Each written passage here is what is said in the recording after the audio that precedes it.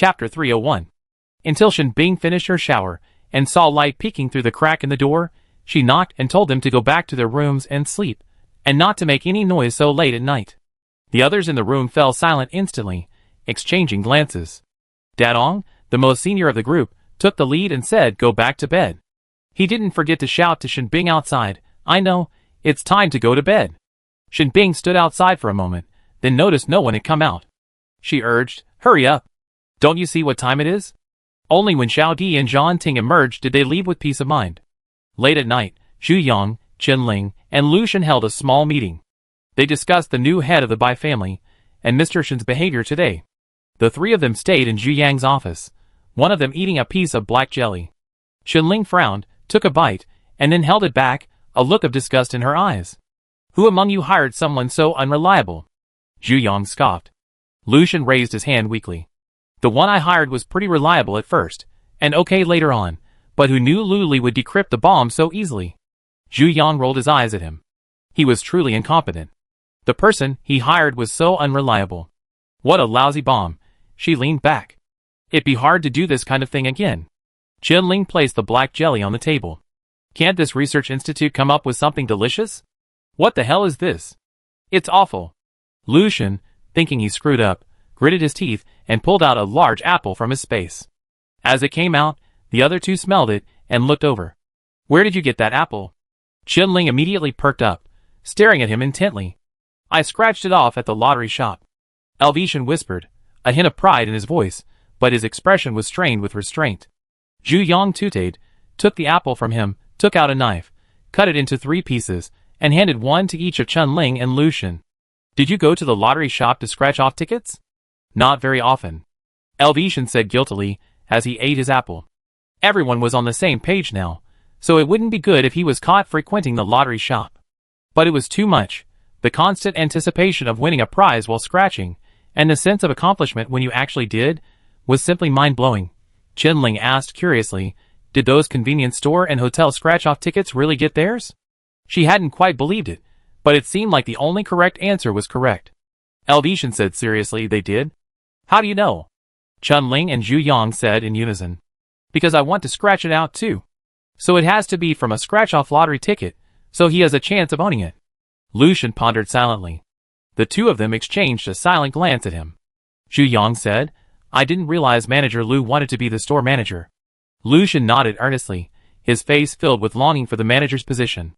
Managers were nothing, he just wanted to lay low. Scheming all day was exhausting, wasn't it? Zhu Yang and Chen Ling were speechless.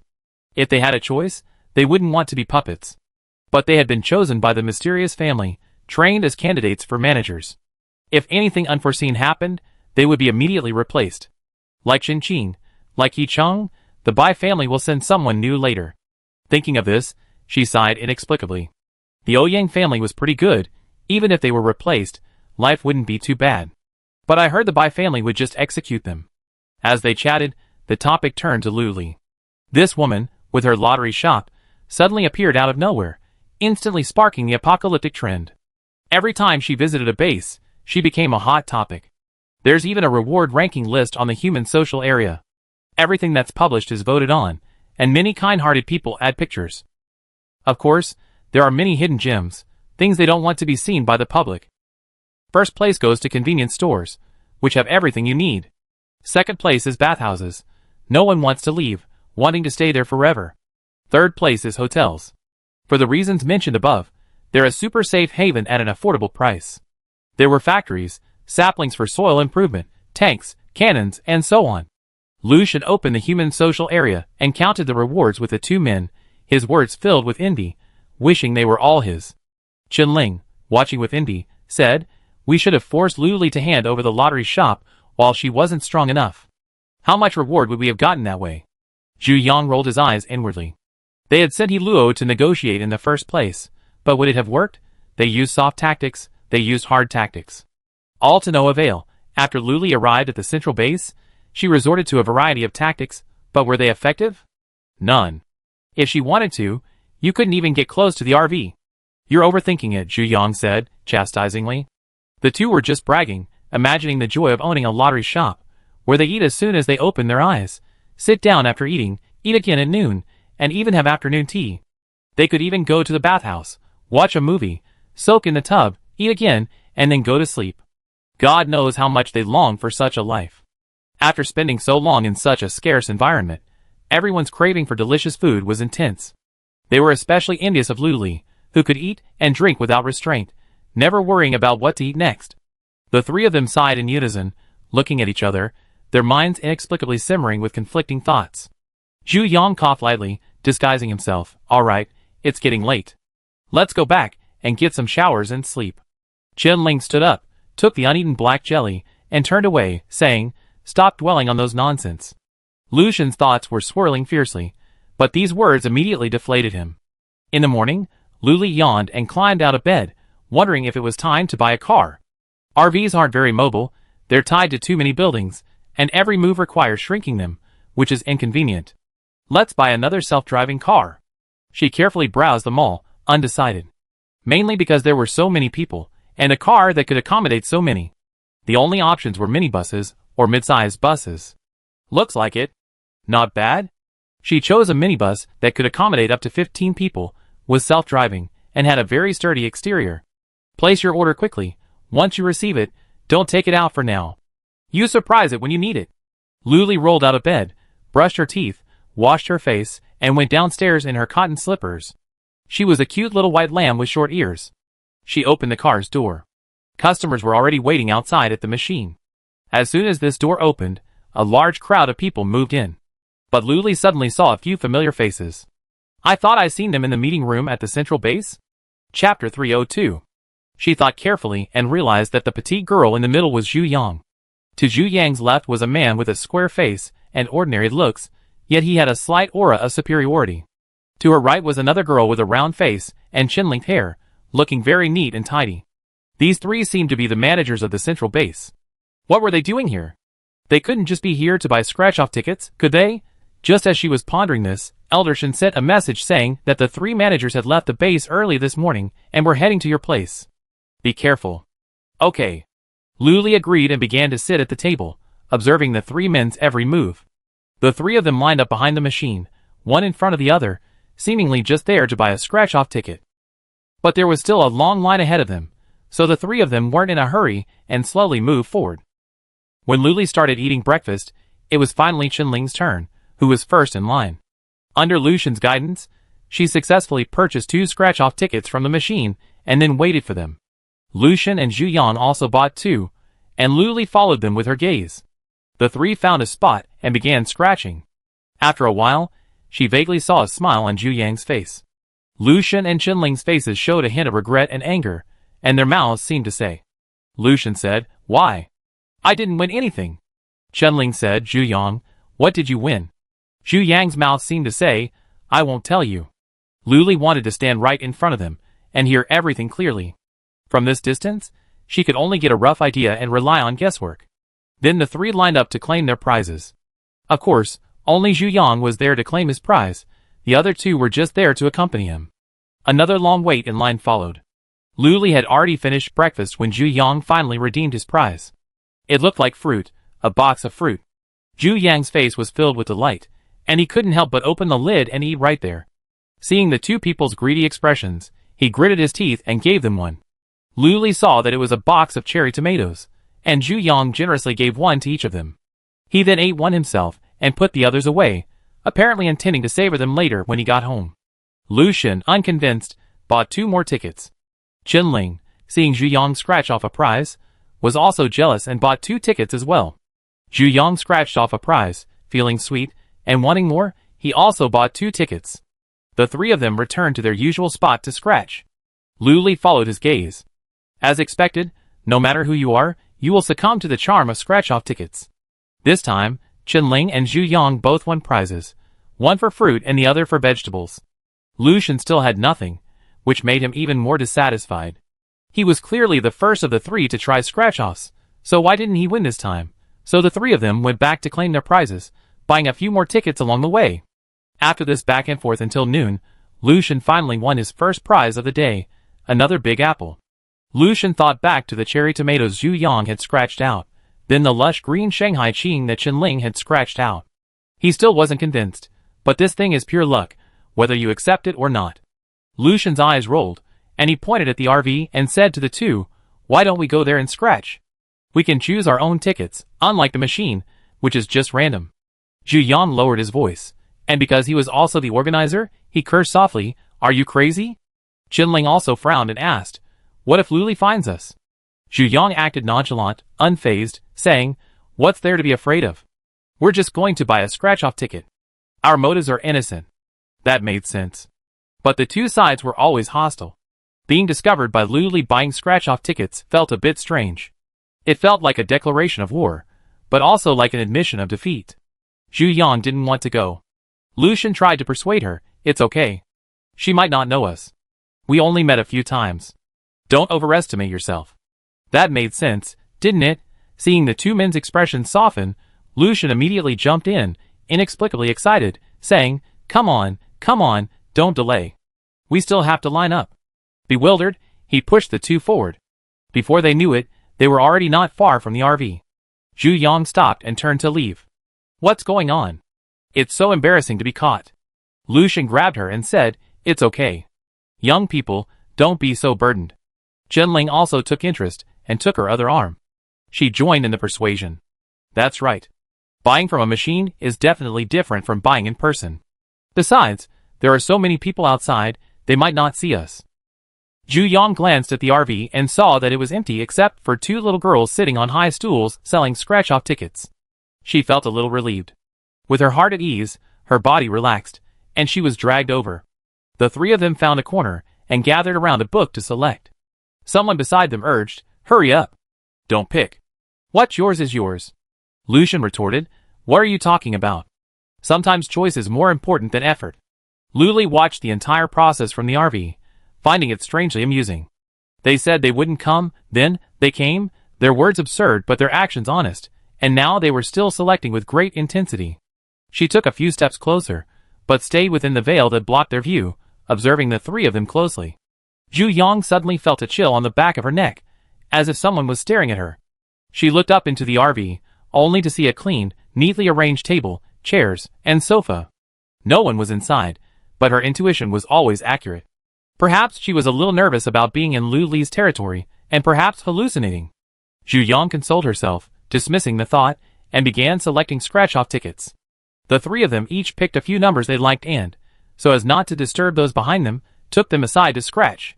Just as Lucian had imagined, their luck struck. They won a box of mandarin oranges, a full 30 heavy ones.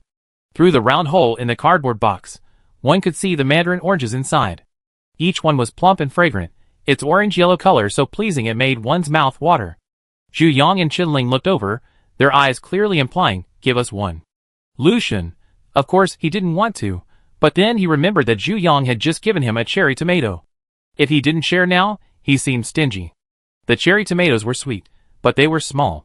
His mandarin oranges were each the size of a fist. He didn't want to share one with each of them. At most, he let them share one. With this thought in mind, Lucian reluctantly opened the box, fixed his eyes on the smallest one, took it out, and handed it to Qinling. "Here, share it between you two." Zhu Yang rolled his eyes at him, took it directly, broke it in half, and gave one half to Qinling, mentally cursing her as stingy. Lucian also finished one and ate it. He put the others away in his space, and was peeling them, when a voice from behind him said, "Where's mine? Everyone who sees it gets a share." Chapter 303. Shameless. Lucian, sensing a familiar voice, remarked without even turning. On the other hand, Zhu Yang glanced back, then calmly plucked a mandarin orange slice, and stuffed it into his mouth. As he chewed, he felt something was amiss, and glanced back again. The mandarin orange in his mouth suddenly lost its fragrance. Lu Li. Qinling and Lucian's attention was instantly drawn to the mandarin orange. They turned to look and gulped down the mandarin orange. Lu Li lay on the table, head tilted, looking at them with a beaming smile. He was sipping on a bottle of red date-flavored yogurt. Lucian was sweating. He had just called Lu Li shameless. How dare he? Lucian chuckled awkwardly, met her smiling eyes, and, inexplicably cowardly, pulled out a mandarin orange from his space and handed it to her. Here. He regretted it the moment he handed it over. He was the manager, why was he acting so servile to Lu Li? But seeing her accept the orange without hesitation, he breathed a sigh of relief and said awkwardly, "What a coincidence." It felt like dining at a neighbor's house and being discovered. Luli chuckled, put down the yogurt, and peeled the mandarin orange. She casually asked, "Is the scratch-off fun?" Lucian instinctively said, "It's fun, but the chances of winning are a bit low." Zhu Yang, taking advantage of Luli's inattention, kicked him. "That's just bad luck." Luli spoke bluntly. Seeing Lucian suddenly grimacing, he asked curiously, "What? Are the mandarin oranges poisonous?" "No. They're not." Lucian swallowed the mandarin orange with tears in his eyes, silently swallowing Zhu Yang's silence. Seeing the two men were about to continue their conversation, Zhu Yang interrupted, Let's go back to base for dinner." After saying that, he winked at Chenling. The two dragged Lucian away. Luli scoffed. "How dare they come here without even a bodyguard? In other words, they're doing nothing but buying a scratch-off ticket. Since it's increasing their income, they just turn a blind eye." Inside the Central Base Research Institute, Director Zhang Yi wore a white lab coat, a white mask, and a hat. There was a smear of green sap on his cuffs and collar, but he paid no attention, concentrating on recording data. An assistant stepped forward and stood by him, not speaking until he finished recording. "Director, there's movement with the bougainvillea in Lab 2, the assistant said excitedly. This bougainvillea was a transplanted plant from outside, a level 3 mutant, meant to test the effectiveness of their developed projectile. At the meeting, they even given it a simple, easily understood name, the plant death projectile. Let's go, get the cannonballs and head to lab number 2, Zhang Yi said. The assistant agreed, and went to a special storage room to retrieve the plant dead cannonballs. Someone else had to be called in to handle them. The group met in front of lab number 2. Looking up, they saw a large, transparent glass room. A bougainvillea plant swaying inside could be clearly seen, its dimensions marked on the walls. The plant was 3 meters tall, and its swaying amplitude was over 6 meters, but that wasn't its best. When it swayed, its bright red bracts rustled and fell, like a romantic shower of petals. But only Zhang Yi knew that each of these leaves was highly poisonous. The stems had curved thorns, mutated and capable of ejecting thorns that could cause coma or even death. Dean Zhang Yi urged, "Put on your protective gear and be careful." 5 researchers were already donning heavy protective gear, complete with masks and goggles. After donning their gear, they grabbed their pistols, loaded with plant-killing rounds, and walked inside with a solemn expression. Zhang Yi, uneasy, beckoned, "Get another set, and I go in too." An assistant stopped him. "Dean, you can just provide guidance from outside, you don't have to go in yourself." "If I'm this timid, how can I set an example for the other researchers?" Zhang Yi said sternly. Finally, the 6 of them stood before the glass door. The moment Zhang Yi opened it, the guards outside pressed a button. With a soft whoosh, steel wires flew out from all directions, forming a mesh that completely enveloped the bougainvillea. Several of her branches were completely encased in the mesh, leaving neat, square marks. Zhang Yi and his 6 companions tiptoed inside. The other 5 each drew a pistol loaded with plant-killing shells. He raised his hand gently, making a gesture, and the 5 men beside him pulled the triggers, firing 5 rounds with pinpoint accuracy into the bougainvillea. The bougainvillea, struggling against the wire mesh and dazed by the shock, was struck again by bullets. The liquid exploded through its branches, permeating every curved thorn and every leaf. It withered at a visible rate. The bright red leaves gradually faded to a lifeless gray, and Zhang Yi's eyes lit up with delight. This was an enhanced liquid, effective against third-level mutant plants. Did that mean that as long as they continued their research? Zhang Yi's mind flashed with images, and a smile crossed his lips, but he suddenly heard a voice behind him. "Dean, be careful!" Someone shouted from his side.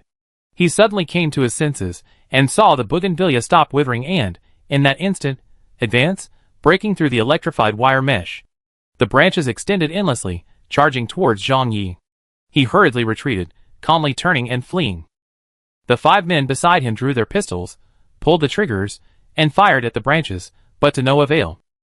The shells had no effect on the 4th-level mutant plant. Instead, they accelerated its growth. The 5 men shielded Zhang Yi, allowing him to escape safely, but the opposite happened. The branches passed through them, and headed straight for the Dean. One of them, seeing this, quickly tackled Zhang Yi to the ground, narrowly avoiding the branches. But there were more than one branch. Everyone pulled Zhang Yi to his feet, and quickly covered his escape.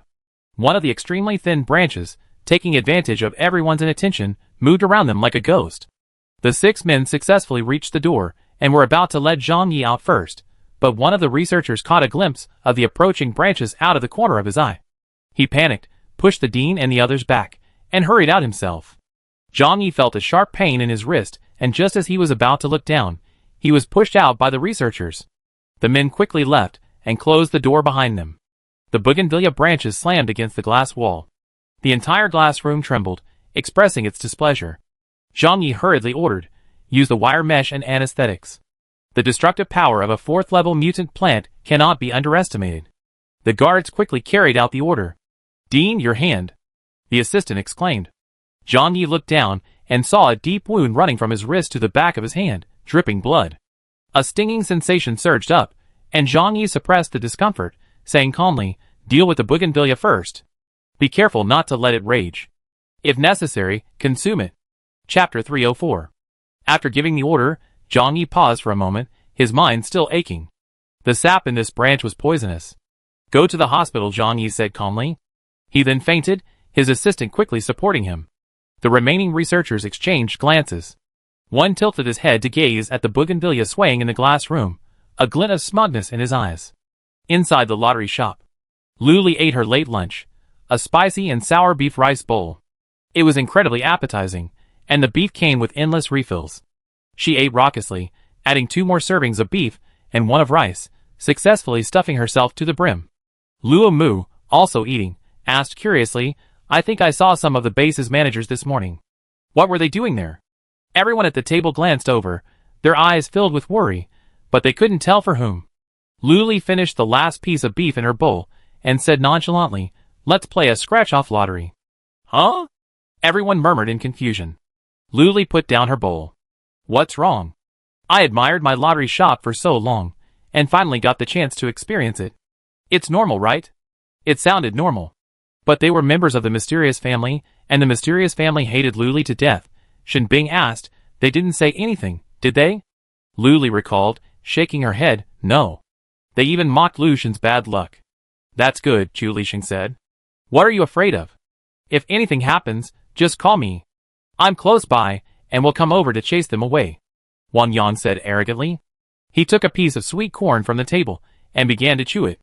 It was quite sweet and juicy. Luli gave him a fake smile. "Thank you, but that's all. While you were here, I could have taken care of it myself." Wang Yang didn't seem to notice the politeness and said, "It's okay, it's my duty." Luli rolled her eyes at him. This guy really didn't understand what was good or bad. It was true that zombies' minds work differently than normal people's. After dinner, Luli collapsed on the sofa.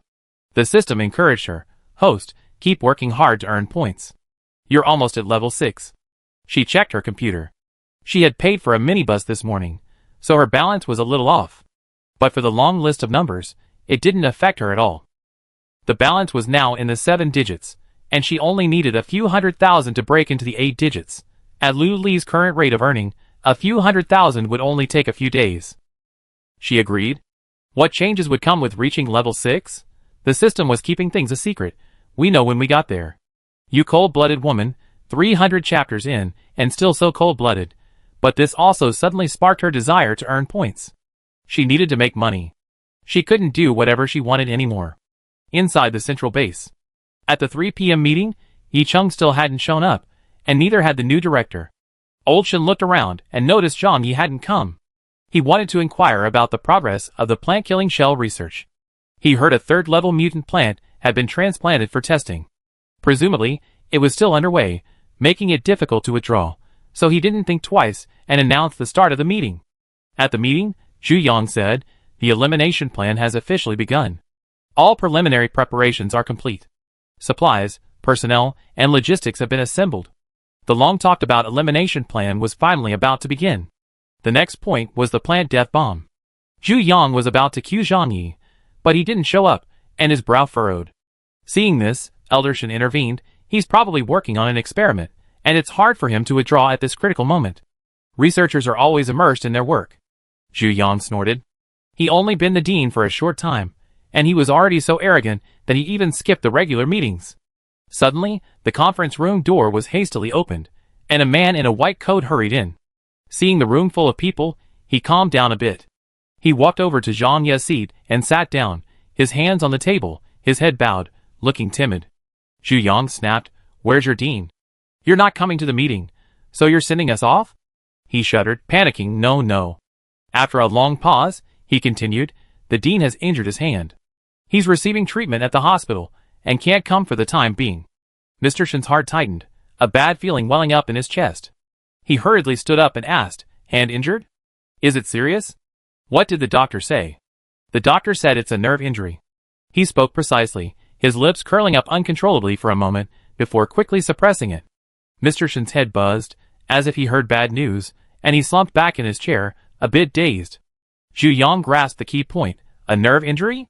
Then can he still do the experiments? If he doesn't recover well, there will be some impact, right? Everyone seemed to sense something was amiss. The doctor said it's possible it won't be affected if he recovers well.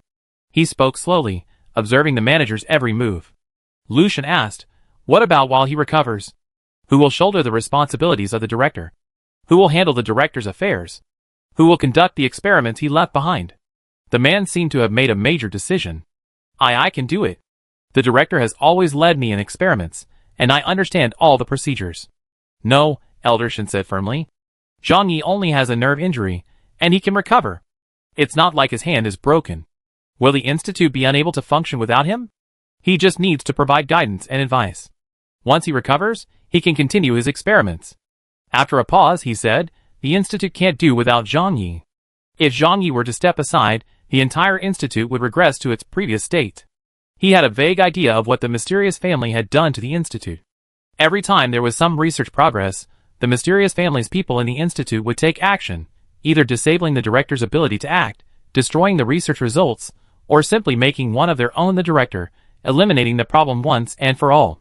Similar incidents have occurred frequently over the past few years, and over time, rumors have spread throughout the base that the institute's feng shui is bad, and that entering it will damage one's brain. Researchers can't produce results. After the previous director died, he overcame all objections and appointed Zhang Yi as director. He also knew that there were few people at the institute who actually worked. They were just idling away. But before, he had focused most of his energy on finding Xiaofeng, and he was vaguely aware of this matter, not fully understanding it, and had turned a blind eye. But now that Xiaofeng has been found, Zhang Yi's abilities and attitude are indeed impressive, and he must protect him. Lu Shen sneered, "Mr. Shen, recovery takes time. If he keeps not working hard, how can his subordinates accept him?" Mr. Shen blurted out, mercilessly, "Is there anyone at the institute who actually works?" Everyone was silent. Chapter 305. Just a moment's reflection will reveal. No, truly no. Reckoning carefully, there have been no research results for several years. Now, Zhang Yi has finally produced a decent result. Someone affiliated with Elder Shen chimed in, "I have something to say to the directors. The frequent changes of directors aren't good for the institute. What everyone needs is focused research, not a fight for the directorship. Besides, what good would it do to become director? It would just mean more crystal cores per month, a bigger house, and bodyguards accompanying him when he travels, that's all." Another person said, "Yes, I agree. This will shift everyone's focus, and they'd be too focused on becoming dean, and not focusing on research. I propose categorizing researchers into different levels." He continued, "For example, researchers at levels 1, 2, and 3 will be promoted based on their research achievements. Of course, their benefits and experimental treatment will also be improved accordingly. Experimental treatment includes better laboratories, more comprehensive research equipment, and so on. I also suggest expanding the institute's recruitment scope. It's been too long since new blood has joined. This will both stimulate research and ensure the institute's ecological balance." This proposal was endorsed by many, all of whom were on Mr. Shen's side. Aside from Mr. Shen, the other directors looked grim. Zhu Yang said, "That's easy to say. Expanding the recruitment scope and adopting a promotion system will require a lot of supplies. Ask yourself, can we afford it?" After listening to the others' comments, Mr. Shen had calmed down and offered a calm suggestion. "As long as we have enough crystal cores, we can purchase these from Boss Lu." When Lu Li's name came out, everyone was speechless. After all, the proposal was quite good. If more talented and capable people could enter the institute, it would benefit the entire Yan nation. Old Shen made the final decision, "Let's vote." Lu Shen made a final attempt, arguing about the irrationality of the proposal and the consequences if it wasn't implemented, but Old Shen rejected them one by one. He winked at the other two, "Hurry up, speak up." Zhu Yang had been defeated by Lu Li. Everything Qinling wanted to say had already been said by Lu Shen, and anything else would be rejected. Old Shen glanced at the people in the meeting room. Most of them were family members, and the vote was definitely one-sided. This feeling was refreshing. So many things he had wanted to do, and so many opinions he had wanted to raise had been stuck at the voting stage. Now, the situation had finally turned. As expected, 22 of the 30 people agreed, and 8 opposed. An absolute crushing victory. It wasn't until the meeting was over that Zhu Yang realized what was going on. Wasn't they discussing the replacement of the director? How did they end up discussing the reform of the Institute's systems? She felt a little annoyed. This was the biggest drawback of the personnel changes. They no longer had the final say on many matters. Thinking of this, she could only curse Shicheng. It was all that idiot's fault. So, the Institute began to reform. Enrollment was expanded. Researchers were divided into levels 1, 2, and 3, with promotions based on research achievements. Old Shen came to the hospital to see Zhang Yi. He sat in bed, perfectly healthy, his left hand holding data on bougainvillea, his right hand bandaged from wrist to back of hand. He knocked on the door. Zhang Yi looked up from his laptop and, seeing it was Old Shen, hurriedly tried to get up. Elder Shen had already pushed the door open and entered, pressing his hand. No need to get up. You should get some rest. Zhang Yi sat back down and said anxiously, Elder Shen, I'm fine. If I recover well, it won't affect my use at all. He was also worried that the manager would replace him because of this. Death of Plants was at a critical stage of development, and he wanted to follow it closely. He also desperately wanted to develop this liquid medicine and make a small contribution to humanity. Elder Shen sat by the bed and soothed him. It's okay. Take care of your injuries. You be on hand to provide guidance for the time being. Once you're well, you can return to the Research Institute. This statement was like a powerful reassurance to Zhang Yi. He didn't aspire to be the dean, but only by becoming the dean could he have greater power. Inside the lottery shop, there were surprisingly many customers today. From what he heard from the customers around him, it seemed like survivors from the surrounding base had arrived specifically to scratch off the tickets. Luli listened and nodded in agreement, feeling that having only one lottery shop was a real loss for the survivors. She couldn't stay in the central base forever. She had to visit other bases and benefit the survivors there. During dinner, everyone was lamenting. There were so many people here today. I'm almost breaking my hands. Luomu complained, tucking away his food with such enthusiasm that he didn't even notice his hands were about to break. Even Zhong Xia, the quiet one, spoke up. Yeah, we originally planned to sell 1,000 in the morning and 1,000 in the afternoon, but with so many people, we sold 2,000 this morning. After 2 upgrades, the fast food assembly line can now produce 2,000 fast food meals a day, Wang Yang said weakly. Yeah, there were so many people, it was hard to even turn around on the second floor. The bathhouse had, of course, been upgraded, with each area significantly larger to accommodate more customers, and there were now 3 cinemas. Chu Lixing and Sheng Xian were fine. One needed to stay in a hotel for the day, and the other lived in a small vegetable garden behind the hotel. They didn't get to experience what they called so many people. Besides, the hotel could be full, in which case, he simply closed it. The two of them simply glanced up at each other, then lowered their heads to eat their own food. There's no such thing as true empathy. Luli accepted everything. How about we change bases and rest for a few days? Luomu instinctively wanted to agree, but then thought, wouldn't the mysterious family think they were deserting? But since the rainstorm, it seems the mysterious family hasn't caused much trouble. The thought flashed through his mind, and he stopped shoveling his food and said quickly, okay. I totally agree. Shen Bing raised her free hand. I'm getting tired of staying at the central base. Chu Lixing nodded. After all, the contract stated that the hotel couldn't be too far from the lottery shop, so naturally, he would stay wherever Luli was. No one else objected, except Wang Yang, who asked, when? Luli mumbled, tonight. She really left as soon as she said she would. After finishing her meal, Luli pondered what she still had to do at the central base. First, the plan she had with Mr. Shen and the others had only taken the first step, eliminating the mysterious family's minions. But she would be back. Second, the grudges with the mysterious family hadn't been resolved. But when will the cycle of revenge end? She couldn't let this little thing get her bogged down. She needed to get out more. And it seemed like that was all. After the customers left, the surroundings fell silent again. She pulled out her laptop and sent a message to Mr. Shen and the other 3. It was a brief one. I'm leaving tomorrow. Familiar places with you. No. Chapter 306. I'm going to visit the surrounding bases tomorrow, and will be back in a few days. After sending this message, Luli searched for the nearest base. Let's go.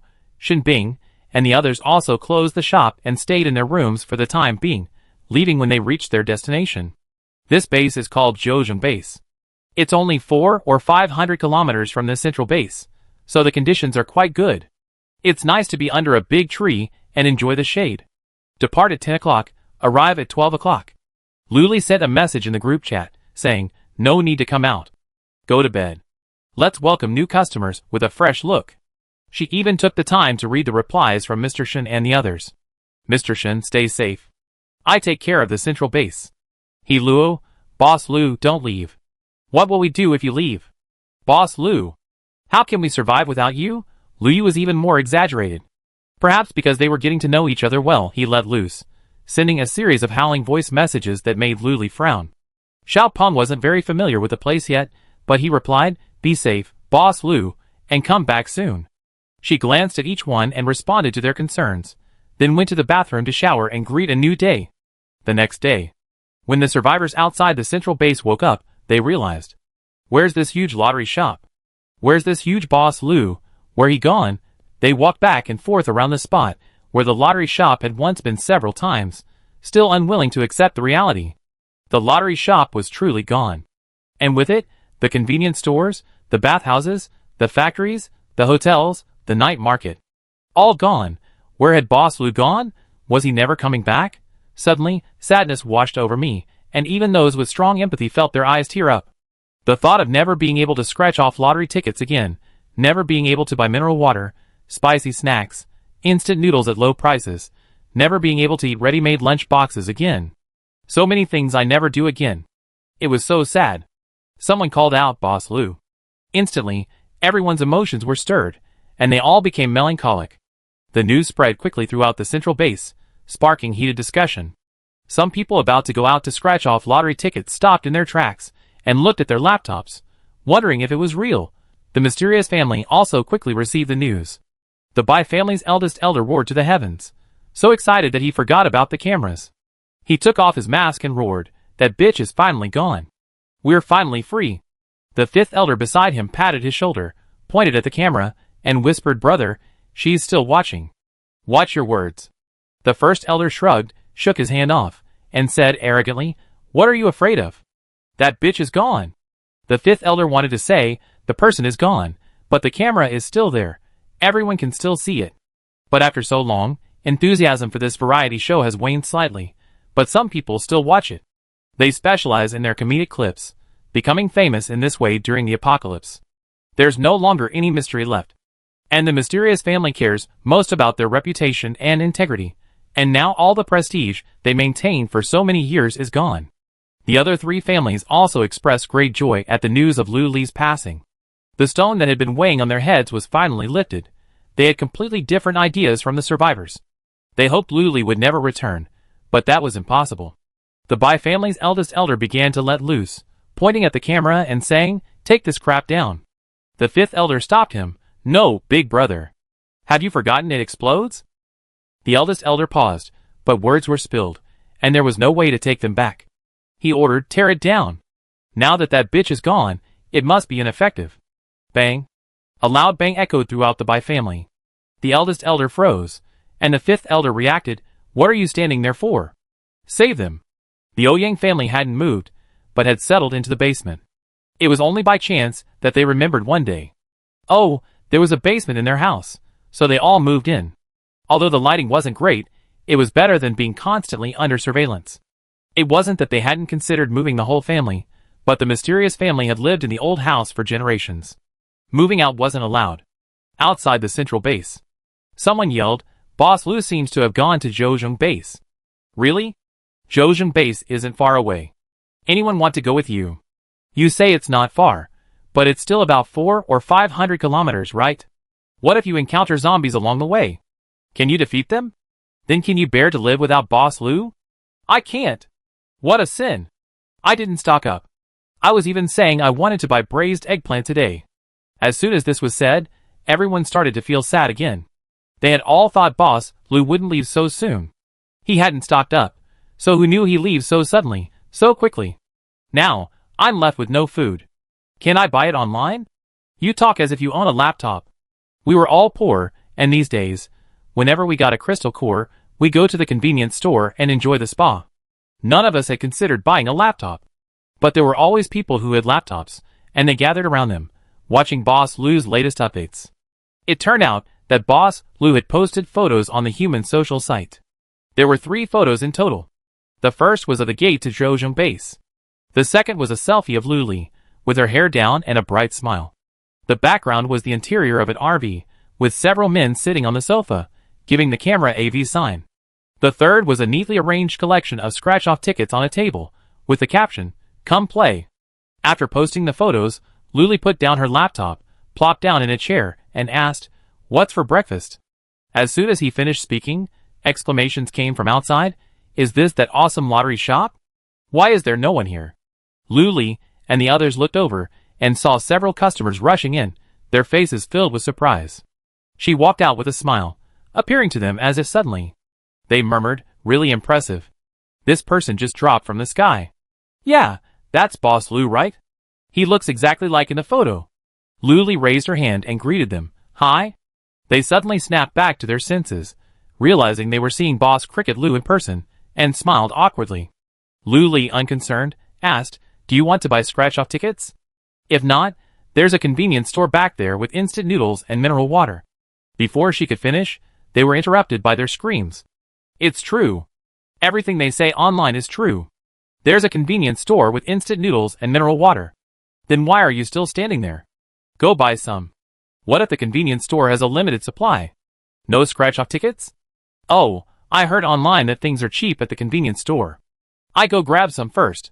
It's not too late to come back and buy later." That's right, that's right. Chapter 307. With that, they left like a gust of wind, heading straight for the nearby convenience store.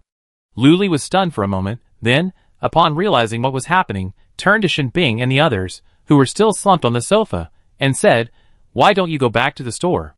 Customers are coming." She looked as if she was disappointed in herself. Shinbing and Luomu suddenly realized what was happening, quickly stood up, and with a few long strides, exited the RV. Xu Lixing chuckled, "I'm going back too. I guess there will be customers." Wang Yan also stood up, stomping his feet solemnly to let his pants fall down. "Let's go, let's get started." Zhong Xia and Sheng Xian exchanged a glance and said in unison, "Let's go."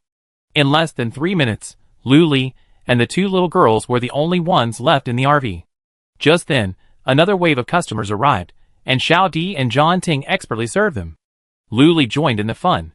From their chatter, she knew this wave of customers was also on their way out of the base. "I saw a post on Human Social that Boss Lou was coming to Zhejiang base. They didn't believe it. They've been talking all the way, saying Boss Lou was doing so well at Central Base. How could he be in this shabby place? When they came out, they saw he was really here, and they were so excited. We have to cherish this opportunity.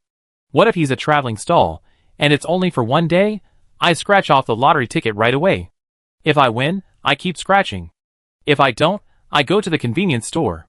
After the convenience store, I go to the bathhouse and enjoy a nice shower. After that, I go to the factory and buy some fast food for lunch." These are all the guides for visiting Boss Lou's stores, compiled by people on Human Social. It's great to save money and be able to try everything. This was the first time Lu Li had heard of this post. After reading it from beginning to end, she had an idea. She could unite lottery shops, bathhouses, hotels, factories, and night markets. Create a group buying package. For example, it could include 2 scratch-off tickets, a half-day free use of the bathhouse, a limited spending limit in a designated area of the convenience store, 2 fast food orders, and so on. It would be cheaper than paying individually, but Lu Li and the others wouldn't lose money. She remembered that group buying had existed for a long time, but she never bothered to implement it. Before, there were so few stores, it was boring to run. Now that there are so many, everyone could enjoy it all with a group buying package. Before the apocalypse, even going out to eat would involve comparing group buys to see which one offered the best deal and the most generous quantity. Now that it's the apocalypse, everyone is surely even poorer, saving wherever possible. She immediately opened her computer and set up a group buying package. The simplest one, 2 top-tier scratch-off tickets, original price 300 yuan. 2 hours of free use of the bathhouse on the second floor. Original price 388 yuan. Select 10 items from shelf 1 of the convenience store, with a total price capped at 500 yuan. A fast food meal, original price 288. A single hotel room for 1 night, original price 188. Luli configured this group by package as Package 1, priced at 1,199 points. That's 12 crystal cores, 5 crystal cores, cheaper than the original price. It might not sound like much at first, but this involved killing 5 zombies. For ordinary survivors, it was already a difficult task. Luli continued this process, creating 3 different price points for group by packages, each with different inclusions. Later, he created 5 more group by packages, either combining a convenience store with a factory or a factory with a bathhouse. It was all about transfers. With everything set up, Luli finally raised his head from his computer and stretched his neck. All group buying packages are placed in the Luli Lottery Shop app. This app will appear on any customer who has a laptop and is shopped at these stores. It's very comprehensive, and now you can even use the online supermarket mini program. You can also top up points, check your points balance, and purchase group buying packages. For every 100 points spent or a scratch-off ticket purchased, you earn 1 point. These points can be used in the app's points mall to redeem items or buy scratch-off tickets. It's a popular app. She stood up and took 2 steps. Her head had been bent down for so long that it felt a bit dazed. Just as she was about to stretch herself, she heard Xiaobi calling out, "Sister, big prize." "What big prize? How big is it?" Luli walked over to the table. The customer who had won the big prize was startled to see someone appear out of nowhere and quickly handed over the small card. Big prize, I have it." The customer was a woman with short, slightly sallow hair and large, round eyes. Her cheeks were slightly sunken from years of malnutrition, but that didn't diminish her eyes, which were remarkably bright. "Hi." Luli greeted cheerfully, leaning over the table. She took the small card, glanced at it, and immediately swallowed. "Hey Leo, wow! They have it all." After a slight surprise, Luli accepted it. After all, hotels and factories had already appeared. She wouldn't be surprised if a hospital appeared next. Come on, I tell you everything." Luli waved at the girl. The girl, obediently yet timidly, took 2 steps forward. "What's wrong, Mr. Liu? Can I claim my prize?" "Of course, that's right. This is first prize. Once you claim it, you're officially tied to me," Luli patiently explained, his tone unconsciously softening towards the girl. I do," the girl said firmly, as if she had made a profound decision, ready to die. Luli chuckled. "It's not like you're going through hell or high water. This is a good thing for us." "Yes, it's a good thing, Boss Liu," the girl said impatiently, her expression resolute. "Okay, get in and we talk." Luli led her to the car door, opened it, and let her in. She wasn't worried about it being a bad guy or anything like that. Once she scratched the first prize, they were bound together. There was no way they could rebel. Luli pulled the girl to a chair, holding up the small card, and said solemnly, "You can't go back on your word."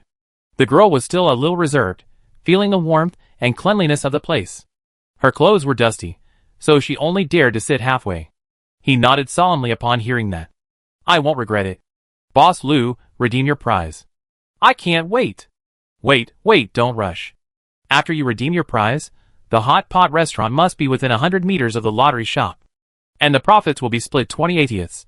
You split 20/80ths. You manage the hot pot restaurant. You can ask me if you're unsure about anything, but you're the boss.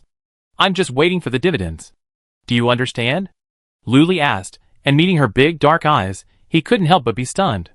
The only thing left on her face was those big, watery, dark eyes. The girl blinked twice. "I understand.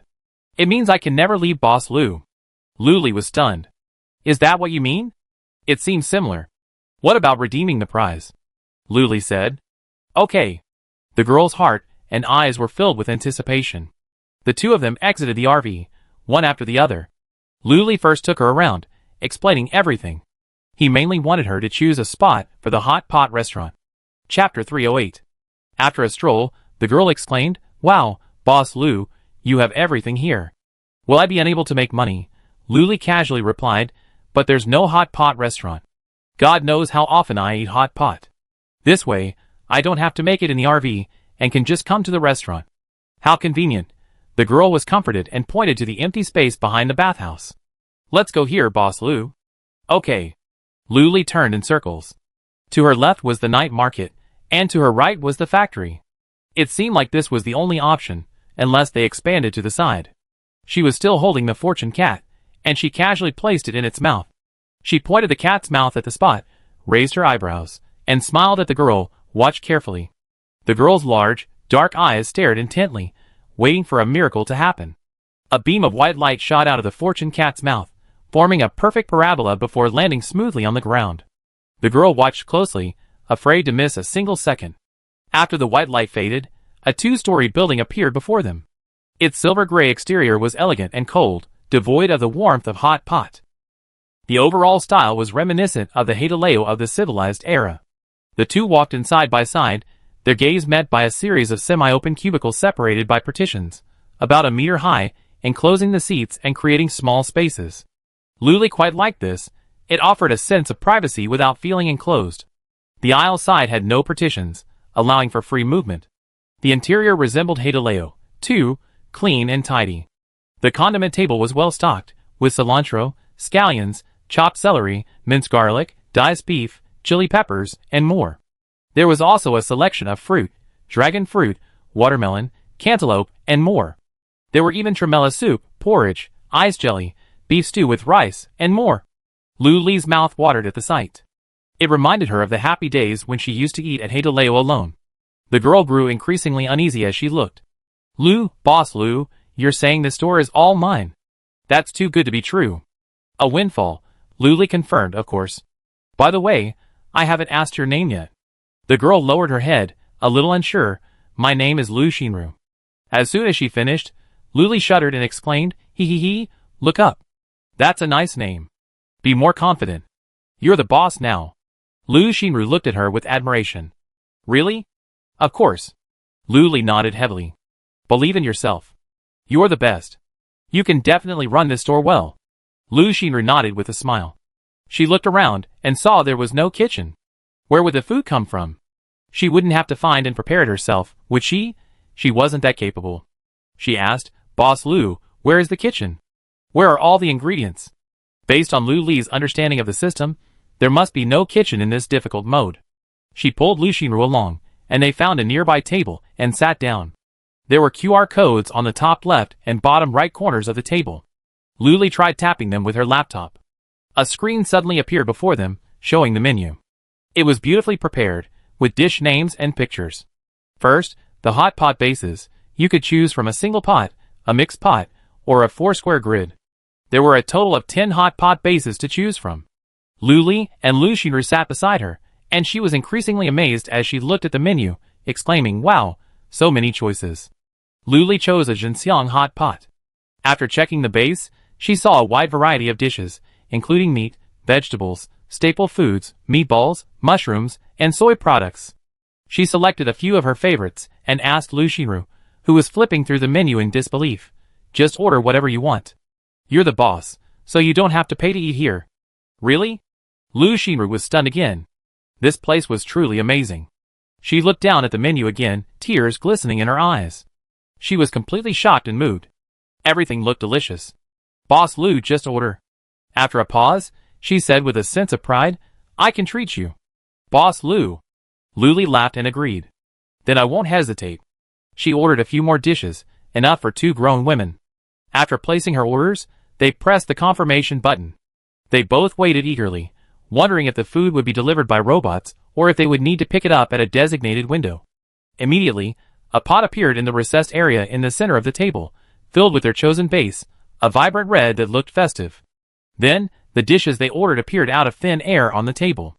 For example, the baby cabbage was served in a small white bucket, roots facing down and leaves on top, resembling a flower.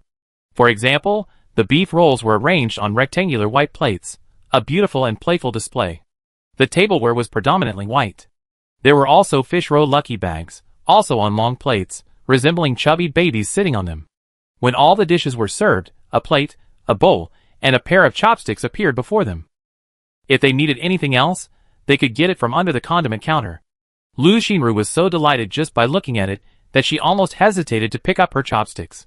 It was so cute and beautiful, how could she bear to eat it? In a flash, she saw Luli already adding beef rolls to the pot. A few seconds later, she fished them out and placed them in her bowl. Hurry, hurry, hurry, eat while it's hot. Lu Xinru's emotions vanished after this. All she could think about was eating. It smelled delicious. She picked up her chopsticks and picked up the beef roll. She stuffed the whole thing into her mouth. It was incredibly fragrant, with a hint of milky flavor. No dipping sauce was needed, just the spicy base of the pot and the aroma of the meat. The two of them quickly finished the plate of beef rolls. Luli then asked, "Would you like to make a dipping sauce and get a bowl of white fungus soup?" "Sure, sure." With her stomach satisfied, Lu Xinru felt less reserved and relaxed, skipping over to the nearest condiment counter. There were more than one condiment table. There were at least 6 or 7 on the first floor, and the same number on the second. Luli also got up to prepare the dipping sauce. It was much more convenient than eating hot pot at home, as the condiments here were so complete. She made a sesame sauce and a bowl of warm white fungus soup. Lu Xinru, who was struggling to decide which dipping sauce to prepare, ate some fruit from the condiment table while waiting. In front of the condiment table stood a large board with several common dipping sauces illustrated on it, such as sesame sauce, oil sauce, dry sauce, and so on. Lu Xinru was just struggling to decide which one to get when she noticed the dipping sauce in Luli's hand and pleaded, "Boss Lu, can you make me the same one?" "Sure." Luli readily agreed, grabbed a bowl from below, and began to mix it. He quickly prepared the mixture and shoved it into her hands. "Let's go back." Lu Xinru, like a little fangirl, followed her obediently, holding the bowl of dipping sauce. They returned to their seats and happily began to eat. Chapter 309. While eating, Luli glanced at her laptop. There were dozens of missed calls and unread messages, all asking her to come back for dinner and asking where she was. She was about to reply when Zhong Xia's voice came from the doorway. "Excuse me, is Luli here?" The voice was quiet, but clear enough for everyone to hear, and the tone was inquiring. Because of the partition, Luli couldn't see inside. Luli stood up and waved, "Zhong Xia, over here." Zhong Xia tiptoed slightly to see inside. Seeing it was Boss Lu, he walked in confidently, looking around as he walked, wondering who had won another prize. He stopped beside Boss Lu and noticed another girl staring at him with her big round eyes, but she quickly lowered her head and began eating. Luli said bluntly, "Tell them to stop cooking and just come here for hot pot."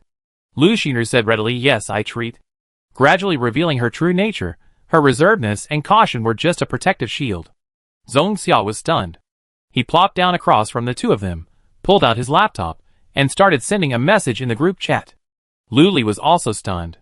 "Oh, I forgot you could send messages. My mind gets distracted by the sight of food." As Zhong Xia sent the message, a set of bowls and chopsticks appeared out of thin air in front of him. He stood up to get the dipping sauce, then returned to sit down. Luomu came in, clamoring. "Wow, Boss Lu, what a generous gesture!" Luomu exclaimed.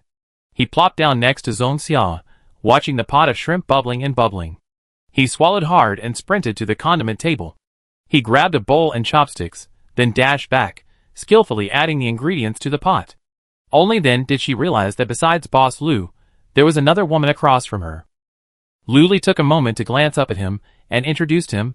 "This is Lu Xinru, the owner of this hot pot restaurant. Across from you is Luo Mu, a partner at the convenience store." She had to be nice, since she had nothing to do with him. Lu Xinru also took a moment to glance at Luo Mu, debating whether to shake his hand or say hello. "Hello, hello." Lu Mu's hand reached out, his other hand still holding a bowl and chopsticks, his eyes fixed on the shrimp paste in the pot. Lu Xinru freed a hand and gently shook his. The contact lasted a second, then they quickly withdrew and continued eating. Luli looked away indifferently, and the four of them continued to enjoy their hot pot in a harmonious atmosphere. Just a few minutes after they started eating, another group arrived. Except for Xiao Di and Zhang Ting, Shen Bing, and Wang Yang, who were watching over the restaurant, everyone else had arrived. One table couldn't even accommodate them, so Chu Lixing opened a table nearby. After Lu Li's instruction, they successfully mastered the technique. After Lu Xinru personally confirmed their treat, they unceremoniously ordered a table full of dishes. It was much easier than making it themselves. After ordering, the group rushed to the condiment counter, picking up several plates of fruit and each getting a bowl of tremella soup, porridge, or braised rice. By the time they returned from the condiment counter, the dishes had arrived and the pots were simmering. Everyone was a little amazed. "Wow, this is magical. These dishes simply appeared out of thin air. Lu Li introduced Lu Xinru to Chu Lixing and the others. After a brief greeting, they each went their separate ways, each busy and completely unavailable. Lu Xinru ate with a sizzling slurp. She hadn't tasted such delicious food since the apocalypse. She didn't even want to consider whether suddenly eating too much or too spicy food would affect her stomach. It was already late, and we were already so hungry we couldn't even afford the next meal. Why were we still thinking about this? We'd talk about it after we were full. While eating, all she could think about was eating. When she was done, she suddenly realized, wow, there were people all around, and none of them I recognized. Lu Xinru looked at everyone. Most of them were men, and all of them handsome. It seemed the rumors were true. Boss Lu liked handsome men. After eating, Lu Xinru used her manager's privilege to pay the bill. The table was cleared of dishes, plates, paper towels, and even the greasy spots. The tabletop was spotless again, even the pot was gone, as if no one had ever been there. Lu Xinru's mouth dropped open in surprise again. It was so magical. She rushed to the condiment counter. The half-eaten piece of fruit had been replaced, not to mention the tremella soup, porridge, and braised rice. It was all refilled by an invisible person.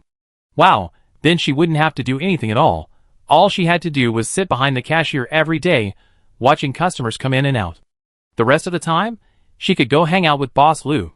Wow, it was a godly job. After Chu Lixing and the others finished eating, they said goodbye to Lu Li and left. Zhong Xia and Luo Mu exchanged a glance and also left. Left behind were Lu Li and Lu Xinru. Lu Li burped and pointed upstairs. Let's go upstairs and take a look. Lu Xinru nodded without hesitation. Lu Li suspected she hadn't even heard what he was saying. Next to the cashier was a staircase. The two of them ascended. The second floor had a similar layout to the first. It only had 5 more private rooms, offering greater privacy, and they even had a TV. One side of the second floor was lined with floor-to-ceiling windows, offering a view of the outside. The two of them stood in front of the windows. Lu Xinru felt a constant sense of uncertainty, as if the pie had arrived too suddenly. In the previous 10 years, food, water, and medicine had required desperate efforts to obtain, but now, benefits were falling from the sky. She was dazed and could only vaguely catch them, but it still felt surreal, like she was floating in the air. Lu Li pointed in the direction of the lottery shop. Ruru, come visit me more often when you have time. Do you want to stay at the shop, or get a room at a convenience store? Or even a hotel room? At the sound of her voice and question, Lu Xinru's sense of uncertainty suddenly lessened, and she felt grounded. She asked thoughtfully, where is everyone staying? Everyone meant the group eating at the shop earlier. Lu Li counted on her fingers. Mostly everyone is staying at the convenience store, but Wang Yang and Chu Lixing are staying inside the shop. Even Sheng Xian had moved in, living next door to Zhong Xia. Convenience stores are now like large shelters, and everyone is crammed in. Then I stay at the convenience store too, so I can be closer to you. Lu Xinru chuckled, unconsciously moving closer to her. Smelling her delicate fragrance, she felt a sense of security. Okay, I take you there. Lu Li agreed, and they turned and went downstairs. Lu Xinru closed the door to the hot pot restaurant and walked side by side with Lu Li. She asked, Boss Lu, how about I open tomorrow? Sure, we don't have to prepare ingredients anyway, so we can open this afternoon. Lu Li confirmed. Lu Xinru felt more confident, but still decided to open at noon tomorrow, marking the first day of business. Soon, they arrived at the convenience store. Shen Bing had just heard from Luo Mu that a girl had opened the hot pot restaurant. Just as she was curious, Lu Li arrived with a group. She was half a head shorter than she was, and she looked a bit like a little bird beside her. Chapter 310. His facial features weren't stunning, but the combination was quite captivating, especially those large eyes, which were incredibly eye-catching, round, dark, and bright. Shen Bing, leaning against the cashier counter, saw the two and raised her hand in greeting. Lu Li led the group in. This is Shen Bing, the convenience store partner, and this is Lu Xinru, the owner of the hot pot restaurant. Lu Li repeated. Lu Xinru took a small step toward Lu Li, met Shen Bing's slightly inquiring gaze, and nodded as a formal greeting. Shen Bing hesitated. Lu Xinru? A 7th level wind type Esper? Is that you on the list? It's me. Lu Xinru nodded, her expression unsurprised, and she simply admitted it. Lu Li, on the other hand, was a bit surprised. Another impressive figure had joined her. Luo Mu looked from Lu Xinru to Shen Bing. How did you know it was her? It's my pleasure to meet you. Shen Bing glanced at Lu Xinru meaningfully, then looked away, speaking calmly. Lu Xinru, I know you too, the 7th level Eyes type esper Shenbing. Shenbing shrugged. Already at the peak of the 8th level. Lu Xinru suddenly felt a sense of crisis. The people around Boss Lu were not only good looking but also powerful. She had to work hard to cultivate and not be left behind. Get her a room, about the same size as yours, and preferably with a private bathroom, Luli said. Okay. Shenbing agreed. It was such a small task, and he quickly completed it. After working on his laptop for a while he said, alright. Luli turned around, took Lu Xinru's hand, and said excitedly, come on, I take you upstairs. Lu Xinru chuckled, her round eyes amusement as she followed closer. She felt Boss Lu's hands were so soft, and she smelled so good. Behind the cashier counter was a staircase, and the two walked up side by side. Luomu and Shenbing walked arm in arm, watching them walk hand in hand up the stairs. Luomu sighed for no apparent reason. Oh, I suddenly feel like being a girl isn't so bad. Shenbing didn't want to talk, but she felt a little envious. Luli had no boundaries with girls, holding hands and kissing was normal.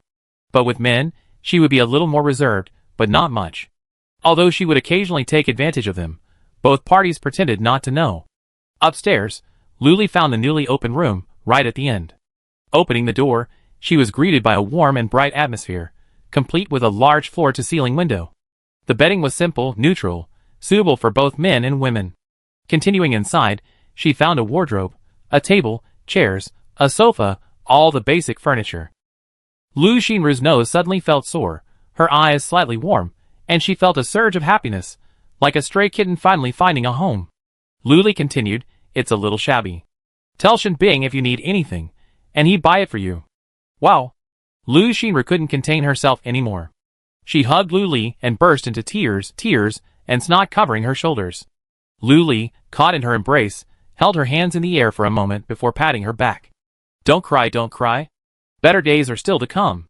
Lu Xinru had just wanted to let out some emotion, but hearing that, she immediately held back. Of course, better days were still to come. She couldn't cry all the time. She cried and laughed at the same time. Luli wiped her tears with a tissue, soothing her softly, stop crying. This is your first day in your new home. Okay, stop crying. Lu Xinru agreed repeatedly, sniffling. The two glanced at each other, and Lu Xinru burst out laughing, her nose bubbling. She quickly covered it with the tissue, chuckling. Lu Xinru walked around the room again, liking it more and more. What a hard life she had lived before. She wanted to live here forever. Luli checked the time. It was 2 o'clock in the afternoon. Why don't you take a break? Or come with me to the lottery shop, or even go to a hot pot restaurant if you want. Lu Xinru immediately said, let's go to the lottery shop. The two went downstairs. Before leaving, Lu Xinru glanced back at the room, feeling like she was in a dream. The convenience store was crowded, all of them had come from Zhouzhen base. As Lu Xinru left, her eyes kept glancing at the shelves. Seeing this, Luli nudged her affectionately with her elbow. Take whatever you want. You get employee discounts, plus a salary. I meet you at the lottery shop. Lu Xinru, delighted, joined the crowd and bought a large stack of snacks and some daily necessities. She trotted upstairs with another bag of groceries, opened the door, and put them inside. Then, she trotted back to the lottery shop with another large bag of snacks, full of energy. Her short hair, which reached her ears, swung like a rabbit's lopping ears. She hurriedly carried the snacks, and as she approached the RV, she paused. Huh? Why isn't there anyone here? Thinking this way, she followed her memory to the RV door, opened it, and went inside. Passing through the entrance, she suddenly saw Boss Lu sitting on the sofa. A smile immediately broke out on her face. Lili, so you're in there. Lu Xinru trotted over and plopped down next to her. Their arms were touching, and she placed the large bag of snacks on her lap. She rummaged through the bag. What do you want to eat? I get it for you. Luli glanced at the items and picked out the one at the top. She casually said, that instant noodles, please. Lu Xinru immediately found it and handed it to her. She also grabbed a bag of the same kind for herself. Just as she was about to open it, she saw her hands clasped together and crushed the noodles in her palms. The noodles crackled under the weight. Then, Luli tore it open along the dotted line, tilted her head back, and poured it into her mouth with a clang. You could see the crushed noodles flooding into her mouth, chewing them with her iron teeth. Wow, amazing! Lu Xinru immediately imitated her, but after a while, her mouth felt tired. As she ate, Lu Xinru began to smile for no apparent reason. She felt so happy, so lucky. Sister Luli, here comes a fool. Xiao Di suddenly turned and waved at Luli. Luli poured the last of her instant noodles into her mouth, stood up, walked over, and tossed the bag into the trash can. Lu Xinru hurried after her, worried she might get into danger. After all, as a level 7 psychic, she could handle it. Outside the RV, an old man with messy, greasy hair and tattered clothes was waving his arms wildly. He kept yelling, "The end of the world is coming! Humanity is going to be destroyed! Everyone run, run!" The customers around him frowned and moved away, leaving him space to focus on his madness. Luli was about to speak when Lu Xinru grabbed her wrist and said, "Lili, that's a lunatic. Many people at Zhouzheng base know him. He's been crazy for years, repeating the same few words every day." Luli was surprised, and said something shocking, "Then why hasn't he starved to death yet?" Chapter 311. It's impossible for everyone to be such a saint, and just give him some food when they see him. Everyone's struggling. Lu Xinru was also puzzled. This madman was just an ordinary person, without even supernatural powers. What organization would want someone like him? She shook her head honestly, "I don't know. Maybe there are kind-hearted people?" She didn't even believe it when she said it. It was the end of the world. How could there still be kind-hearted people? Because of the crazy old man's appearance, customers had to avoid him and go to the other 3 sides to buy scratch-off tickets. The side directly in front of her was left with only the crazy old man, dancing and talking nonsense. It was really affecting her business. The crazy old man danced forward, and in a few steps, he was right in front of Luli, looking up at her across the table. Their eyes met. His hair was very long, tangled and draped over his shoulders. Up close, you could see it was greasy and tangled, and even had little lice crawling around, as if they were playing in a jungle. But his eyes were pure, like the clearest, most translucent gemstones, gleaming with sincerity. Luli's words to chase him away were stuck in her mouth, and she inexplicably felt that he was not a simple person. "Hurry up and leave." The 3 words twisted in her throat, and became what, a bowl of porridge? The crazy old man was stunned, and so was Luli. It had all come out of her mouth, without a second thought. But since she had said it, she couldn't take it back. Luli asked Xiao Di to get a bowl of porridge from the rice cooker. This was the morning Luli had asked for plain porridge, and Luomu had prepared it. It was indeed a slightly thick porridge. But everyone had gone to the hot pot restaurant for lunch, so the porridge had been kept warm in the rice cooker. Xiao Di quickly went to get a bowl of porridge. Although she felt it was unnecessary, she would not question Luli's decision. Luli took the still warm bowl of porridge, resting one hand on the table, and leaned forward to pass it to the crazy old man. The crazy old man stared at her intently, reaching out to take the bowl. Luli saw that his hands were rough and dirty, with gray mud smeared between his nails. "Oh no, spoon!" Luli finally realized what was happening, and was about to turn around. He tilted his head back, and shoved the porridge directly into his mouth, using his other hand to stir it faster. Luli paused. "Okay, no need for a spoon, this crazy old man's hand is the spoon." Soon, he finished the bowl of porridge. The crazy old man held the bowl out, indicating he wanted more. Luli frowned and took another look at the old man. His hair was messy and greasy, and his clothes were tattered. They hung on him like a rag, looking as if they were about to fall off. Around his waist was a cloth bag, stained to a black and gray. The old man was in good spirits, his eyes clear and lively, on the verge of madness, but not quite there yet. Unlike the cloudy, dull look of ordinary survivors. Luli wanted to take the bowl and give him another bowl of porridge, but after he used his hands as a spoon. This bowl was already a horrible sight. The broth mixed with the porridge looked like it had been rolled in mud. Luli frowned and said, "Go get a large disposable bowl, bring some more porridge, and add some sugar." "Okay." Xiao Di agreed. Seeing this, the crazy old man licked the porridge clean and stuffed it into the cloth bag hanging at his waist. Luli was speechless. Soon, a large bowl of porridge arrived, almost as deep and wide as Luli's palm. Luli held it in her hand and handed it to him. "Here, drink it and leave quickly. Don't disturb my business here." The old man took it, drinking a little more slowly this time, but he finished it eventually.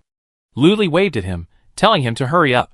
The old man stuffed the disposable bowl into a cloth bag and sat down cross-legged, leaning against the RV. Luli, startled, threatened, "If you don't leave, I use force." The old man wiped his mouth with his greasy, almost colorless sleeve, then folded his arms over his chest and began to mutter. "The apocalypse is coming. Humanity is finished. Humanity is doomed. He repeated these words over and over again. Luli, leaning over the table, teased, "The apocalypse has already come." The old man shook his head slowly, his voice mysterious. "The apocalypse is coming. It's coming." Luli straightened up and looked out at the distant, yellow sandy horizon, the desolate streets, and the dilapidated buildings. Zombies everywhere. If that's not the end of the world, then what is? Hurry up, hurry up. Luli hurried them away, and with a thought, he moved the old man out of the safe area of the RV. The old man had been sitting cross-legged on the ground when he suddenly felt a gust of wind. When he finally realized what was happening, he was already 10 meters away from the RV. He looked back and forth in a daze. What had happened? Had he teleported? Unconvinced, he stood up swiftly, but the next moment, he forgot what he was doing. He stood there in a daze for a long time, rummaging through his bag, pulling out a handful of stones. He looked at them for a long time, then put them back down. He rummaged again, pulling out a red crystal core. His eyes lit up, a memory coming to him. He turned resolutely, and walked towards the RV. Luli had already returned to the sofa after sending the old man away, completely unaware that he had returned. The crazy old man, holding the red crystal core, staggered to the front of the RV. He kept repeating the same two words. "The end of the world is coming. Humanity is finished." Xiao Di and Zhang Ting were busy on the other three sides, greeting other customers and unaware of the old man's movements. The system diligently scanned the system, observing with a bird's-eye view which individuals showed malicious intent so it could alert Luli. The old man stood in front of the scratch-off ticket, staring at it for a long moment, then at the customer next to him. He imitated them, clumsily throwing the crystal core into the lucky cat, then randomly picked up a ticket and began scratching. He didn't know the difference between crystal cores or scratch-off tickets. He just thought this one looked the best. The customers around him were all residents of Zhouzheng Base, and they all knew this crazy old man. After all, he could be seen wandering around outside the base, the cloth bag around his waist swinging with his steps, muttering the same two words over and over again. But strangely, he was still alive, looking better than some of the base residents. An ordinary person, not eaten by zombies, nor starved to death. It's truly a miracle. And now, there's even a crystal core to buy scratch-off tickets? A customer glanced at the cloth bag at his waist, a flicker of greed and confusion in his eyes. The crazy old man simply scratched at the scratch-off ticket with his fingernails, stripping most of the covering film off. But he couldn't quite make sense of it. What did the words mean? What was the pattern? A customer kindly reminded him, "You want a prize? Just put it in here." The crazy old man took a moment to react, then mumbled something, his wrinkled hands holding the scratch-off ticket, and shoved it into the fortune cat's pocket. The customer, curious about what prize he won, stared at him.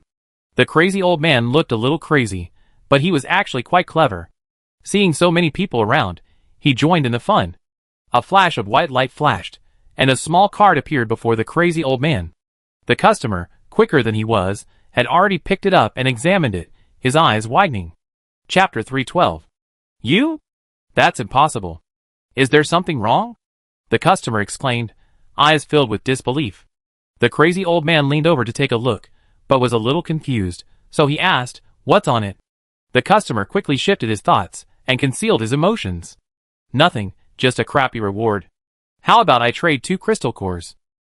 The crazy old man looked mad, but he wasn't truly stupid.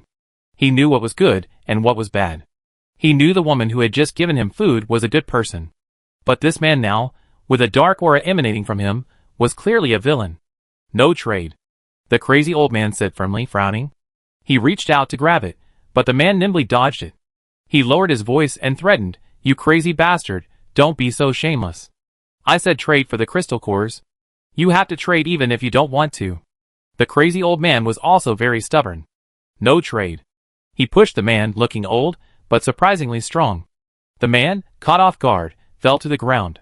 Then, the crazy old man nimbly snatched the small card from him. He had observed the operation well, and knew how to do it. He quickly slipped the card into the lucky cat's hand. A flash of white light passed by, and the man closed his eyes in heartache. How could such a huge prize not be his? The crazy old man's clear eyes fixed on the white light until it completely disappeared. Luli, slumped on the sofa, also saw it and jumped up with a start. "Who is it? Another big winner?" Lu Xinru also imitated her, slumped. Seeing her jump up, she thought she was in danger and instinctively stepped in front of her, asking anxiously, "What's wrong?" Luli shook her head and gently pushed her away. She hurried to the table and looked out. The first thing she saw was the crazy old man. In front of him was a colorful little house. It wasn't big, only about 10 square meters, with a flat roof and a sign with large cartoon characters, "Breakfast Shop." The entire side facing the crazy old man was a door, with an awning extending from it. Under the awning, there was a large table with half-person high steamers, about 8 or 9 layers high. Next to it was a large electric cooker and 2 smaller steamers. Next to the table was a deep fryer, and a small table with an iron bucket on it. Luli was stunned. 2 big prizes in one day? A hot pot restaurant and a breakfast shop? And the breakfast shop had been spun out by the crazy old man? No, when had he sneaked in? But the current situation was to find out whether the breakfast shop was the first prize. The first prize would be tied to her, but she didn't want to talk to this crazy old man. It felt so irrelevant and powerless, as if she had lost all her strength and resources. Luli wearily exited the RV, Lu Xinru following closely behind her. In her eyes, Boss Lu was a weak, powerless woman whom she must protect. "Hey, old man, did you scratch this out?" Luli asked. The crazy old man nodded blankly, having never expected such a huge prize. His mind raced with thoughts of what to do. What if he was caught? She flipped open the prize claim record and saw the words "first prize" clearly. She felt a darkening sensation and tried to explain patiently, "Do you know what scratching this out means?" The crazy old man shook his head. How could he know? He had simply followed his heart and scratched a ticket. If he had known the outcome would be like this, he would never have come. This means the breakfast shop can't be too far from the lottery shop. It has to be within 100 meters. And you, the owner of the breakfast shop, have to run it well. The implication was that neither you nor the breakfast shop could be too far from the lottery shop. The crazy old man, hearing this, felt even more hopeless. He shook his head again and again. He was shaking his head so hard he almost looked like it would fall off. Luli quickly stopped him. "Stop, stop, stop! What do you mean? Are you unwilling?" "God knows I'm not really willing to do this either. But it's the rule." The crazy old man nodded like a chick pecking at rice, his voice hoarse. "Then, can I leave?" The customer who had been pushed aside by the crazy old man before, who had been observing, finally saw his chance and stepped forward, promoting himself. I can. Luli blurted out, No, you go have some fun." The customer, stunned, had no choice but to step aside, secretly thinking of another opportunity to try and get in on the act. Luli stopped the crazy old man, his tone slightly firm. "No, you can't. Stay and run this breakfast shop." No, I can't do it. I'm a lunatic. How can I run a breakfast shop?" No. Seeing this, the crazy old man reverted to his madcap self, mumbling incoherently. Luli knew he wasn't crazy or stupid, just pretending. But the strange thing was, why didn't he want to stay and run the business? Instead of just running away, he was always wandering around. Didn't he want a place to stay? Or did he have some other unspeakable secret? Or was it that he truly loved freedom? Other survivors would have loved to win this jackpot and live a life of luxury. But the key point now was that they were already bound together, and there was no way to change it. It wasn't a question of whether he wanted to or not.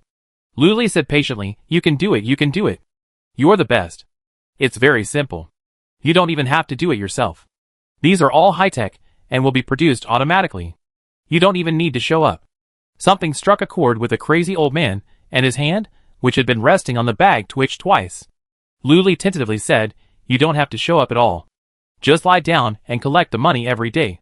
Sure enough, the crazy old man's hand twitched twice again, but it was clear that he was trying hard to suppress his excitement. He looked up and met Luli's sincere, persuasive gaze. He whispered, "Really? Don't you need to show up?" Luli's eyes lit up, and he lowered his voice, as if at a secret meeting. "As long as you don't want to, then you really don't need to." But this also indirectly confirmed his own thoughts. This old man must have a different identity. Could it be that he was too arrogant back then, making enemies, and is afraid of being discovered? Whatever. The crazy old man was clearly tempted and whispered again, "Really? Don't you need to?" Luli nodded heavily and said patiently, Really. With that, he pulled his bag straight towards the breakfast shop. Outside the shop, a large table, an iron walk, and a small table were placed side by side in a straight line, forming a unique entrance. Inside, there was a rice noodle roll machine at the entrance. Inside, there were several tables and chairs for customers to sit and eat breakfast. Toilet paper rolls, disposable cups, and other utensils were hung on the wall. It looked quite lively, but at the back was a small, empty room. Luli pointed at it and said, "If you don't want to show up, you can stay here." "Really?" The crazy old man continued to ask in disbelief. To think there was such a good thing in the world, winning the jackpot by scratching off a lottery ticket and not having to do anything. Chapter 313. Just lying down every day can earn you money, and you get free food. The crazy old man was a little skeptical. But the kind woman before him spoke so sincerely, it seemed like the truth. Luli, exhausted, nodded helplessly. "Come on, I show you." She turned and approached the steamer, taller than she was, presumably used for steaming buns. There was a red switch underneath, and she reached out to turn it. But nothing happened.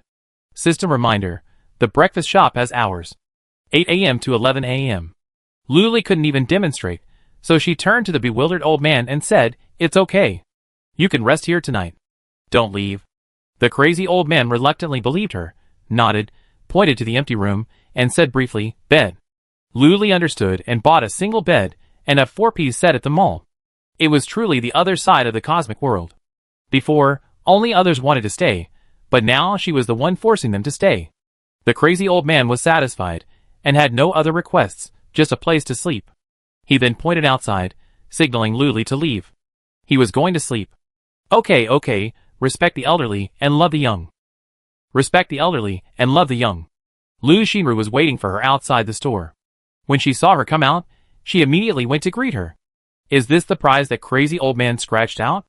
Amazing, isn't it?" Lu Xinru was slightly shocked. "Yes." Luli nodded helplessly. In her mind, she asked the system, "What exactly do you base your first prize on? Person? Time? Place?" The system said inscrutably, "Person." Luli seemed to understand.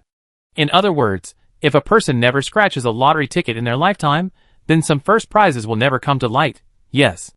Even more powerless. This is a personal fate. So, when we first linked, the system referred to it as a mobile lottery shop, and the goal was to open it in every base in Yin country, so that everyone would have a chance to win. Only then would the first prize be revealed. Luli understood. And she had only just lit up 7 bases: Hope Base, Blooming Flowers Base, Jiangnan Base, Auspicious Base, Wanchun Base, Jili Base, and Central Base. There's a long way to go. Luli thought as she closed the breakfast shop shutters, and returned to the RV with Lu Xinru. The two decided to officially open at noon tomorrow, and now it was time to set the prices for the dishes.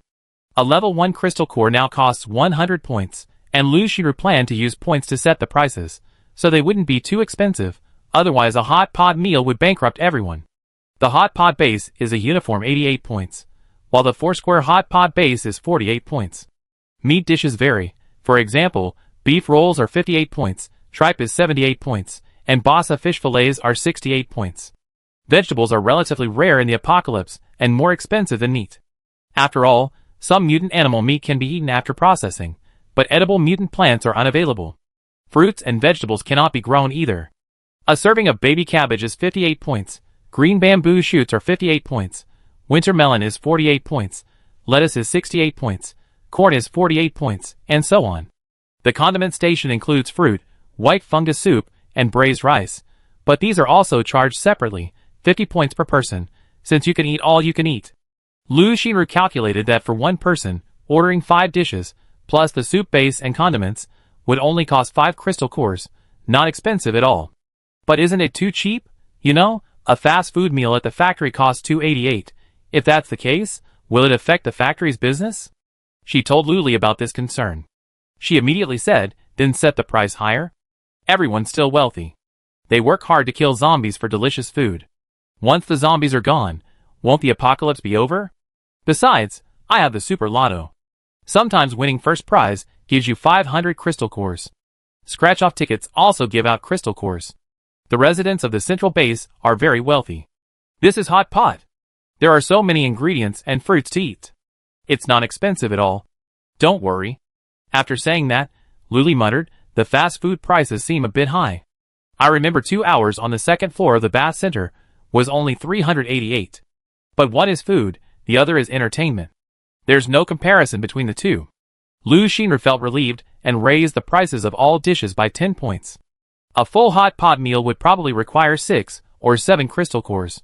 For a single person, Who wants to try something new? 3 or 4 would be enough. Ordering a base, some fruit, and 2 or 3 meat dishes would be more than enough. Lu Xinru grabbed a pen and paper and wrote furiously, first writing down all the dishes and their prices on paper, then adjusting the prices on her laptop. It had been so long since she'd written, her handwriting was a bit clumsy and crooked. After setting all the prices, Lu Xinru breathed a sigh of relief, but when she exited the software, she saw a notice. A monthly fee of 500 crystal cores is required for food. Reasonable, not much. She had complete confidence in her ability to recoup her investment. It wasn't so much confidence in herself as it was confidence in Boss Lu. With her reputation and the hot pot restaurant's reputation, everyone would more or less give it a try. Dinner time soon arrived. 2 big prizes had been won today, and Lu Li was in a good mood, feeling that her business had expanded further. As expected, getting out more often was the right decision. There was another person at the dinner table tonight, and Lu Li once again solemnly introduced Lu Xinru to everyone. Besides Lu Li, she was the only adult woman present. After getting to know each other again, Lu Xinru felt more at ease and less reserved. She took the seat to Lu Li's left and happily ate. Luo Mu, damn it, my seat was taken. Shen Bing sat firmly to Lu Li's right, secretly thanking herself for arriving early. Chu Lixing always sat across from Lu Li. It seemed like he was used to it. Whenever he arrived, he'd sit there, so he could see him the moment he looked up. Wang Yang and Zhong Xia each occupied a corner of the table. Although Wang Yang remained silent, he exuded a powerful presence. Sheng Xian and Zhong Xia sat together. They'd been hanging out together for a while, and they had a good relationship, so they had each other's company. The other 6 kids squeezed in wherever there was room. Luo Mu pointed at the conspicuous breakfast shop outside the RV. Who scraped that up? An old man, Lu Li said.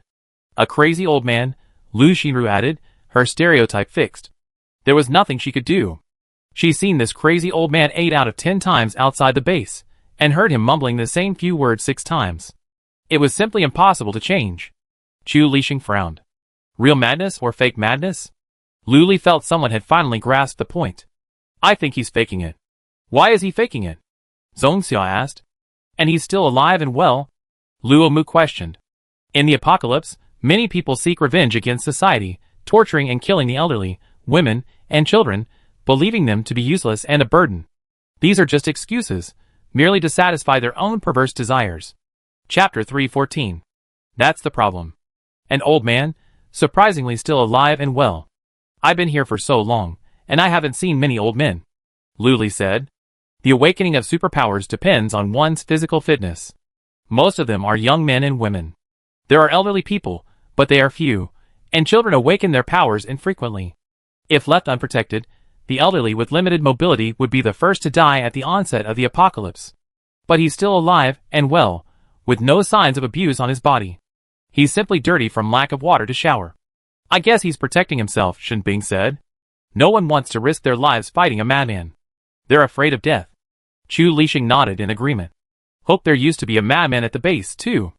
Everyone kept their distance because he once went mad and mauled a man to death. The words were chilling. Lu Li interrupted hastily. Stop, stop, stop. We're eating. Let's talk about something healthy and positive. Anyway, whether he's really crazy or not, he won the breakfast shop prize. He'd be one of us from now on, so keep an eye on the business. Also, the hot pot restaurant officially opens tomorrow at noon. Everyone, please go check it out if you have time. If you need help, you can also stop by the breakfast shop in the morning. Now they have a plan for the morning, lunch, and evening. When everyone doesn't feel like cooking, they can go to these 2 shops to get food. Luo Mu, great. He was the most excited. Lu Xinru's mind was only on what Lu Li had just said. She responded enthusiastically, okay, then I go to the breakfast shop tomorrow at 8 o'clock. Chu Lixing thought, another follower. Wang Yang glanced at her and thought, another troublesome human. It's still a long way to go before I can eat Lu Li. I wonder if she trim her nails today. After dinner, the number of residents at Zhouzheng base actually increased. Many survivors who had been out killing zombies for years rushed back upon hearing the news, just for the scratch-off lottery. If they missed this opportunity, they lose the shop. Lu Li glanced at the progress bar at Zhouzheng base. It was still 30,000 points away from 100,000. If I work hard tonight, I should be able to light it up. As long as the customers are willing, I can finish it in one day. She thought about closing later, and that night she stayed up until 11 o'clock, But the customers didn't decrease. Luli, exhausted from sleep, shouted through a loudspeaker, "Everyone, go home. I be here tomorrow, still here." The customers felt a little relieved, but they heard online that Boss Lou had vanished without a trace. She was still terrified of opening her eyes tomorrow morning to see news that Boss Lou had disappeared. Scratch some more now. At 12 o'clock, customers began to leave the lottery shop, and only after Lu Li's repeated urging did they reluctantly leave. But they had finally reached their goal of 100,000 points. It was time to buy the automatic scratch-off machines. She immediately ordered 5, set them up outside, and filled them with scratch-off tickets. After finishing this task, Luli drowsily showered and climbed into bed. The residents of the central base woke up early and ran out of the base, full of anticipation. Disappointed to find that Boss Lou hadn't returned, they had no choice but to go off and kill zombies in despair. Stock up on crystal cores so they can scratch as many as they want when Boss Lou returns. The residents of Zhozhong Base were happy, sleeping soundly and waking up soundly. Mei Mei took the crystal cores to the lottery shop to scratch the tickets, and the dusty sky seemed less of an eyesore. My mood brightened. It turns out having Boss Lou at the base's entrance is such a wonderful thing. No wonder those people don't want Boss Lou to leave. Who would want to? I'd be angry with anyone who wants to. Luli slept late last night, but because he was worried about the breakfast shop opening early in the morning, he got up at 7:30. He opened the curtains and yelled downstairs, "Hey, old man, open for business." After shouting, Luli remembered that he didn't know this crazy old man's name. He'd have to ask him later. After all, if he didn't say hey, what did he say? The breakfast shop didn't respond. Luli brushed her teeth, washed her face casually, and went downstairs. Knocked on the shutter door, and soon, it rolled up bit by bit. The crazy old man's face, exactly the same as yesterday, was revealed. Luli regretted it. She should have let him take a shower. How could he serve breakfast in such a filthy state? After opening the door, the crazy old man turned back to his room, looking as if he wasn't going to show up. Luli called out to him, "Why don't you take a shower and buy some new clothes?" The crazy old man stopped, shook his head slowly, and was about to refuse when Luli pulled him away, grabbed his cloth bag, and without a word, dragged him to the bath center. Wang Yang was about to open the shop when their eyes met through the glass door. "Is Mr. Lu here so early in the morning for a manicure?" He pulled open the 2 glass doors and chuckled. "Oh, that gust of wind brought Mr. Lu in here." His hands were still on the doorknob, seemingly blocking Luli from entering, but from behind, it looked like he was holding her close, his tone slightly teasing. "Get out of the way quickly, and let this old man take a shower." Luli pushed him aside, pressing just below his chest. Wang Yang groaned. Luli glared at him. "What are you pretending for? You're so stiff." Wang Yang groaned and stumbled back, feigning a push. Luli rolled her eyes and said bluntly, "Brother, you're so dramatic." "TSK." Wang Yang snorted softly, examining the old man behind her. Zombies have a keen sense of smell. Even from this distance, they could smell his stench. It must have been ages since he showered. He pondered for a moment, then said with embarrassment, "You have to pay extra." "Go to hell." Luli was blunt with Wang Yang, cursing softly. Then, pointing to the men's bathing area, she said to the crazy old man, "Hurry up and take a shower. The breakfast shop won't be open until later." The crazy old man instinctively started walking that way. After a few steps, he suddenly realized what was happening and said hesitantly and slowly, "Didn't you say you didn't need to show up? This is a breakfast shop. You can't be sloppy. It smells." Luli said helplessly, "Go ahead, sir." The crazy old man felt relieved, and he thought she had a point. After entering, it was empty. Unashamed, he quickly stripped naked, not forgetting to put the bag away, and began to wash.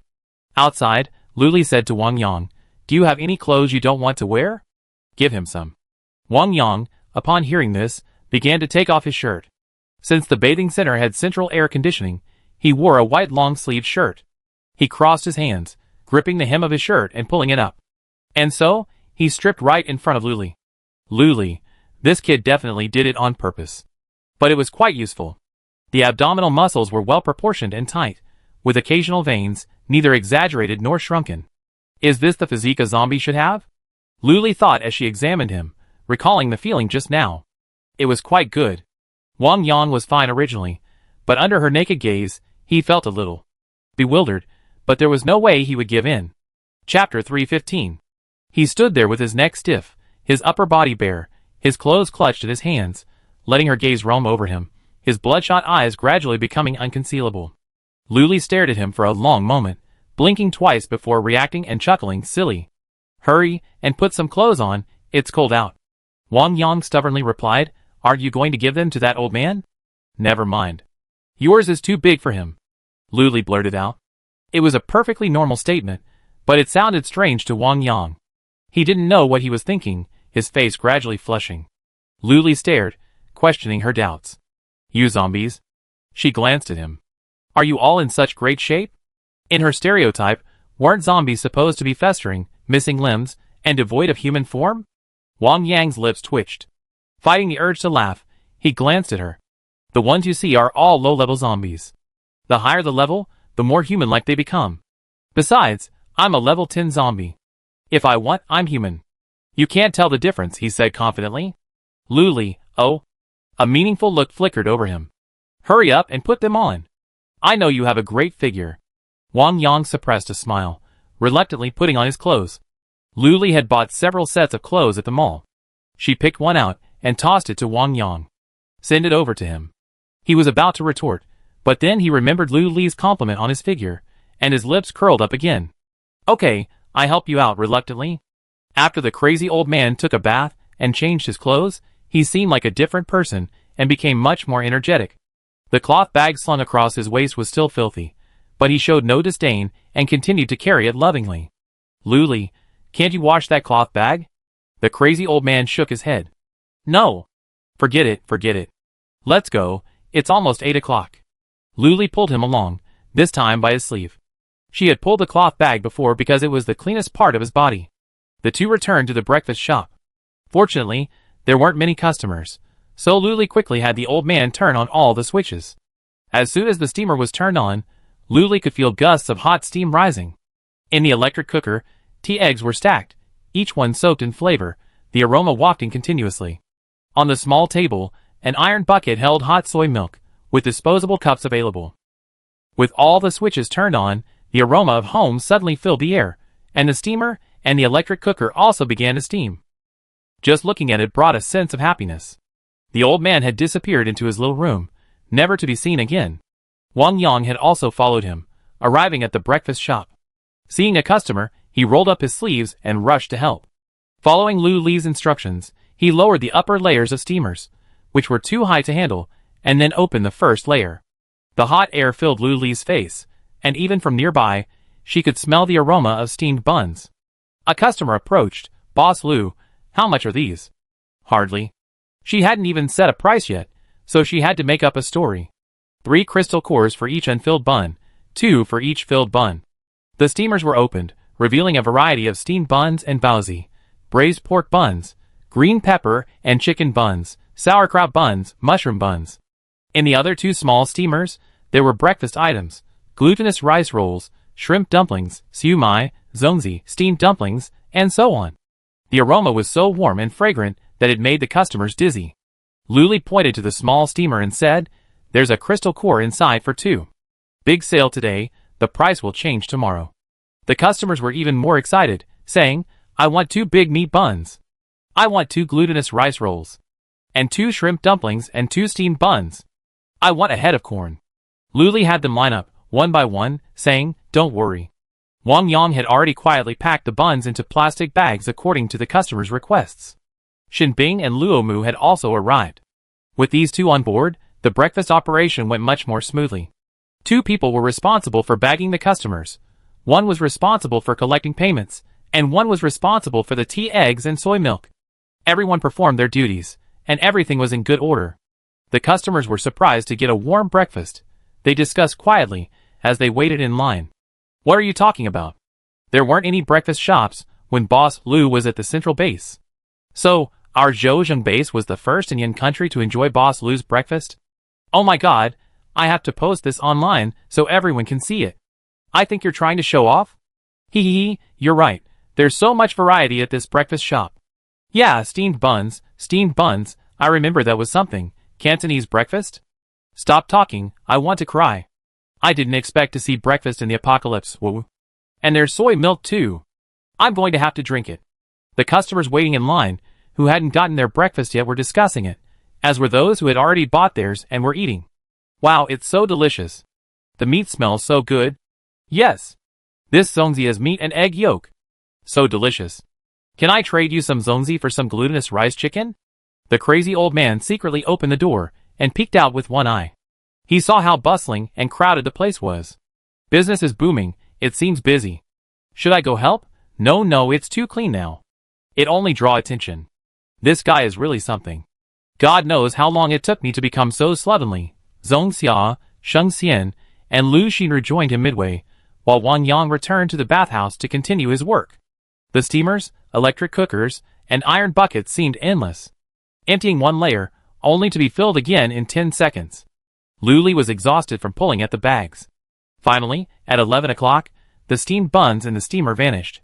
Looking at the soy milk in the bucket and the tea eggs in the electric cooker, they looked like new. It was as if the soy milk and tea eggs had never been there before. Lu Li secretly admired how user-friendly it was. Automatically appearing and automatically clearing. Luckily, the rice noodle machine wasn't running today, otherwise how could I have managed to keep up? No, this absolutely won't work. I need to hire someone to do the work. If you can't lead a team, you just have to work yourself to death. Lu Li absolutely couldn't let herself work herself to death. She invited everyone back to the RV to rest. She also informed the customers that the breakfast shop was closed for the day and asked them to come back at 8 a.m. tomorrow. Back in the RV, everyone relaxed, some cramming for water. Lu Xinru hesitated. The hot pot restaurant opens in an hour. Lu Li gulped down the water in her mouth. What a sin! This job is endless. But she figured, there wasn't much work to do at a hot pot restaurant. The dishes would be served automatically, the dipping sauce would be prepared, and the table would automatically return after the meal. Chapter 316. Today is the first day of business, so she might as well take someone over there to take charge. Thinking of this, Lu Li felt a little better, but then she suddenly remembered that she still didn't know the old man's name. Forget it. I ask when I have time. I was almost dead tired just now. Lu Xinru suggested, why don't we all go to the hot pot restaurant for lunch? You're so tired this morning, why not cook? That makes sense. Let's go. Lu Li stood up. Luo Mu and the others followed behind like zombies, their souls exhausted. When they arrived at the hot pot restaurant, customers were already peering in curiously, sighing with admiration. Boss Lu is really a new artist every day. A breakfast restaurant and a hot pot restaurant have popped up out of nowhere. And Zhouzhen Base is the first to enjoy them. Just thinking about being among the first batch makes me excited. The customers, looking around, straightened up immediately when they saw Lu Li approaching with a group of people. They asked seriously, Boss Lu, what's this? Lu Li casually replied, hot pot restaurant. Open now? Come in and have something to eat?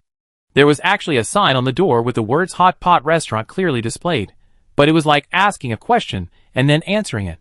Okay, the customer agreed hurriedly. Wait. Lu Li stopped him and pulled out a string of firecrackers from somewhere. Then, with a lighter, he quickly lit it. He quickly threw it into a deserted area. There was a crackling sound, smoke billowing, and occasional red fireworks exploded, creating a festive atmosphere. Lu Xinru hadn't expected this. Her heart swelled with emotion, and she was deeply moved. Lu Li's expression remained calm, as if she had thrown a ball of paper. She shouted, hot pot restaurant is officially open. For some reason, the customers were all excited by the firecrackers and started to make a noise. Lu Xinru opened the door. It was her first time facing so many people. She mustered her courage and imitated Boss Lu. She shouted, everyone, come in and find a seat. There's a QR code on the table. Just tap it on your laptop and the menu will appear. At this, the customers rushed in and sat at tables with people they knew. The entire shop was clean and tidy, and the customers were chattering among themselves. It's the end of the world, and there's still a hot pot restaurant. Where do they get their ingredients? If you're still worrying about such a low-level issue like this, Boss Lu, you should worry about whether your wallet is full. I heard that both the hot pot restaurant and the breakfast shop were created at Zhouzhen Base. Who was so lucky? Lu Xinru, that Wind-type Esper, is also a big shot. I know the hot pot restaurant. Boss Lu created it, but who owns the breakfast shop? It seems the owner hasn't shown up. I don't know about the breakfast shop. Someone saw it yesterday. It looked like an old man. Old man? Everyone found their seats, and soon most of the first floor was occupied. There was indeed a QR code in the corner of the table. Remembering what Boss Lou had said, they all tapped it with their laptops. A screen appeared in front of each person, showing a scrollable menu. Everyone browsed it, then converted their crystal cores to points. They found it wasn't expensive. One person only needed 5 or 6 crystal cores to feed themselves, and the more people there were, the better the deal. The menu is easy to navigate. Simply add the dishes you want to your cart and check out. After confirming your order, the hot pot base and all the ingredients are ready within a minute. The hot pot restaurant erupted in exclamations of surprise. This table is truly amazing. It actually conjured up dishes? And the base of the pot. And the bowls and chopsticks. Everything just materialized. God, without Boss Lou, who would keep them fed, on the sideboard, several ingredients were labeled with cooking times, like 3 minutes for shrimp balls. Someone at the next table said, "There's a condiment table over there with lots of fruit." Where? Where is it? Can we eat all we want? Does it cost money? 50 points per person, not expensive, all you can eat, and there's fruit and braised rice. Really? Really? Come on! What are you standing there for? On the condiment table, a large white plate held diced cantaloupe and watermelon. There were also several large buckets filled with beef stewed rice, white fungus soup, porridge, and other staples. They had everything you could ask for. Look! It's actually watermelon. How long has it been since we last had fruit? Ah, I need more fruit. Everyone lost control at the sight of fruit, grabbing several small plates from below and frantically shoveling fruit into them. They left only when their hands were full, and then they kept coming back. They went back and forth several times before finally giving in. They had to eat their money back. Some took advantage, constantly eating the braised rice and fruit from the condiment counter. They didn't order the hot pot base or any other side dishes, just the condiment counter. Luomu noticed this and immediately reported it to Lu Li and Lu Xinru. Lu Xinru pondered for a moment. How about a minimum order? You can come in and spend 50 yuan on the condiments and be full. Okay, that's up to you, Lu Li agreed. That table's minimum of 300 points? Lu Xinru pondered. Sure, no more, no less. Lu Li nodded. She usually let things slide with such minor matters. Lu Xinru immediately set up her computer, and a screen popped up in front of those who hadn't ordered a hot pot base. It was the menu. They were told to proceed with their orders. They chose to ignore it, taking the opportunity to stuff more fruit into their mouths. The screen kept flashing, reminding them to order, but they kept being ignored. They muttered, "I'm not ordering anything, I'm just eating fruit. What's wrong? Get me out if you can." A countdown appeared on the screen. 3, 2, 1. Ah! Everyone at that table was thrown out in unison. It flew over several tables, their eyes following it. Cautiously, he asked, "What are they doing?" They must have hired Boss Lou. Otherwise, with his good temper, Boss Lou wouldn't do something like this. There seems to be a minimum order, but they don't order hot pot or side dishes. They only eat the fruit from the condiment counter. How can that be possible? They think they can fill themselves up on fruit? Isn't that pure freeloading? The condiment counter is already so cheap. Everyone thought Boss Lou was opening these shops purely to benefit the survivors. The prices are so low, the menu is so diverse, and the fruit is all you can eat. What else do you want? You're really not satisfied. That's right. We have to eat more. What if Boss Lou leaves tomorrow? I can't eat any more when you say that, he said, shoveling meat into his mouth. Several tables were thrown out one after another. When they got back up, they were still furious, pointing and cursing at the shop. Lu Xinru hadn't expected such directness, but it was a good idea. If they want to come back in, they have to give it a day's grace period. When they found that they couldn't get in, they felt a little regretful, and could only squeeze at the door, watching the people inside eating, and smelling the faint smell of hot pot. Chapter 317. Lu Li stood at the cashier for a while, realizing no one was making a fuss and everyone was busy eating, so she felt relieved. The others had found a private room upstairs, and were waiting for her. "Let's go upstairs and eat," Lu Li called to Lu Xinru. Lu Xinru, like a man with a shot of chicken blood, stood behind the cashier like a soldier, shaking her head seriously at Lu Li. "It's okay, Lily, you go up first. I'm not hungry. I stay here for a while." "Okay, then remember to come upstairs and eat." Lu Li understood. When we first get something, we cherish it and value it deeply, but over time, we become indifferent to it. For example, when Luomu first scratched out his teddy bear, he loved it so much. He held it in his hands and played with it every day, kept it in his pocket wherever he went, and even slept with it. Now, although he still keeps it in his pocket, he takes it out much less often. Luli went up to the second floor, where only a few tables were scattered. The first floor was already packed, and the space was gradually expanding. Shinbing stood waiting for her at the entrance to the private room. Afraid she wouldn't know who he was, he waved as soon as he saw her. Luli, this. Luli walked over quickly. The smell of hot pot filled the entire restaurant, even stained her body. The group quickly joined together, leaving her a central seat. They didn't prepare the dipping sauce for her, fearing they couldn't gauge her taste. The dishes had already been ordered, just waiting for her. While she was eating, the system sent a notification. Host, you can level up. Now or wait until you finish your meal. Now. Luli quickly agreed in her mind. Okay, half of your points will be deducted for the upgrade. The system kindly reminded her. The next second, Luli watched her balance jump from 8 to 7 figures. Just as she mentally cursed, what a sin, an overwhelming sense of sleepiness washed over her. She didn't even have time to put down her chopsticks before she fell asleep on the table. With a clang, the chopsticks fell to the floor, and Luli's forehead hit her arm. Her other hand drooped limply, as if she were asleep. Everyone looked over, their faces filled with unconcealed shock and worry. Lu Mu joked, Boss Lu stole some cattle last night, and didn't sleep all night.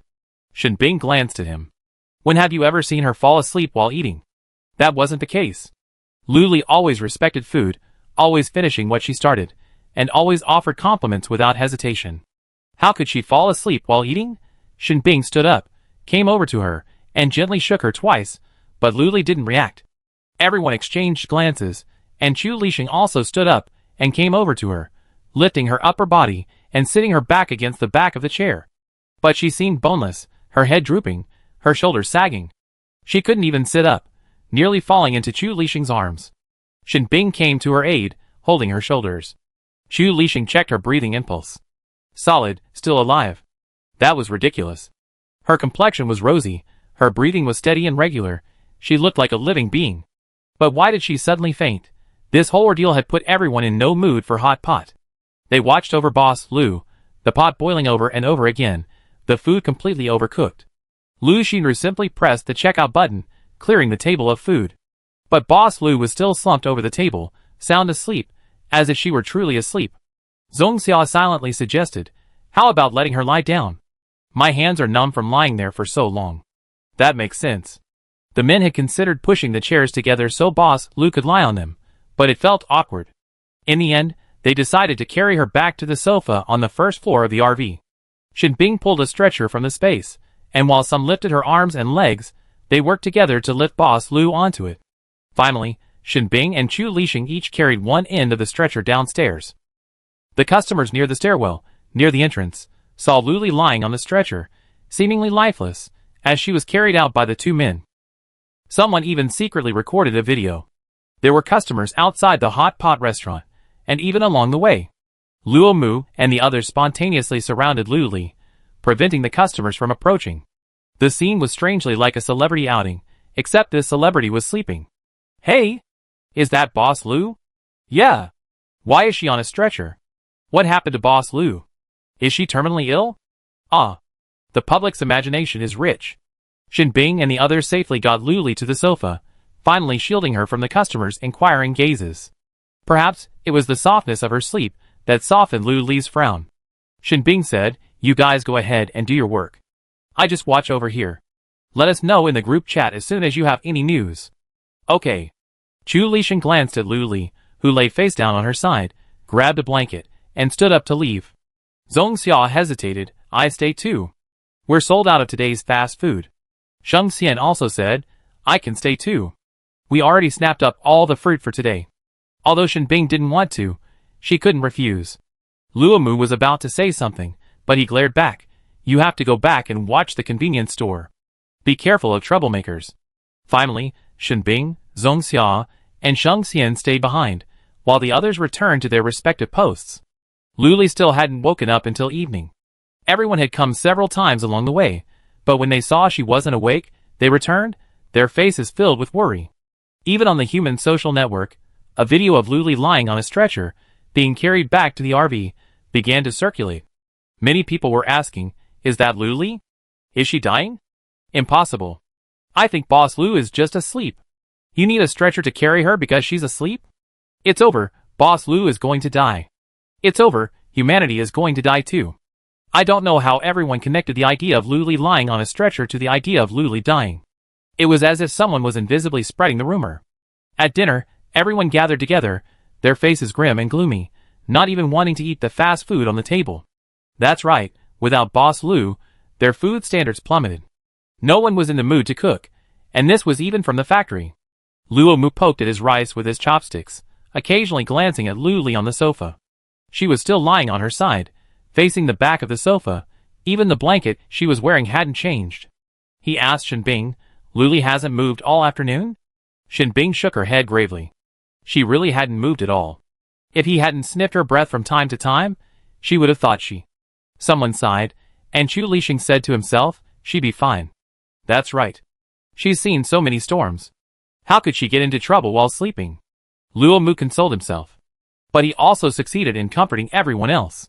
Chapter 318. Xiaodi said weakly, the scratch-off tickets are running out. I wanted to ask Sister Lu Li to stock up this morning, but she was helping out at the breakfast shop and didn't get around to it. Shinbing, we close after this batch. Okay. Xiaodi agreed. Wait, keep 3 or 4, Sheng Xian suddenly said. Just in case. Everyone had thought of this and acquiesced. Upon hearing this, Xiaodi immediately stood up and grabbed 5 of the most expensive scratch-off tickets to keep, hiding them away. This batch sold out quickly, and customers outside asked, we're out of stock, boss. Restock. We're closing. Everyone, please go back. Shinbing answered for him. They closed yesterday too, but not as early as today. Boss Lu even said, come back tomorrow. Why didn't he say that today? So a customer asked, will you still be here tomorrow? Shinbing didn't dare say anything, so she just smiled. The customer's heart sank, thinking Boss Lu would be gone again tomorrow, and this place would just be another one of her passing customers. Never mind, let's go to the convenience store and stock up. You're so sweet. Let's go, let's go! Even if I didn't see Boss Lu tomorrow morning, seeing the overflowing shelves of supplies would at least make me feel a little better. Shinbing and Xiaodi returned to their seats and asked, what do we do now? Wait, Wang Yang said. What a great idea. Shinbing urged the little ones to go back to bed. There was no point in them staying here. Dadong and the others were reluctant, but they knew they would only be in the way, so they took their younger siblings back to the convenience store. They waited from 7 to 11, but Lu Li still didn't move. Wang Yang yawned silently, a daring idea suddenly forming in his mind. Lu Li was unconscious. No one present was his match. What if he snatched Lu Li away now? The thought flashed through his mind, but before he could decide, Wang Yang had already stood up. Shinbing and the others looked over, all eyes fixed on him. He took a step forward, and suddenly, Wang Yang felt an unprecedented pressure. It wasn't coming from Shinbing and the others, but from the air, from the RV itself. It was suffocating, and Wang Yang took a few deep breaths. Looking at Lu Li on the sofa, his desire surged, but with it, the pressure grew. Wang Yang looked away, slumped back onto the sofa, the pressure easing considerably. He gradually gathered his thoughts, suppressing them bit by bit. As if sensing something, the pressure gradually eased, and he could breathe. Wang Yang paused, no longer daydreaming. Lu Li's abilities were far greater than he had imagined. Even in a coma, it can monitor everyone's inner thoughts. The system, on emergency patrol, don't take advantage of Lily's coma to do anything bad. I won't allow it, Chu Lixing said. How about taking turns on duty? We can't all stay up all night. Shinbing agreed, yes, everyone's busy. Let's set a time. I come tonight. Everyone's eyes turned to him. They knew you had bad intentions. You're coming tonight, so you mean tomorrow night? That won't do. Boss Lu must wake up soon, Luomu said. You have to watch the shop tomorrow too. I take the first half, and you the second half. It turns out you two have bad intentions. Facing so many people's gazes, Shinbing reluctantly agreed. In fact, Wang Yang wanted to say, since everyone was so worried, why not just have each person guard for an hour, but he held back. He couldn't forget the inexplicably terrifying pressure just now. Everyone left one after another, leaving only Shinbing, Luomu, and Lu Li on the sofa on the first floor of the RV. There were 3 sofas on the first floor, the largest and widest being occupied by Lu Li. Shinbing and Luomu took the other 2 smaller ones, curled up in their blankets. Luomu muttered silently, Boss Lu, will he never wake up again? Shinbing said expressionlessly. Can you say something nice? Luomu immediately said, Boss Lu, you must wake up soon. Luli rolled over, whimpered unconsciously, and suddenly sat up. She stared dazedly, her vision pitch black. Was she on the sofa? What time was it? Was it evening? Shinbing noticed immediately, and immediately stood up, and came to her side. Luli? Are you awake? Ah? Awake? Luli asked dazedly, what happened? Luomu, upon hearing Luli's voice, also jumped. You're asking what happened? Did you know you suddenly fell asleep while eating hot pot? Asleep? Luli was puzzled. How could that be? That was hot pot. The system gently reminded her that the upgrade was too much for the host to handle, leading to the sudden coma. Luli then vaguely remembered that she had indeed been eating hot pot, and the system had told her she could upgrade. She agreed, and then she remembered nothing else. When she woke up, she saw the scene. Oh yes, an upgrade. She hurried to check the system page to see if anything had changed. The page hadn't changed much, it was completely invisible, but she had the system's instructions. Host! You can open a branch now, Luli said. Branch? Yes, with just 500,000 points, you can open a branch, anytime, anywhere, Luli said. Isn't that just like a scratch-off machine? How is it? This is a store. Not a machine. And not just lottery shops, other stores can open branches. Luli perfunctorily praised. So impressive? I try it tomorrow. You're so cold, so heartless, so perfunctory, Luli sneered. It was finally your turn to say that. Shinbing waved her hand in front of her face. Luli? What are you daydreaming about? Huh? Luli snapped back from her conversation with the system and met their worried gazes. I'm fine, she explained. She checked the time. It was already 12 o'clock. You two should go back to bed. I'm going to shower and go to bed too. Luli staggered to her feet. She wanted to be alone for a while, to study the newly upgraded features. Shinbing quickly supported her. Luli clutched her head and muttered, I'm a little dizzy after sleeping for so long. She pushed Shinbing away. It's okay, I can walk. She put her hands on her hips and tried to stand straight. She couldn't tell if it was from lying down for so long or the upgrade that made her feel a little dizzy. She slumped back onto the sofa, eyes closed, and waved her hands unconsciously. You guys should leave now. She looked like she was trying to get someone to leave. With Luli like this, Shinbing and Luomu didn't dare leave. They squatted in front of her like a little mushroom. Luli felt exhausted, as if she run for 5 or 6 hours carrying a heavy load and then climbed several mountains. Her breath slowed, and she fell asleep again. Shinbing and Luomu exchanged a glance. Luomu whispered, Is everything alright now? Did he really fall asleep? Did he overuse his powers? Chapter 319. Overuse of superpowers. She didn't use them at all, so how could she be overusing them? Shinbing was puzzled. She must have fallen asleep. Never mind. Let's wait a little longer until she feels better. Okay. The two carefully laid Luli down again, letting her lie comfortably on the sofa. In the morning, Luli woke up again, this time feeling refreshed. She angrily scolded the system. You let me sleep for so long just to upgrade me? Can't you be smarter? You upgraded it in a flash. I see everyone else does the same. The system said weakly, Host, the system is bound to your body. We need to upgrade not only the system, but also your superpowers. You're already level 6. Strong as an ox. Strong and robust. Ha! Luli sneered. Still lying on the sofa, she suddenly somersaulted behind it, waking Shinbing and Luomu from their drowsiness. Luomu's eyes suddenly widened. What's wrong? What's wrong? Shinbing frowned, then calmly stood up.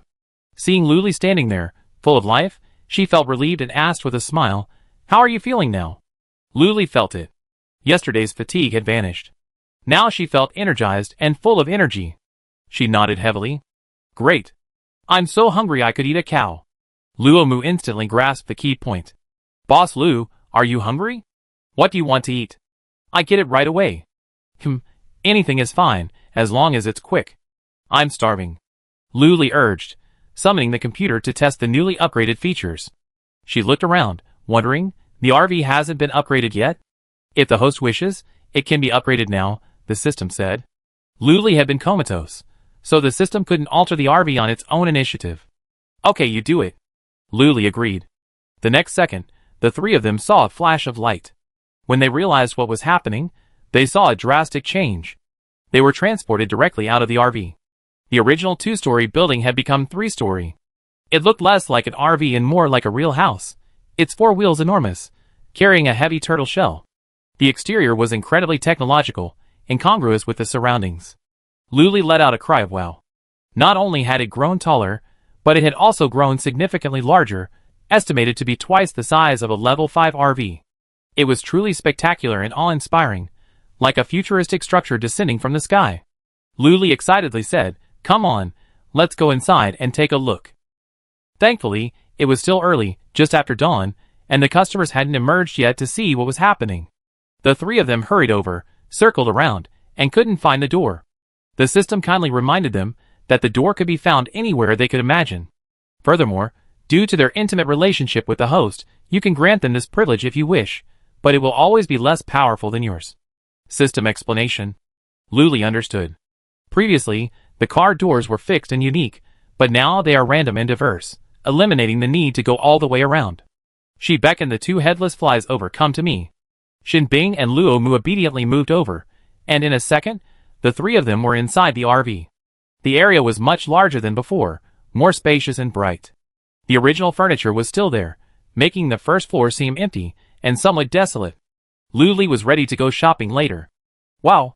Luomu exclaimed, rushing first to the kitchen, where he spent most of the day. He couldn't help but exclaim again. The kitchen also grew significantly larger, but it remained the same. Cabinets, a large refrigerator, pots and pans, and a few stoves. The size made it seem even emptier. 2 more rooms were added, a dedicated utility room, a dedicated reception room, and an empty small room. Luli went up to the 2nd floor.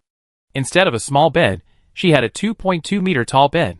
There was also a walk-in closet, a dressing table, a desk, and cabinets. Even Xiaolun Nana and Wang Ba had their own rooms. The 3 of them were having a blast playing. Their room was like a petting zoo, with everything they needed. The bathroom had separate wet and dry areas and a large bathtub, so she could enjoy a comfortable bath alone. Luli strolled around with satisfaction, and went up to the 3rd floor. It was completely empty, and she couldn't live there, so she left it alone for now. There was even an elevator next to the stairs. It was only a few steps away, but who knew for whom it would be convenient. After touring the entire RV, Luli sat on the sofa, full of energy, ready to do some shopping. Now that the space was larger, to make the first floor look less empty, Luli bought 2 more sofas, for a total of 5 sofas, forming a circle. She also relocated the dining table, placing it between the kitchen and the sofas. She also bought 2 cabinets to separate the dining table from the sofas, and a coffee table to place in the middle of the circle of sofas. Luli didn't have much of an aesthetic sense for this, but after looking around, she felt it was perfect and clapped her hands in satisfaction. It was done. Luomu had already gone to the kitchen to tinker with it, quickly cooking a bowl of tomato and egg noodles and bringing it out. He was slightly shocked. It only took a few minutes. The living room had changed dramatically. But he still quickly delivered the noodles to Luli. "Eat quickly, Boss Lu. You fell asleep while eating hot pot yesterday, so you must be starving." She was indeed starving, and having just upgraded, she felt a sense of emptiness. She unceremoniously picked it up and ate it. Shinbing was also hungry. She went to the kitchen to get herself a bowl, and helped Luomu get one as well. The 3 of them squatted at the coffee table, slurping down the noodles. It was almost 7 o'clock, and while they were eating, Chu Lixing and the others arrived. "Didn't you say Boss Lu should send a message in the group chat if there was anything?" Chu Lixing was puzzled, and the word "you kid" almost came out. Shinbing and Luomu looked up, bewildered, and said in unison, I forgot, haha." Luomu continued, "There's noodles in the pot, go eat." Chu Lixing and the others breathed a sigh of relief, seeing that Luli was fine and had a good appetite. They went to the kitchen to get some noodles. Halfway there, Zhongxia slowly said, "Has the RV changed?" Sheng Xian nudged him lightly.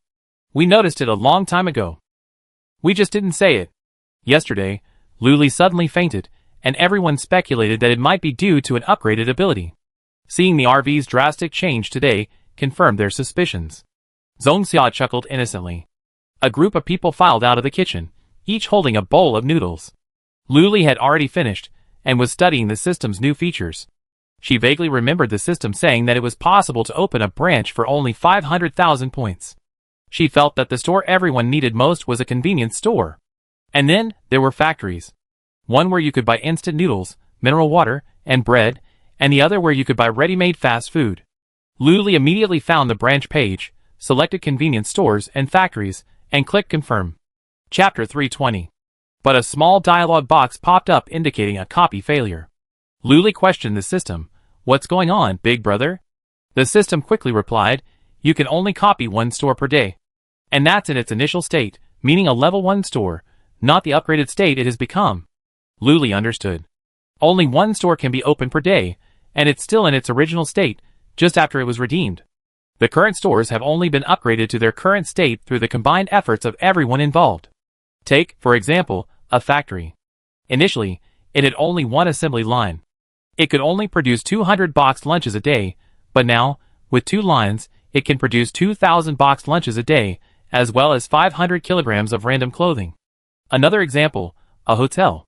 Initially, it had only 20 rooms, but now spans 4 floors. For example, a bathhouse initially had only men's and women's bathing areas, but later expanded to the 2nd floor, adding many more areas and functions. She grasped the key point. So, can the clone store be upgraded? Yes, the upgrade process is the same.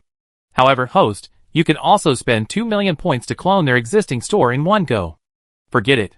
I'm broke now. I just spent 5 million points on the upgrade, and now I only have 5 million left. I still have to deal with emergencies, and I can't ruin them all at once. The initial state is more than enough. She had no choice but to choose the clone convenience store, placing it next to the original one. One was 2-story, the other one flat, but the exterior looked almost identical, and the interior layout was similar. The only difference was the size. Dadong, who was looking around while eating noodles, saw the original convenience store appear out of thin air and nearly choked. He couldn't stop coughing, but he still pointed outside. You ahem, look, ahem, Dadong said anxiously. Everyone looked in the direction of his finger, and saw 2 convenience stores, one taller and one shorter. Some had seen the original convenience store before, while others hadn't, but their mouths dropped open in amazement. Is this the new ability Luli gained after upgrading? It's so powerful. Luomu stuttered, Lu, boss Lu, what's going on? This is incredible. Luli shrugged and said calmly, that's it. Just like what you see, I created a replica convenience store. In fact, seeing their shocked expressions, I felt a little secretly pleased. Sister is just that awesome. Luomu couldn't wait to run down. Pushing open the convenience store door, a sense of familiarity washed over him. Familiar shelves, familiar merchandise. And the familiar cash register, even the lucky cat on it was exactly the same. It was like being back at a convenience store. No, this was actually a convenience store. Shenbing also walked in, eyes full of amazement, her admiration for Boss Lu rising to new heights. He could actually replicate the original convenience store. The two of them wandered around. Aside from the size, everything inside was identical to the original, even having a small, cozy feel. Inside the RV, Luli waved her hand nonchalantly. It's nothing. It's only 500,000 points. Zhong Xiao's eyes widened, silently wondering how many boxed lunches he would have to sell to earn 500,000 points, and vaguely hoping that Boss Lu would replicate his factory. But Boss Lu didn't move, only maintaining a faint smile. He seemed relieved. After touring convenience store number 2, Shenbing and Luomu returned, stunned. Luomu couldn't wait to exclaim, wow, Boss Lu, they're exactly the same, except for the size. Shenbing nodded silently. As a convenience store owner, he knew every detail. Now, seeing a replica convenience store, he was utterly shocked. Chu Lixing asked, Lu Li, can other stores be replicated? Or is there a limit? Lu Li said, only one per day. He was a little worried. It was still too few. If there were no limit, she could replicate them all in a day. Chu Lixing nodded. That's not bad. Take it slow, and everyone can live a good life. This statement echoed the others' thoughts. The influence of a single store is limited. If every city or base had a few of these stores, everyone would have no worries about food and drink, and only need to worry about how to kill zombies better and faster. He suspected that by then, there wouldn't be enough zombies to kill. This question was still too far off. When the apocalypse broke out, almost 70% of humanity would become zombies. Over the past decade, who knows how many more humans have been infected? The number of zombies is simply incalculable.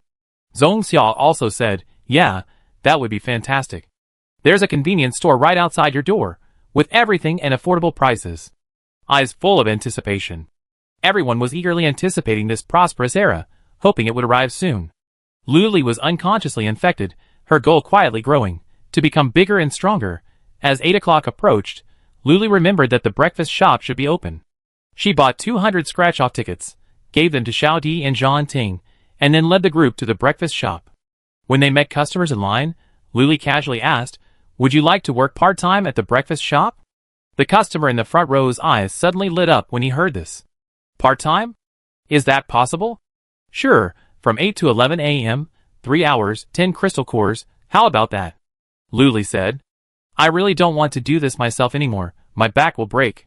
10 crystal cores convert to 1,000 points, enough to buy so many things. The customer eagerly agreed, "Sure, of course." A nearby customer asked, "Boss Lu, are you still hiring?" "I'd be a good fit, I'm a hard worker." Luli chuckled and pointed to a few people in the front row. "Payroll is paid daily, and there will be a replacement tomorrow.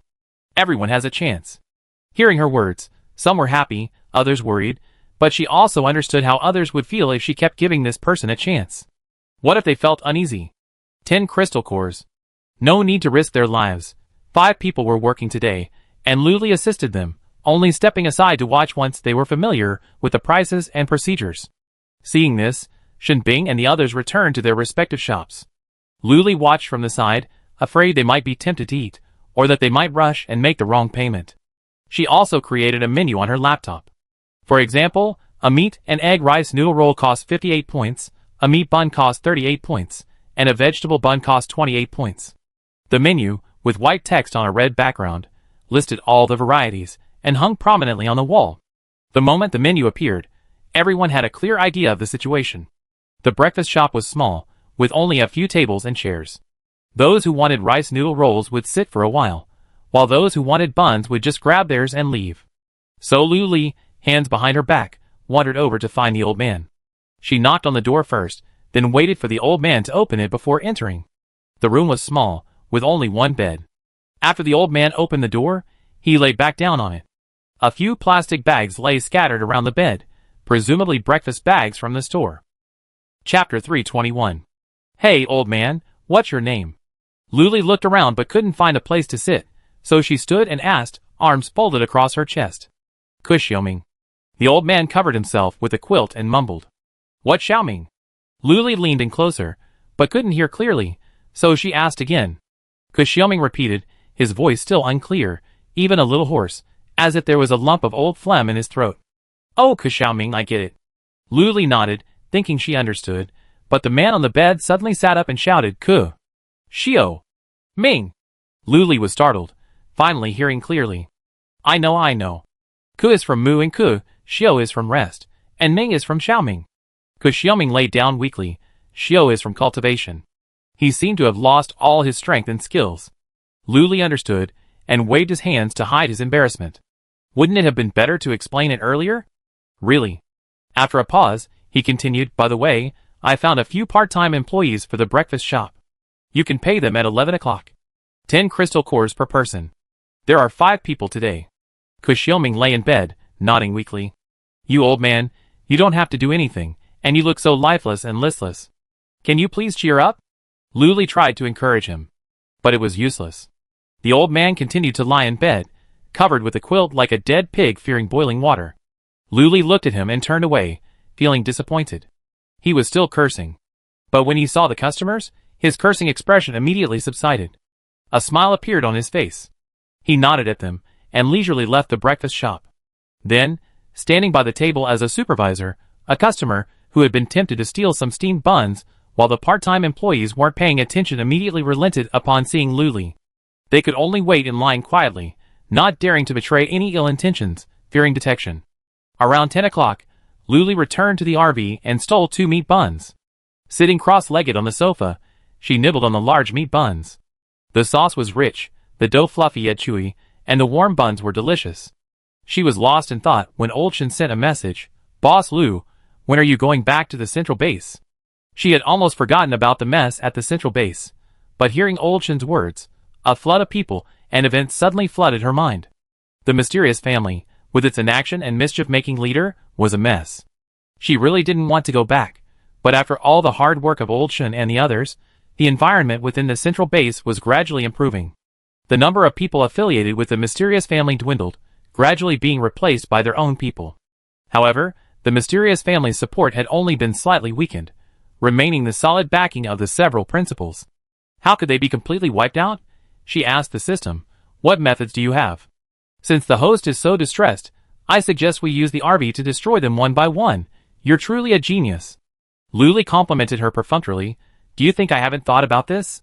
She stopped thinking about it. After finishing her bun and throwing the plastic bag into the trash, she rested her head on her hands and looked outside. The distant horizon was a blanket of yellow sand, and the early winter sun was soft and warm. It was so wonderful to be at Zhouzheng base, as if I had returned to the days when I first arrived in the apocalypse. Carefree, eating, drinking, and sleeping. She returned to Mr. Shen, but not so soon. She'd have a few more days to play.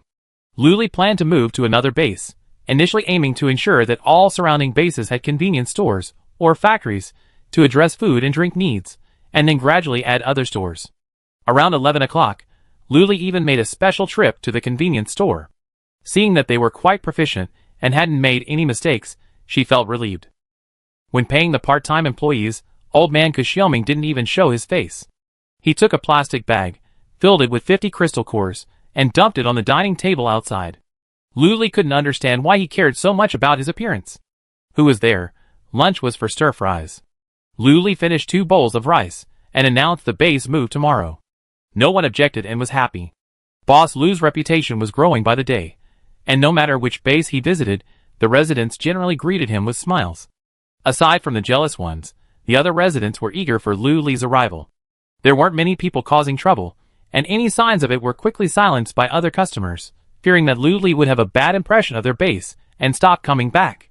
For example, right now, someone was yelling outside, "This is a fucking rubbish lottery shop. I scratched 5 tickets. Not a single one.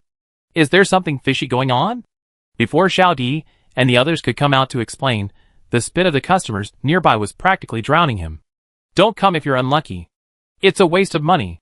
No one forced you to scratch. If you can't poop, blame the toilet. It's a consensual thing. What's there to rant about? Really? Stop swearing. Get out of here. It wouldn't be nice if Boss Lu heard you. The man only managed a few rants before being rushed out by the customers, both sides looking indignant. One was, "How can you blame the lottery shop if you're unlucky?" Another was, "Damn this lottery shop. Why can't I win a prize?"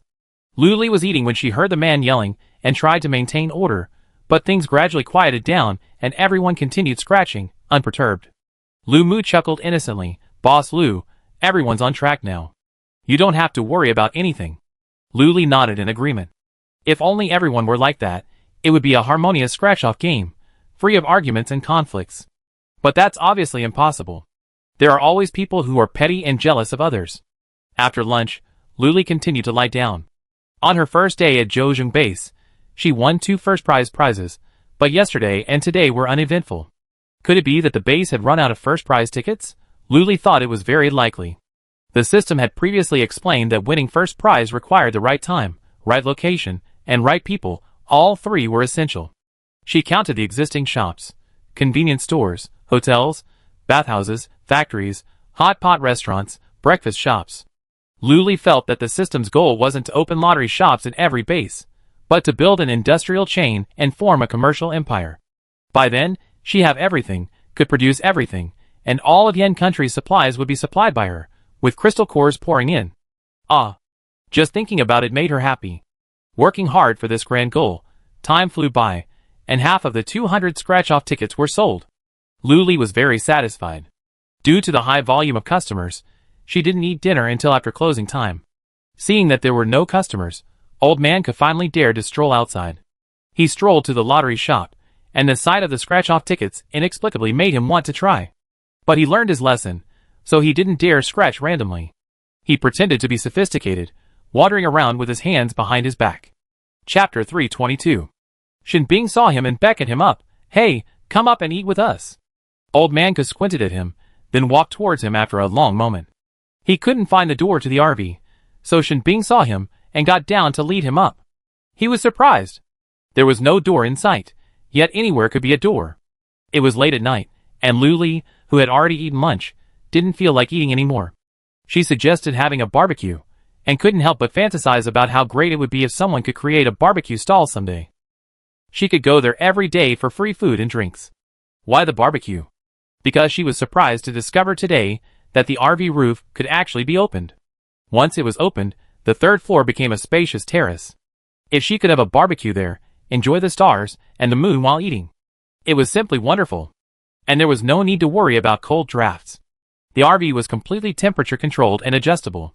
So, the group, armed with their barbecue grill, skewers, meat, vegetables, seasonings, tables, benches, and other tools, took the elevator to the third floor. Completely avoiding the second floor, and unable to see what it looked like, Luli realized the benefits of having an elevator. Old Man Ke, the last one to arrive, caught up. Luli, who was sitting on a small bench waiting for food, couldn't help but exclaim, "Wow, Xiaoming is finally coming out of retirement. My name is Ke Xiaoming, not Xiaoming." He emphasized again, his facial wrinkles deepening. Okay, Ke Xiaoming." Luli smiled, emphasizing the pronunciation of the three characters, and casually said, "Your name is quite nice." Ke Xiaoming's faint smile faded a little, his expression becoming less natural, but he quickly concealed it with a couple of laughs. Luli was perceptive, and had a vague suspicion, but she only smiled. Two barbecue grills were set up nearby. Luo Mu, Zhong Xia, and Wang Yang were working furiously, the smoke and fire obscuring the view. Soon, Wang Yang came over with a half-cooked skewer of meat and handed it to Luli, saying curtly, "Eat." Luli glanced at him with disdain, frowning and shaking her head. Just then, Luo Mu also came over with a handful of skewers, cheerfully handing them to her, saying with great joy, "Boss Lu, the first batch of skewers is for you." Wang Yang silently passed the skewers forward. Even Luo Mu, even the most insensitive, sensed something was amiss and followed suit. Their eyes met, and there was a faint, electric feeling. Luo Mu took the initiative. "Boss Lu, eat mine. Mine is grilled well. Look at the meat, the sheen, and the evenness of the cumin powder." He even complained about Wang Yang. "Look at what he's grilling. It's not cooked through, you can't eat it. You have diarrhea if you eat it." Wang Yang said stubbornly, "What do you know? This is what's delicious." "Who knows? Zombies usually eat meat raw, which is when it's most delicious. He's already put a lot of effort into grilling it half-cooked." Luli took the skewer from Luo Mu and Wang Yang. She smiled at them, and waved the skewer, which was barely loose. All right, I eat any meat." Luo Mu was easily appeased. He glanced at Wang Yang with disdain and skipped back to grilling. Luli carefully avoided Wang Yang's skewer, and pretended to casually take Luo Mu's. Who knew that Wang Yang would sit down on the small stool next to him, with his long legs bent, feeling a little suffocated and with nowhere to go. He propped his chin up with one hand and looked at her. "Eat quickly. It won't taste good if it gets cold." His eyes were fixed on the skewer he had grilled, and he insisted that Luli try it. Luli, it wasn't tasty anyway. But she didn't discourage him, simply saying, "I eat it later." Wang Yang nodded, feeling as if he understood, and reluctantly said, "Okay." After that, he didn't leave. He sat on the small stool, feeling frustrated, his chin propped up by his hands, staring blankly at the grill. Shenbing also came over with a skewer of chicken wings. "Here, try it. I grilled them." Lu Li's hands were almost full, and she looked up helplessly at Shenbing with a hint of meaning. Shenbing chuckled and placed the chicken wings on the plate in front of her. "Remember to eat them." Lu Li looked from the skewer in her hand to the nearly mountain of barbecued meat on the plate. She sighed helplessly. What should she do if she couldn't eat any more? Lu Xinru sat next to her, her mouth drooling with food, tears glistening faintly in her large eyes, her face brimming with happiness. "Lily, it's delicious. I never had such delicious barbecue in my life." Lu Xinru explained excitedly. "You're really hungry." Lu Li glanced at her. Even Wang Yang's barbecue had been eaten up. "Huh? I'm not hungry. It's really delicious." Lu Xinru shoveled food into her mouth, her words slurring. Lu Li smiled, then eat more. As she spoke, she moved the plate toward her. Shenbing sat across from the grill, looking at her through the hazy smoke. Seeing her move the plate toward Lu Xinru, it only contained the chicken wings he had just placed there. Shenbing's eyes darkened, and he quietly lowered his head, devouring the skewers with a tasteless taste. Lu Xinru finished her skewers and reached for the chicken wings on the plate, a smile crossing her face once again. "Lily, these chicken wings are delicious too."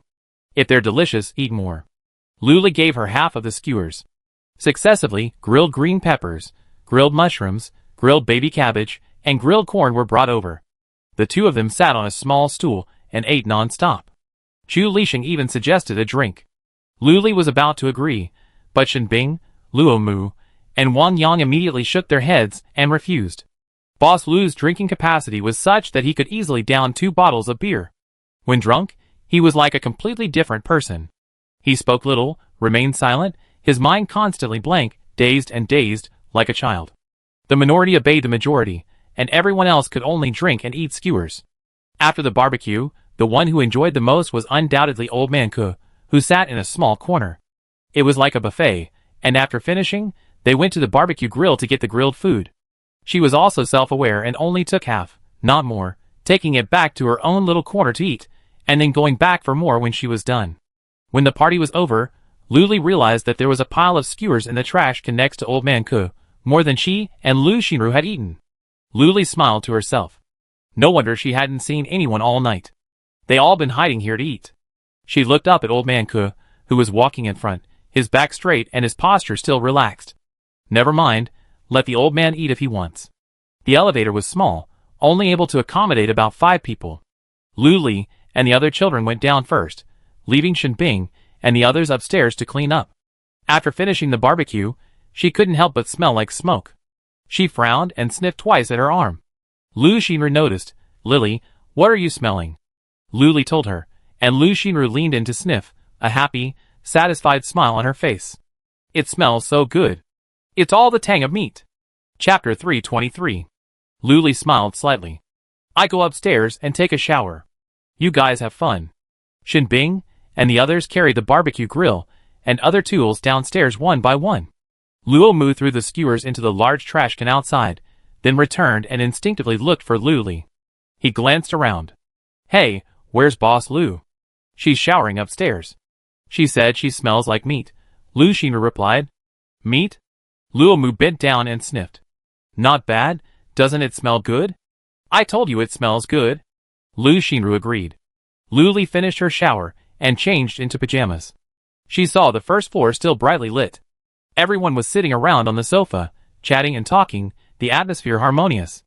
Among them were the elderly, children, zombies, and young people, yet they were all able to stay together so harmoniously, chatting, drinking, and eating barbecue. It was truly a rare sight. She stood on the stairs, watching the scene for a long moment, her heart swelled with a deep sense of contentment.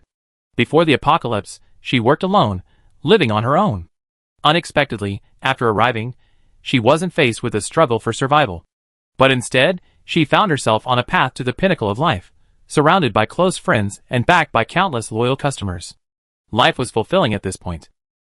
Luo Mu was talking animatedly when he caught sight of Boss Lu. He immediately stopped chattering and waved at her, a broad smile on his face, his blonde hair standing out in the crowd. Everyone glanced over, and seeing Boss Lu, their expressions softened. Luli skipped down the stairs, leaping 2 steps at a time, wondering, it's so late, why aren't you going back to bed? Her pajamas were covered in adorable little animals, making her look vibrant and colorful. She carried the faint scent of shower gel, and she drifted toward them like a flower fairy. Shenbing was close, and could only sense the scent drift by as colorful little animals floated past. We're going to another base tomorrow, aren't we? Why not skip sleep and wait here? Luo Mu said. Zhu Lixing realized it then, and glanced down at the clock. It was almost 1 o'clock. Spending time with this group, time flowed by like water, unnoticed. He yawned. Which base are we going to? Will we leave Kyoto? Luli opened the system's map, a very detailed map of Yin country, showing the exact location of each base, including Luoding City and Jichuan City. 6 5-pointed stars stood out against the blue and green tiles. Luo Mu leaned in, and saw they were the bases he visited before. Wow! Looking closer, he saw a 5-pointed star on the central base as well. Luli zoomed in on the Kyoto area, revealing 5 bases: Central Base, Funima Base, Jixing Base, Wanfei Base, and Rising Sun Base. Then let's go to Rising Sun Base first. It's closest to Funima Base. She shared this idea, and everyone nodded in agreement. Since they were opening a business wherever they went, the location didn't matter. Only Old Man Ke, who took a long time to react, realized. What? We're changing bases tomorrow? Not at Funema Base anymore? Today, Luli corrected him. It was already 1 in the morning. Old man could look devastated. Can I not go? I just want to stay at Funema Base. No. Luli forced a soft smile at him, then dropped it the next second, clearly a fake one. Old man could remain silent, his face sullen. Finally, he summoned a memory from the depths of his mind. It seemed as if Boss Lu had told him, at the breakfast shop, not to stray too far from the lottery shop. What would be the consequences if he insisted on staying away? He glanced at the men on the sofa, all in varying postures. A 10th level zombie, an 8th level psychic, a 6th and 7th level psychic, all standing in the pyramid of humans and zombies. Why were they still staying so obediently beside Luli? It's possible that life here was comfortable, with food, shelter, and no danger, but didn't they yearn for freedom? How could they stay here forever? Just for a bite? Mean, but it was indeed delicious. The barbecue, the steamed buns, the rice noodle rolls, the steamed buns, every one of them was irresistible. I understand. Seeing old man Ka fall silent, Luli snorted, All right, everyone, go back to sleep. We'd be there when you wake up. With that, she yawned. Seeing this, everyone had no choice but to get up and leave the RV. Old man Ka lingered, trailing behind. After everyone else had left, he met Luli's urging gaze and said, I absolutely won't show up. With that, he scurried off, his stride brisk, a man who looked anything but 60 or 70. Luli chuckled. This old man had a lot on his mind. She turned off the lights one by one, closed the 4 doors, and went upstairs to bed. Before bed, Luli searched for the Rising Sun base and set the RV on autopilot for 5 o'clock, so she could sleep peacefully. The RV slowly stopped outside the Rising Sun base. It was just past 7 o'clock, and Luli was still asleep, a faint smile on her lips, as if she were dreaming. The survivors at Zhoushan base had a premonition yesterday, but they still relied on luck. As soon as they left the base, they didn't see the magnificent and stunning 3-story RV. The sky suddenly fell. For the survivors at Central Base, the sky had already fallen twice. Every day, they went outside the base with great anticipation, hoping to see the familiar RV, and they also eagerly checked Boss Lu's news on their laptops. I thought she'd just go out and have fun, and be back soon. But Zhoushan base wasn't enough. They had to go to Rising Sun base. Fortunately, there were scratch-off machines, otherwise the sky would have completely fallen. Rising Sun base. Luli opened the curtains to welcome the first rays of sunlight. The first impression was better than Zhoushan base. There was no blanket of yellow sand, and in the distance, there were mostly mutant plants, lush and green despite early winter. Yet there was no hint of danger. Instead, there was an eerie, tranquil feeling. To someone like Luli, unfamiliar with mutant plants, the green hue might seem quite pleasing to the eye, but to Shinbing and the others, it signaled danger. Too many plants meant an attack at any moment. Defense was impossible. But thankfully, with Boss Lu, there was no need to worry. Every time she arrived at a new base, Luli would post a message, announcing, I'm here, come play. This time was no exception. The message went live promptly at 8 o'clock. Afterward, Luli shut down her computer and headed to the breakfast shop for a rice noodle roll, the kind with 2 eggs and meat. Just as she finished her rice noodle roll, a customer arrived in a hurry. Sweating and breathless, she circled the RV, finding no one inside. Turning back, she saw Luli sitting cross-legged inside the breakfast shop, drinking water. Her eyes lit up, and she hurried around the table. Your Boss Lu. Chapter 324. Luli swallowed the water in her mouth, put down her cup, and nodded in agreement, yes. Ah! The woman screamed a series of times, and excitedly grasped her hands. Luli, huh? She clicked on her laptop with one hand, as if sending a message to someone, her expression excited. Come on, everyone. It's the real Boss Lu. Luli nodded in agreement, yes, I'm the real Boss Lu. This sentence happened to be recorded by the woman in her voice message, and after it was sent, the chat page was instantly flooded with messages. The woman grasped Luli's hand tightly. Don't go, Boss Lu. Our people will be here soon. This sentence inexplicably gave Luli a sense of urgency, like don't move. The police will be here soon. She nodded solemnly. I won't leave, but you must let go of my hand first. Luli smiled at her. The woman smiled too, her chapped lips curved, and she said unconsciously, Boss Lu, you're so pretty. Thank you, thank you. How about breakfast? Luli, suddenly complimented, felt a little embarrassed and changed the subject. Breakfast? They sell breakfast here? What is it? The woman looked around excitedly. her eyes fixed on the huge red menu on the wall, a dense array of items followed by prices.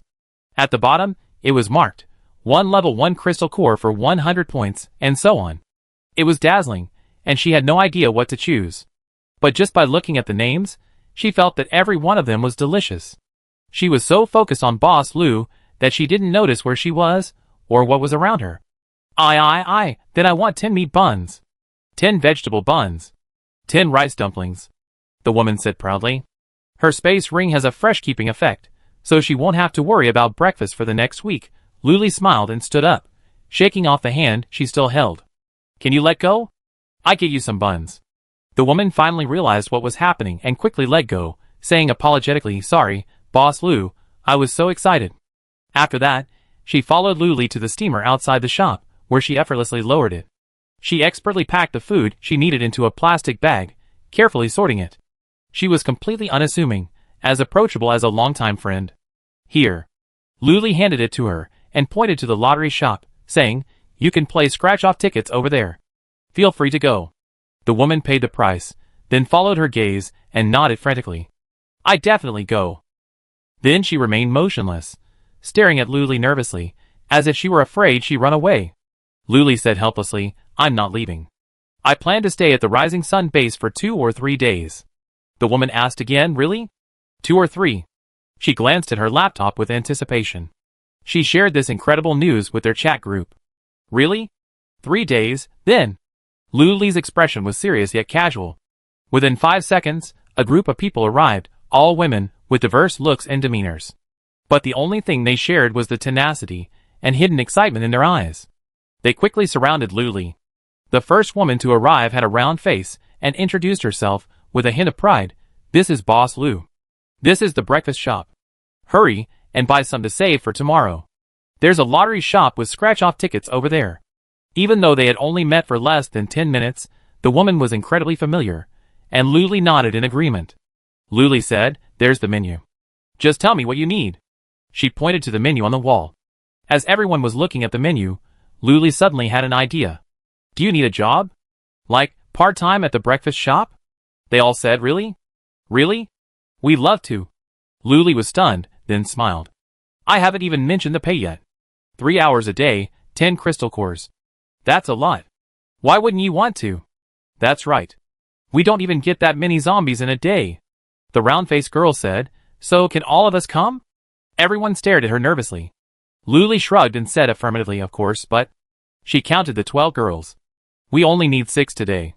The other 6 tomorrow, okay? Sure. Everyone naturally agreed, spontaneously nominating 6 people to work part-time for the day. Luli briefly explained the process. If they couldn't remember the prices, it didn't matter, the menu was right there at the back, ready for easy reference. Customers, having received the message, began arriving. Seeing the breakfast shop's cheap and delicious food, they couldn't resist buying in to try it. After trying it, they couldn't resist any more and lined up again, ready to buy more for lunch or dinner. Seeing that things were going smoothly, Luli turned and knocked on Old Man Ku's door. No one opened it for a long time, but Luli knew he was inside, so she helplessly called out, 6 employees today, remember to pay. A muffled "oh" came from inside. Luli shook her head and left. This old man was such a worry. Customers began arriving at the lottery shop, most of them having read guides and tutorials online. There was no need for Luli and the others to explain it again. They skillfully began selecting, paying, and scratching. If they won, they claimed their prize. If they didn't, they sighed. If they had a core, they kept scratching. Those who didn't have a core would go to the convenience store, and then buy a boxed lunch at the factory for lunch. The more they walked, the happier they became, and the more smiles they wore. They sighed along the way. Why didn't Boss Lou come to the Rising Sun base sooner? Why am I only now realizing there's such a magical place in the apocalypse? Why can't Boss Lou just take a planet and take us all away? Why can't Boss Lou stay at the Rising Sun base forever? I follow her forever. Luli even visited various hot pot restaurants. It's a beautiful name, but it's a way to understand the people's feelings. Seeing everyone having fun, shopping, and eating, she felt happy too.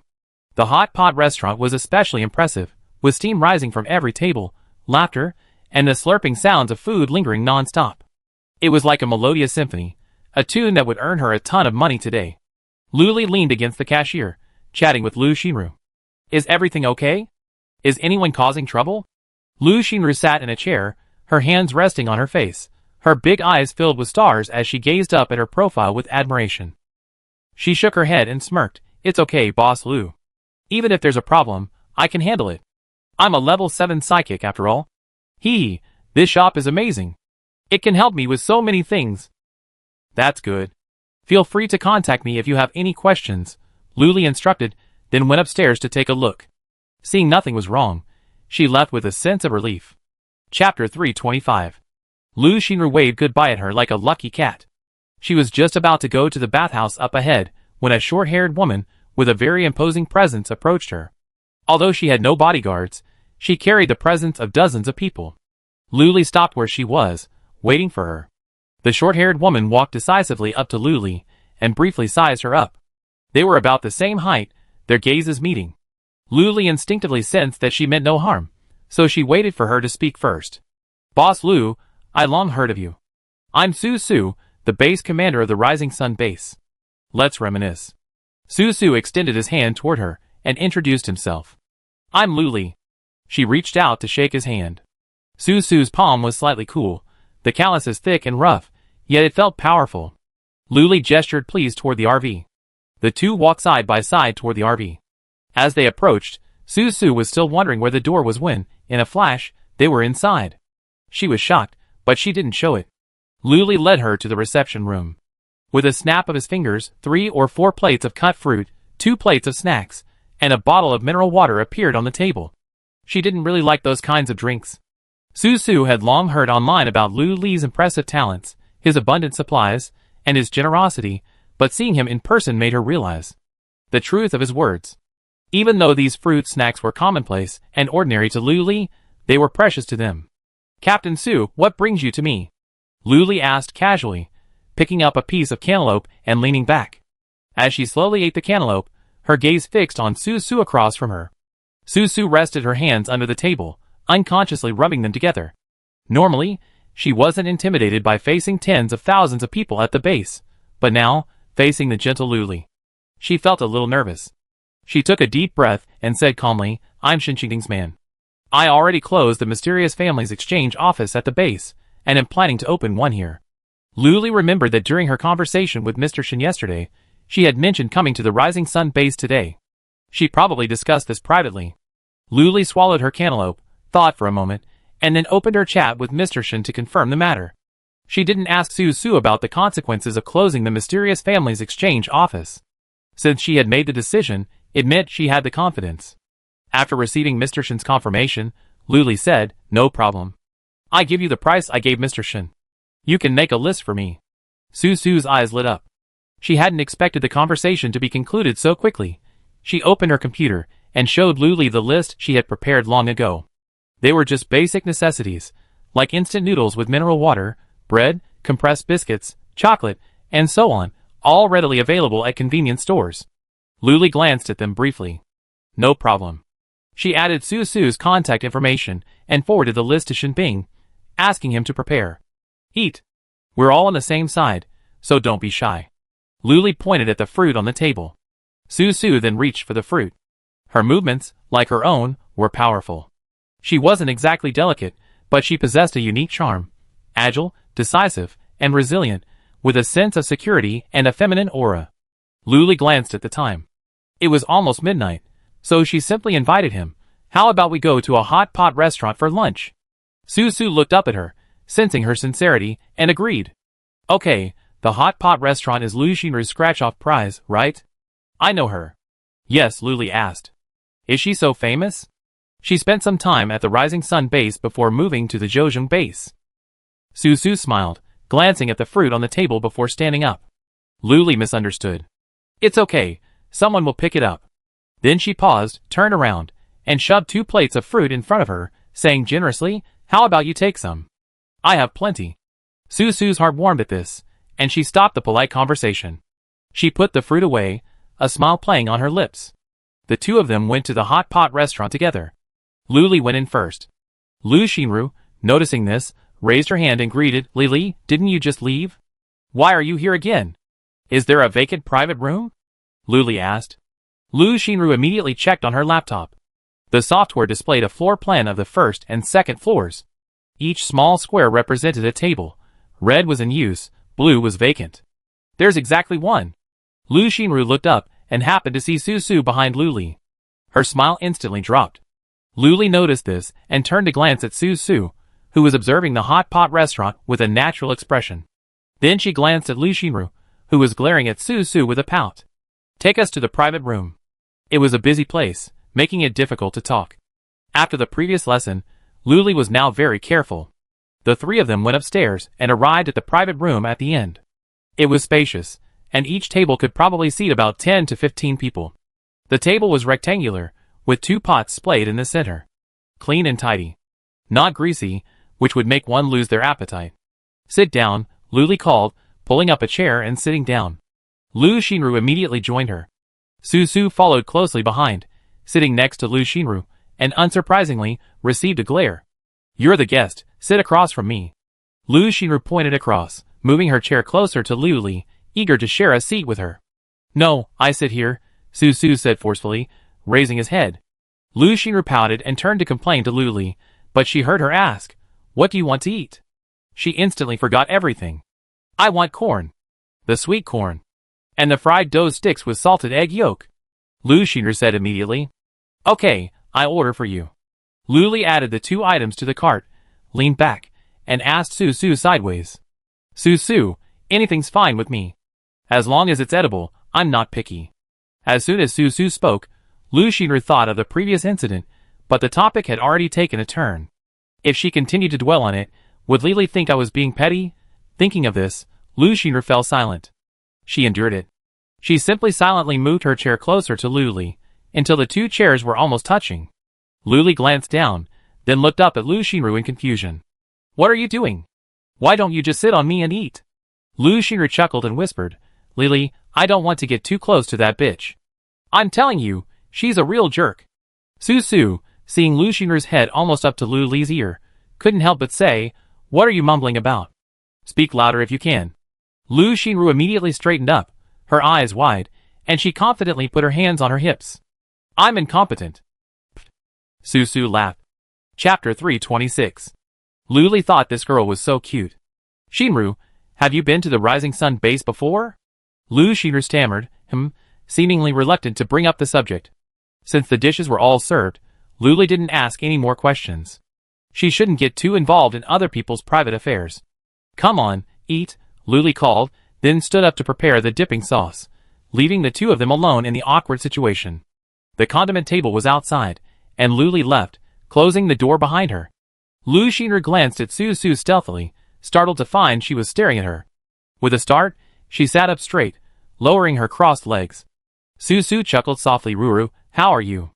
Lu Xinru raised her chin and straightened her body. I couldn't be better. This huge hot pot restaurant is mine. That's good, Su said gently, his guard down for once. She looked nothing like the woman with the air of aura she walked with when Luli first met her. Instead, she looked like an older sister relieved to see her younger sister doing well. At her tone, Lu Xinru's shoulders slumped. She pretended to be casual, asking, what about you? How are you doing lately? You look like you're not doing as well as I am. Humph! She snorted softly. Su's lips curved into a smile, his whole demeanor softening. He resignedly said, yes, I'm not doing as well as you. If you could come back? Impossible. Lu Xinru hurriedly denied, their eyes suddenly meeting. I can't go back to the Rising Sun base. I want to stay with Lili. Su's eyes flashed with sadness, and he stopped talking. He stood up and said, I'm going to make the dipping sauce. As Su left, Lu Xinru's grape-like eyes suddenly darkened, and she wondered if she had said something too harsh. She shook her head, not wanting to dwell on it. Just then, Luli pushed the door open and asked, where's Su? I'm going to make the dipping sauce. I'm going too. Lu Xinru realized what was happening and hurried out. Luli shook her head helplessly, then took a bowl of dipping sauce and a plate of fruit and sat down. She quietly moved Lu Xinru's chair a little further away and Su's closer.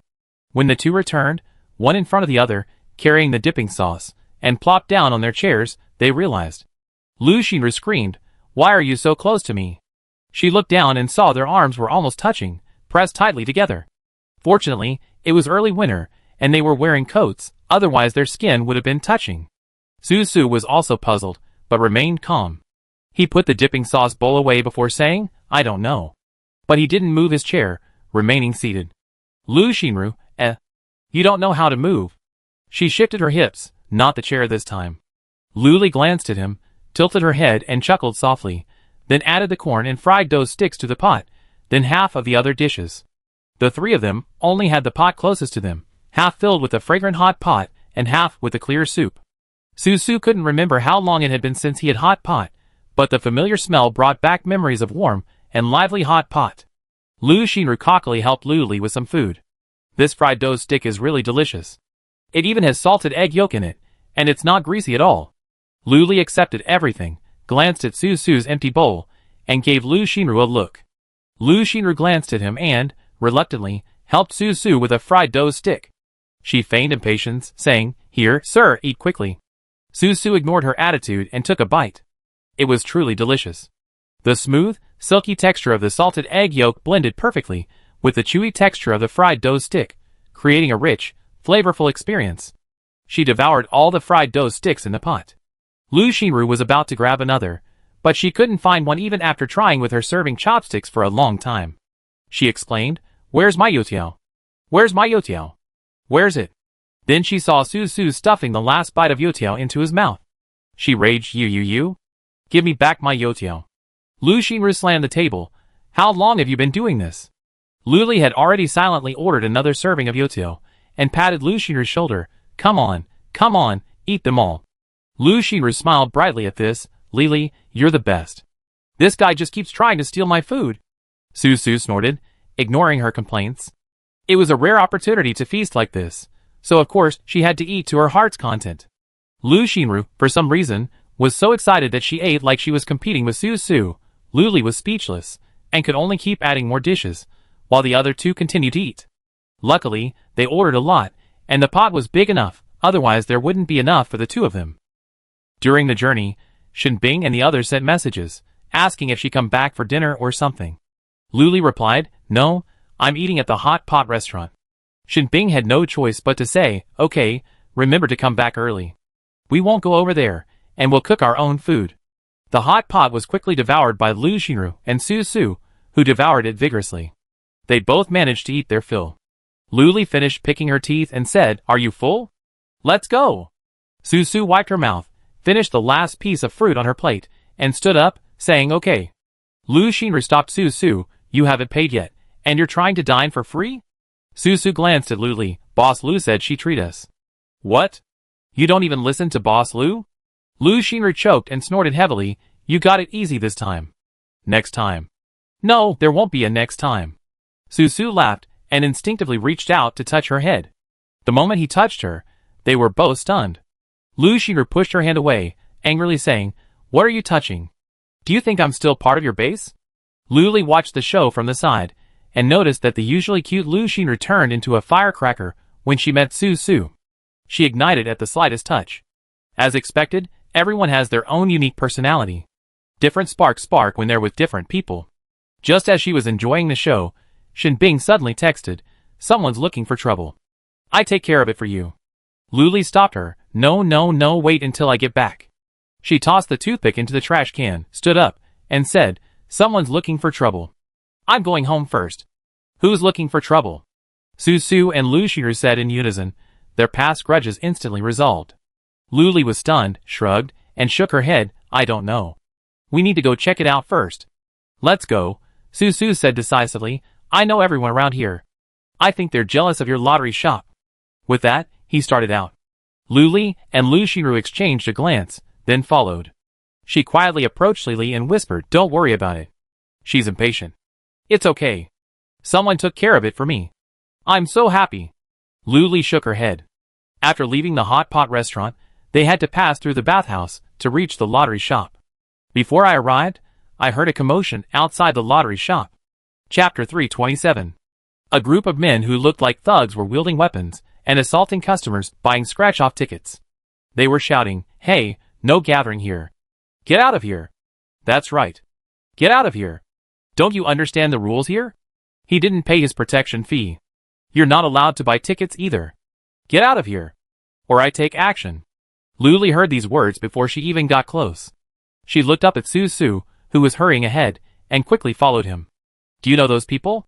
Su said with disgust. I know them. They're the biggest gang outside of the Rising Sun base. They love to rob people inside, burning, killing, and looting, committing all sorts of atrocities. I sent out guards many times to eliminate them, but they're just like shit. As long as people exist, there's shit. There's always more shit to be done. Luli knew from these words that Su hated them deeply. Lu Xinru also said, I know him too. Their boss was defeated by me. Asundra, pleading expression, her big eyes twinkling as she stared at you. Remarkable. Luli pinched her cheek and praised. Lu Xinru chuckled, then looked up at Su's dark gaze. She snorted and turned her head away.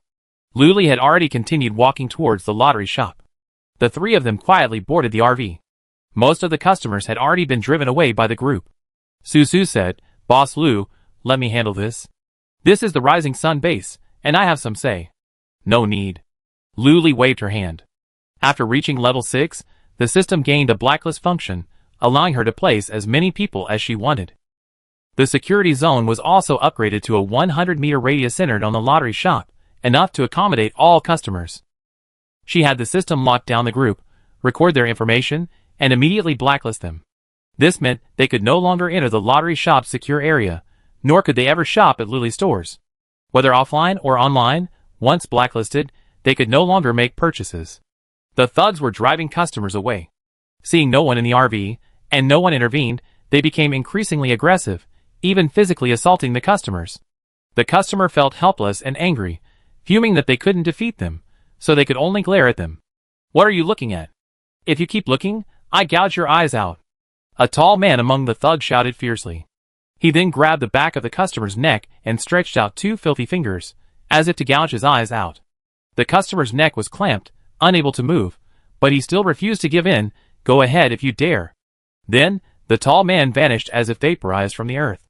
The customer, relieved, looked around nervously. Yet, he didn't notice the man from earlier. He was even surprised to discover that the gang had all disappeared. Where had they gone? Or had Boss Lu taken action? I heard Boss Lu was incredibly powerful, but this was too much. Could he have instantly reduced dozens of people to ashes? That's right. Without such strength, how could he open a lottery shop in the apocalypse? Suddenly, he caught sight of a group of people a few dozen meters away, anxiously slapping the air. Their faces were twisted and grim, and they were shouting something, but it was too far away to make out clearly. He took a few steps forward, gaining a clearer view. He could vaguely see the man who had tried to gouge his eyes out. He was furiously slapping the air, punching and kicking. But they couldn't move forward. It's Boss Lu. We're saved.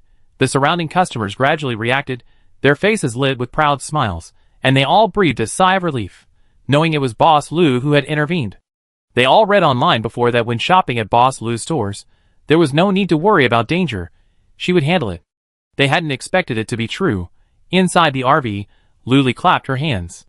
That's it, isn't it? Su stared at the group and suddenly felt this was a good opportunity. He immediately summoned the nearest guards, telling them to go around and eliminate the gang from behind.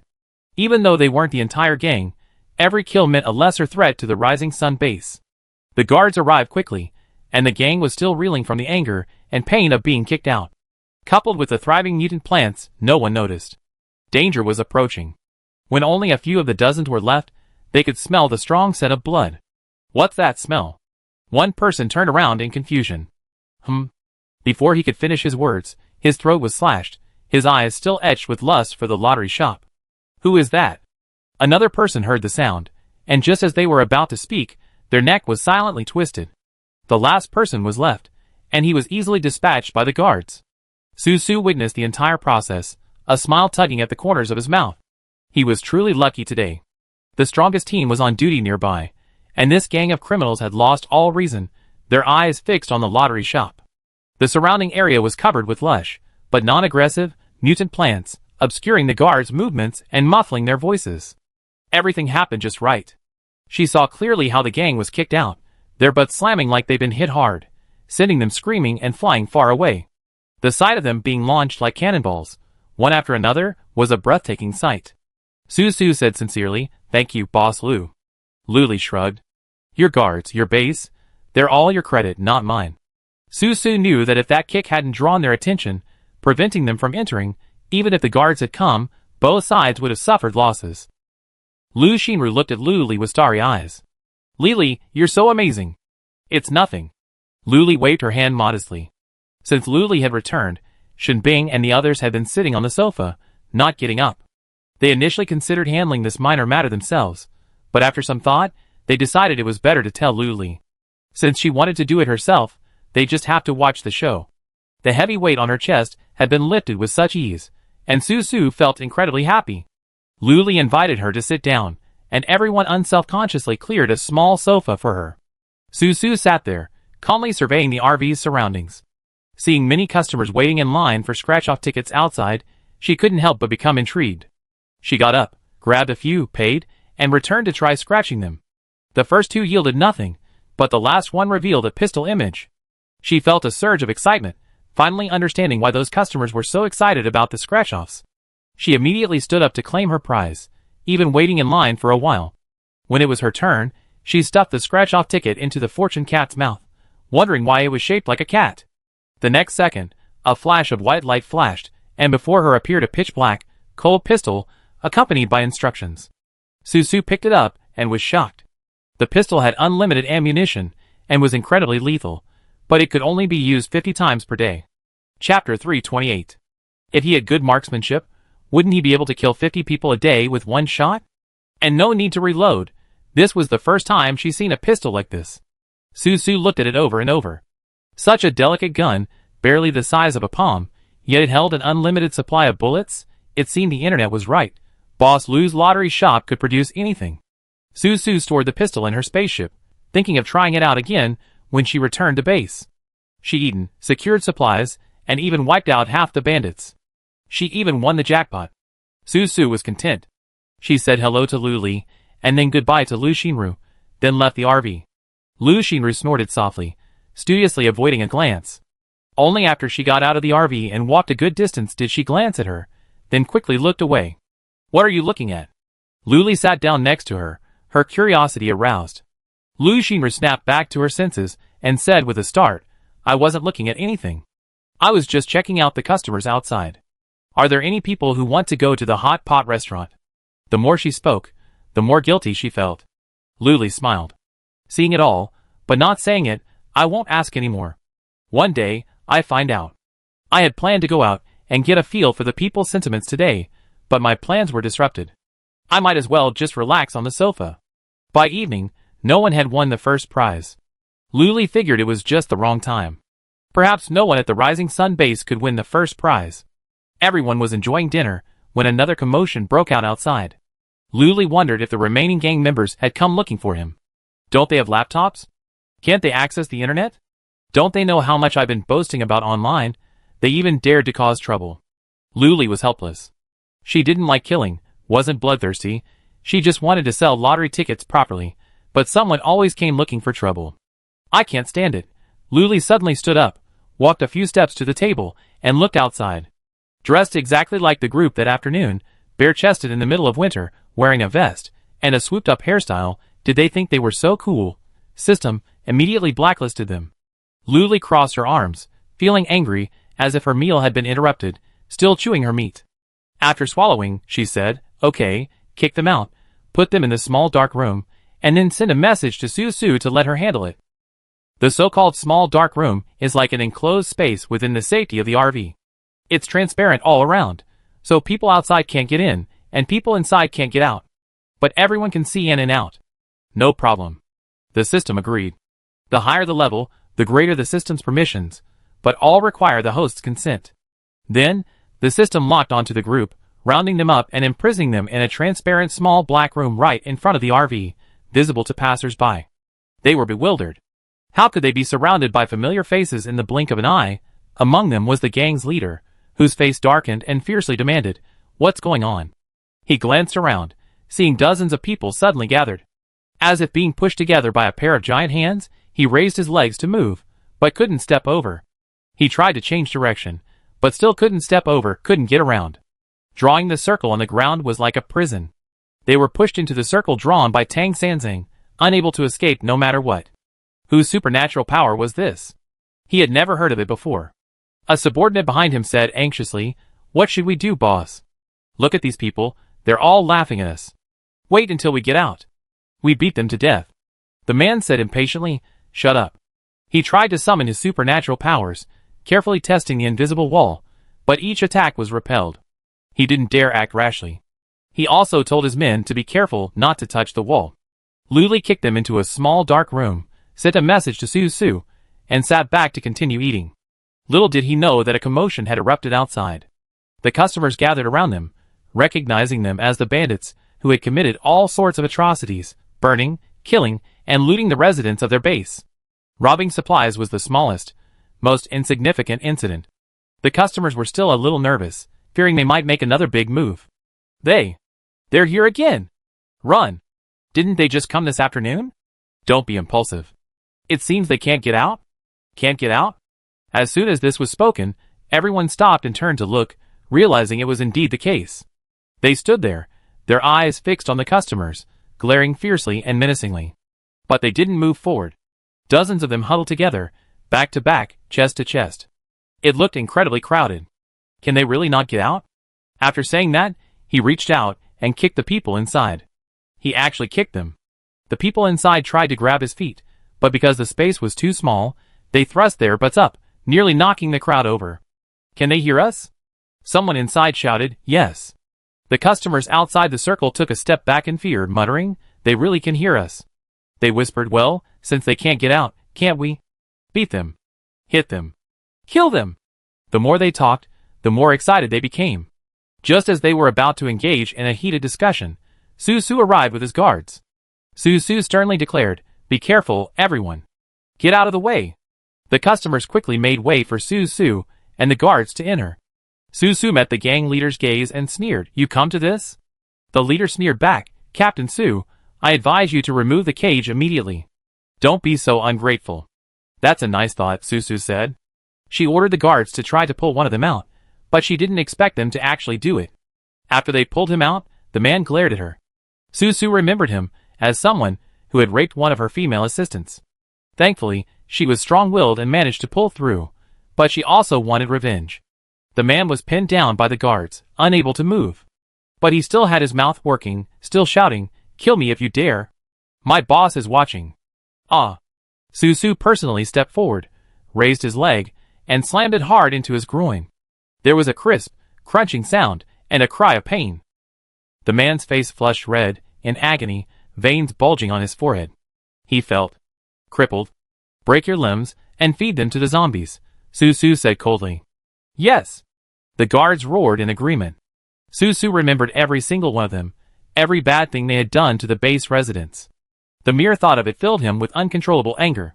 Inside the RV, Luli and the others had finished their meal, and were hunched over the table, watching the show. Looking around, all they could see were there but sticking out. Pert and upturned. Lu Xinru muttered quietly, this woman is still so cruel after all this time, but these people deserve it. They're all bastards. Luli moved closer to her. What are you mumbling about? Chapter 329. Nothing, I just hate the group of people. They always bully the base residents. Now that Su has caught them, they're going to have a hard time. Lu Xinru said bitterly. As soon as she finished speaking, another scream was heard outside. A man's wrist was broken by Su stomping. Lu Xinru remembered him, and secretly told Luli, this guy is even more disgusting. He used to be a guard and even tried to make a move on Su, but he was later kicked out of the base. Another scream was heard as Su broke the man's leg with a stick. Lu Xinru explained, this guy is also a disgusting person. Back then, Luli listened with rapt attention, the screen in front of her and the explanation to her side, as if she were watching a play. Luomu had already quietly moved to Lu Xinru's side. Originally, the small dark room was sealed. Although it was transparent, it was impossible to enter or exit. It was Luli who gave Su the authority to pull people out one by one. The people inside, their eyes red with rage, watched their brothers being treated this way. They punched and kicked the wall, hurling curses, but there was nothing they could do. They could only watch. Luli felt no burden at all about their deaths. Evil would be punished. The screams of agony ignited the excitement of the surrounding customers, all residents of the Rising Sun base, who had all been bullied by this group. Some even offered to help Su transport the bodies, feeding them to the zombies or mutant plants and animals. Su declined their offer, leaving the guards to do the job. Dozens of people were quickly slaughtered, and only a few remained. Su deliberately left the eldest brother to die last, allowing him to witness his brother's deaths one by one, in different ways. The screams and pleas for mercy constantly assaulted the man's mind, nearly bringing him to a breaking point. But his words, though unintentionally, were stubborn and defiant. Su, you're ungrateful. You be damned. If you dare, kill us all. That's exactly what I meant. Su's voice was cold, her eyes fierce and filled with hatred. She personally pulled the man out, and pulled out the pistol she had just acquired. Bang!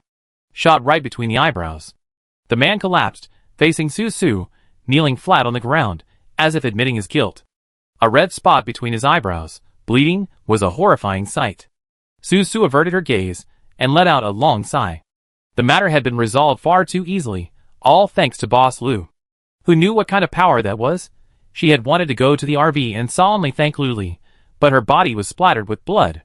She decided to return to the base first, and the guards followed in a mighty procession. The customers, still caught up in the excitement of the bandits' complete annihilation, remained in their trance for a long time. Until someone erupted in curses, these guys deserved to die. This death was such a relief. Thank goodness the base commander is here, otherwise these guys would have gotten so arrogant. Great. They're already in high spirits now. It seems like Boss Lu was the one who locked them all in, and then the base commander showed up.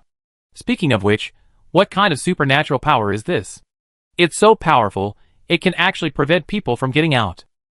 Not only can they not get out, but their attacks are also ineffective.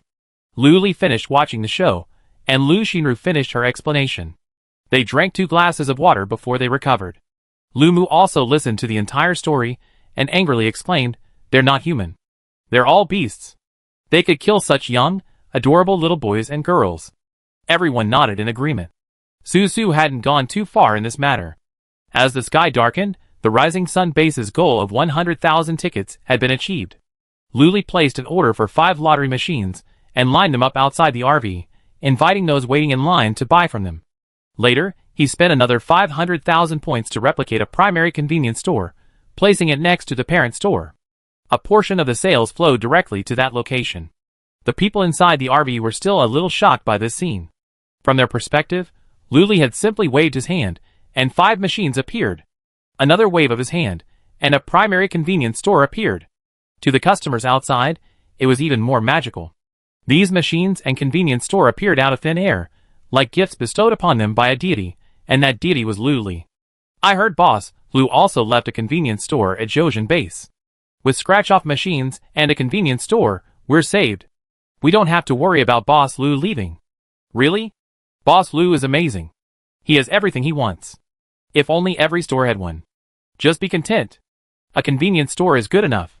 So many bases want it but don't have one. I'm just thinking about it. Seriously, you're not allowing others to daydream? Luli planned to stay at Rising Sun base for 2 more days, so she could replicate a factory, a hot pot restaurant, or a bathhouse. How about a vote? After all, it would be open to residents of Rising Sun base and its surrounding areas. She immediately launched a vote on the human social area, limited to Rising Sun base survivors.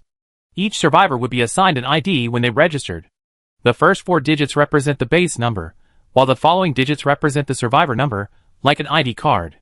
For example, the central base's number is 0001.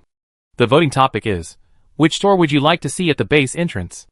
The voting options are, factory, can produce 200 fast food meals daily, bathhouse, can make you forget your worries, hot pot restaurant, can eat your fill, hotel, the warmth of home, breakfast shop, will welcome you to a wonderful day.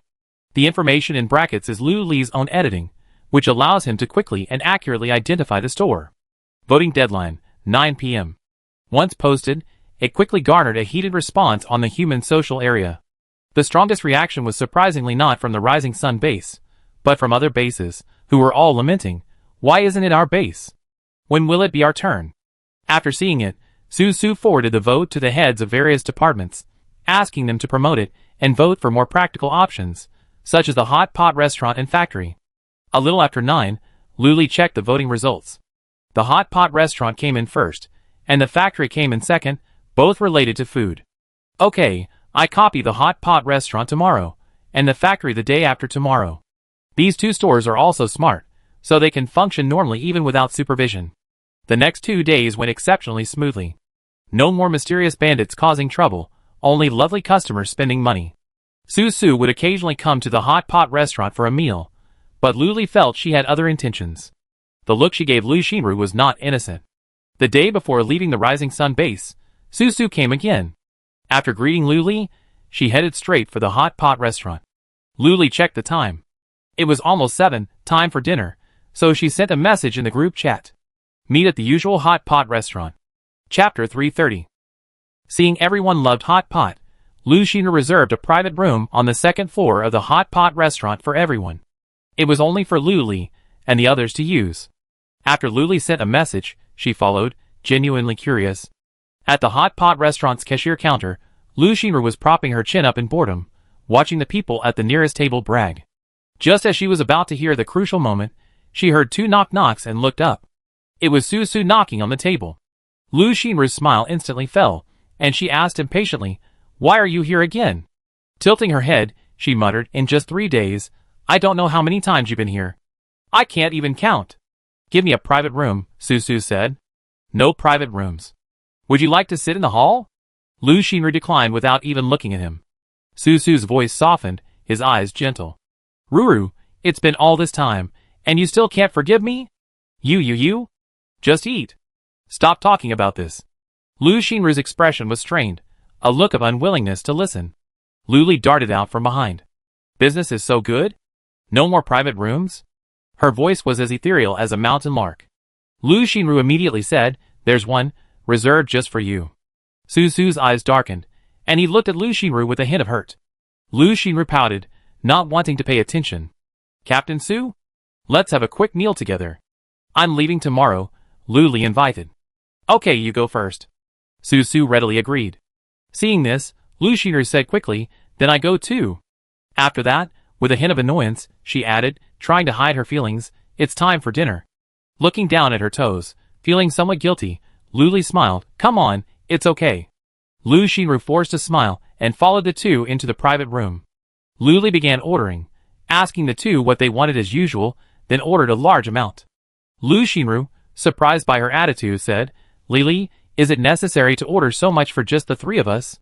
"Of course, I'm not being stingy, I'm just afraid of wasting." "The 3 of us?" Luli raised an eyebrow and glanced towards the door. The 2 of them followed suit. The next moment, the door opened, and Xinbing and the others filed in, greeting the 3 of them familiarly. After everyone was seated, Luli suggested, "Would you like some drinks?" After all, truth comes out when drunk, and with Lu Xinru and Su acting so awkward, it's unclear when they'd be able to come to terms. Okay. We're leaving tomorrow anyway." Luo Mu became excited at the mention of drinking. Xinbing couldn't help but think back to a drunken Luli. Should I agree? But it seemed there was no point in disagreeing. Sure enough, beer and baijiu were served. Su waved his hand, declining. "I have things to attend to tonight, so I won't drink with you. But you can still eat." Luli also waved his hand, declining. "No, everyone at this table, except the children, drink." Lu Xinru grimaced. "I can't drink." "Great, you can't." Luli mentally made a gesture. In just 3 days, Su had been to the hot pot restaurant at least 10 times. Did he really love it that much? She didn't believe it. Besides, every time the 2 of them met, the atmosphere was off, as if there was some long-buried rift. She didn't want to point it out directly, but seeing their awkwardness, she felt uncomfortable too. They clearly both cared about each other. But their words had a way of being sarcastic. No, it was too easy to miss each other that way, and she wouldn't allow that. Thinking of this, Luli stood up and poured Su a full glass, then filled one for Lu Xinru as well. The 2 sat together, and Su whispered, "Can you handle it? If not, then..." "Who said I can't? I drink it right now, just to show you." Lu Xinru was displeased when she heard that. She immediately picked up the glass, frowned, and gulped it down. After finishing, she cursed, "It's so bitter, so hard to drink. Who on earth would want to drink this?" She moved so quickly that Su couldn't stop her. He sighed silently and emptied his glass. As they talked, the pot had already boiled, and someone was unknowingly adding food. Someone spontaneously went to the condiment counter and brought back a few plates of fruit, spreading them out on the table so everyone could get a piece. Luli also spontaneously prepared a dipping sauce for herself, carefully observing the two people beside her. "Come on, drink," Luli greeted, raising her glass to clink with Lu Xinru. Lu Xinru, unwilling to refuse, wrinkled her nose and drank. Su frowned at Luli. "What's wrong with Boss Lu? He's usually such a tactful person." Shinbing was also looking at Luli, then shifted his gaze to the two women to her right. Was this dinner party all about them? Unable to fathom Luli's thoughts, he could only eat and drink in silence. When he looked up again, Luli had several empty bottles at her side. Luli, Lu Xinru, and Su's glasses were overflowing. Never minding anything, Shinbing lowered his head and continued eating, listening to Luli's occasional calls. Wang Yang, Chu Lixing, and Luo Mu all loved to drink, and the three of them drank enthusiastically. Zhong Xia and Sheng Xian didn't like to drink and were relatively silent, chatting quietly from time to time. The rest of the time they just picked up the food, ate, and occasionally drank. Luli looked like she was going to get herself, Lu Xinru, and Su drunk, which frightened Shinbing. He had to stay sober. After 3 rounds of drinks, and a splash of water at the bottom of the pot, Lu Xinru was successfully drunk, her cheeks flushed. She muttered, "Lili, why are there 4 pots? That's not right." She stood up and tried to pry at the pots that appeared before her. She waved her hand, but only felt air. "Huh? Where's the pot?" she said, slumping over the table and reaching for the actual pot. The pot was scalding hot. Su, frightened, quickly grabbed her waist and carried her away. Lu Xinru struggled forward, and Su backed away. She was incredibly strong, her arms and legs flailing forward, yet Su wasn't affected at all. My fault. My fault. Don't go!" Lu Xinru yelled. Su placed her on the ground, but she couldn't even stand and slid straight down. She scooped her up into her arms, holding her steady with both hands, making her feel strangely out of place. "Rura?" Su whispered, "Wake up. I take you back to bed?" This girl's alcohol tolerance was as poor as ever. Back then, she'd been down after just 1 drink, and when she got drunk, she was unbearable. Lu Xinru pushed her away. "Who are you? I'm not going back to bed with you. I'm going to find Su." The voice grew lower as she continued. Su froze, wondering if there was something wrong with his ears. What had she just said? She was going to find him. Seeing her lose her footing and about to fall, Su quickly grabbed her wrist. Su held her and gently brought her to his side. "What did you say just now?" Chapter 331. Lu Xinru frowned, staggering. "What are you talking about?" "I didn't say anything." His eyes were cloudy, his head was fuzzy. Perhaps influenced by Lu Xinru, Luli, usually silent when drunk, began behaving strangely. He inexplicably stood up and began to stagger around in Tai Chi, even pulling Lu Xinru along. "Come on! Let's exercise!" Luli shouted. The two stood face to face, their eyes locked. As if their brainwaves were connected, they simultaneously squatted and assumed a horse stance. Their hands, which had been hanging at their sides, floated upwards. Luli's performance was fairly standard, and Lu Xinru copied her exactly, leaving everyone stunned. "Why are you practicing Tai Chi when you're not supposed to?" Su tried to pull Lu Xinru, but was pushed away. He confidently said, "Go away. I want to learn Tai Chi." Luli also shouted, "Come on, come with us. Tai Chi." He was full of energy. Shinbing and the others, He knew it wouldn't do any good if Luli got drunk. He gave Su a look, and they both tried to pull Lu Xinru and Luli away, but they were both pushed back, too afraid to resort to brute force. Luli squinted at Shinbing. "Come on, Tai Chi." She was about to pull him along, but Shinbing dodged. Luli's cheeks flushed, her eyes blurry, and she put her hands on her hips and angrily said, "Why are you hiding? Stand right here." She pointed to a spot, and Shinbing had no choice but to comply and stand where she indicated. "That's right." Luli rubbed her chin, glancing at Zhong Xia, who was closest to her. She staggered towards him and grabbed him. Luli said with a smile, "Come too." Her smile was bright, her eyes slightly curved, and her whole body was warm and flushed, like a peach. Zhong Xia couldn't resist Luli like this, and obediently let her pull him over, letting him stand next to Shinbing. Then, one by one, she pulled them over and made them stand in a row. They were clearly wobbling and their steps weren't straight, but they didn't fall. Luli stood in front of the group and said with a thick tongue, "Come, learn from me." The scene was eerie. A group of people practicing Tai Chi in a room thick with the smell of hot pot, all clumsy and awkward, like clumsy penguins. Wang Yan couldn't stand it anymore, feeling foolish, and chose to stand still. He was caught red-handed by disciplinary committee member Lu Xiru, who immediately complained to him. Lily hiccup. He's not listening. He doesn't do Tai Chi. Let me see who it is. Luli lost her footing and nearly tripped over herself, causing Shenbing to shudder. Frowning, she turned around. Her eyes locked with Wang Yang. You're not listening, are you? Hurry up and get moving. Wang Yang clasped his hands on his hips, but there was nothing he could do. Luo Mu chuckled beside him. Hurry up, Sang. Don't mess with Boss Lu. He then whispered, just get her over with, or this will just keep going. Wang Yang had no choice but to move a leg to the side, squatting down into a horse stance with his legs about shoulder width apart. I'd be listening, okay? Luli nodded in agreement. That's about right. She then turned around and stood in front, demonstrating Tai Chi. The movements were a bit unsteady, and her drunkenness made them even more hilarious. Everyone followed, stifling laughter. After finally getting through this part, Luli felt dizzy and nearly collapsed. She slumped down in a chair and waved her hand. All right, dismiss. Her tongue swirled, her words slurring. Everyone knew the struggle was finally over, and they all sat back down exhausted. Shenbing approached, squatted down, and asked, going back to sleep? After the Tai Chi session, Luli fell silent again, propping her head up and nodding drowsily, going to sleep. Everyone, except Lu Xinru, breathed a sigh of relief. Su Su went to talk to Lu Xinru, and after some coaxing, she finally agreed to follow her. They knew who she was. Luli insisted on walking alone, so the others could only vaguely protect her. Lu Xinru, supported by Su Su, leaned against her like a boneless chicken foot. Luli had only drunk 2 bottles, but she had already reached her limit. Shenbing made a note to avoid alcohol as much as possible from now on. Even if she did drink, she had to limit her intake. Otherwise, she'd get drunk every time. How bad for her health.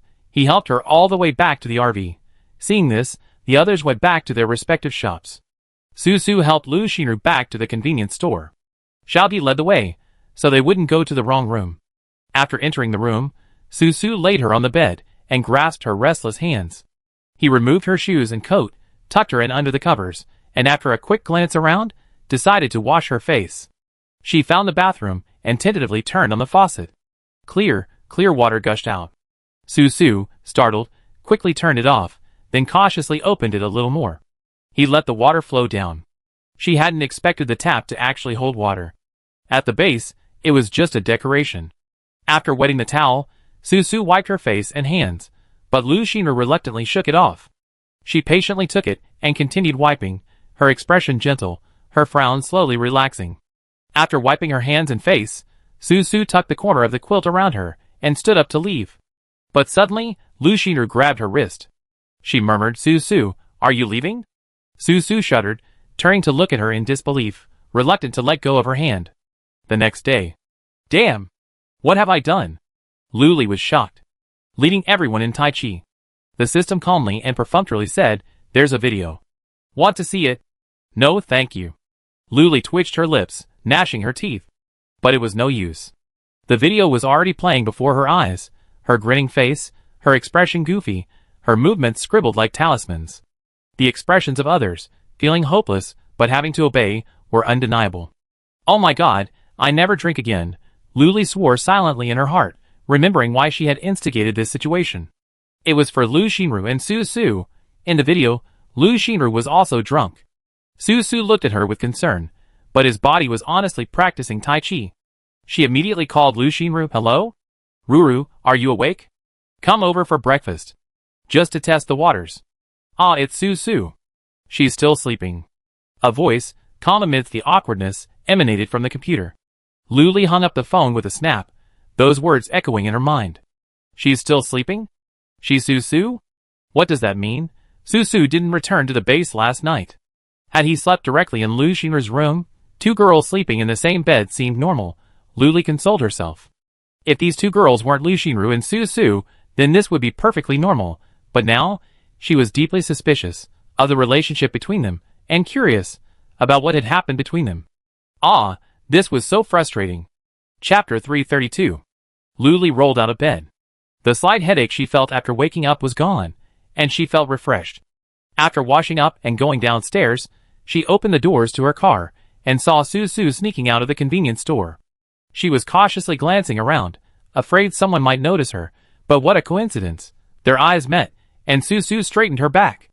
Luli smiled brightly, even with a hint of gossip. She greeted her, "Hi, Commander Su. What a coincidence. Up so early. Didn't you go back to base last night?" She spoke naturally, as if catching up with an old acquaintance, though they had only known each other for 3 days. Su clenched a fist, placed it against her lips, and coughed twice to mask her embarrassment. "Well, Ruru was drunk last night, and I was taking care of her." "Oh, taking care of her. Thank you, Commander Su. I was drunk last night too, so I didn't pay her any attention," Luli said with a smile. There was a hint of ambiguity in her eyes, and as she fell on Su, she felt completely penetrated. She coughed twice again to mask her slight panic, then said calmly, "Then, Boss Lu, I be leaving first." Luli waved goodbye. "We're heading to the Jixing base today." Su knew this, but she still turned to confirm, "Are all the shops going together?" "Yes." "So, it'd be hard for you to see your Ruru again." Luli blinked at her. Su frowned, but still said nothing and turned away. "Did things go badly last night?" Luli pondered for less than a minute before Su fell back. Her expression was serious, her gaze sincere and solemn. "Boss Lu, I have something to tell you about." "Lu Xinru." Luli raised her eyebrows, a small, as expected expression on her face, and cheerfully invited, come on, come up." The two sat on the sofa, Luli looking at Su eagerly, waiting for her to speak.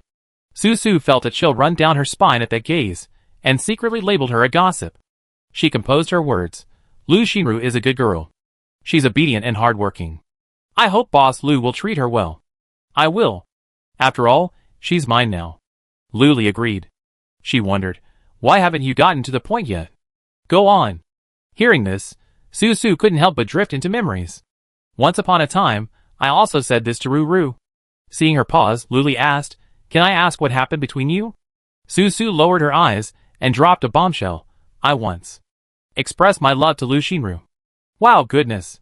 Although she suspected this possibility, hearing the person herself say it was still a bit surprising. "And then what?" Luli continued, her curiosity flaring, her eyes blazing. "She didn't agree," Su said. Although her expression remained calm, Luli could still detect a hint of sadness in her eyes. Luli didn't ask why. Lu Xinru must have had her own reasons, or perhaps some other external factor. In short, they weren't together. That wouldn't have been the case, but something else must have happened to make the atmosphere between them so strange. Luli reached out and patted Su's shoulder. "But I can tell Xinru still cares about you." "I know." Su smiled slightly, a strange confidence lingering in her. She couldn't help but recall last night's events, a glimmer of tenderness in her eyes that even Luli, a bystander, could see. Rura held her hand, whispering to her not to leave. She obeyed, sitting by her bed all night. He slept with his head resting on her palm, feeling more peaceful, more secure, and more comfortable than any other sleep he ever had. Su's heart swelled with tenderness as he recalled this scene. She was so beautiful when she slept. Luli, seeing her dazed look, had a feeling that something was up between them last night, and was speechless when he asked her about it. After a long pause, he managed to utter, "You two. Such pure love." Su smiled foolishly. They chatted for a while longer. Luli repeatedly promised to treat Lu Xinru well, but also hinted at her in subtle ways. "If you like someone, be brave. If you're timid, you miss out forever." Su's heart was moved by this, and he secretly made a decision. Luli, contentedly enjoying her melon, saw Su off and paced back and forth. She suddenly remembered that she had to go to Jixing base today.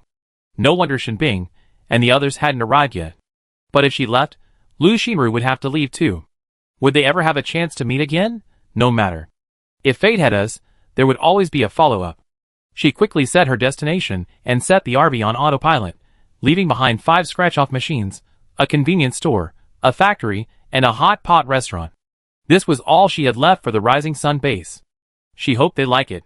Not long after driving out, Luli realized that 5 scratch-off machines wasn't the limit. After reaching level 6, each base could install 10 scratch-off machines, but she hadn't noticed before. She immediately added 5 machines to each of the Rising Sun and Zheozhong bases, restocking the scratch-offs. She also added 5 machines to the central base, and when the scratch-offs were fully stocked, people were lining up to buy. Suddenly, 5 more machines appeared nearby. Customers were ecstatic, frantically scrambling to get a seat at the front. Later, the 6 bases in Luoding and Jichuan City each added 5 machines. No discrimination. As a result, her balance soared into the 5 digits, but it didn't matter, she earned it back soon. Copying stores, buying machines, and buying scratch-offs all earned points. Though the expenses were high, the profits were also high. She couldn't even imagine what it would be like if every base had scratch-off machines, convenience stores, and the like. With her 80% 20% split, she could pull in so much money in a day. It was absolutely amazing, definitely a case of bitterness before sweetness. No, it wasn't bitter at all. Eating, drinking, looking at handsome men, and selling lottery tickets every day, how could that be considered bitterness? This was also incredibly enjoyable. Luli was enjoying her fantasy again, a satisfied smile on her face. She could go wherever she wanted. 2 hours later, they arrived at the Jixing base. Convenience stores, factories, and other businesses had already prepared their merchandise, ready for customers. Because I eaten some melon this morning, I lost a bit of time. It was already nearly 11 o'clock. Just as the RV came to a stop, a group of people hurried past. Luli didn't even have time to shout before the group flashed by, so fast. Little did they know they were whispering. What was that just now? It was blinding. Stop talking nonsense. We got up late today. If we don't hurry up, the zombies will be gone. Do you think that thing just now looked familiar? What? Familiar? Can you hurry up? We need to kill zombies. I remember now.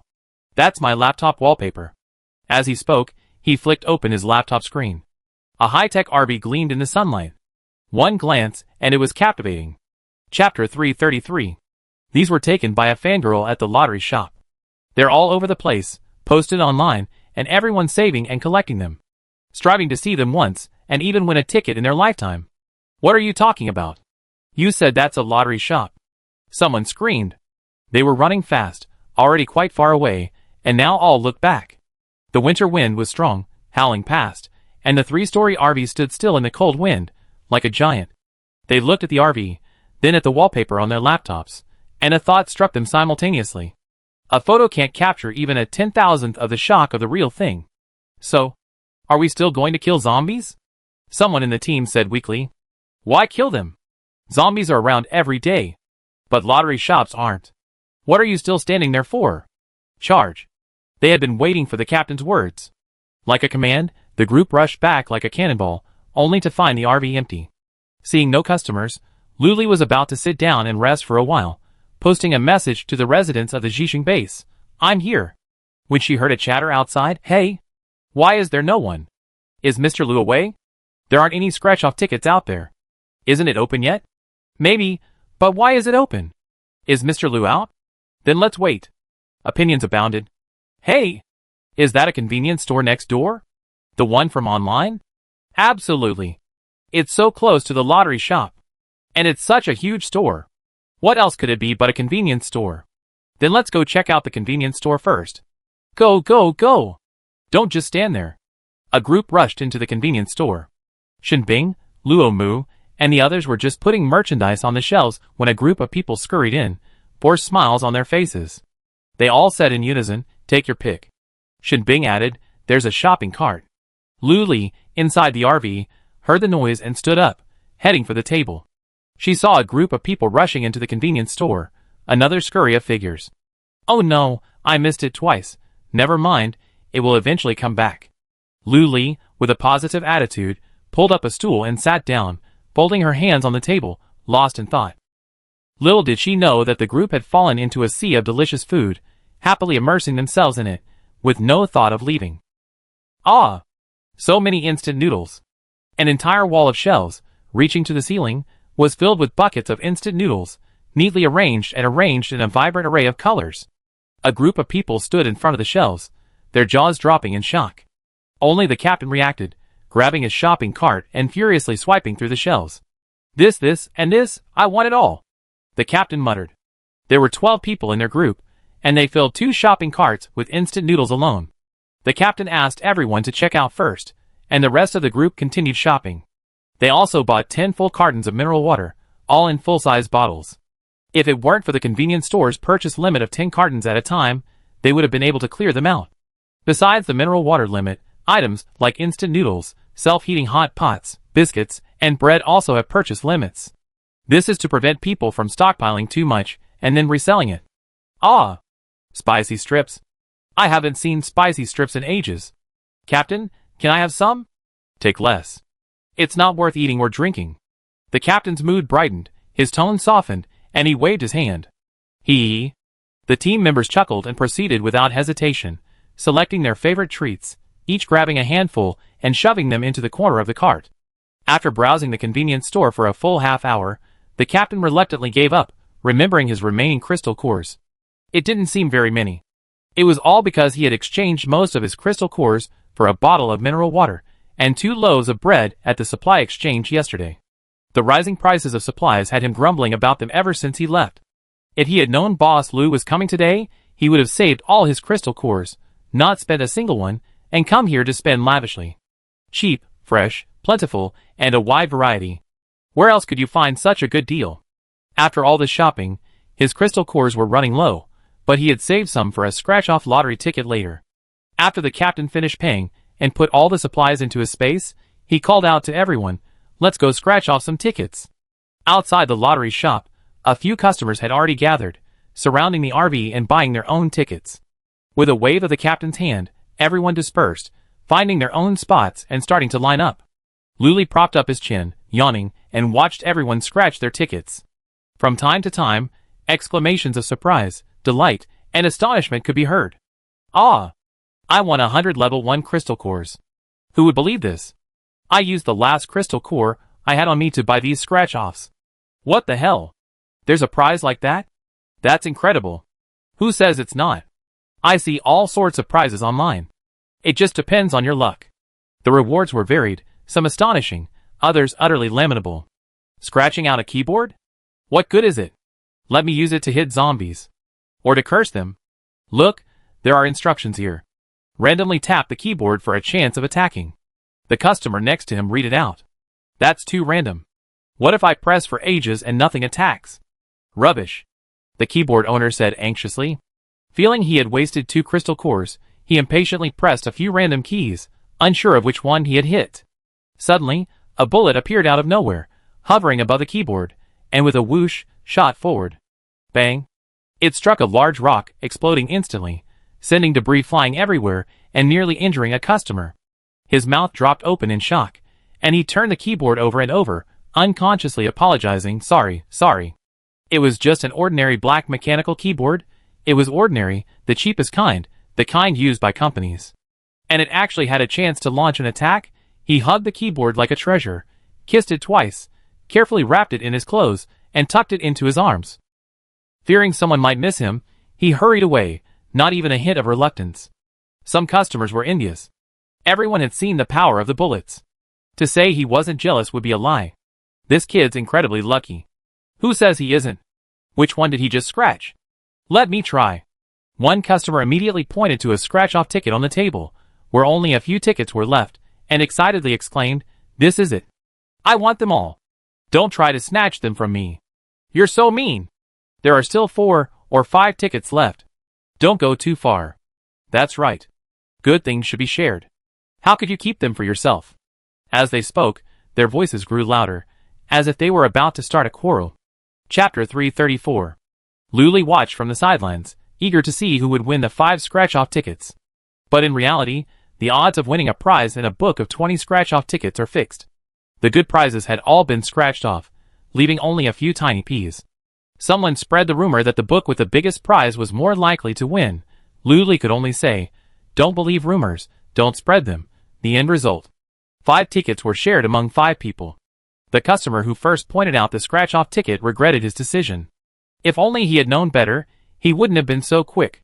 He should have kept quiet and made a fortune, but none of the 5 scratch-off tickets won a prize, not even a pea. Clearly, the prizes had all been picked. Luli felt like laughing, and took out another unopened scratch-off ticket, opened it, and placed it on the table. Here, scratch this one. At least, there was something to be gained. Several customers were immediately excited when they saw it. This was Boss Lou's personal seal. It must be some good luck. With this thought in mind, the customer began scratching with great enthusiasm, and the first one won a prize. 10 crystal cores. It wasn't much, but at least I made my money back, right? Keep up the good work. The customer encouraged himself. Other customers saw it, and bought up the entire book. Hey, you know what? The winning rate is pretty high. 15 out of 20 tickets yielded prizes. Not first or second prizes, but at least they were prizes. That's an incredible ratio, isn't it? Luli remembered that the odds used to be between 12 and 15, but it was usually around 12 or 13. This book is simply the best. Luli questioned the system. Why do you think this is happening? The system replied weakly, Host, remember what I once said? This is your shop. As long as your will is strong enough. The rest goes without saying. We are all intelligent people. As long as our will is strong enough, nothing is impossible. But Luli really didn't believe it. Could she be that amazing? She had to experiment. She pulled out another scratch-off ticket, opened it herself, and put it out, even repeating to herself countless times, First prize, first prize, first prize, first prize. From behind, Luomu's voice muttered, Luli, what do you want for lunch? It was almost noon, and Luli was feeling a bit hazy, thinking it was still early. She grabbed Luomu's wrist, feeling his warmth through his sleeve. It was like grabbing a hand warmer. It was quite useful in winter. His wrist was already so hot, so... Come on, scratch one. Luli shook off these chaotic thoughts, and casually pulled a ticket from the freshly opened book, and gave it to him. This kid's always had good luck. He got a teddy bear last time. Could he win the grand prize this time? Though he was skeptical, Luomu obediently took it, sticking his butt out and lying next to her to start scratching. Luli silently muttered to herself, Big prize, big prize. They both leaned in to take a look. Their heads were so close together that Luomu's unruly blonde hair rubbed against Luli's, tangling with hers. Luli didn't pay much attention, but Luomu felt a little uncomfortable and moved slightly to the side. Why are you hiding? Why aren't you showing me? Speechless, Luli chased after him, only to see that he had only scratched a corner. Luomu didn't dare move, letting her head lean in closer. The hair on her forehead rubbed against his cheek, tickling him. Feeling itchy himself, Luomu swallowed and shifted his gaze from the scratcher to her focused face. Such long and curled eyelashes, such a straight and delicate nose. I really want to become smaller, and sit on it, and slide down. In an instant, a flurry of thoughts raced through Luomu's mind, a maddening mess he couldn't stop. Luomu! Scratch now. Luli gritted her teeth, waiting intently for him to scratch the lottery ticket. What was he doing? Was he daydreaming? Where's justice? Luomu snapped back to his senses. Scratch it. As he spoke, his hands began to move. Soon, the entire ticket was scratched off, revealing a plus symbol in bold red.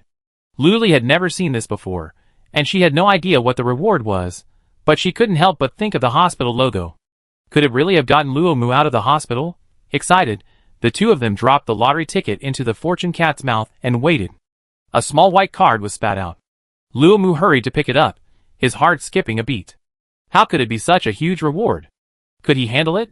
Luli, seeing his expression, knew this was no small matter and hurriedly asked, What is it? Seeing his bewilderment, she simply took it herself.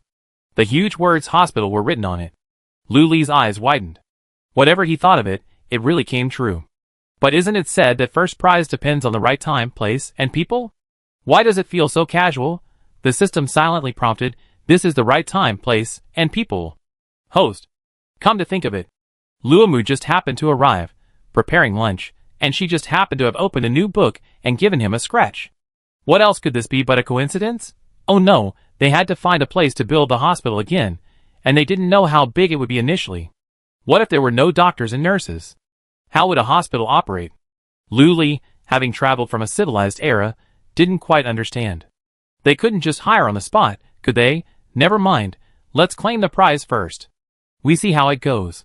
Luli let Luomu hold the lucky cat, and the two of them got out of the RV and circled around, finally ending up behind the hot pot restaurant. Luomu, dissatisfied with something, muttered, It's too far away. There are too many houses in between.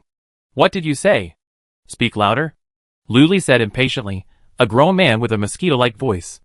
Luomu wrapped one arm around the lucky cat, the other on his hip. I said it's too far away. I want to be closer. After saying that, he felt embarrassed, tilting his head to the side and pouting. Luli smiled. She also felt that the back was too far away, but there was no room in the front. If all else failed, they could only put it in front of the hotel. Okay, let's go to the front. Lu Li's call immediately cleared Luo Mu's mood. He'd been pretending, but after hearing her words, a smile immediately broke out on his face, and he eagerly followed. Where are you going, Boss Lu? Luo Mu hurried after him, grinning. In front of the hotel? How about it? Lu Li suggested. That's great. It's even in front of them. It's even closer. You see the lottery shop as soon as you exit. Lu Mu didn't say the rest out loud, just muttering it to himself. The hotel entrance faced the lottery shop, and the two of them walked to the left of the hotel. How about this? It's right next to the hotel. Lu Li stood there and took in the view. The view wasn't bad. I like it, hee. Lu Mu was overjoyed, agreeing repeatedly, afraid she'd change her mind if he was a second late. Lu Li smiled too, raising an eyebrow at the lucky cat. Where's the card? Put it in there to claim your prize. Luo Mu searched his clothes for a moment, and finally, facing Lu Li's murderous gaze, he found it in the inside pocket of his jacket. Chapter 335. He breathed a sigh of relief, thankfully not lost, and quickly stuffed it back in. A beam of white light flew out of the fortune cat's mouth, quickly landing on the ground. After the blinding light faded, a clinic, about the size of a breakfast shop, appeared before his eyes. It looked like one of those informal clinics you see everywhere on the street, where you're given an 4 drip and a ton of medications. In the upper left corner of the sign was a red plus and 2 neatly arranged characters, Clinic. Lu Li patted Luo Mu's shoulder and closed his gaping mouth. Don't just stand there, let's go in and take a look. Lu Li walked in first. The interior was simple, with a cash register for the owner. In the center were 3 transparent coffins. No wonder that was the first word that came to Lu Li's mind, it was so similar. But while coffins are made of wood, this one was more like plastic, and transparent, a long square box. So similar. Lu Li put her thoughts aside, and took a closer look. There were instructions for use. It turned out to be a healing chamber. All the injured person had to do was lie down inside. Based on the severity of the injury assessed by the chamber, they would pay a crystal core, get some sleep, and wake up feeling better. Both of them were stunned. Lu Li had only seen this kind of thing in articles about the future. How magical. Wouldn't that mean everyone wouldn't be afraid of getting hurt? But this thing was too sloppy. It didn't look high-tech at all. Lu Li put her hands on her hips and looked around, unable to make out what it was. Hiss. She was examining the chamber with her hands on her hips when Luo Mu behind her suddenly gasped. She turned quickly and saw blood dripping from his index finger. In his other hand, he held a short dagger, also stained with blood. You? Lu Li was dumbfounded. Not really, huh, big brother? Luo Mu's lips curled up, and he said stubbornly, it's nothing, a piece of cake. I lie down in there and try. You stay here, okay? Okay. Lu Li reluctantly agreed. She watched as Luo Mu opened the lid of the coffin, no, the lid of the treatment chamber, and deftly lay down inside, his hands folded on his stomach, his eyes closed. He was as peaceful as if he were dead. Then, a number appeared on the treatment chamber. 1. Lu Li, almost laughing, pulled a crystal core from her pocket and dropped it into the chamber through the groove. Soon, the treatment chamber began to emit a faint green light, which gradually entered Luo Mu's body. A minute later, the number disappeared, and the lid opened automatically. Luo Mu opened his eyes radiantly and scrambled back out. Lu Li stepped forward and lifted his cut index finger to examine it. He stiffened, and his usually carefree voice suddenly dropped to a mosquito-like whisper. It really works. Lu Li released his hand, folding her arms across her chest. Even if you hadn't been in the treatment chamber, it should have healed by now. He spoke in a sarcastic tone. After a moment, Luo Mu said, how about I stab myself? Lu Li rolled her eyes. Are you sick? With that, she began to walk out. Luo Mu hurried after him, grinning, I'm kidding. As they exited the clinic, they saw a group of people rushing towards them. The leader shouted, is this a clinic? His tone was filled with uncertainty. The bright red sign, with a bold cross and the word clinic beside it, stood out. Although there were hospitals in each major base, they could only treat minor injuries and wounds. Coupled with the shortage of medicine, the only option was self-healing. Those with limited self-healing abilities were declared dead. Lu Li also shouted, yes, it's the clinic. Is anyone injured? Bring them in. Looking at their dusty and anxious faces, they must have just returned from killing zombies. Someone in their group had been injured, and they had seen the clinic from afar and rushed over. The leader called out, "Hurry, hurry, bring them in." 4 men carried a stretcher. On it lay a man, unconscious, breathing weakly. Blood was oozing from his chest, soaking his clothes. He looked critically ill. The others were also covered in blood, but judging by their ability to run and jump, their injuries were likely minor. Luomu tactfully opened the lid of the treatment chamber and called out, "Put it in here." The situation was urgent, so no one questioned what this thing was or if it was useful. They hurriedly placed the injured inside.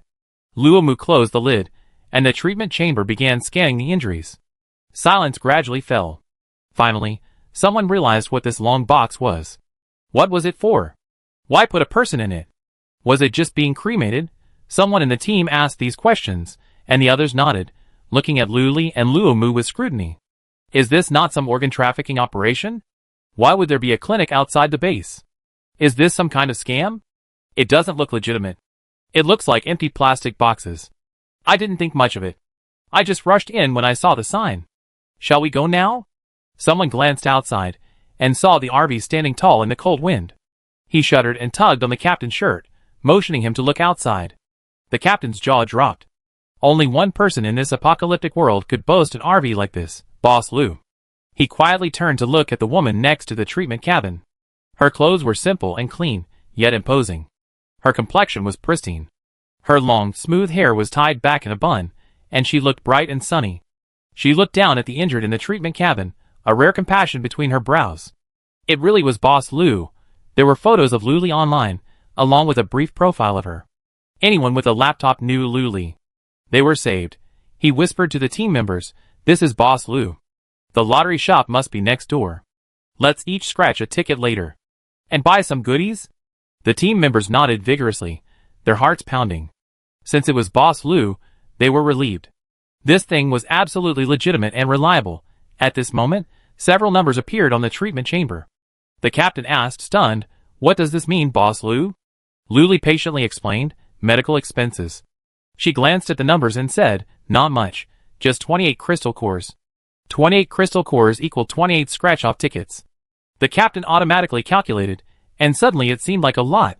He looked troubled as he counted the number of crystal cores in the space. After subtracting the 28, there were 15 left, just enough for one scratch-off ticket each. Luli saw this and said, "It's not much, actually. He's got a big gash in his chest. 28 crystal cores will make him back to full health." The captain gritted his teeth and stamped his foot as he pulled out the 28 crystal cores. Following Luli's instructions, he stuffed them one by one into the treatment chamber slots. His heart was beating, but he remembered that this was the only water-based psychic on the team. He decided to save him. Chapter 336. After a full 28 crystal cores had been delivered, the treatment chamber began operating. A vibrant green light appeared within, converging towards the injured man. 5 minutes later, the hatch opened automatically. The injured man, whose eyes had been tightly closed, suddenly opened them, their light gleaming, and the blood from his chest ceased.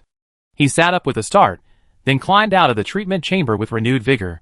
Standing firmly, he simply asked, "Where are we?" The captain rushed forward. "Are you awake? Are you still in pain? Do you feel any discomfort?"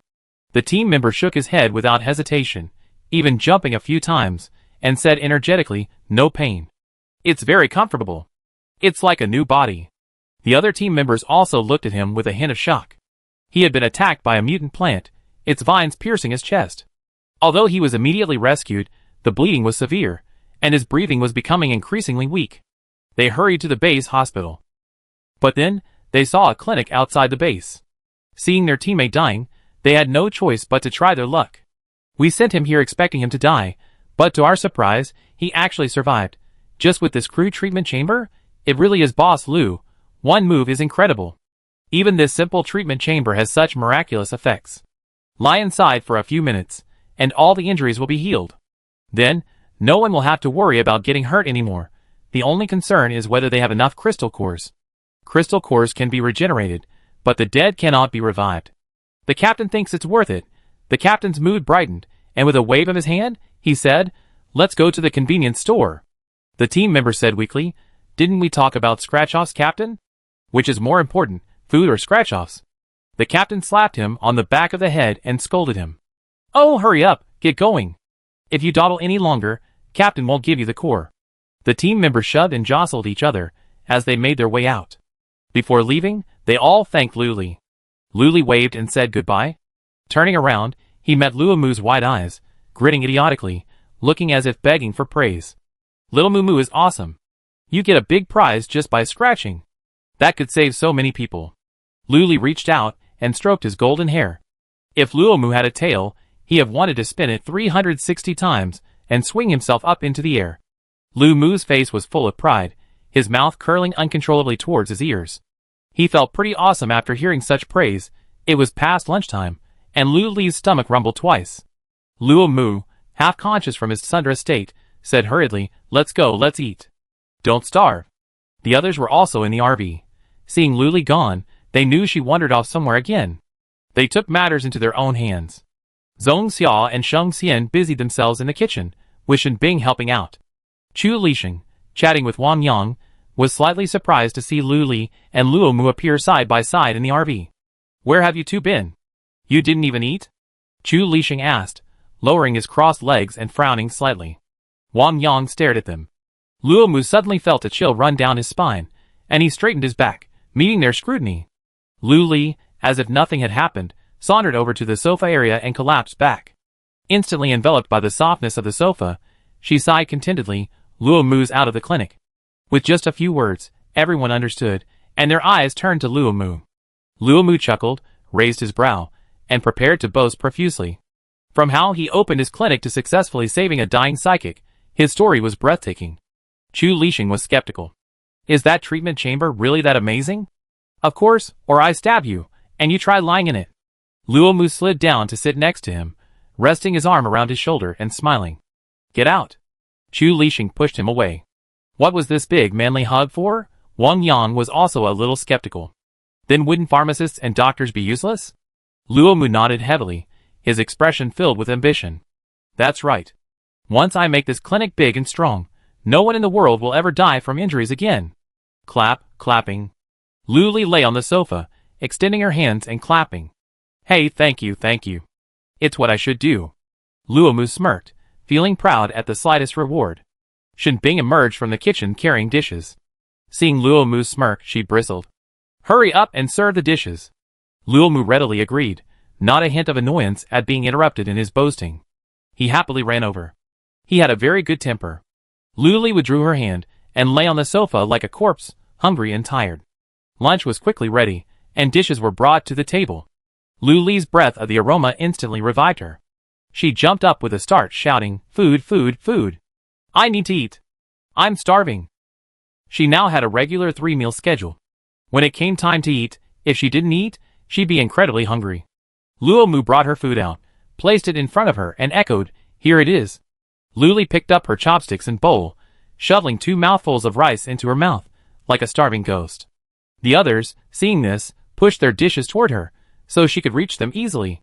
Seeing her like this, Lu Xinru felt so distressed that she quickly gave her several pieces of steamed pork ribs with rice flour. She muttered, "Eat more, eat more. I don't know what you've been doing, you're so hungry." The delicate rice flour coated the perfectly tender ribs, which were neither dry nor greasy. The rice flour melted in her mouth, and was incredibly delicious. After finishing the ribs, Luli went to see Lu Xinru. This was her first time seeing her that day. She looked natural, showing no sign of being uncomfortable away from Su Su. That's right, she had already gone to Zhouzheng Base, while Su Su had been at Rising Sun Base. Who couldn't live without the other? They weren't bound together. If one died, both would die. After finishing the meal, Luli finally regained her energy and continued to watch others scratch off lottery tickets.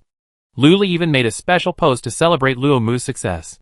She tagged Luomu himself and shared several pictures, one of the clinic's exterior, one of a dying patient lying on a stretcher. The last was a photo of a patient, alive and kicking after climbing out of the treatment chamber. It vividly demonstrated just how impressive the treatment chamber was.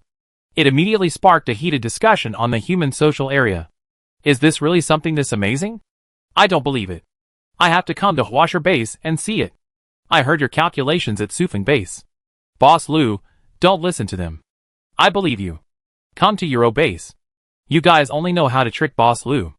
I'm the only one who truly wants Boss Lu to come. Wow, Is there anything in the world that can't be scratched off at a lottery shop? I must scratch once in my lifetime. Chapter 337. Is one scrape enough? I heard Boss Lou's next base is Huanfei base. What a coincidence. I'm a survivor of Huanfei base. I'm going to start saving crystal cores now. I scratch it all in one go. Upstairs, how did you know Boss Lou's itinerary? Don't worry about that. Just check it out when the time comes and you be done. Luli looked through the items one by one, silently adding the clinic to the list of items that must be copied. Only by going out and killing zombies can you obtain them, which carries the risk of getting hurt.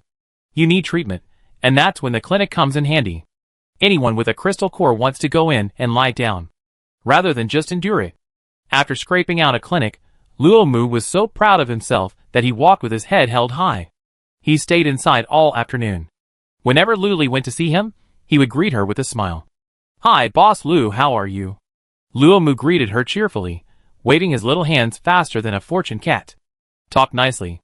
Luli crossed her arms and glared at him. There were 3 treatment pods, all full, with patients queuing behind them. This wasn't going to work. What if someone was seriously injured? What if they died after waiting just a few minutes, and then someone would lash out at the clinic, saying it was so rigid, making a seriously injured patient wait so long, leading to their death? Luli, a man with a penchant for imagining things, felt a pang of fear. She couldn't let this happen. It would be bad for both the injured and the clinic's reputation. She discussed this with Luomu, who was behind the cashier. This isn't an option. Look at that patient. His breathing is so weak. He clearly can't wait that long.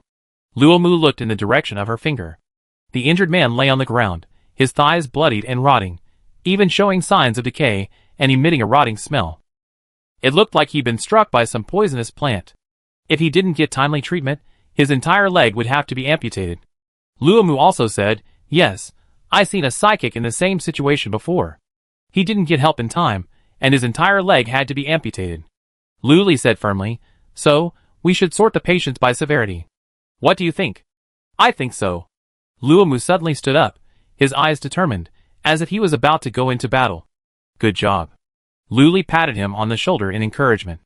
Come on, check your software for this function. Luomu, a grown man, felt his legs go limp and fall straight into his chair after being patted. Luli burst into laughter, walked around to the cashier counter, and picked him up. After reaching level 6, he had the strength of an ox. Before Luomu could react, he stood up again, staring blankly at her. She scolded him, hurry up, big brother, stop dawdling. He quickly opened his computer. Inside was a software called Luli.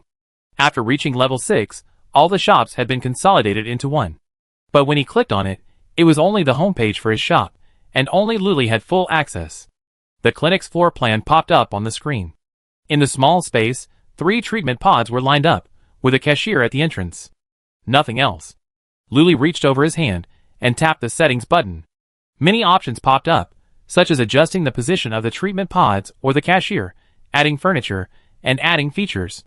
She clicked the add button again, and sure enough, another page popped up. There were many options available, but most were grayed out. The first one was screening, and she clicked on it. The general description was, upon entering the store, customers' injuries will be screened and assigned to treatment pods, with seriously injured patients receiving priority. Luli clicked use. Then, they both looked up at the door. A green caterpillar appeared on the doorframe, crawling upward along it, its large eyes scanning the incoming customers at breakneck speed.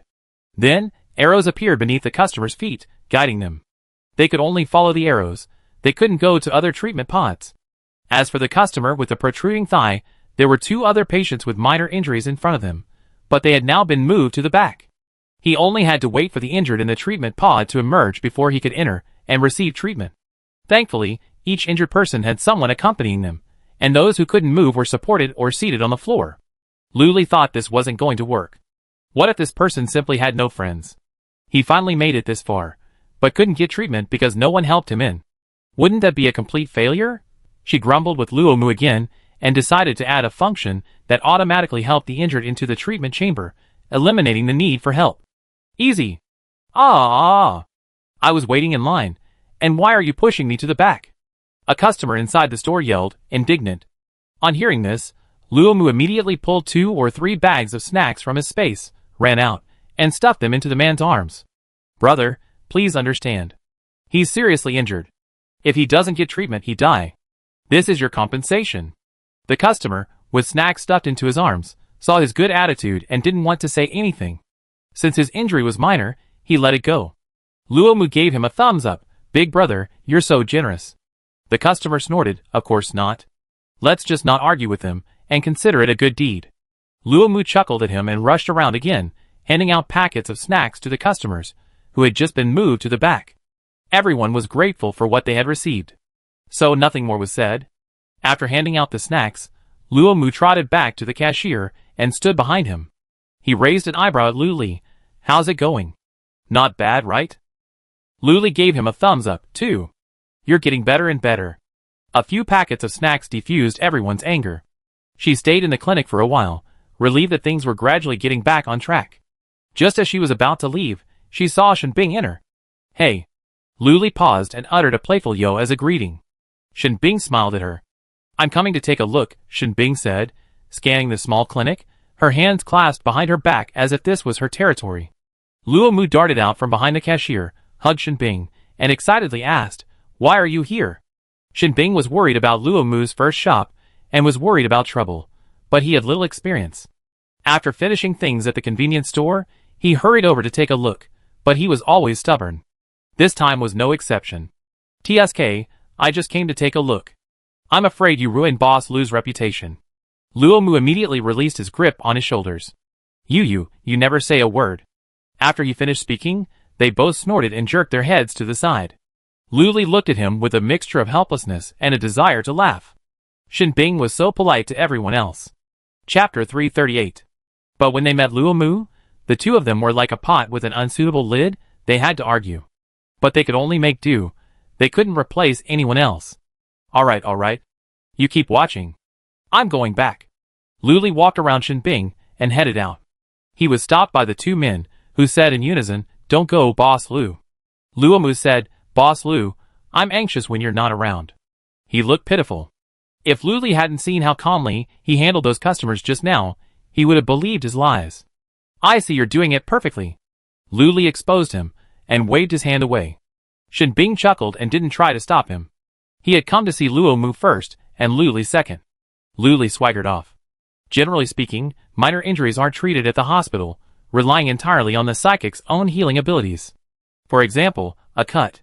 Serious injuries, like a broken limb, a heart, liver, spleen, or even a head injury, aren't treated at the hospital either. Going there is useless. Resources are limited, and there's no way to save them. But the clinic is different. From a minor cut to a complete internal organ damage, as long as you're still breathing and have enough crystal cores in your pocket, you can be healed. Lu Li returned to the RV and rested for a while. Until dinner, no one scratched out anything eye-catching. However, several people scratched out fruit, fast food, and weapons.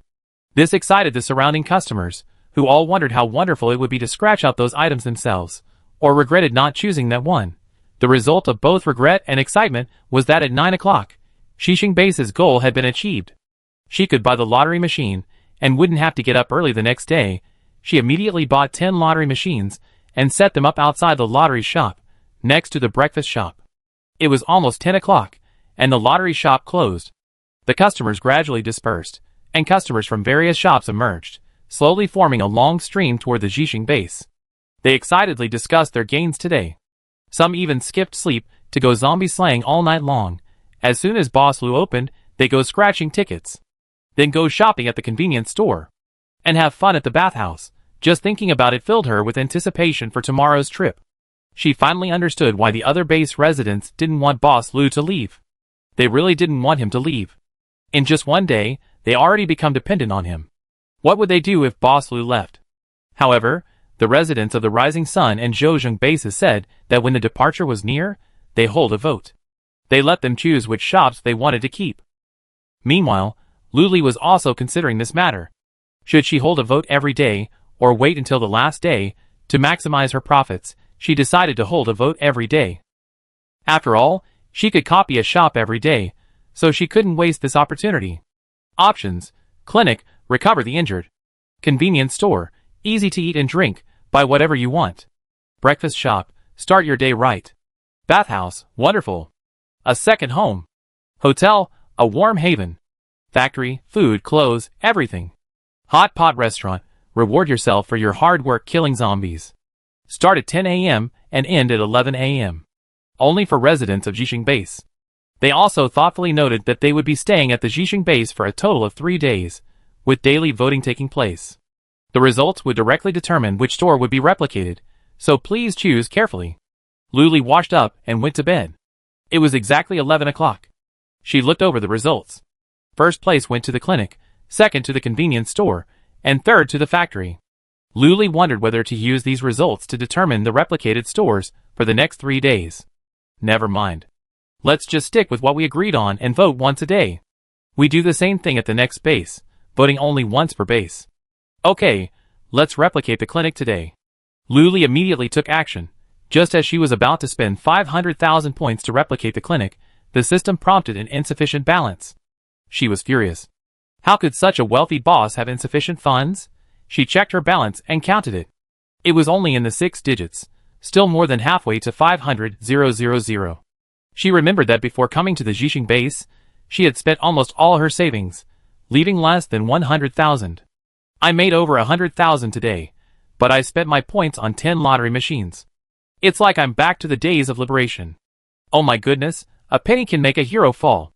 I didn't expect I couldn't replicate the store because I didn't have enough points. She absolutely wouldn't allow that to happen. There's only one chance a day. Luli suddenly remembered that this week's store share hadn't arrived yet. Previously, the store share was credited as soon as the store made a profit, but she got bored and set it to weekly. She better set it to daily. She's short on cash right now. After the share arrived, her balance instantly filled up, and she felt a surge of confidence. Duplicate the shop. Only after cloning the shop could Luli sleep peacefully. The residents of the Jisheng Base woke up extra early today, and everyone on the street was beaming. The first question was, where are you going? The answer was, is there even a question? To the lottery shop outside the base, of course. Someone passing by interrupted, oh, I heard there's a breakfast shop there too. Go get in line early. What's the rush? Seriously, the breakfast shop isn't going anywhere. As he spoke, he took a few quick steps. It was still early, and everyone was walking out slowly, but then someone showed up. He insisted on getting in, and everyone started racing, fearing the line would stretch 100 meters if they were a step behind. The closer they got to the base entrance, the more residents gathered, and everyone rushed out, even running. Seeing so many people running towards the base's main gate, the guards were startled. What had happened inside? So could the gate be opened or not? Before the main group even reached the gate, someone shouted urgently, "Open the gate! Open the gate! Don't delay us from queuing for breakfast." The guards grew even more panicked. They looked like zombies were hotly pursuing them. Then they had to open it. They had to ensure the residents' safety first, then figure out how to deal with the zombies. The guards swiftly opened the side door, and residents immediately scurried out. One after another, their faces excited and their feet whirring. The guards didn't see the signs of zombies chasing them. They peeped back, but didn't see any zombies, and they breathed a sigh of relief. After finally grabbing a resident, he asked, "Why are you in such a hurry to leave the base?" The resident, extremely reluctant, quickly replied, "What else can I do? I'm going to get breakfast." Chapter 339. With that, he broke free from the guard's grasp and sprinted out. The guards looked at each other in bewilderment. Breakfast? Are they crazy? How can there be breakfast here? A passing resident remarked, "Didn't you check your laptops or look outside while you were on duty? Didn't you see a huge boss Lou?" He really hadn't. He'd been working straight away, wandering around the base the whole time. The guards' eyes lit up upon hearing this, and they exchanged glances. Boss Lou is here? The one who owns the lottery shop, convenience store, bathhouse, hotel, and tons of fruit? Another resident passed by. Who else could it be? It's time for a change of shift, so go check it out. We be leaving in 2 days. The guards were excited, eagerly anticipating the change of shift. Why hadn't it been time yet? It wasn't even 8 o'clock yet, and a line of people was already forming outside the breakfast shop, eagerly anticipating the arrival of his new arrival. When I arrived at the Jisheng Base yesterday, it was almost 11 o'clock, and the breakfast shop was completely closed. But everyone had heard of this breakfast shop, which had only been open a few days. It had a wide variety of dishes, all hot and freshly made, reasonably priced, and filling. When the breakfast shop opened, Lu Li, as usual, hired 6 part-time employees. After negotiating a price, he let them start working. It was simple work, easy enough for anyone with a decent brain. Counting the money was a little challenging, but there were calculators and automatic cash registers. No worries. The residents who came later saw the long line and felt a chill in their hearts, but it was only for a moment. They immediately gathered their nerves and lined up at the factory. They had figured it out. The factory only has 2,000 fast food orders a day, and it's not first come, first served. Hurry! If you're not in the front row at either of these two spots, you have to squeeze in at the convenience store. Everyone knows Boss Lou will only be there for 3 days, so everyone's scrambling to get in. Try to experience every store, even at the hotel, and get an hourly room just to enjoy the bouncy mattress. The breakfast shop was packed, but everyone was relatively well behaved. No one cut in line, disrupted the flow, or stole buns. Perhaps they all knew Boss Lou's reputation. If anyone dared to do anything shameful here, don't blame Boss Lou for being rude. I heard they kick you out and blacklist you, so you never be able to shop there again. For someone in the apocalypse, this would be 1,000 times more painful than death. At least death would eliminate your sense of smell and taste. But as long as she was alive, she could still see others enjoying fruit, scratch-off tickets, instant noodles, breakfast, and fast food, while she couldn't. What a sin! Under these circumstances, everyone was perfectly obedient. Thankfully, during this time, the breakfast shop had unlimited food, so everyone who lined up got theirs. It was just a shame for those who arrived later. She watched helplessly as the breakfast shop closed. Luli rested her chin on her hand, watching the breakfast shop. Business was booming, and the old man was incredibly patient, not even showing his face. She grew even more curious about his identity. She turned around and looked at the convenience store. It was also packed and cheerful. Everyone came out carrying large and small bags, as if they bought tons of New Year's goods. Seeing this, Luli couldn't help but smile with satisfaction. Luomu is now permanently stationed at the clinic, and no longer helping out at the convenience store, leaving Shinbing a bit overwhelmed with the 4 little ones. He was also late for lunch. The 5 of them boarded the RV, exhausted. Luli saw that they all looked as shrunken as frostbitten eggplants, and couldn't help but laugh. "What's going on?" Luli asked with a smile, and then they all walked to the sofa and sat down in unison. Their movements were perfectly synchronized. Shinbing said weakly, "I think everyone at Jixing Base knows you're here. There are so many customers today, and Luomu's not here." Luli comforted him, "It's okay. How about buying an automatic loading system?" Shinbing's eyes lit up. He'd been so busy that he completely forgotten about these features. With so many people and so many orders, loading the shelves every day is a real hassle. His hands were almost broken from all the lifting and moving. While the little guys could help, they could only handle the lower shelves. He and Luomu had to handle the higher shelves. He immediately perked up, turned on his laptop, and entered the Luli software. Sure enough, he found an automatic stocking function. Simply set the software to place the desired items and quantities on each shelf. The system would then recognize what was out of stock and automatically arrange them neatly on the shelves. It was incredibly convenient and hassle-free. However, it did require a certain amount of crystal cores to maintain this function each month. It wasn't a large or small amount, and Shinbing could accept it. With all the money he made, this little bit was nothing. It was better than exhausting himself. He immediately placed the order and began to set up the function based on the existing inventory. Once configured, he clicked the Use button. He finally breathed a sigh of relief, leaning back without a burden, not forgetting to give Luli a grateful look. Luomu came bounding up and saw Shinbing slumped on the sofa like a salted fish. With a sly grin, he walked over and stretched out his wicked hands to tickle him. He laughed as he tickled. "What have you been up to today, boy? You're so tired. I told you couldn't do it without me. And you're still being stubborn." Shinbing was caught off guard by the tickle, and the uncontrollable itch washed over him. He dodged left and right, and though he didn't want to laugh, he laughed out of instinct. He stretched out his leg to kick Luomu, who dodged quickly, but his hands kept lingering on his waist, leaving him in a state of both laughter and tears. "Luomu! Get out of here!" Shinbing cursed with a laugh. He didn't really want to laugh, but his mouth just kept splayed out. Luomu, tired from playing, plopped down next to him, waving his hands with a smile. "No, no, no." Shinbing panted, "Who wants to join you?" "How shameless. Childish." Luli laughed, even wanting to scratch him a few times. A smile etched across her face. Shinbing stiffened for a moment, then quickly returned to normal. She feigned indifference as she reached out to smooth her hair, thinking, it shouldn't be a mess, right? It's all Luomu's fault. Everyone was tired today, and there were still customers outside, so Luli decided not to cook and instead just buy some ready-made dishes from the mall. Come on, let's eat. Luli, hands on her hips, called out, as if calling chickens and ducklings to eat. Then, the people on the sofa began to stir like zombies, making their way to the dining table, each taking a seat in their familiar spots. Luli glanced around and saw that they all looked worn out by work, haggard. But a handsome man is still a handsome man. Even if haggard, he still has a kind of decadent beauty. Luli finished her scan, looked away, and focused on eating. The meal was quickly over, and Luli stayed with several shop owners and the owner of the vegetable garden. Chapter 340. She propped her chin up, looking at the row of dejected men across from her. You look tired? Luli hesitated. It was as if she was asking, you don't seem to be able to do this? Chu Lixing's face darkened, and he said, I'm not physically tired. We're all psychics, after all. It's just that I'm a little mentally exhausted. Lu Xinru nodded empathetically. Yes, I'm mentally exhausted. Brother Chu is right. Most of the time, I'm happy. But when I encounter some difficult customers, I just want to punch them to death.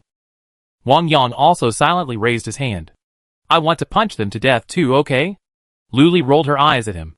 No. Calm down. Humph. Wang Yang snorted heavily. Sometimes those customers were really annoying. Even after the time was up, they refused to leave. He didn't dare to strike, fearing he'd lose control and kill them.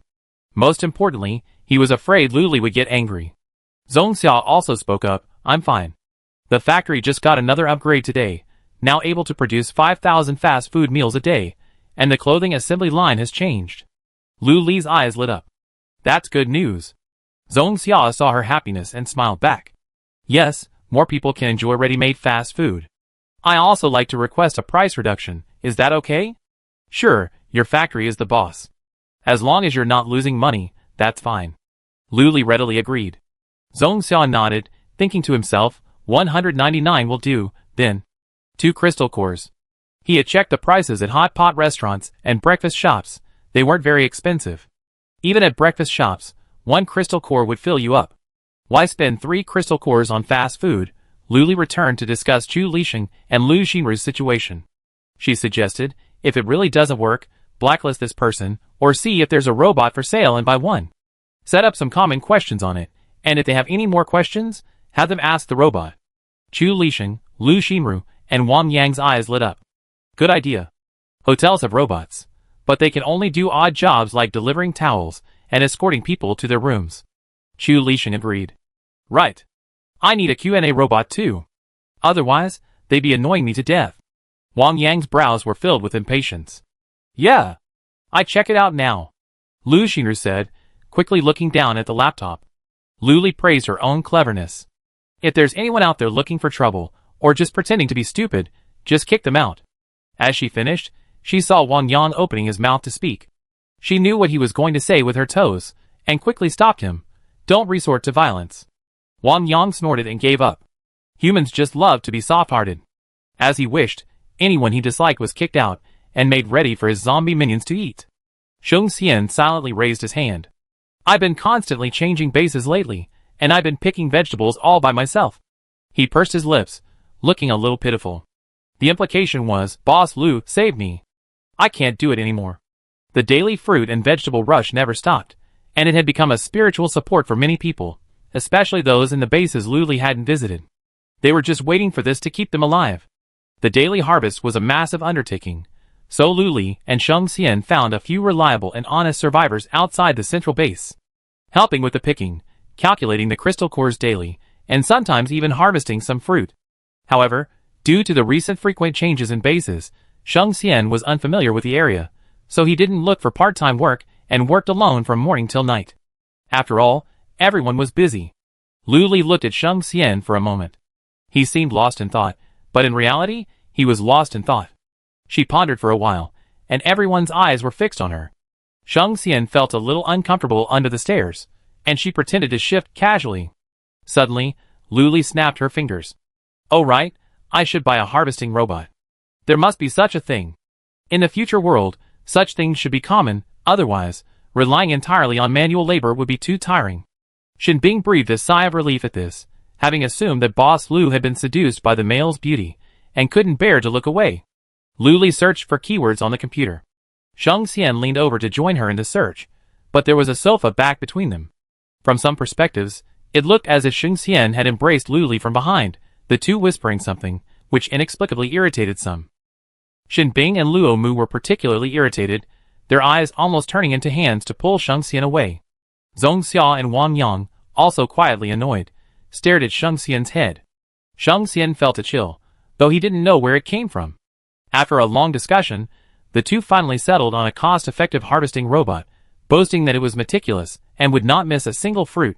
It was slow, but it only required 2 crystal cores per day. Shang Xian, Lu Xinru, Chu Lixing, Wang Yang, and Shinbing's problems were all solved. Lu Li looked at Luo Mu. He didn't seem to have anything to resolve. She already seen him at the clinic today, so there wasn't anything to worry about for now. Lu Mu was the only one in the room smiling, like a fool. That's fine, that's fine. Being heartless is good. Everyone's problems were resolved, and they returned to their respective shops to continue their work. Everyone felt much better than when they arrived, and Lu Li breathed a sigh of relief. After sitting in the RV for a while, Lu Li couldn't wait any longer. She casually stuffed a banana in her pocket and an apple in her hand before heading out. While chewing on the apple, she walked around the back of the hotel and came to Shang Xian's small vegetable patch. It couldn't be called small anymore. After several upgrades, it had expanded to 10 square meters. Other shops had their upgrades tracked, such as earning points or achieving certain goals. But the vegetable patch was a bit unpredictable. You never knew when it would suddenly upgrade. When Lu Li arrived at the vegetable patch, Shang Xian was testing a harvesting robot. It might be called a robot, but it resembled a large hand, or even a large excavator. It resembled the figure 7 stuck in the ground, but with several joints that could be extended and retracted. Shang Xian was debugging it, figuring the end could split, allowing tools like scissors, clamps, and a basket to appear. After setting it up, Shang Xian pressed the start button. The machine suddenly sprang into motion. The vertical arm stuck in the ground provided stability. The horizontal arm, slowly but steadily, moved toward the nearest peach tree, picking the fruit. It grew longer and longer, splitting at the end into 2 tools, scissors and a basket. When it reached the peach, the scissors lengthened again and cut the fruit, considerately leaving a handle. The basket caught the peach, and after picking one, they moved on to the next. Lu Li took 2 steps forward, standing shoulder to shoulder with Shang Xian, and together they looked up at the robotic arm at work. This machine is pretty good. Lu Li praised it sincerely. At least Shang Xian could rest now. Chapter 341. Shang Xian shuddered, clearly startled by her sudden appearance. He turned and saw her profile, looking up at him. Her jawline was chiseled, her nose delicate, every detail seemed perfect. Sunlight streamed through the gaps in the peach trees, casting patches of light on both of them, as if bathed in light. One patch of light happened to fall on Lu Li's earlobe, making it appear as shimmering as jade. Shang Xian stared at her, a little distracted. Perhaps Lu Li hadn't heard him, and tilted her head to look over. "What are you looking at?" Lu Li asked suspiciously. The moment she glanced over, Shang Xian had already quickly averted his gaze, now gazing at the vegetables diagonally behind her. Look at that lettuce. It's growing beautifully." Shang Xian stuttered, a little guilty. Lu Li followed his gaze. It was juicy and green, indeed, a good growth. "Okay. Let's make oyster sauce lettuce tonight." Lu Li made up her mind. Shang Xian's eyes flashed with confusion, and he couldn't help but laugh. This was probably the best outcome for the food. Shang Xian plucked the lettuce, cradling it in his arms like a treasure. She even secretly took a photo of it, captioning it, "the vegetable she chose." As they talked, the peach tree was completely stripped of its fruit, leaving not a single one. Lu Li looked over and smiled. That machine did a great job. A big reward. Shang Xian cooperated, pulling out a crystal core and inserting it into the machine's groove. "Then I give you a crystal core." The whole process flowed so smoothly and naturally that Shang Xian was stunned by the end. But when she met Lu Li's eyes, her face was filled with a smile, and she subconsciously patted her shoulder. Shang Xian scratched his head in embarrassment.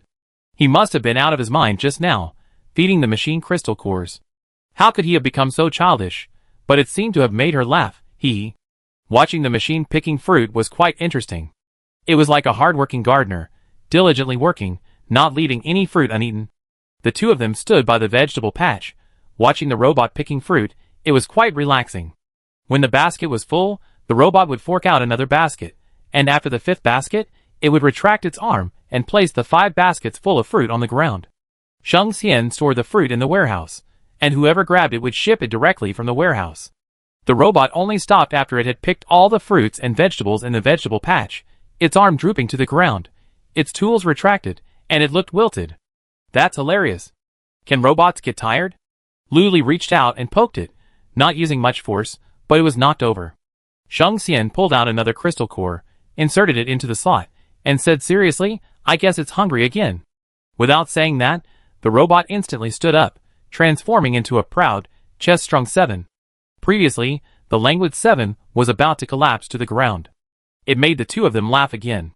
Without it, who would make us laugh?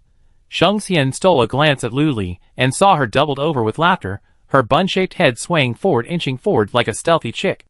A few strands of hair fell by her ears, adding to her naivete. He couldn't help but laugh. This harvesting robot was a good buy. After laughing for a while, Luli straightened up, hands on her hips. After a moment's pause, she said, We already picked all the vegetables. Why are you still here? Going to the lottery shop? Sheng Xian nodded, agreeing somewhat impatiently. The two walked side by side to the RV. From the vegetable patch to the lottery shop, they had to pass the night market and the bathhouse. It was still early, but the stall owners were already waiting under the night market tents. During the recent period of repeated base changes, they were always sent to the factory with their machines, and then released when they arrived. They were all displaced people in the apocalypse, and they had adapted very well. Some even earned crystal cores from their stalls, booked hotel rooms, and slept comfortably during the day. When it was time, they would go to the night market to set up stalls and earn money, and occasionally visit the bathhouse to relax. Their lives were carefree and happy, the envy of others. Looking at the night market, Luli suddenly felt craving for candied haws, Tanghulu, muttering, I'm craving candied haws. Sheng Xian immediately said, I buy you too. No, it's not time yet. They don't know you, so they won't sell you any. Luli lifted her leg and headed towards the night market, and Sheng Xian hurriedly followed. When they were still some distance away, the stall owners came over, each grinning and vying to greet her. Boss Lu, what brings you here? Boss Lu, are you craving some stinky tofu? Oh, just tell us what you want, and we'd bring it to you. It's only a short walk. That's right, no need to come in person. Luli responded to each greeting with a smile. Sheng Xian stood beside her like a handsome male nanny. Luli looked around and his sight was fixed on the stall owner selling candied haws. The man froze when his gaze locked on him, thinking he had done something wrong. Just as he was about to speak, Luli said, I'd like a few strings of candied haws, is that okay? The stall owner breathed a sigh of relief and nodded repeatedly. Under the gaze of the crowd, he frantically turned on the switch. A minute later, he had gathered a dozen or so strings of candied haws. He stuffed them all at Luli. Boss Lu, don't be shy. Take some. If you don't have enough, bring more. Luli gestured for Sheng Xian to take out the crystal core, but the stall owner hesitated. The two of them engaged in a struggle, pushing it back and then back. Keep it. I'd be embarrassed to come here again if you're like this. Luli smiled, personally taking the crystal core from the two and trying to hand it to the stall owner, but he was still reluctant. The other stall owners urged him, yes, keep it. Don't make things difficult for Boss Lu. Boss Lu, you're worried about us. It's not easy to set up a stall so late at night. Luli smiled broadly, and didn't deny the other stall owners' pleas. She simply passed a few more crystal cores forward. The candied haws vendor, bombarded with requests, reluctantly accepted the treat, saying, if it's delicious, come back. No problem. Luli readily agreed. She gave half of the candied haws to Sheng Xian, and picked out a bunch of green grapes for herself, peeling off the outer covering and beginning to eat. She also said goodbye to the vendors, I'm leaving now. Keep up the good work. The vendors, inexplicably excited, began to express their loyalty, saying passionately, we do our best, Boss Lu. Don't worry. Luli waved goodbye to them, and Sheng Xian hurried after her. Looking at the handful of candied haws in his arms, he felt a bit like a tailor. After leaving the night market, Luli arrived at the hotel. Chu Lixing was checking in customers. He was a bit surprised to see her, then glanced behind her. She seemed to be following Sheng Xian. Before he could say anything, Luli left in a hurry, leaving behind only a string of candied haws and strawberries. Chapter 342. Chu Lixing chuckled softly, picked up the candied haws, peeled off the outer wrapper, and took a bite. The rock sugar on the outside was crisp, while the strawberry inside was sour and sweet. The sourness was predominant, but there was an inexplicable sweetness that touched my heart with a small joy. This person was still as elusive as ever, appearing and disappearing without a trace. Chu Lixing didn't finish his meal all at once, but ate slowly. He first bit off a whole strawberry and held it in his mouth until the rock sugar had completely dissolved. He then chewed the strawberry piece by piece and swallowed it down, his expression gentle, his thoughts unclear. He didn't even notice a customer had arrived. "Boss? Boss? I want to book an hourly room." Chu Lixing, half conscious, regained consciousness, calmly replied, "Sure." Over here, Sheng Xian followed Lu Li back to the bathhouse. The crowds were so busy that it felt like he'd be squeezed out if he wasn't careful. Sheng Xian followed Lu Li, carefully sidestepping to avoid the crowd. Looking ahead, her figure was relaxed, like a fish in a river, free and unaffected by her surroundings. The hem of her dress swayed with her steps, left and right, as if she were dancing. Sheng Xian couldn't understand. Could bathhouses really be so fun? With so many people joining in the fun, it was truly difficult to walk normally. The two of them made it to Wang Yang's side relatively smoothly. This area was the most spacious in the entire bathhouse. Not as crowded as other places, it was relatively quiet. Wang Yang, sitting behind the cashier, saw the two of them squeeze through the crowd. He couldn't help but raise an eyebrow, and looking down, he saw Lu Li holding a candied haws in her arms. Here to deliver food? Wang Yang instinctively sat up straight, thought for a moment, and then relaxed, feigning indifference. He even crossed his legs and propped his chin up, pretending to look at his computer. In reality, his ears perked up, listening for her movements, his gaze barely lingering on the computer. Until Lu Li reached the cashier, raised her elbow, and pointed at the crowded hall. "Are you really not considering limiting the number of people?" Wang Yang shook his head. "No." He stared at the candied haws in her hand. Lu Li hesitated. "Can you eat them?" "I completely forgot." "Nonsense." With that, Wang Yang snatched the two candied haws from her hand and snorted. "Human, you could even forget this." Taking the sweet strawberries into his mouth, Wang Yang's mood brightened, and even his view of Sheng Xian became more favorable. He then resumed his previous discussion with Lu Li. "What's the point of limiting the number of people? I'm enjoying the crowds." Even though he couldn't eat them, it was still good to watch them. It was just that after spending so much time with humans, he always thought he was human too, especially now that his appearance was practically identical to theirs. Only when he saw Lu Li and smelled her refreshing fragrance could he arouse his most primal desires. He's a zombie, he has to eat humans. Not these puny, sugary treats. Thinking this, Wang Yang took another bite of a strawberry. Lu Li glanced back. More people is a good thing, but there are too many. It significantly degrades their shopping experience. Wang Yang imitated her, looking around. Degraded? I think they're quite happy. At least everyone had a smile on their face, unlike the lifeless humans he's seen elsewhere. Lu Li was suddenly speechless. It seemed that was true. At least they could get in, even if they had to wait in line. They were willing to wait too. At least they had something to look forward to. They could come in and eat fruit while waiting in line. Who wouldn't want that? Lu Li reached over the cash register and patted his shoulder. Then work hard. Upgrade soon, expand the space, and let more people in. Wang Yang nodded nonchalantly. That wasn't the point, he didn't care. The point was her hand on his shoulder, so close, the fragrance lingering on his nose, making him momentarily dazed. And she was completely pale, not the paleness of a zombie, but a rosy white, soft as jade. Her hands, in particular, seemed to glow with light. Wang Yang tilted his head slightly to look, but Lu Li had already withdrawn her hand, leaning against the cash register, looking around. Sheng Xian, standing by, felt a little lost. Wang Yang's gaze was too intense, like a lingering knife, tearing at his flesh.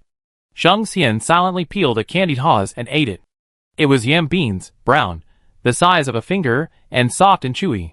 Facing Wang Yang's murderous gaze, she quietly ate her string of yam bean candied haws. Lu Li finally finished her observation, looking away from the customers and toward Sheng Xian. Huh? Yam bean ones? Yeah, Sheng Xian said, tucking the last one into his mouth with relish.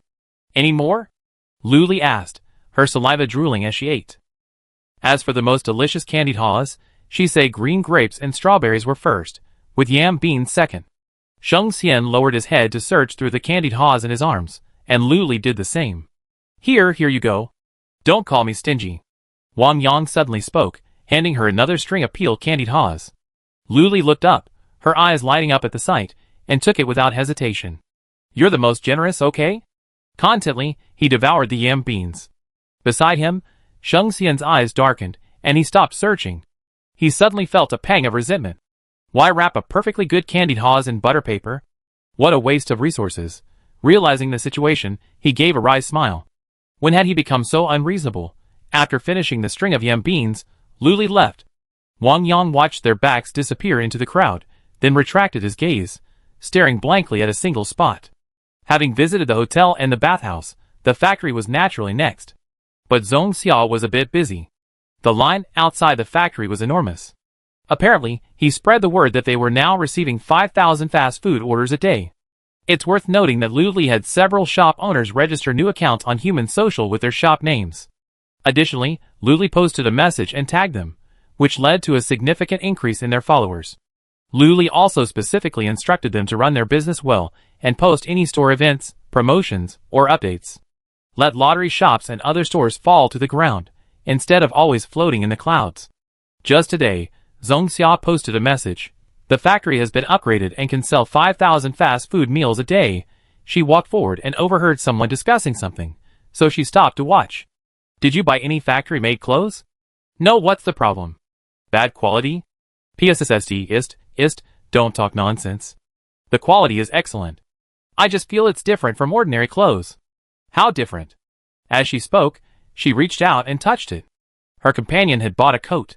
It was very thin, like paper, but it felt very firm and had a very textured feel. Chapter 343. The companion hesitated, trying to describe it. It feels so warm when I put it on, not cold at all. I can't even feel the cold wind. Are you kidding? It's early winter now, and there are occasional gusts of cold wind, whistling right up my neck. Before, everyone was poor, so they couldn't afford thick clothes. Being barely clothed was normal. Now that there are factories, there's a place to buy clothes, but the styles are random, and there's no choice. No one mind, just wear whatever they want, at least it keeps the wind out. But now he's saying that this coat is incredibly warm, and you can't feel the cold wind? Really? Try it if you don't believe me. The companion said, making a move to remove his coat. The two were teammates, having been through life and death together, so there was still a basic level of trust. After removing his coat, the man put it on without hesitation.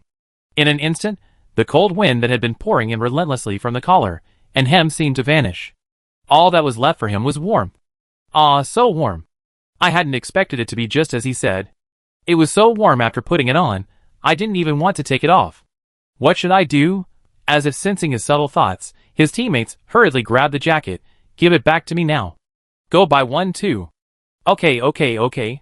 I give it back to you. He reluctantly took off the jacket and gave it back to him, pulling him along as he hurried to line up. Luli witnessed the whole thing, stunned. Wearing warm clothes? So impressive? She took a few quick steps, wanting to see what was going on. Sheng Xian took a look and quickly followed. Zhong Xia had to sell both fast food and clothes by himself, often feeling overwhelmed. Sometimes, when Sheng Xian was free, he'd go help out at the factory, and after a few visits, they became close. The two of them walked expertly into the factory, where Zhong Xia was handing out fast food, one after another, from the table.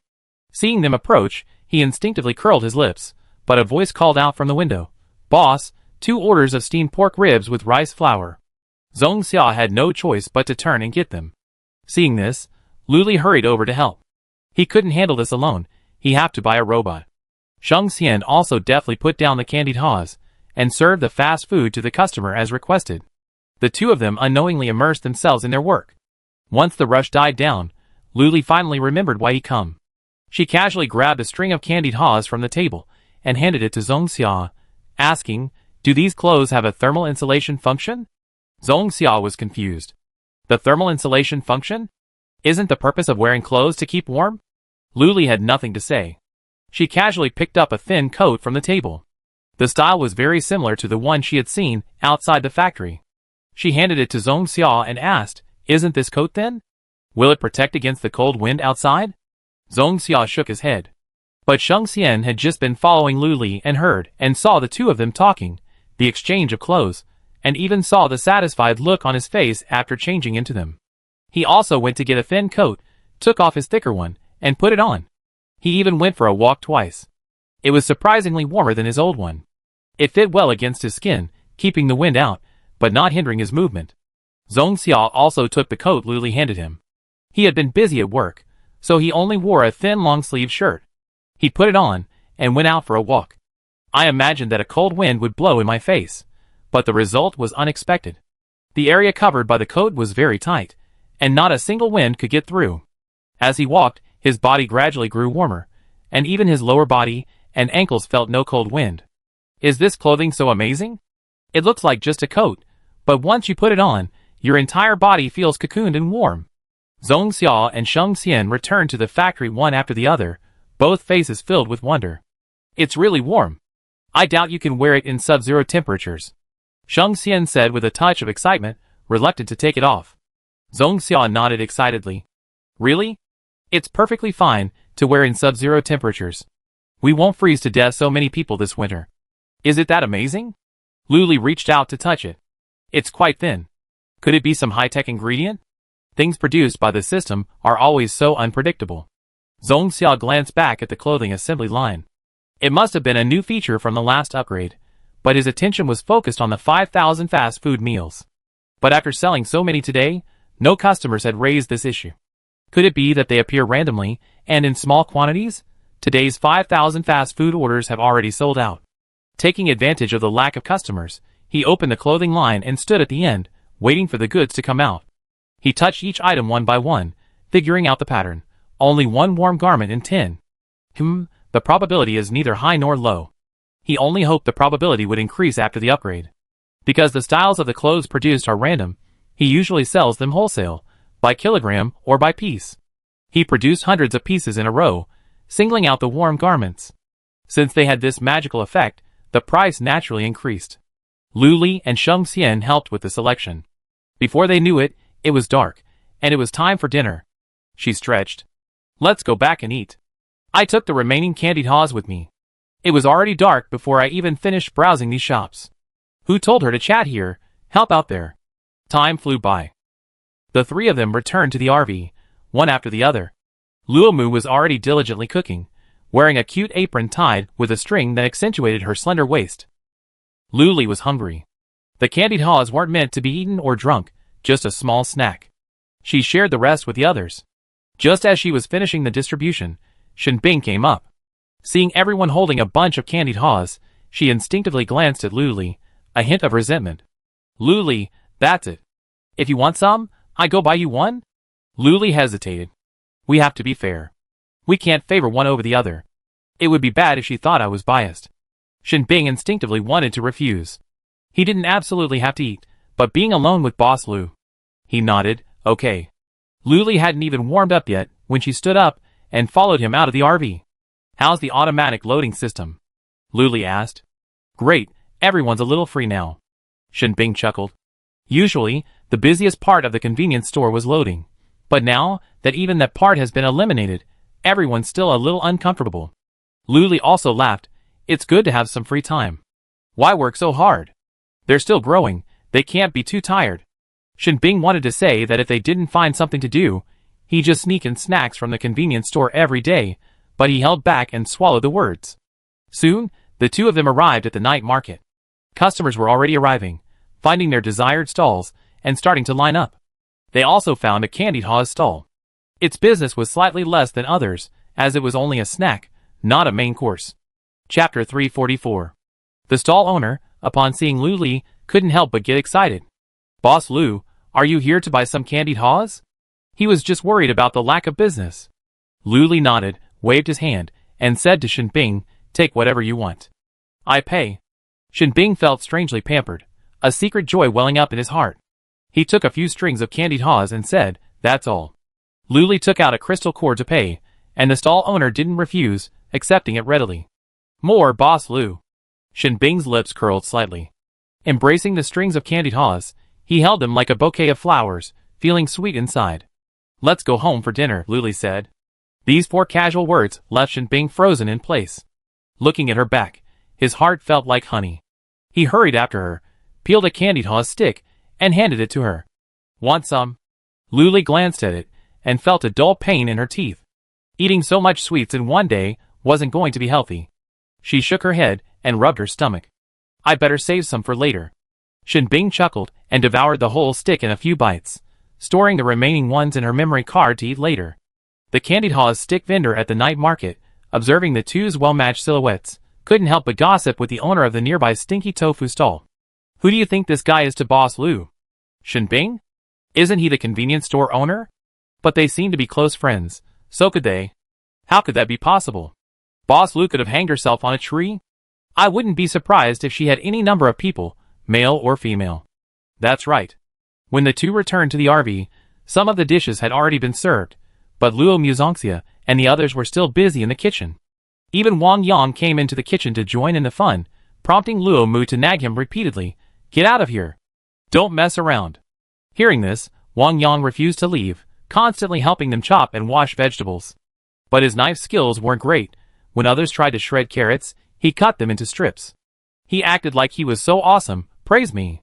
This infuriated Luo Mu, who wanted to take off his shoes and hit him, but he couldn't. Heh. Lu Mu yielded to Wang Yang's tyranny and ultimately didn't send him away. The meal was prepared in a flurry of activity. Luli had exercised too much today, and her stomach was flat from hunger, so everything tasted delicious. She even found Wang Yang's carrot strips pleasing to the eye and praised everyone's cooking profusely. The people being praised were happy, the people eating were happy, and the customers outside were happy too. Everyone was happy. The only ones who weren't as happy were probably the residents of the central base. They were all eagerly anticipating Boss Lu's return. I heard that Boss Lu left a few shops in the other bases, leaving the central base, where he spent most time, with only 10 scratch-off machines. Isn't this discrimination? There's a huge online outcry, but most of it is directed at the residents of the other bases, asking why they deserve such good food. Luli had been gone so long that even Lu Xun and the other managers were unaccustomed to it. He used to sneak into the lottery shop to buy a few scratch-off tickets. He loved the feeling of picking out the tickets, not buying them from the machines. Since Luli left, Lu Xun hadn't gone out to buy any more, and he couldn't help but sigh.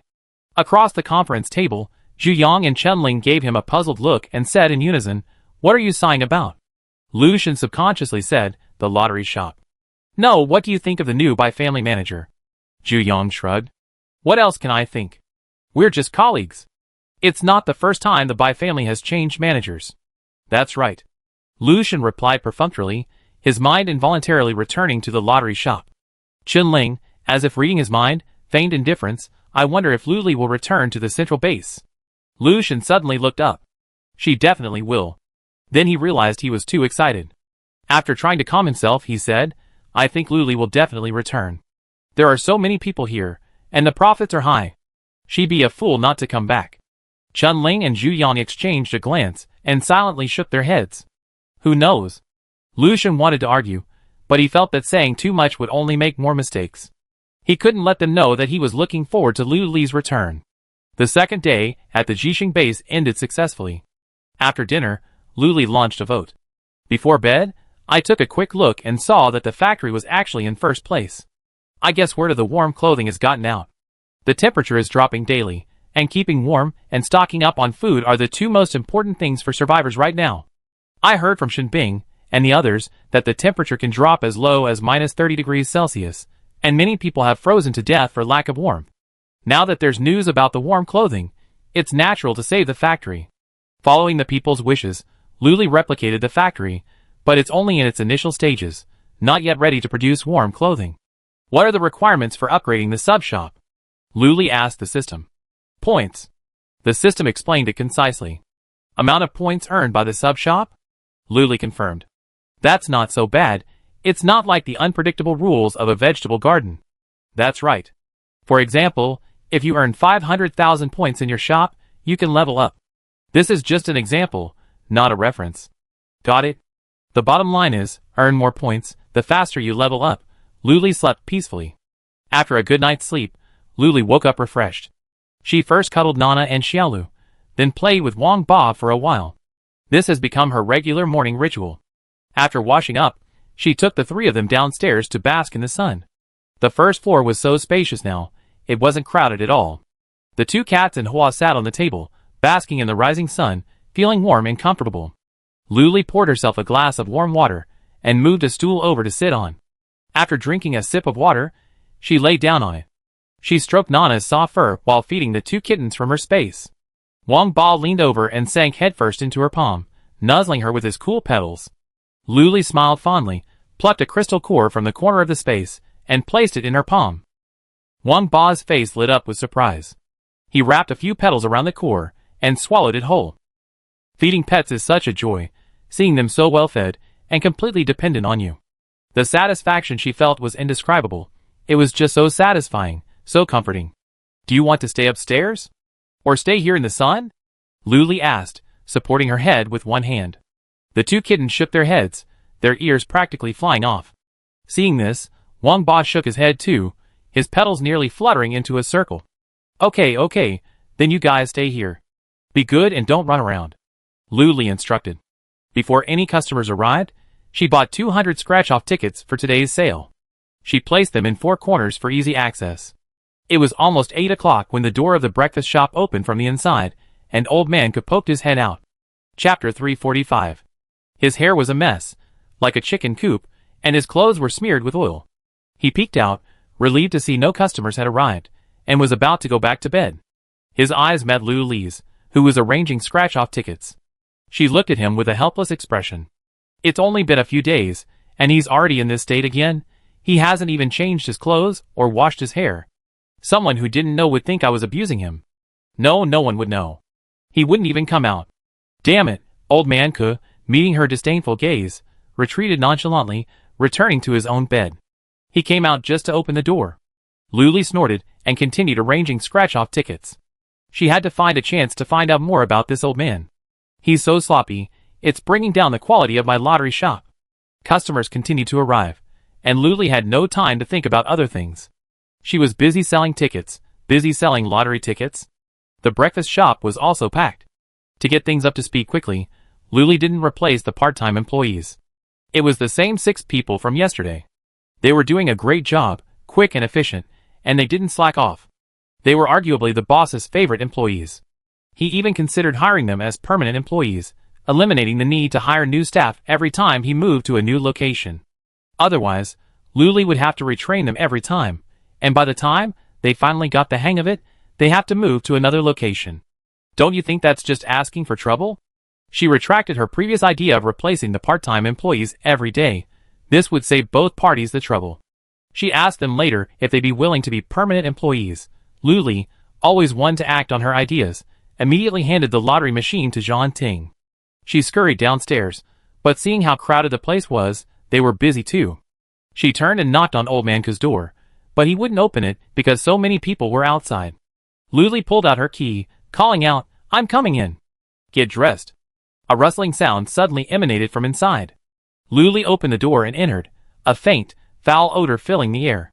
She put her hands on her hips, and was about to curse again, but she remembered there were customers outside, and she couldn't disturb them, so she closed the door behind her. "What the hell do you want, old man?" The moment the door closed, Luli put her hands on her hips and cursed, her anger making the room even more intense. The room had no windows, not even a place for ventilation. It was fine when there were customers, but it stayed closed even in the afternoon. After just a few moments, Luli felt suffocated. Old Man Ke slumped under the covers, bulging into a ball silent, letting her talk. She bent over her laptop, adding a small window and a private bathroom to the room. She hadn't originally planned to install a bathroom here, hoping he'd go to a spa and get out more often. But he wasn't buying it. He refused to shower, rarely even going to the bathroom, and stayed cooped up in his little room all day. Before the customers arrived, he grabbed some steamed buns and ate them morning, lunch, and dinner, all day. Luli was helpless. She took 2 steps forward, pretending to lift the covers from him, and warned him, "Get up and take a shower, or I lift the covers off you." Old Man Ke remained unmoved. Luli reached out and grasped the corner of the covers. They were slightly greasy and sticky, and she couldn't help but feel a little disgusted. She imagined she'd fling the quilt up and fling it to the ground, but it didn't budge. She looked closer and saw that it was Old Man Ke clutching the quilt tightly at the corner. Luli was furious. She tossed it again, and the quilt swayed slightly. She took a deep breath, nearly suffocating herself, but decided to hold it. Luli stepped back, no longer touching the quilt. Come on, let's talk it over. Tell me what you want. Why do you have to get so filthy? Have you made enemies out there? You can't even show your face, or you be arrested. Or have you owed someone a debt of love, hurt someone's heart, and you're afraid they come after you if you get out? Or do you owe them money? Or do you think this makes you look powerful and hard to bully? She couldn't think of any other reason. Luli put her hands on her hips and launched into a verbal attack, nagging. It would be fine if this guy didn't come out to run the breakfast shop. She was solely responsible for hiring part-time staff, creating the menu, and setting prices. His only contribution was to establish the breakfast shop.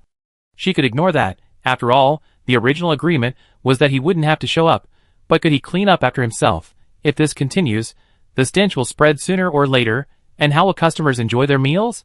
User experience is also a crucial factor. Luli grew increasingly angry as she thought about it, and continued to talk, causing Old Man to poke his head out from under the covers. Wrinkles covered his eyes, and his sagging skin gave him a triangular appearance. Meanwhile, Luli met those slightly aged eyes, and was suddenly reminded of her grandfather. She froze. Never mind. The old man is old. None of that. Old Man said weakly. Luli suddenly realized he'd spoken too harshly. Just as he was about to soften his tone and offer some advice, he heard him say, I'm just lazy. I'm too lazy to move. Too lazy to wash my hair or shower. Too lazy to clean myself. If Boss Lou doesn't like it, why not fire me? I don't want to run a breakfast shop anyway. Besides having buns to eat, and a bed to sleep in every day, having a house to shelter me from the wind and rain, and not having to worry every day. Other than that, there's nothing attractive. Boss Lou doesn't like him anyway. It's the same with him, or without him. It's better to have someone else run the breakfast shop properly. He thought to himself, watching Luli's expression. Luli laughed, annoyed. Do you think I don't want to? He laughed at his nonchalant, resigned attitude. Before she said anything, he started to feel wronged. Since Boss Lou thinks so, that's all right. I pack up and leave. With that, Old Man made a move to get up. Luli didn't, instead watching from the side with her arms folded across her chest. He lifted the covers, finally leaving his kennel, and slowly began to pack his things. But in reality, apart from the cloth bag and its contents, nothing else in the room belonged to him. Even the clothes he was wearing were bought by Luli, not to mention the bed, the quilt, and the pillow. Luli was just looking at him, wondering what exactly he was packing. Old Man glanced around until he finally spotted the newly added bathroom, and froze beside the bed. Luli hummed twice, finally catching sight of it. His old age had made his eyesight worse. Old Man hesitated, wanting to say something, but he didn't. He picked up the cloth bag next to his pillow. He took a few steps toward the door, walking slowly, his back hesitant, as if waiting for something. Chapter 346. He was almost at the door, his hand on the handle, but Luli remained silent. Old Man stood in front of the door, waited a moment longer, then couldn't help turning around and saying, Boss Lou. What's wrong? Do you regret it? Luli folded her hands, her legs trembling, her tone carefree. She knew. Old Man hesitated. No, I just wear the clothes. You won't ask me for money, will you? She knew he had nothing good to say. Luli gritted her teeth and said, This is for you. Old Man finally smiled. He had been worried for a long time, afraid that she would take off her clothes and return them to her right then and there. He finally turned the doorknob without any burden, ready to leave. He had just opened the door a crack. Meeting the stares of the customers outside, he was so frightened he immediately shut the door, muttering, Why are there so many people outside? What a sin! I'm afraid of crowds. Luli stared at his back with resentment. Seeing him open and close the door, she couldn't help but ask, What are you mumbling about? Can I stay until 11? There were so many people outside. He couldn't even imagine going out under so many gazes. No, no, no, Luli said, whatever. She stomped back to the RV, gulped down a glass of water, and after a few deep breaths, she calmed down. This guy is so ungrateful. Luli cursed softly. It was almost noon when Luomu came bounding over. Seeing her scowl, he immediately calmed down. Who messed with you, Boss Lou? I beat him up. Luli glanced at the breakfast shop, but quickly averted her gaze. Luomu noticed and looked over as well. Breakfast shop? Business is bad? There are a lot of people. Is someone looking for trouble? Or is it that old man? Luomu peppered Luli with questions, but she shook her head, showing no desire to speak. It wasn't that she was angry, but rather a bit exhausted. Luomu felt helpless when he couldn't get any more information out of her. The thought of someone bullying Luli made him spun around in anger. After calming himself down, he asked, "So what do you want for lunch?" "I make it for you. Food heals everything." Luli piqued her interest. "I want chicken wings wrapped in shrimp paste." Luomu, huh? What kind of dish is this? Chicken wings wrapped in shrimp paste? He knew both ingredients, but how could chicken wings be wrapped in shrimp paste? Aren't they just the bones? He glanced at Luli and didn't ask again, afraid to appear unworldly. He quietly went to the kitchen, took out both ingredients, and placed them in front of him. After pondering for a long time, he finally got to work, first removing the 2 bones from the chicken wings. That way there's room inside, and then I can squeeze the shrimp paste in? That's how it should be, right? Luomu confidently rolled up his sleeves and got to work. The shrimp paste was bought from the mall, in triangular shapes. Cutting a slit in the middle made it easy to squeeze. He picked up a chicken wing, then the shrimp paste, and started squeezing it in. However, due to his lack of experience, most of it slipped out. He secretly sighed, "It's shrimp paste, it's really slippery." Luomu continued his efforts, and with more experience, he pushed the shrimp paste into the chicken wing and squeezed it in. It was indeed much better.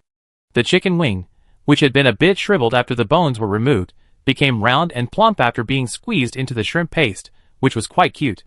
He was able to eat one in 2 bites. Once all the chicken wings were squeezed into the shrimp paste, Luomu nodded with satisfaction. Just by looking at it, one could imagine how delicious this dish was. He peeked outside. Luli was still sitting on the sofa, fiddling with her laptop, unsure what she was doing. He simmered the rice first, then started making chicken wings wrapped in shrimp paste. The steps were very similar to those for Kola chicken wings. Luli loved chicken wings, and Luomu was already an expert at making this dish. As soon as the dishes were ready and the rice was simmered, he quickly stir-fried some vegetables and made a tomato and egg soup. Luomu brought out the 2 dishes and the soup one by one. Luli's eyes lit up, and she sat up straight. The dishes were placed on the coffee table, and Luli slid down onto the carpet. She took a picture, ate on her laptop, and then looked up and gave Luomu a thumbs up. "Not bad, your cooking skills are getting better and better. Let's eat together." Luomu was just waiting for these words. Upon hearing them, he immediately reached for his bowl and chopsticks and filled himself with rice. The 2 sat down on the carpet and eagerly began to eat. Luli was the first to grab a chicken wing wrapped in shrimp paste. Judging by the rich color, the flavor must be excellent. She bit into it. The outer skin had been fried to a crispy char, but the meat was tender and juicy. The shrimp paste inside was even more chewy, tender, and juicy. So delicious. Luli hadn't even taken a single bite of her rice when she finished 2 chicken wings wrapped in shrimp paste. The way she ate was incredibly appetizing, and Luomu knew he succeeded by looking at her satisfied expression. Though he hadn't taken a single bite, he was already satisfied. Just as he picked one up and put it in his mouth, Shinbing arrived. Luomu checked the time. It wasn't even 12 o'clock yet, not even dinner time, so why was she so eager to come? Luomu stared at him, not even bothering to eat his chicken wing wrapped in shrimp paste. Shinbing quickly glanced at the 2 of them, and calmly approached. Feigning indifference, he asked, "Eating so early today?" Luli casually replied, "Yeah, I'm hungry. How about we eat too? But it doesn't seem like enough for 3 people. Luomu nodded vigorously. "Yeah, how about you go and cook some more? Stop standing there. I'm not hungry. I just watch you eat." Shinbing followed their lead, sitting cross-legged on the blanket. He folded his hands, the perfect height for him to rest comfortably on the table. Luli didn't mind, but Luomu felt a little uncomfortable being stared at. He couldn't decide whether to eat or not. He tried to ignore Shinbing, whose presence was so noticeable, and concentrate on eating. Shinbing wasn't paying attention to Luomu, so she stared at him for a moment. Seeing his movements were a little stiff, she tilted her head and smiled. After watching Luomu, he glanced at Luli again, but this time he didn't dare to stare openly. She ate with a genuine appetite, one mouthful after another, without a hint of hesitation or affectation. Just looking at her made her feel a little hungry. Shinbing, helpless, got up and went to get herself a bowl of rice. She also made herself some stir-fried pork and carrots. When she came out, there was only 1 chicken wing with shrimp paste left. Luli looked at Shinbing. Reluctantly she said, don't look. This last one is yours." Shinbing smiled and quickly put it in her own bowl, fearing someone would regret it if she was a little late. Luomu was already full, so he didn't care. Luli was yawning when Xiao Di turned around and said, "Someone has invented a sausage scraping machine. Sister Luli, do you want to check it out?" Her eyes lit up. Sausage? What night market wouldn't have sausage? Yes, yes, yes. Luli agreed quickly and stood up to walk out. After getting out of the RV, she tiptoed to look at the crowded area, and sure enough, the customer who scraped out the starch sausage was surrounded inside. Chapter 347. And a faint aroma emanated from inside, a familiar smell. Luli hurriedly squeezed in. Slim and nimble, she squeezed right into the middle. The sausage machine wasn't large, with about 20 grooves, each holding a sausage. The sausages tumbled freely, some discolored from being fried. They were clearly genuine sausages. Not a trace of meat. Luli, like countless other customers nearby, stared intently at the dozens of sausages, even though she had barely eaten. She vaguely remembered someone scratching out a sausage roasting machine before, but this was different. This one could only roast a single sausage, while that one could make meat, corn, and the like. The owner of the sausage machine was a little flustered. This was her first time winning such a big prize, and she was apprehensive. She wanted to find Boss Lu to reassure her, and after scanning the area, she spotted her in the crowd. She ignored the machine and hurried forward, grabbing Lu Li's wrist. "Boss Lu, you're finally here," the machine owner said with a hint of grievance. To those who didn't know better, they think he suffered some terrible injustice. "Lu Li, huh? What's wrong? Am I late?" The machine owner shook his head. No. She was just worried someone might mess with the sausages once they were cooked. She dragged Lu Li over to the machine. The aroma intensified, arousing Lu Li's cravings once again. "I give you the first one later, okay, Boss Lu?" The machine owner seemed to notice and promised. Lu Li nodded immediately. Okay. With that, the machine made a ding sound, signaling the completion of this batch of sausages. The customers around her began to stir, all wanting a piece of the action, of course, the kind that paid. Some in the crowd swallowed, some had red eyes, and some clenched their fists. For some reason, the machine owner felt a little uneasy, perceiving the strange looks from those around her, as if they were about to come and snatch her sausage. She consoled herself, thinking that Boss Lu was already there, so they wouldn't dare. Besides, there was both a breakfast shop and a factory here, so why would they snatch her sausage? Lu Li took the sausage she offered and tasted it. It was the familiar taste, unchanged. A pure sausage without a trace of meat. "You can't finish it all by yourself. You can sell it at the night market tonight," Lu Li invited. The machine owner nodded repeatedly. She couldn't have asked for more. She had been wanting to bring it up earlier, but she was afraid Boss Lu wouldn't agree, so she held it back. At least if she went to the night market, she would be Boss Lu's subordinate and protected. Lu Li ate a free starch sausage, feeling satisfied. She smiled and said, "If you want, you can sell it now." Okay, I sell it now." The machine owner quickly agreed. Seize the opportunity to make money now, seize the moment, and the machine owner immediately began to shout. Seeing this, Lu Li moved aside a few steps to avoid blocking other customers. The customers, already tempted by the aroma, rushed over to her enthusiastic hawking. The machine owner got busy, not noticing that Lu Li had returned to the RV. She was so busy that she couldn't even collect the money. A few people in the crowd exchanged glances, a flicker of jealousy in their eyes, and they all pushed forward. The customers in front of them couldn't help but move forward.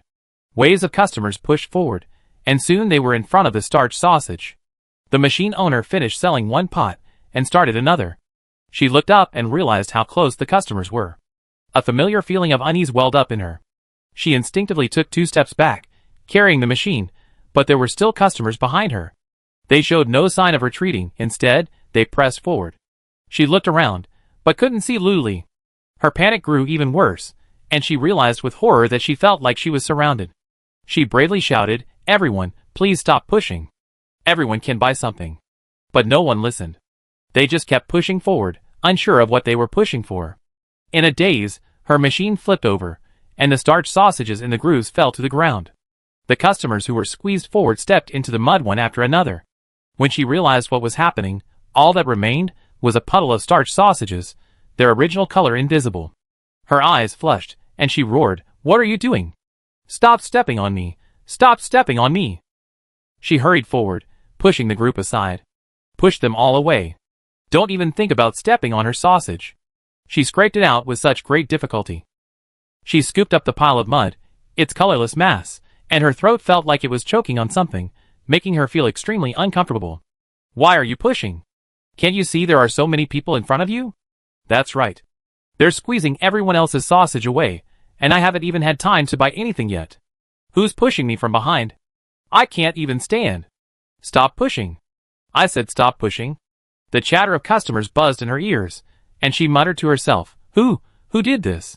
A few people in the crowd smiled triumphantly, exchanged glances, and quietly left. She was filled with grief and indignation. She was just an ordinary person, without any awakened powers. She had always been cautious in everything she did, fearing they might be caught. She'd been feeling anxious, fearing something might happen. She never expected it would happen again. Her heart was utterly broken. How could such a cowardly and hapless person like her have the right to set up shop at the night market? What happened? Luli squeezed in, bewildered. She saw the once bright, optimistic, and positive girl kneeling on the ground, her hair disheveled. She held a puddle of mud in her hands, next to an overturned starch sausage machine. Luli walked over, feeling distressed, squatted down, put his arm around her shoulders, and whispered, What's wrong? She heard a familiar voice, and suddenly looked up, meeting Luli's concerned and worried eyes. The grievance she'd been swallowing suddenly surged back, and tears welled up like a flood. Luli frantically wiped them away, offering sincere comfort. It's okay. Just pick up the machine and start over. The girl shook her head, holding back her tears as she cried. Luli had returned to the RV earlier, unaware of what had happened. It was only after Xiao Di mentioned the customers outside were getting agitated that she came down to see what was happening. Unsure of what was happening, she struggled to squeeze in, finally witnessing the scene. While asking the system to investigate, she helped the girl up and then the machine. Come on, let's get in the RV and talk. Luli supported her. She then realized how thin her clothes and pants were, with several large holes in them. She had rushed forward to push those people away, too hastily, and had torn them. She looked incredibly embarrassed. All around her, eyes were fixed on her, a mixture of hostility and jealousy, uncontrollably fixed on her. She lowered her head, wishing she could bury herself in Luli's presence. Chapter 348. She didn't dare face it. Her body was shaking violently. Luli, perceptive, tightened his grip on her shoulders. Over her lowered head, Luli's sharp gaze swept across the crowd, meeting those scrutinizing gazes precisely. The group, previously arrogant, their emotions written all over their faces, suddenly subsided when they caught Luli's eye. Looking at the nose at the heart, the group feigned indifference as they looked away. Luli sneered inwardly, thinking, in an avalanche, not a single snowflake is innocent. On the way back to the RV, the system had already thoroughly investigated what had happened. Someone was deliberately disrupting the crowd, pushing the customers forward and then deliberately overturning the machine. In the chaos, the starch sausages fell to the ground, unattended, and turned into mud. But just a few people couldn't cause a huge stir. Everyone else was intentionally or unintentionally fueling the situation. Was it envy, jealousy, or hatred? Perhaps all of it. Looking back, she was just an ordinary person. What's the big deal if she bullied me? It would still make her feel good. I wasn't the culprit anyway, and no one could find fault with me. Holding this mindset, she contributed to this outcome. Luli carried the girl back to the RV and laid her on the carpet in front of the sofa. It was so soft, warm, and clean, she didn't dare touch it, fearing she'd get it dirty and be unable to pay for it. Luli brought out some medicated lotion and applied it to her without hesitation. The girl looked at him with a serious expression. She felt a surge of sadness. In the apocalypse, there were still people as kind as Boss Lu. He allowed her to set up a stall at the night market, offering her invisible protection. She was endlessly grateful.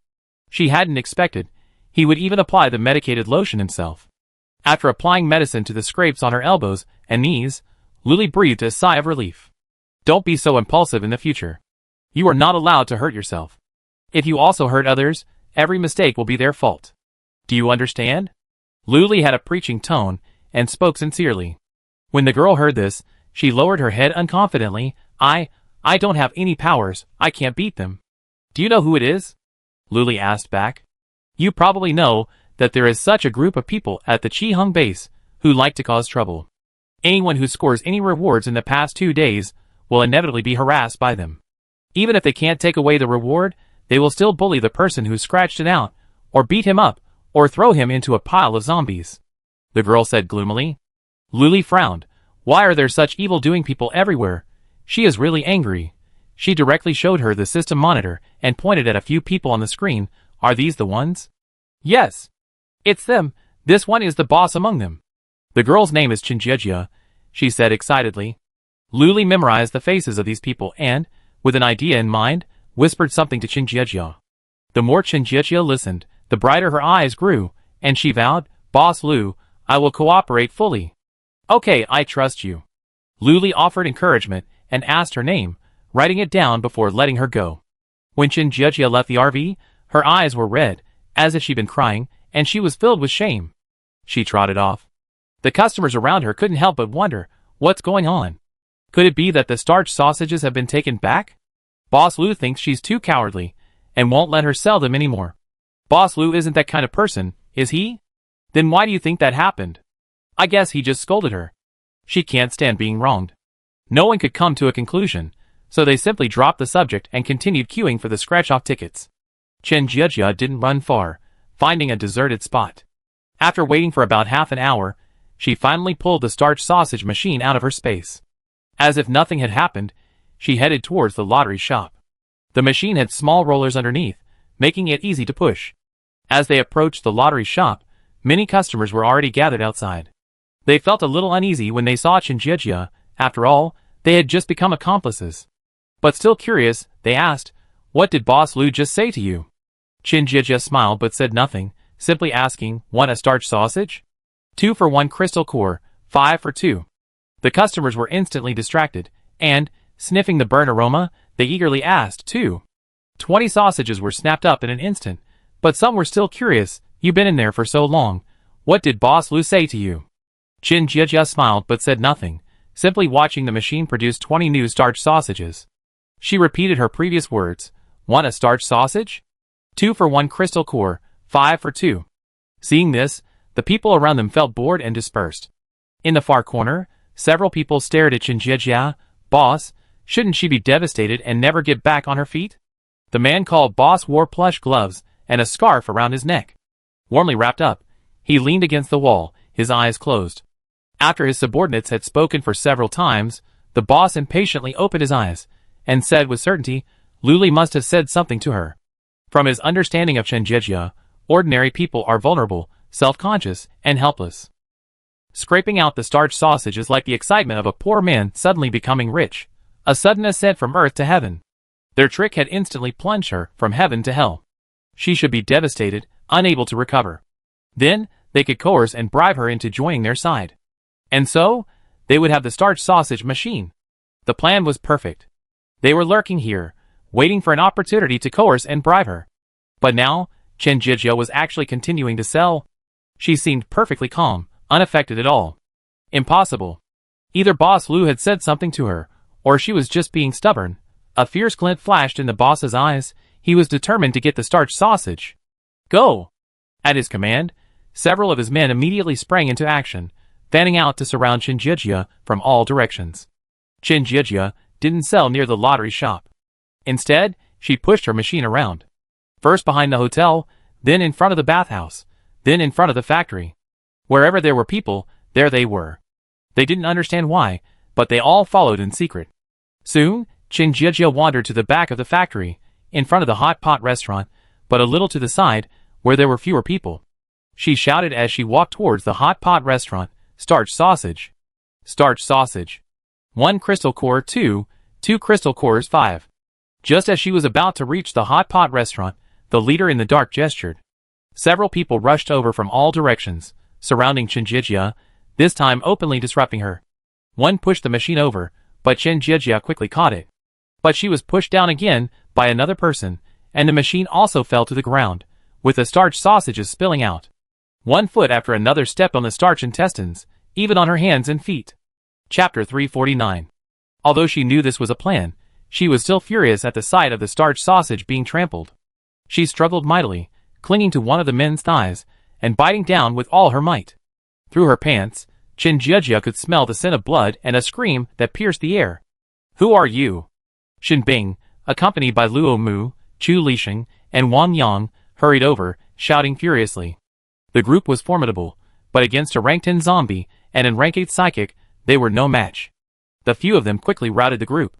Shin Bing followed Lu Li's instructions. Throw them directly into the zombie pile. Watch them eat until they're done. Wang Yang frowned, annoyed. Zombies don't eat this crap. After complaining, he obediently picked one of the men up and followed them to the zombie pile. Chen Jiejia and the starch sausage machine were taken back to the RV by Luo Mu. Seeing her in another state of disarray, Lu Li was at a loss for words. What's wrong? Didn't you say you should protect yourself? If the starch sausage is gone, we can make more. It won't waste ingredients. But you, on the other hand, have to recover after being injured. Chen Jiejia felt much better after hearing this. She pointed at the blood on her body and said, "It's not mine." She spoke slurredly, as if she had something in her mouth. She spat the contents into the garbage bag. A closer look revealed a gruesome mixture of broken pieces and flesh. Lu Li glanced at her in surprise. Even a kitten can get angry when provoked. Chen Jiejia said proudly, "Luckily, I have good teeth. Otherwise, I wouldn't be able to bite it off." Though tears welled in her eyes, her tone was happy, and the corners of her mouth were raised. After a careful observation, Lu Li felt reassured and took her hand, sitting her down on the sofa. "Take a shower and change clothes first. Just sell your starch sausages at the night market tonight. Don't worry about anything else." Lu Li's tone was natural. Chen Jiejia choked, but quickly recovered, lowering her head and muttering a response. She truly thought Boss Lu was so kind, treating everyone equally. He didn't treat her differently based on whether she was ordinary or possessed a special ability. She loved that feeling.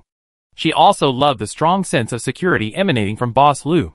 It was reassuring, as if as long as she was around, there was nothing to worry about. She quickly adjusted her mindset and resolved to sell her starch sausage as well. Make more money for Boss Lu. Help her solve more problems. Lu Li rested her chin on her hand, pondering. There were too many such villains, and it was impossible to completely eliminate them, but she didn't want the customers who scratched out their rewards to be bullied. She asked the system, "Do you have any solutions?" The system replied calmly and perfunctorily, "No, host, this kind of thing is inevitable. I suggest you try to be more open-minded." Lu Li remained silent, mentally cursing the system, but she also knew. The system had done its best, having stipulated from the outset that no one except the person who scratched out the prize could touch the item, unless the owner agreed. Such machines as these, such as the starch sausage machine, the candied Haws machine, and the octopus ball machine, also required the owner's permission before selling. But in a situation like today, Chen Jiejia had already agreed and given the go-ahead, and the machine was overturned in a panic, leaving no one able to do anything. It was too late to stop it. If Chen Jiejia had said it, they would only target those who scratched out the prize. Using threats, inducements, and beatings, they would force them to submit and hand over their prizes. How could this be? She could only manage one, not 10,000. Angry, Lu Li clenched her fists. She even considered setting up a reward system where the item would explode if it left its owner, but it was just an idea, completely unrealistic. Just as she was thinking about this, Xiao Di came up again. "Sister Lu Li, someone's looking for you outside." Lu Li looked up, her eyes still dazed. "Who is it?" "I don't know him, but he looks quite impressive, and he has bodyguards with him." Xiao Di smacked her lips. She had seen many such people with Sister Lu Li. She figured he was a high-ranking leader at the base, or perhaps the base commander. "Okay, I go check it out." Lu Li got out of the RV and happened to meet the man's gaze.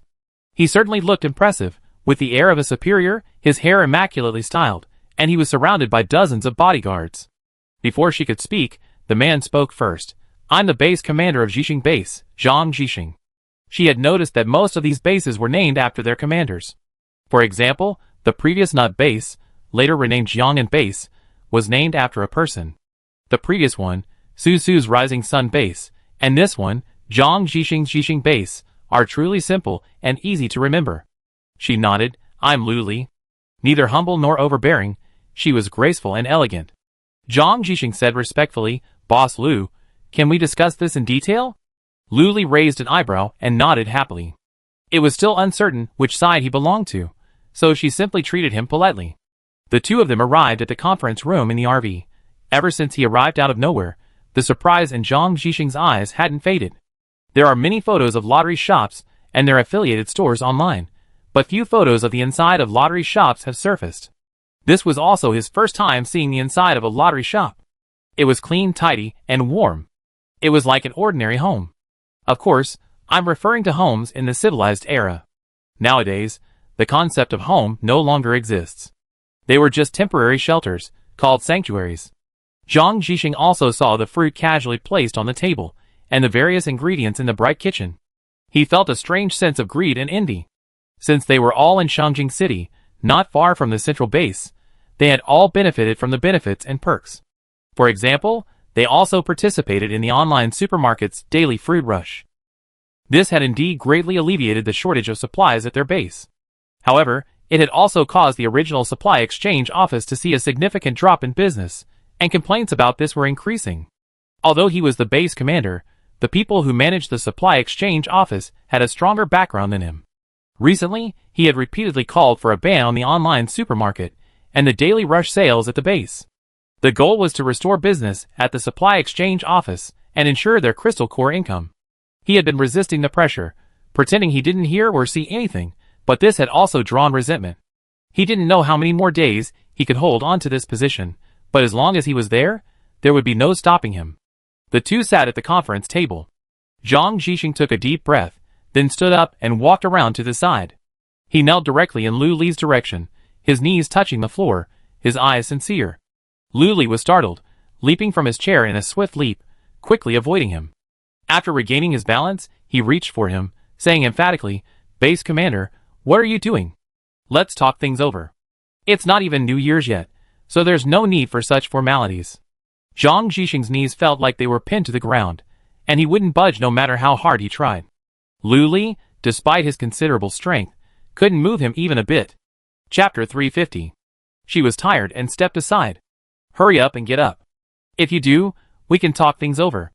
Zhang Zhixing immediately stood up and said respectfully and humbly, "Boss Lu, please save me and the Zhixing base behind me."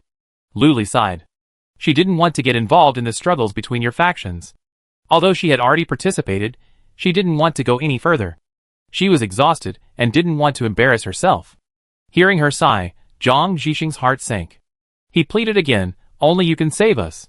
"Tell me first," Lu Li said helplessly, sitting down in a chair, ready to listen attentively. Seeing this, Zhang Zhixing also stood up and sat across from her, recounting his recent events. His wording was clear and simple, plain and straightforward, without any emotion. Unlike Luomu, his stories were so captivating that it felt as if he were walking through the story from the beginning, immersive. Lu Li nodded. "I understand. They want you to ban online supermarkets and daily fruit purchases from the base, or they remove you as base commander." Zhang Zhixing nodded shamefacedly. Should I believe him? Lu Li hesitated. He knelt down as soon as he emerged, begging for help, his eyes sincere and his words earnest. But still had to be cautious. She didn't know these base commanders well, so she sent a message to Mr. Shen's 5-person group. Mr. Shen, He Luo, Lu Yu, and Xiao Peng, she was all in it, a group previously established to counter the mysterious family. In 5 minutes, I want all of Zhang Zhixing's information. Yes, the base commander of Zhixing base. As soon as the news broke, the other 4 people stepped forward and shared everything they knew. He Luo, I've been to the Zhixing base before. It's well managed and well organized. Minor flaws are inevitable, as every base has them. Lu Yu, I know Zhang Zhixing. He's a man. I mean, he's very down-to-earth and doesn't play tricks. Xiao Peng, I'm not very familiar with him. I only met him a few times at conferences, but he speaks very logically and seems very upright. He must be a good person. Even Mr. Shen said, I promoted Zhang Zhixing. He's a good kid, very down-to-earth. Lu Li looked at it and raised her eyebrows. All good reviews? She continued. So there's no negative reviews? She listened as Zhang Zhixing said across from her, I had no other choice, so I came to see Boss Lu. They gave me a deadline. Lu Li thought of Su Su. She had also sat in Zhang Zhixing's seat at that time. But she said firmly, I closed the supply exchange office on base and planned to purchase supplies from you to establish a new one. She was quite bold. She also said honestly, why doesn't base commander Zhang consider switching to another supply exchange office? You can purchase supplies from me. The prices are definitely lower, and the quantities are definitely sufficient. Then she sighed, why should we continue to be bound by them? Zhang Zhixing sighed as well. He had heard about what Su Su had done. She dared to do so entirely because she had Mr. Shen behind her. Of course, courage and boldness were essential. But he had no one behind him but himself. Although Mr. Shin had strongly recommended him for the position of base commander, the two had not been in touch in recent years. He had also heard that Mr. Shin was in a difficult situation recently, and since he couldn't help, he naturally didn't want to bother him too much. Boss Lu, you don't know this, but the people at the supply exchange office have powerful backgrounds. I can't compete with them, Zhang Jixing said shamefacedly. Lu Li was curious, so how do you want me to help you? Powerful backgrounds? Isn't that the mysterious family? They've been struggling lately, struggling to save themselves. How could they care less about this tiny base's supply exchange office? Thinking of the mysterious family being live-streamed by cameras, he couldn't help but laugh.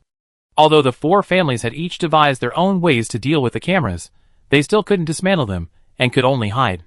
Zhang Jixing hesitated. As long as Boss Lu openly provides me with supplies, that'd be all. This guy really had a good plan. Openly meant making it clear, I'm here to support Zhang Jixing, and you all should get out of Jixing base right now. Lu Li pursed her lips, considering the feasibility. Zhang Jixing's heart ached when Lu Li remained silent. Would she agree? At that moment, Lu Li's brain vibrated. She looked down and saw a message from Elder Shin. Is Zhang Jixing planning to shut down the mysterious family supply exchange? And purchase supplies from you? It was a good guess, but it missed a crucial point. She replied, yes, and asking me to provide them publicly is like supporting him. Elder Shin didn't reply for a long time, and Lu Li remained silent too. Zhang Jixing was tormented, knowing this wasn't a good idea. But it was the best idea he could come up with. It would both deter them, and inform the public that these were Boss Lu's supplies. After a long pause, Elder Shin replied, providing the supplies is fine, but not public. I thought so too, Lu Li said. Then she looked up at Zhang Jixing. He kept his head down, lost in thought, his fingers folded on the table, seemingly trembling slightly. Lu Li said slowly, I can provide the supplies. Zhang Jixing's eyes lit up. Really? Then. She reached out to stop him. But it won't be public. The fact that you're purchasing supplies from me already demonstrates my commitment. Zhang Jixing was slightly disappointed, but already quite satisfied. He readily agreed, excitedly saying, okay, it's okay. This is great. Thank you, Boss Lu. Thank you. Lu Li smiled. You're welcome. Just give me a list of what you need. Zhang Jixing nodded hurriedly, his words incoherent. I go back now, and close that exchange office. I wish you the best, Lu Li said sincerely. Zhang Jixing didn't catch the hidden meaning in her words. He only wanted to get back to base, and deal with this matter. She left without staying any longer. Although Zhang Jixing was a bit timid, he was quick to act. Lu Li had just finished dinner when she heard a discussion outside. I heard the supply exchange at the base has been closed. Huh? Why? Where will we exchange supplies from now on? Who knows? They must have their reasons. I heard they're changing management. Won't it get more expensive? It's hard to say. Lu Li was listening intently when someone suddenly asked, Boss Lu, you have to keep the convenience store. That depends on the vote, Lu Li said calmly. Ah. The customers wailed, understanding that no one could change Boss Lu's decision. Lu Li wondered what Zhang Jixing would do. It was a shame, she was leaving tomorrow. Chapter 351. In the evening, Lu Li posted a poll as usual. Perhaps everyone knew that the supply exchange office within the base had been removed. The convenience store was in the lead, far ahead of the next highest ranked player. Lu Li replicated the convenience store in accordance with public opinion. Then he sent a message to the store owner's group chat. We're heading to Wanfei base tomorrow. Everyone, be prepared. Lu Li had just mentioned this at dinner, so I remind you again. Lu Li lay in bed, half asleep, when she suddenly woke up. Where's old man Ke? Is he gone? He nearly pissed me off that morning, so much so that I ate 2 extra bowls of rice. Then, in the afternoon, there was that Shinjiajia incident. I completely forgotten about his departure, but now, with a start, it hit me. Lu Li quickly got out of bed, took 2 steps in her cotton slippers, and then returned to ask the system, can you check if he's gone? The system also had to retrieve the surveillance footage, and when it did, it was amused. He showed the footage directly to Lu Li, who then laid down to view it in a more comfortable position. This was the surveillance camera on the RV, facing the breakfast shop. It was clear, and at a perfect angle. In the footage, the door of the breakfast shop opened, and a head poked out. His hair was frizzy, like a chicken coop, and his signature hairstyle was instantly recognizable. It was Ke Xiaoming. He poked his head out, surveyed the outside, and then retreated again. This was the first time. About half an hour later, he poked his head out again, then retreated again, the second time. This scene repeated 5 or 6 times. Luli could tell he wanted to leave, but he was afraid of the crowds. Luli was puzzled. How could a grown man like him be so scared? Just because there were so many people. Social anxiety? So how had he gotten through the previous decades? He went back and forth nearly 10 times, and by nightfall, Old Man hadn't left. But now the lottery shop was closed, and so were the other shops, with customers returning to base. Would he take this opportunity to leave? Luli thought for a moment, then put on her coat and went downstairs. She quietly descended and stood outside the breakfast shop. As expected, a rustling sound came from inside, and the door opened again. The familiar messy hair poked its head out, triangular eyes surveying the outside, and suddenly his breath hitched. There seemed to be a figure there? Who was it? Luli was at a loss for words. What was this old man looking at? She took the initiative and stepped forward, emerging from the darkness. There was a small light bulb outside the breakfast shop, clearly illuminating the small area. Old Man could breathe a sigh of relief when he saw who was coming, but then remembered something and took a deep breath, staring at her cautiously. Luli chuckled. Want to leave? She stepped aside, shrugged, and said, Go ahead. I won't stop you. If you can walk out, then, logically, the shop can't be too far from the lottery shop. And if the shop owner leaves the shop for too long, they will be forcibly recalled. Just like Shenbing and the others had gone out before, they always returned within the specified time. Luli felt a little sad at the thought, as if winning the first prize bound her to a certain place for life. The system said, Host, this isn't unsolvable. If they wish and find a successor, they can unbind. Luli was speechless. That's not what you said before. Unbinding requires paying 5 million points, finding a successor of equal ability, and passing the system assessment. There are quite a few requirements. No wonder those who win the first prize are so powerful. The lowest level was Luo Mu, at level 6, followed by Lu Xinru, at level 7. What about Kuxioming? Isn't he just an ordinary person? Why? You can't judge a person by appearances, said the system. Okay, I knew this old man was no ordinary person. Kuxioming was still sizing up Luli's expression, trying to determine if what she said was true, if she could actually walk. But Luli was talking to the system, expressionless, her thoughts completely unrecognizable. Never mind. Kuxioming, desperate, tiptoed away. When Luli regained consciousness, she saw Kuxioming's furtive figure. She shrugged. It didn't matter, he'd be forcibly recalled anyway. She turned off the lights in the breakfast shop and the messy room inside, leaving them alone, and headed straight back to the RV. Before bed, she set the RV on a timer, with the destination being the Huanfei base. Late at night, several elders of the Bai family were quietly discussing something in a corner away from cameras. The fifth elder said, in recent days, the supply exchange offices at 2 bases in Shangjing City have been closed. The first elder was puzzled. Why? Don't they need them anymore? The fifth elder scoffed. How is that possible? They already purchased supplies from Luli. The first elder was furious. Damn Luli, they only know how to block our financial path. What should we do then? The fifth elder said. Let's ask a few of them tomorrow. It's not just our exchange office. The first elder said irritably. A new day, Huanfei base. At 6 in the morning, the RV parked 100 meters outside the base gate. But Luli didn't wake up until 8, and the first thing he did wasn't to buy a scratch-off lottery ticket, but to open the breakfast shop. She turned on all the machines and watched them begin working before returning to the lottery shop with peace of mind. She also needed to find part-time employees for the breakfast shop. What should she do? She was considering using robots. The previous part-time employees had been left at the Zhixing base. She had even gone to check on them after the breakfast shop closed yesterday. They all had families and ties at the Zhixing base, and were reluctant to go with them, so Luli didn't force them. Now that she thought about it, it was more convenient to buy a robot. No communication required, just feeding them crystal cores. There was no need to worry about them following her around, getting greedy and stealing food, or having ulterior motives. Luli immediately opened her computer and searched for similar robots. There were so many styles and shapes, but their functions were generally the same. They all could follow the customer's instructions and retrieve specific food from a designated location. All she had to do was set up the machine and enter the food's information, such as its name and picture, price, and location. Luli found a moderately priced, ordinary robot, unassuming and simple. Afraid one wouldn't be able to handle it, she bought 3. After buying them, she immediately went to the breakfast shop, took them out, and set them up. The breakfast shop now offers nearly 100 different breakfast items, with nearly 20 different fillings for the buns alone. Entering the information took 10 minutes. After completing the entry, Luli tested it herself. Standing at the table, she told the robot, "I want 2 meat buns, 1 glutinous rice chicken, and a cup of soy milk."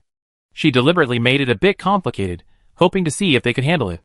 The robot closest to Luli received the command and sprang into action. It extended its robotic arm, moved the steamer, and precisely located the meat buns. It then pulled out a plastic bag and placed the 2 buns in it. Chapter 352. He quickly packed up the glutinous rice chicken, poured warm soy milk into a cup, and closed the lid. He followed the entire process with remarkable skill, like someone who had worked at a breakfast shop for decades. Then, he handed the 3 items to Luli and accurately quoted their prices. Customers could then deposit crystal cores based on the prices, which would be converted directly into points without requiring redemption. Luli nodded in satisfaction, munching on a meat bun as he stepped aside and took a photo of the 3 breakfast items. He posted it on social media with the caption, "Arrived at Huanfei Base, come join us for breakfast."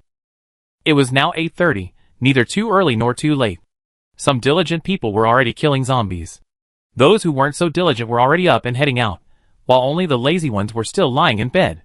But no matter who they were, upon hearing the news, they immediately rushed to the lottery shop. They had heard that Boss Lu would be coming 2 days ago. I had never expected happiness to come so suddenly. Within 5 minutes, the breakfast shop was packed with people. They were a bit surprised to see 3 robots. According to what the previous residents of the base had said, Boss Lu would be looking for part-time employees locally, but it seemed they wouldn't be needed now.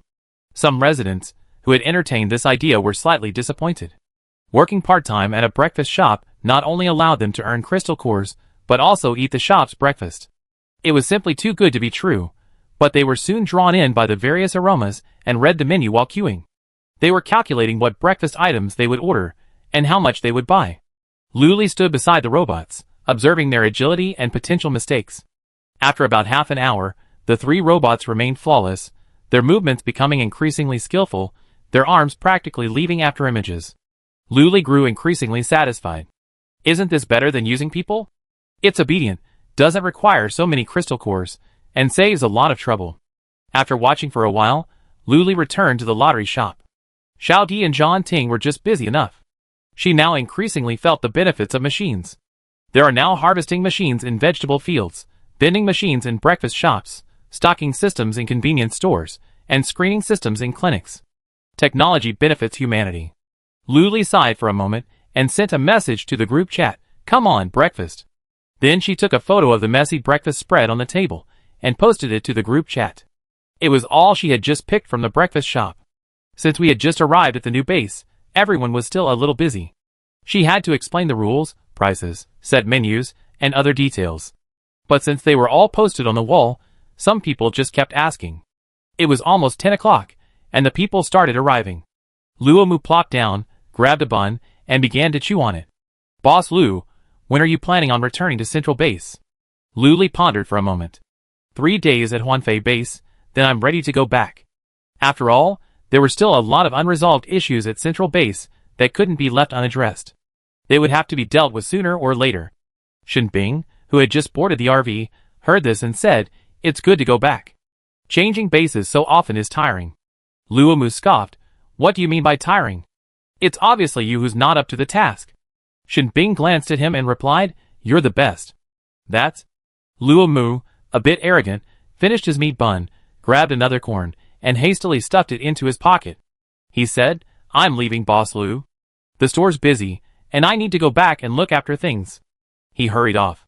Luli only had time to give him a look, but it went unreceived. Shen Bing gritted her teeth. This kid, opening a store is incredible. I never seen him so dedicated to a convenience store. Luli nodded in agreement. That's right. A biological child versus an adopted child, that's the difference. He thought it made sense, smiled silently, ate breakfast, and went back to work. The others were too busy to have time for breakfast, and Luli didn't bother to care. They were all grown-ups, so they should know how to eat when they're hungry, right? She put the breakfast away and put it in an insulated container. Anyone who wanted to eat could take it. It was almost lunchtime when Luo Mu suddenly texted, "Boss Lu, help." She took a look and immediately ran to the clinic, only to see chaos and noise inside. As she approached, she could hear someone yelling, "We were here first. Why should he be treated first? Can't you see he's in so much pain? Can't you just be kind and let him get some?" the man argued. Luli took a quick look and saw a person lying on the ground, covered in multiple wounds, some still oozing blood. He was breathing weakly, and if he didn't get treatment, he might actually die. The person who had arrived first was sitting in a wheelchair, his face rosy, and flanked by several bodyguards. He looked quite important. She had feared a situation like this. Someone seriously injured would be put in the back of the queue and die while waiting. That's why they bought a screening system, so that the seriously injured would receive priority treatment. But those waiting in line later would also be given priority, and wouldn't be pushed back just because they had minor injuries. This is why emergency care is so necessary. Just as Luli was pondering, the two parties started arguing again. One claimed they had arrived first, the other claimed the injured person was dying. It was nearing noon, and the number of patients was dwindling. While they were arguing above, 2 treatment chambers became vacant. She thought quickly, hurried forward, and pushed a wheelchair over. Come on, you go over here." She pushed the wheelchair to the designated spot. The treatment chamber, upon recognition, automatically placed the person inside. Before the person in the wheelchair could react, they were already lying in the treatment chamber. Even the bodyguards beside him were stunned. What was going on? They hurried forward, staring at the injured person through the glass. "And you go over here." After Luli finished treating the person in the wheelchair, he hurriedly dragged that person over to the treatment chamber. The treatment chamber recognized the injured person, opened the hatch, and the person was gently carried inside. Isn't that resolved? Was there any need for such a heated argument? When both sides saw that it was Boss Lu, they became somewhat timid. Now that the injured person was already in the treatment chamber, there was nothing more to say. Humph. They all scoffed and went to their respective treatment rooms to pay. Luli looked around but didn't see Luo Mu. She waited behind the cashier for a moment, before she saw him emerge from the restroom. Luli was filled with questions. Luo Mu smiled ingratiatingly and rubbed his hands together as he approached. "I was just using the restroom when they started arguing. I could only ask you for help, Boss Lu." Luli extended a finger, pressed it against his increasingly close body, and said with a hint of disdain, "Have you washed your hands?" "Yes."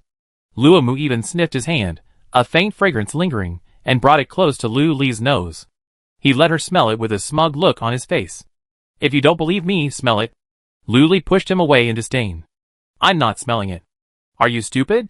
Luo Mu then withdrew his hand and rubbed it on his clothes. "Are you done with the Jianghu rescue?" Chapter 353. "That's right, it's such a simple thing," Lu Li said lightly, tossing his head. Luo Mu chuckled and praised, "Boss Lu is amazing. Why don't you set up a special treatment cabin specifically for treating critically ill patients, like an emergency room? I think it would be pretty quick to treat injuries both minor and serious," Lu Li suggested. "That's what I was thinking. I calculated that injuries with more than 20 crystal cores are considered serious, and the recovery time is 5 to 10 minutes. Those with less than 20 crystal cores take less than 5 minutes. Lu Li glanced at him. "Wow, quite meticulous. This kid has grown up. I'm awesome, right?" Luo Mu took credit, his face brimming with pride, but without being annoying. Great, Lu Li said perfunctorily. "Hurry up, get it done." With that, she nudged him with her elbow.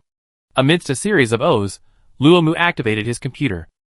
One of the treatment pods was set up to accept only critically ill patients, while the other 2 were for milder cases. This created a clear division of labor. The seriously injured were all here, and no one was to blame. They simply lined up according to the system's screening process. This clinic had no peak hours at all. Sometimes, a bunch of injured people would arrive out of nowhere. Sometimes, no one would arrive for ages, leading Luo Mu to wonder if they had planned this. As they spoke, the one in the wheelchair and the 2 dying on the ground were healed.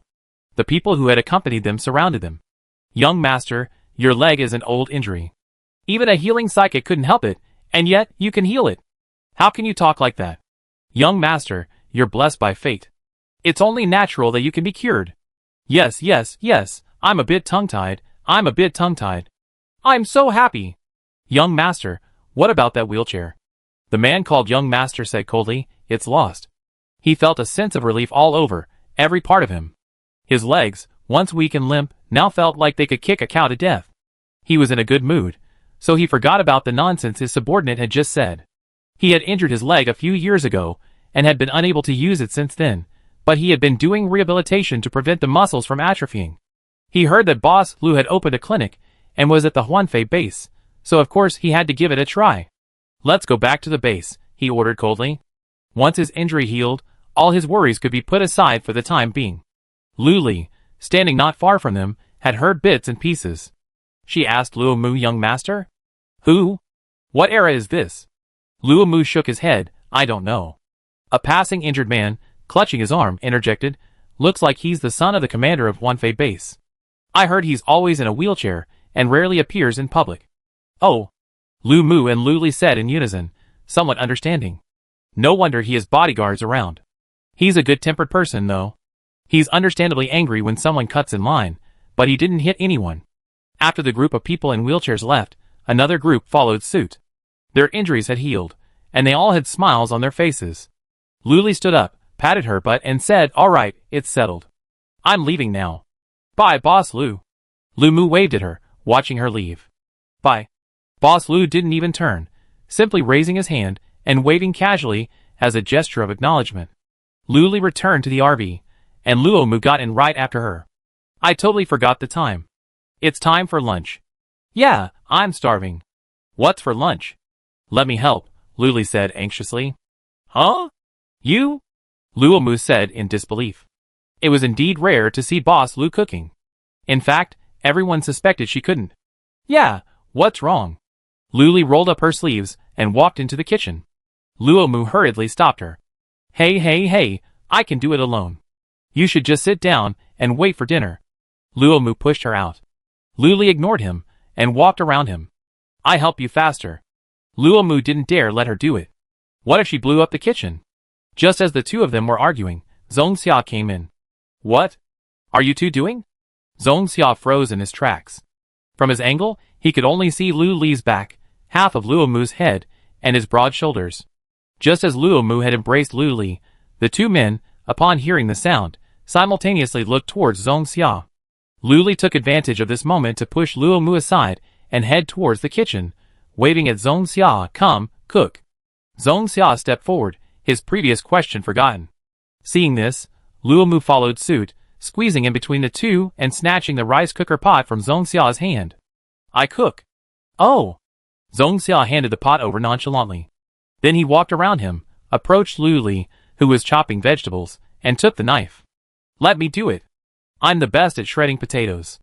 "Okay." Lu Li put down the knife and stepped back. Luo Mu cooked while Zhong Xia shredded potatoes. "Well, since he's taking your job, you're taking mine. So I just chop the ribs." She pulled a rib out of the refrigerator, picked out a knife she liked, and squinted her eyes to take aim. Bang! He struck the rib with pinpoint accuracy. The loud noise drew Luo Mu and Zhong Xia's attention, and they both looked. They saw Lu Li holding the knife, her brow furrowed, and she chopped down with a fierce look on her face. She was so decisive that to the uninitiated, you think she was hacking at human bones. Luo Mu hurriedly placed the rice cooker pot into the rice cooker and pressed the start button. He hurried over to Lu Li. "Hey, little ancestor, just sit down." "I do it." Lu Li remained silent, chopping the ribs intently. Another bang sound startled Luo Mu, and he immediately pulled his hand back. You. Don't use your hands."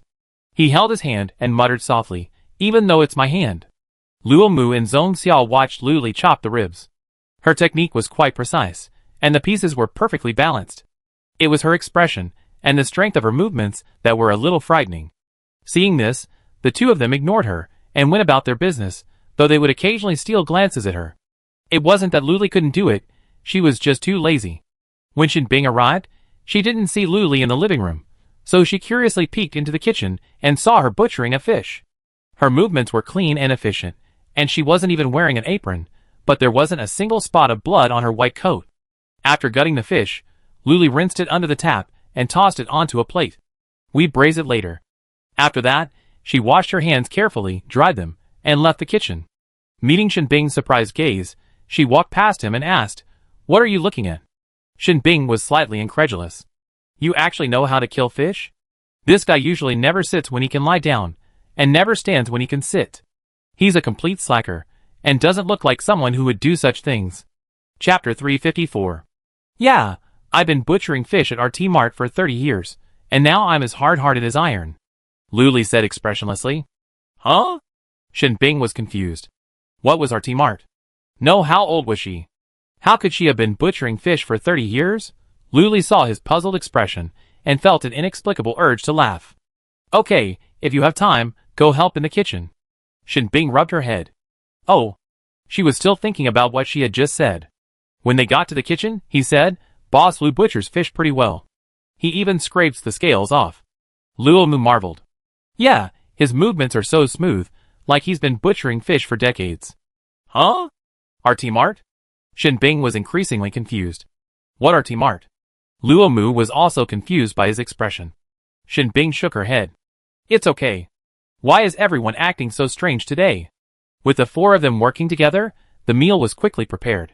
After killing the fish, Luli had nothing to do, as both stoves were occupied. Luomu had made the braised fish. It was brightly colored and fragrant, the skin seared to a crisp, yet the flesh was tender. Luomu first offered the most tender piece of fish to Luli. It's sure to be delicious if you kill it. Doesn't it depend on who cooked it? Does it matter who killed it? Luli didn't understand why, but she ate happily nonetheless. It was indeed better than the braised fish she had before. Is this the dish that gives rise to expectations? How bizarre. Lu Xinru also stared at the braised fish, picked up a piece, and ate, making a puzzled sound. So delicious. Such tender fish. Lu Xinru twisted and turned in her chair. Luli glanced at her and smiled helplessly. Can you please speak properly? Oh. Lu Xinru murmured, sitting up straight and eating her meal like a proper person. After lunch, Luli sent a message to Mr. Shin. I'll be back the day after tomorrow. Don't miss me too much. Mr. Shin replied with a thumbs-up emoji, and Luli chuckled.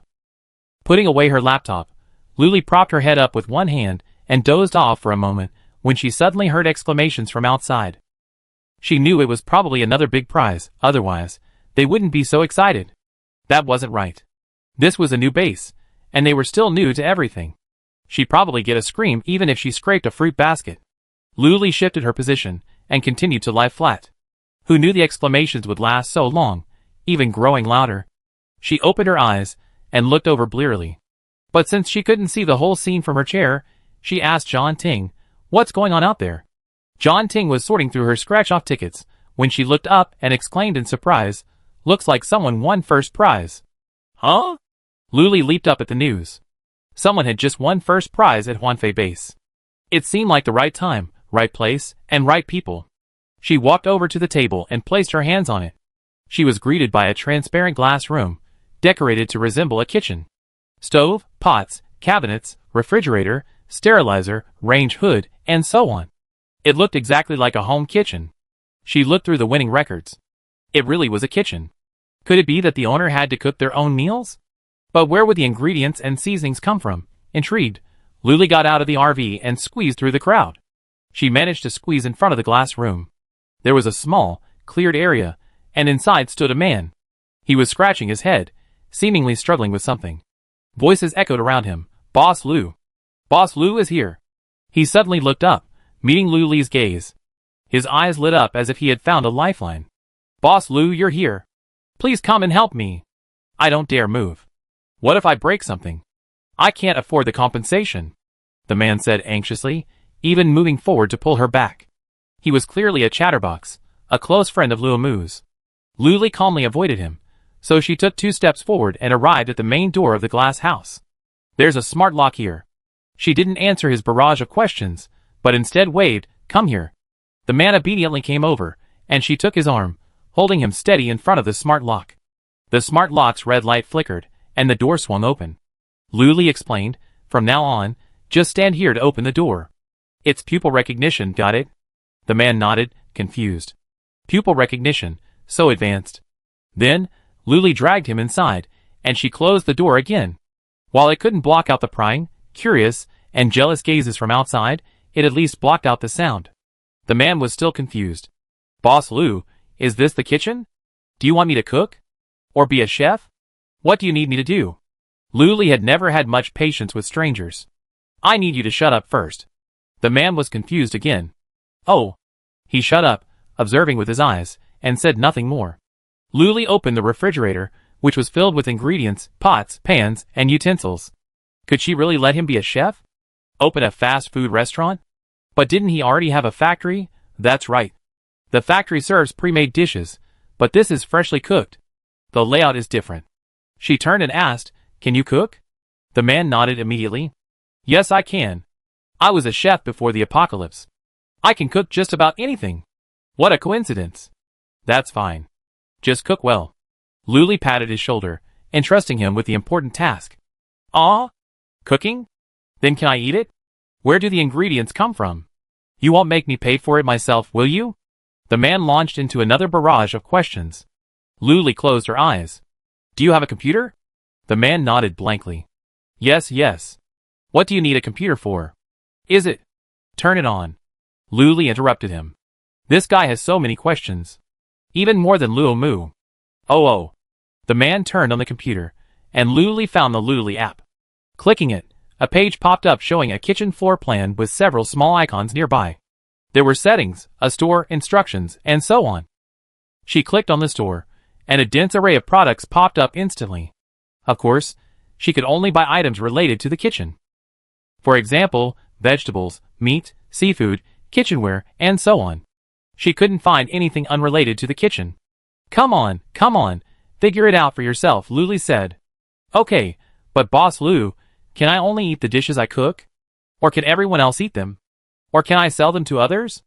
Luli took a deep breath and said patiently, you can sell the dishes you cook, but you can't sell the items in the store directly. Do you understand? Oh.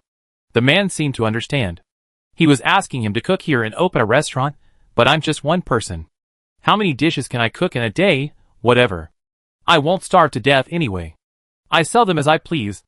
Luli opened the kitchen door and walked out, immediately surrounded by a group of customers. Chapter 355. Boss Lu, what's this place for? Yeah. Why is there a refrigerator? I wonder if there's any food in there. This looks like a kitchen. Is it for cooking? Cooking? Where can I cook for you now? Seriously? Luli walked through the group expressionlessly, not answering any of their questions. Seeing this, the others didn't seem to mind. They all began their own discussions, crouching outside the glass house, staring intently inside, their eyes filled with mixed emotions. Luli remained expressionless until she sat down on the sofa in the RV, where she relaxed. Communicating with people is truly exhausting. Luli slumped on the sofa, hugging a pillow, muttering to herself. Still, she was curious about what the first thing that person would do after owning the kitchen. She put down the pillow, dragged a chair over to Xiao Di, and helped her sort the scratch-off tickets. The kitchen was just a short distance ahead, offering a good angle. However, there were too many people, and it was completely surrounded. I could only see the top half. I could only see the man's head, a mess, seemingly busy with something. Should I wear a hat when cooking? Is that hygienic? She stood up, but could only see her shoulders upwards. She couldn't see what she was doing with her hands. Yes. You can check the surveillance cameras. RVs are now equipped with cameras in every corner. She found the one facing the kitchen. As luck would have it, it was a glass enclosure, offering a clear view of the inside. Oh, that man is rummaging through the refrigerator. She took out the ingredients one by one and took a look. The more she looked, the brighter her eyes became, and the wider her smile grew. The refrigerator was filled with all sorts of ingredients: beef, pork, lamb, prawns, and vegetables, all vibrant and fresh. The man pondered for a moment, then thawed the beef and chicken wings. He then cooked 3 cups of rice for himself. He couldn't let a single grain of rice fall to the floor. He had to pick it up every 3 seconds. After cooking, the man began chopping vegetables. At first, he felt a little unfamiliar. It had been so long since he'd done it. After chopping a chili pepper and some beef, his hand gradually regained its feel, and he couldn't help but smile. This feeling was truly blissful. After 10 years, he could actually touch beef again, and even stir-fry it. He was so relieved and satisfied. After the braised chicken wings, stir-fried beef, and stir-fried vegetables were all done, the rice was ready. As soon as he opened the lid of the rice cooker, the aroma of rice filled his face. The man took a deep breath, grabbed an oversized bowl from the cupboard, and filled it full with rice. There was an island in the center of the kitchen, usually used for chopping and preparing food, but now he was using it for eating. 4 bowls were arranged in a square, giving it a ceremonial feel. The man sat down, looking left and right, a little reluctant to eat, but finally overcome by the aroma, he wolfed it down. The people outside the glass room watching him devour his food whole, and slurp down his rice with big mouthfuls, truly tempting him. He didn't buy the scratch-off lottery tickets, but instead stared inside. A group of people were gulping down their saliva, and Luli was watching too. She hadn't expected that even after all these years as a chef, his cooking skills were still ingrained in his DNA, with a beautiful, fragrant, and delicious appearance. She suddenly thought of a sales opportunity for this kitchen. They could offer a customized private kitchen, with a limited number of dishes cooked daily, prices set, and dishes prepared according to customer needs. This way, he wouldn't have to tire himself out, and he could handle the whole process, taking orders according to his abilities. After all, ingredients and seasonings also require points. Afterwards, Luli watched a live-streamed meal with the crowd. It was a thoroughly enjoyable experience, and not to mention, it was quite appetizing. Luli had just finished lunch, so she wasn't hungry yet. But the others were miserable. They gulped, clasped their hands, and paced back and forth, ravenous. The man finally finished eating and stretched comfortably. When he stood up, he realized, wow, there were so many people outside. He had been so absorbed in eating that he hadn't noticed. He suddenly understood. They had all been starving for so long, being able to watch but not eat was torture for them. Seeing their ravenous stomachs, the hunger in their eyes almost overflowing, he suddenly felt empathy. He decided he would cook and sell them to them, but the man looked around the kitchen. There was only one rice cooker. With so many people, it seemed a bit awkward. He couldn't handle it. What should I do? What should I do? Suddenly, an idea struck him. Boss Lou must have a plan. He immediately pushed open the glass door, and, taking 2 steps at a time, sprinted towards the RV. He circled it, but couldn't find the door. He was still thinking, this Boss Lou thing is really so high-end, it doesn't even have a door. Suddenly, his eyes flashed, and Luli appeared before him. Another flash, and the scene shifted, and he was inside the RV. Hey! Boss Lou, how did you suddenly appear? I was looking outside just now, and didn't see you. The man exclaimed in surprise, not waiting for Luli to reply. He continued, by the way, Boss Lou, I have something I want to discuss with you. Seeing he finally finished, Luli nodded and said, I'm listening. Go ahead. The man looked around and found the RV too clean and tidy, with no room for him. He decided to stand and talk. I want to cook and sell them some food. Is that okay? The man pleaded. Of course. You decide on your reward, but I have a few suggestions. See if you accept them? Luli shrugged casually. The man nodded, pretending to be listening attentively. You can set up a custom private kitchen. You can limit the number of orders you make each day and fulfill them based on customer needs. For example, one person wants braised fish, another wants steamed pork with rice flour. It's up to you to decide how many orders you can accept each day. The man's eyes lit up. Boss Lou's idea was similar to his own, except it was much more refined and included many details. He nodded vigorously. Okay, I had that idea, too, but it's not as thorough as you think. So, Boss Lou, what do you think I should price it for? Too high, and I'm worried they won't be able to afford it. Too low, and I'm afraid I won't make back my investment. What should I do, Boss Lou? How many servings a day? Luli sighed, and then started again. When you were a chef, how many dishes could you cook in a day? Luli asked.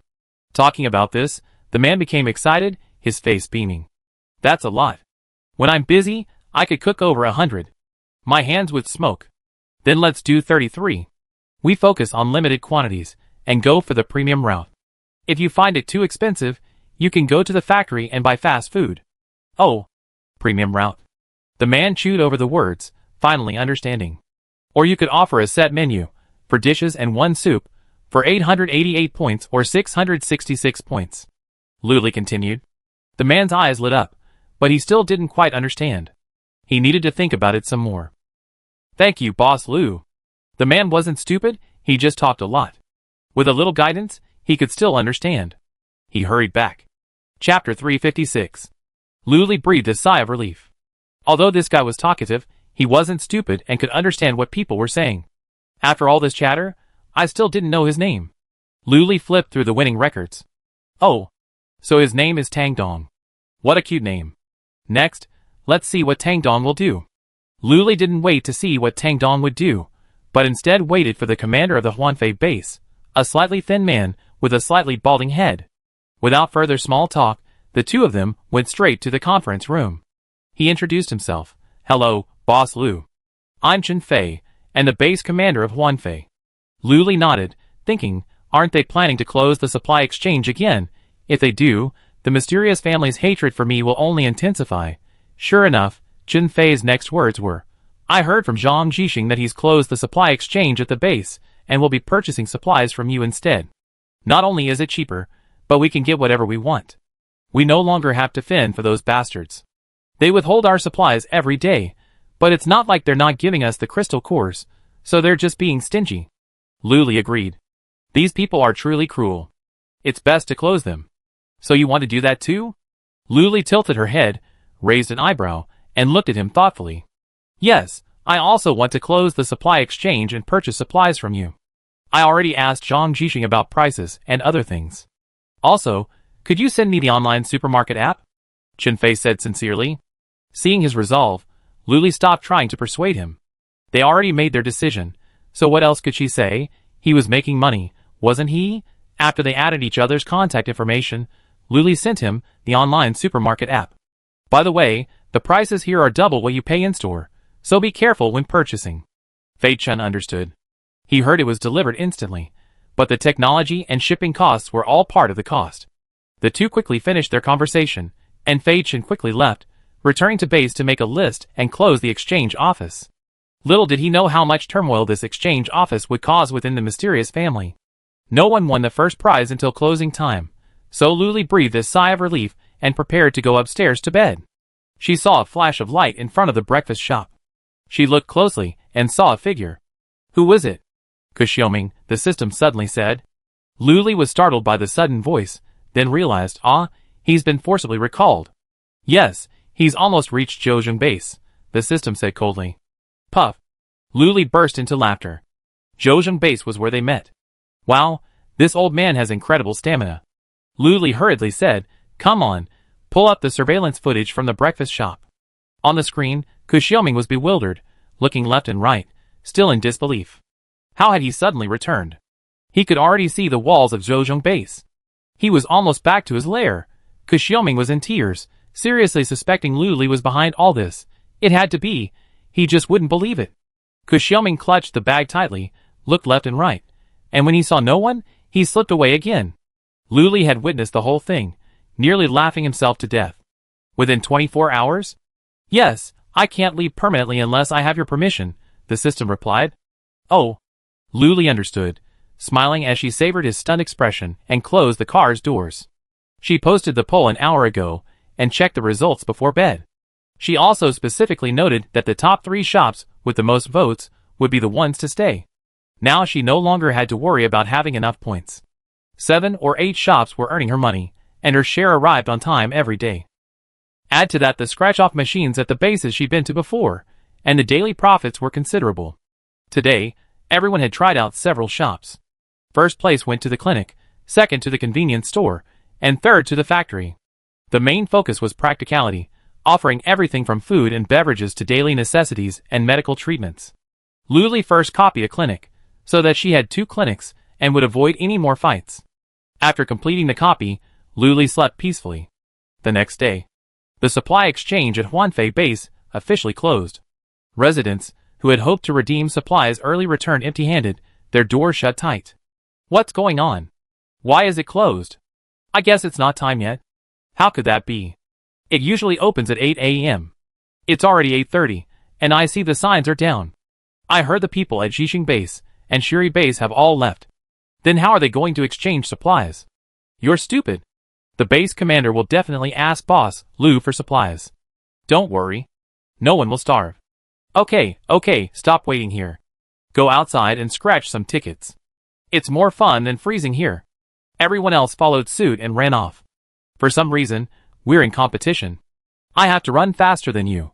Lu Li had received Chen Fei's shopping list this morning and forwarded it to Shen Bing, asking him to prepare it simultaneously.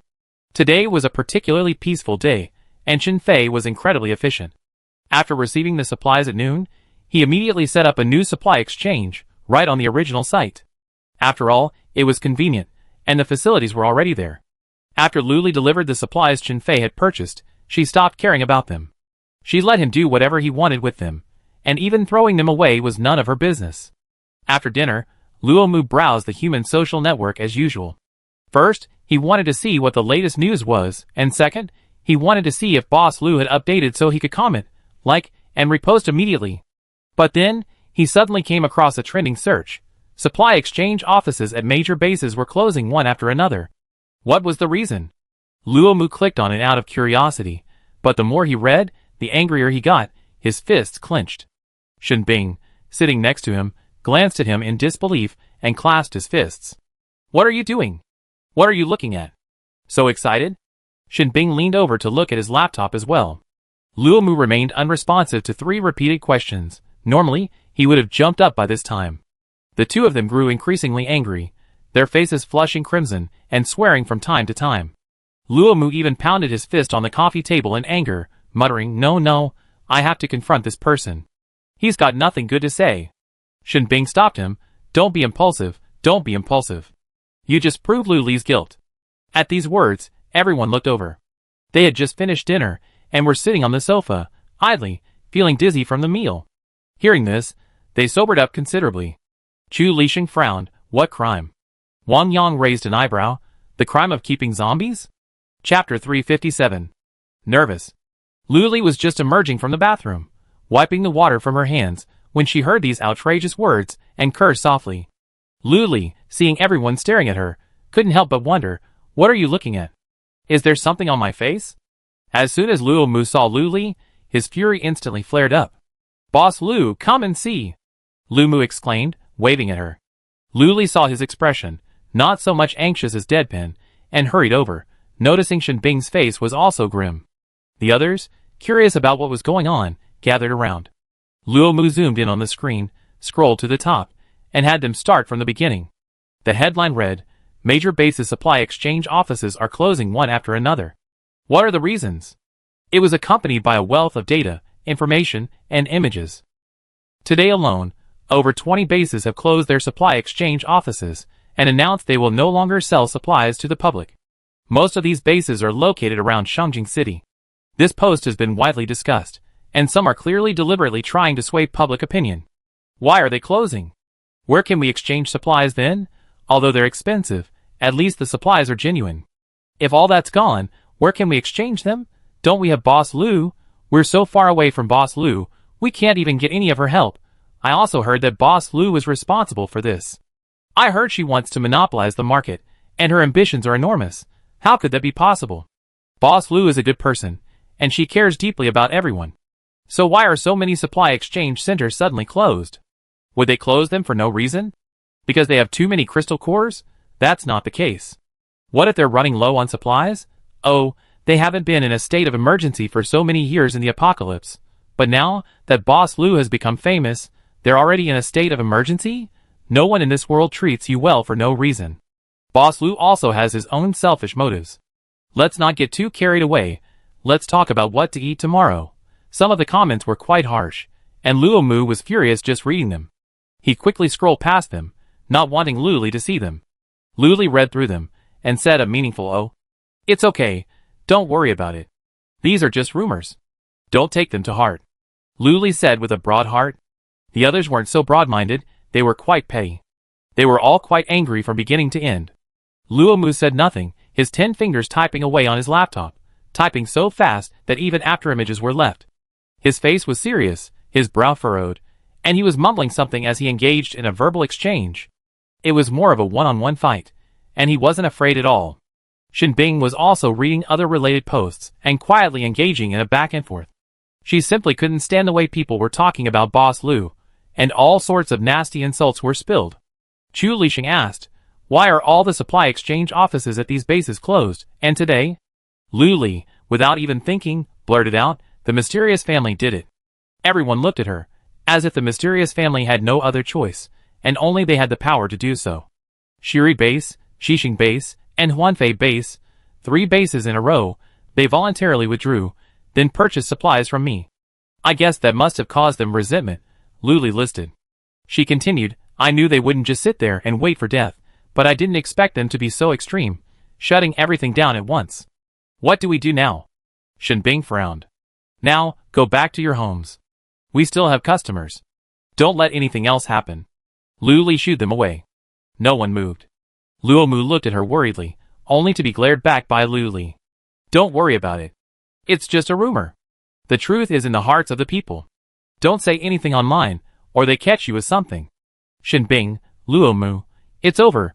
Lu Li knew from their expressions that they had already been talking about it online. A man of integrity has nothing to fear from his own shadow, Lu Li said with a firm gaze. Seeing this, the others said nothing more and left one after another. After everyone left, she opened her laptop and searched for the post she had just seen. Every time she saw a negative comment, she cursed. Damn mysterious family. Tired of cursing, Lu Li stood up, stretched, and went to the table. Although it was dark, the outside was still bustling with people. But Lu Li took a quick look and saw far fewer people than in the morning. Logically, the evening should be peak season. It was cold now, and the wind was even stronger at night. The zombie killers had returned from their kills and were ready to shop. But there weren't as many customers as in the morning. Strange. Not only that, some people were looking at her strangely, as if they were scrutinizing her. Something about her was a bit unsettling. Lu Li scanned the faces one by one. They were all strangers. Could they have read that post and held a grudge against her? Hasn't Huanfei Base been purchasing supplies from her? The prices were surely lower than at the previous exchange office, so what else could they be dissatisfied with? Whatever. There were always people who were unhappy with you. That was normal. But Lu Li, always open-minded, quickly dismissed their glances and prepared to go check out the kitchen. Yes, Tang Dong's kitchen. She assumed he'd be open for business today after our conversation yesterday, but he hadn't. He'd been sitting there alone, wondering what he was thinking. He even went so far as to book a hotel room at the employee rate after learning the kitchen would follow the lottery shop. On her way to the kitchen, Lu Li inevitably encountered some customers. These customers were always eager to ask whatever they wanted. One loudly asked her, "Boss Lu, I heard you want to monopolize Ying Country's supply market." Lu Li was stunned. No, we don't believe or spread rumors. Some people were clearly relieved, but others still thought she was just making excuses. He kept asking, really? Then why were so many exchange offices at the base forced to close today? Is it really none of your business? Lu Li couldn't help but roll her eyes. God, what does that have to do with me? I've been diligently selling lottery tickets all day.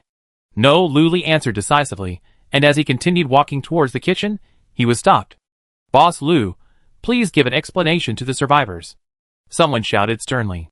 Lu Li met his gaze, seriously suspecting he was a shill sent by the mysterious family, or perhaps one with poor acting skills. A customer nearby spoke up for Lu Li, swearing, Boss Lu can't be that kind of person. What good would monopolizing the market bring her?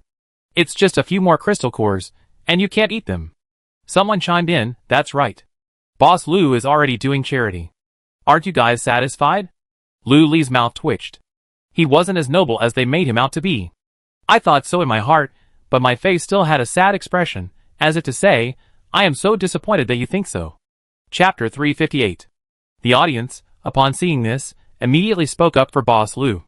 The two sides even engaged in a debate, and Lu Li took the opportunity to come to the kitchen. She breathed a sigh of relief, and Tang Dong quietly came up behind her. Boss Lu, try this dish, Tang Dong said. Lu Li's attention was largely drawn, but she still kept an eye on what was happening outside. She was clearly a vested interest, so why would she actively suppress the other side without understanding the whole story? This group of people is really strange. Boss Lu? Tang Dong, seeing him in a daze, called out again. Huh? Oh. Lu Li came back to her senses and looked at the large bowl he was holding. The aroma of soy sauce was rich. There was chicken, winter melon, and soft-shell turtle? This was soft-shell turtle and chicken stew? There was soft-shell turtle in the refrigerator? Amazing. As if sensing Lu Li's confusion, Tang Dong explained, I bought the soft-shell turtle on that app. Oh. Lu Li nodded in agreement. Tang Dong placed the pot of food on the counter and handed it to Lu Li. Try it. I'm working on a menu. I'm trying to include a dozen home-cooked dishes so everyone can choose from. But if you want to customize something, you can do that too. If you have a dish you like, just tell me and I make it. Once Tang Dong started talking, he couldn't stop. Lu Li nodded, took a stool, and took a piece of tender chicken. It was quite flavorful, with a rich sauce flavor. She then took a piece of the stewed winter melon. Wow, this was truly flavorful, melting in your mouth, with the delicate aroma of winter melon. She gave Tang Dong a thumbs up. Excellent. How did you make this dish? It's easy. Just chop the chicken and turtle first, then put the turtle in cold water and cook until cooked, then remove it. It seemed like a very long sentence. Lu Li's head suddenly widened when she heard it. Okay, no problem. I just look up the recipe online. Tang Dong's eyebrows shot up. How can that be possible? I know how to cook. If you want it, Boss Lu, I can just make it and send it to you. No need. I have several chefs at home. Lu Li declined. But Tang Dong didn't understand. He kept saying, I cook quickly. Whenever you want something, just call me, and I make it, and send it to you right away. It's super fast and won't delay you. Lu Li smiled and agreed, having to divert his attention. How are you thinking about that private kitchen? Why aren't you open today? Tang Dong waved his hand, chuckling, Oh, I just wanted to get familiar with it, to avoid the food being bad and ruining our reputation. True. Lu Li was silent for a moment, her eyes drifting away from his face, unconsciously looking outside. She was startled to see a fight had broken out outside. The glass room was so soundproofed that she didn't hear a single sound. Tang Dong and the refrigerator had largely blocked her view. She stood up, strode forward, and opened the door to go out. They were fighting vigorously, but with a touch of childishness, not the kind of fight that would kill. She stood in front of the door, watching for a moment, vaguely catching what they were shouting. I forbid you to say that about Boss Lu. She's a good person. Good person, damn. Such ambition. She wants a bite of everything. It doesn't bother you. Why are you meddling in other people's business? I think you're just jealous. Do you know what would happen to those remote bases Boss Lu hasn't visited if they didn't have a supply exchange? I never seen you so kind. You're such a pushover. Lu Li was shocked when she heard this. Yes, there were so many bases in Yin country, and there were hundreds of them she hadn't visited. If the mysterious family were so cruel as to remove the supply exchange offices from all bases, what would they do? In some remote areas, only a few people had access to optical computers, and they relied on expensive supplies to survive. They could only desperately kill zombies every day to earn a few small supplies to fill their stomachs. She lowered her head and sent a message to Mr. Shen. Do you have the contact information for all the base commanders? Send me a copy, or a list of bases whose supply exchange offices had been removed. Mr. Shen responded quickly, sending several forms. One was for all the currently registered official bases. One was a list of bases where the mysterious family's supply exchange offices had been removed. One sheet contained the team information for all official bases. Currently, there were 5 teams: Elder Shen, the Bai family, the Jiang family, the Shen family, and the Ouyang family. But publicly, only Elder Shen and the mysterious family were involved. The sheet also contained the base commander's contact information, brief personal information, and so on. While many survivors might not have laptops, the base commander certainly had one, for easy communication. She glanced through it briefly, and when she looked up again, they had stopped fighting, their eyes fixed on her. Lu Li blinked twice. There was no point in saying more. They would only think she was just exaggerating. Once everything was arranged, everyone would know. It's getting late, everyone, let's go home. Lu Li said politely, or you can buy a few more scratch-off tickets. Some people laughed, some pursed their lips seriously, and some looked scrutinizing. Lu Li ignored them, and walked towards the RV with her head held high. It would be closing soon, and she had to study this list carefully. First, add the contact information of all the base leaders, who clearly supported Mr. Shen, so that they could contact them together later. This step was quite tiring, a total of 365. Some bases remained neutral, neither clearly supporting the central base nor Mr. Shen. But there weren't many of these bases, only about a dozen or so. Some bases were fence-sitters. One year, they thought Mr. Shen was gaining momentum, so they flirted with him. The next year, they thought the mysterious family was better, so they switched sides. All the ones she added were clearly on Mr. Shen's side. After adding all 365, Lu Li put down her laptop and went to shower. As she emerged from her room, drying her hair, she noticed the laptop vibrating non-stop, vibrating from the pillow to the edge of the bed. She tucked her wet hair into a hair dryer and plopped down on the bed. She picked up the laptop, unlocked it, and wow, most of the people she just added had accepted.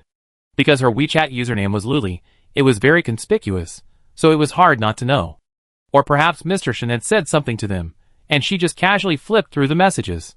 They were either respectful greetings, inquiries about when to visit their base, or about purchasing supplies. She miscalculated, adding too many messages at once, and couldn't reply to them all. She had no choice but to reply one by one. Luli half leaned on the bed, scrolling to the bottom, forcing herself to cheer up. Social networking began. She replied to over a dozen, and then someone she already replied to sent back another message, leaving her completely bewildered. Luckily, their usernames were the base name plus their names. Otherwise, she'd have to know each one, and she'd be worried about getting confused. This can't go on. Chapter 359. Luli began to seek help from technology, using automatic replies. She glanced through it briefly, setting up a few common questions for them to choose from, and then writing responses accordingly. For example, question: when will you come to base XX? A. Undecided. Question: can I purchase supplies from you? A. Sure, send the purchase list to XXX, Shenbing's contact information. It looked exactly like Taobaw's automatic reply, like an emotionless robot, typing away. After setting up the automatic reply, she turned on Do Not Disturb mode. She also copied a convenience store just before midnight. After completing all this, Luli's last bit of energy faded, her body slumped down, her eyes closed, and she fell asleep. The next day, she slept until noon, her eyes drooping. She hadn't slept well all night, constantly thinking someone was sending her messages, and she was drowsy. She simply put her laptop aside, got out of bed, washed up, and went downstairs. Downstairs, Xiao Di and John Ting were already diligently setting out scratch-off tickets and greeting customers. She ate breakfast, regaining her strength. After mentally preparing herself, she opened her laptop. As expected, a flood of messages threatened to overwhelm her. Luli, helplessly rubbing her forehead with a wry smile, diligently set to work, putting aside those who were merely trying to get close but proved useless. Next, she dealt with those who had already sent Shenbing purchase lists and expressed further interest in collaboration. She would discuss these in detail herself. As for those inquiring about prices, supplies, stores, and scratch-off tickets, Luli pushed them all over to Luo Mu, asking him to handle them. With this categorization, things became much clearer, and she quickly got down to work. Completely blocked out from the outside world, she didn't even realize Xiaoming had been forcibly recalled again last night. It was the system's reminder. Luli paused for a moment before remembering what had happened and asked, so he left again last night. 6. I wonder how many more times his old body can walk. When he gets tired and figures things out, he settled down. I figured it out too. Let him do whatever he wants, even if it means getting himself dirty. Luli, resigned to her fate, lit up her laptop again, signaling a message. I don't have time to worry about Xiaoming or Xiaoming right now. I deal with these questioning people first. It was the first time she realized how many questions could arise. Boss Lu, I heard that shops have recently been left at the Rising Sun, Xixing, and Huanfei bases. Can the lottery shop stay? Can the night market stay? No, because we already have scratch-off machines. Boss Lu, can you make the price a little cheaper? I still think it's too expensive. We don't have many espers in our base, so we don't usually receive many crystal cores. No, it's already very cheap. Boss Lu, I looked at the online supermarket and the supply list you provided, and there's a big price difference. I'd like to know why. Why? Because the online supermarket has shipping and warehouse storage fees, making it twice as expensive as the physical store. The price on the supply list is only 10 points more expensive than the physical store, and you need to pick it up yourself, Luli muttered to herself as she typed away her answers, toiling away until noon. After a busy morning, Chu Lixing arrived at the RV to see Luli, Shenbing, and Luo Mu sitting in a row. One of them had a screen in front of him, typing away, his face serious, as if he were discussing some national issue. You? Chu Lixing hesitated, feeling like even saying a word disturbed them. Luli looked up, dazed. Huh? It's noon already? Time flies when you're busy. She stood up, gazing into the distance to relieve her eye strain, not forgetting to pat the two people beside her. Hey, stop looking, give your eyes a rest, Luli said. Shenbing and Luo Mu stood up, joined her, and gazed into the same distance, completely unaware of Chu Lixing. Chu Lixing was speechless, walked around to the three of them, and said helplessly, I've been keeping an eye on this matter all morning. It's escalating faster and faster. So far, over 300 supply exchange offices at the base have closed, no longer providing supplies to residents. Everyone's complaining, mainly about. Chu Lixing looked at Luli, and Shenbing and Luo Mu also looked at her. Luli pointed a finger at her nose. Me? She laughed in anger. The three nodded in unison. Luli had been working in customer service all morning and had paid no attention to the development of this matter. The mysterious family acted quite quickly, shutting down 300 branches in a flash. It's mainly because the mysterious family is hiding their true identity so well. They've been secretly fanning the flames and throwing all the mud at you. Luomu gritted his teeth. Shinbing was also furious. She wondered how many trolls the mysterious family had secretly hired to keep throwing mud. They all agreed that Luli was behind this whole thing. Because Luli wanted to monopolize the market, make a fortune, and squeeze out the original supply exchange offices. Furthermore, there were many bases that Luli had never even visited, and even online supermarkets weren't widespread, relying solely on supply exchange offices. This made him completely resentful.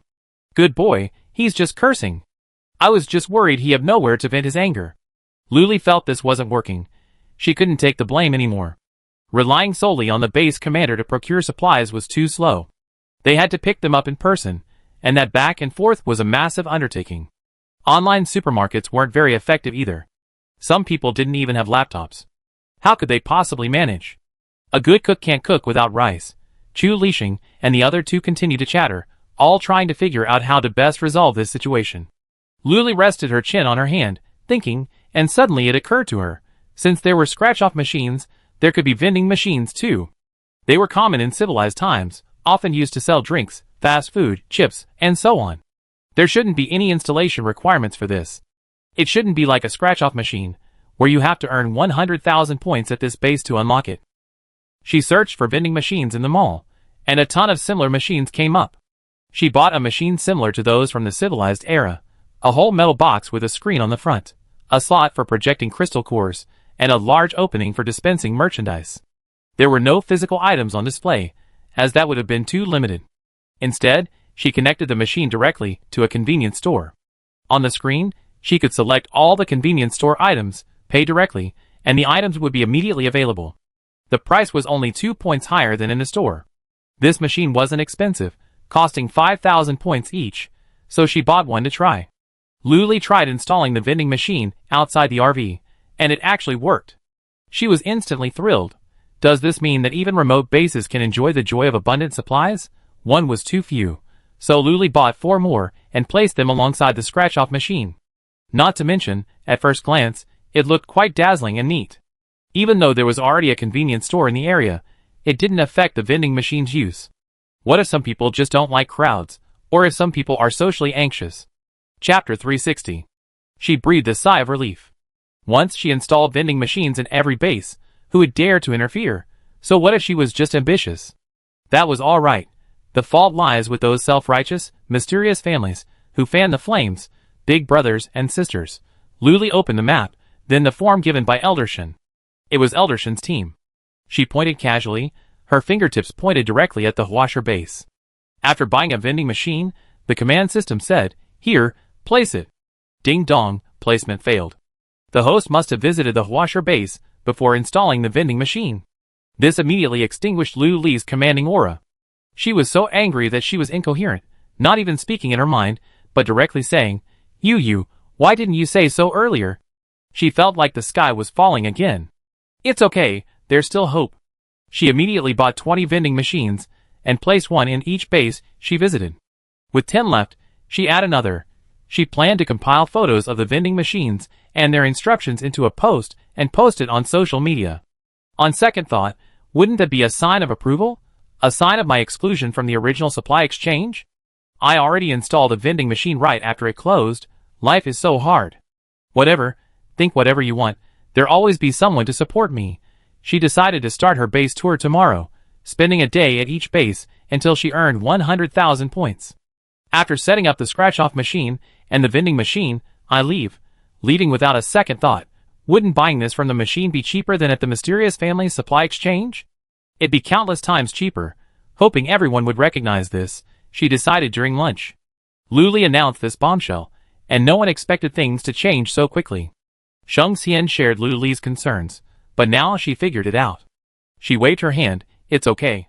They love to accuse people of anything, don't they? I prove it. I see who needs the crystal core more. Chu Lixing gave her a thumbs up. Good.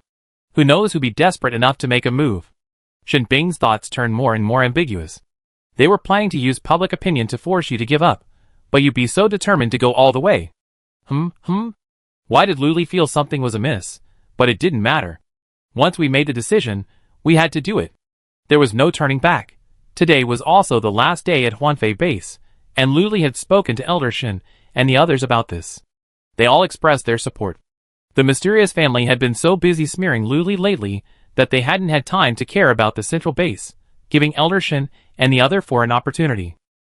Seizing this opportunity, Elder Shen and the others recruited several more people to defect. The number of people affiliated with the mysterious family dwindled within the central base, and by the time they realized what was happening, it was too late. Back there, Luli finished replicating the factory and contentedly went to sleep. She hadn't forgotten to set the RV to autopilot and set it to her destination. This time, she wasn't wandering around Shengjing City, but instead left directly for the nearby city of Chuanbei. There were 4 official bases there, so the itinerary was quite tight, and few people knew about it. Previously, Luli had revealed that she was returning to the central base. Who could have imagined she'd make such a sudden turn and end up at the Chuanjiao base? It really caught everyone off guard. Each base looked similar, with the exception of their names, size, and grandeur. Chuanjiao base. Why isn't it called Sichuan Pepper base? Are you afraid I get hungry just thinking about it? Luli muttered to herself, hands on her hips, standing inside the RV, gazing out at the base. Xiao Di, standing beside her, doubled over with laughter, but managed to hold it in. Everyone woke up early today. Perhaps knowing they were coming to a new base, and that time was tight, all the shops were open before 8 a.m. Luli was very pleased with this. She loved the feeling of unity and shared purpose. This time, she didn't announce it on human social media, focusing on a surprise attack. It really worked. When the first survivors emerged from the base, they saw the RV 100 meters away. Everyone was stunned, a bit disbelieving. They asked those around them, "Is this an illusion? Is this really happening? Hasn't there been rumors that Boss Lu is going to the central base? How could he come to such an obscure base?" Everyone felt strangely flattered. Even the central base couldn't compare to us. Although they'd been dwelling on the melon and pear monopoly the past 2 days, the sight of the RV, which they only seen online, was still a profound shock, and everything else was forgotten. In their mind, heart, and blood, only one thought ran through their veins. I want a scratch-off lottery ticket. I want to go to the convenience store. I want to eat hot pot. I want to go to the bathhouse, soak in the hot springs, and watch a movie. It was over. So many thoughts filled my mind, but I couldn't resist. Who could resist this? A person who had been starving and thirsty in the desert for years suddenly saw a source of water and delicious food. Who could resist? Who's this? Thumbs up. So, the first group of survivors emerging from the base began sprinting towards the RV. No one knew how long Luli would stay here, but even if they were just passing through, they'd all be shopping like crazy. Luli greeted these customers with a smile, enthusiastically pointing to the breakfast shop, telling them to grab some breakfast first and come back later, and not to rush.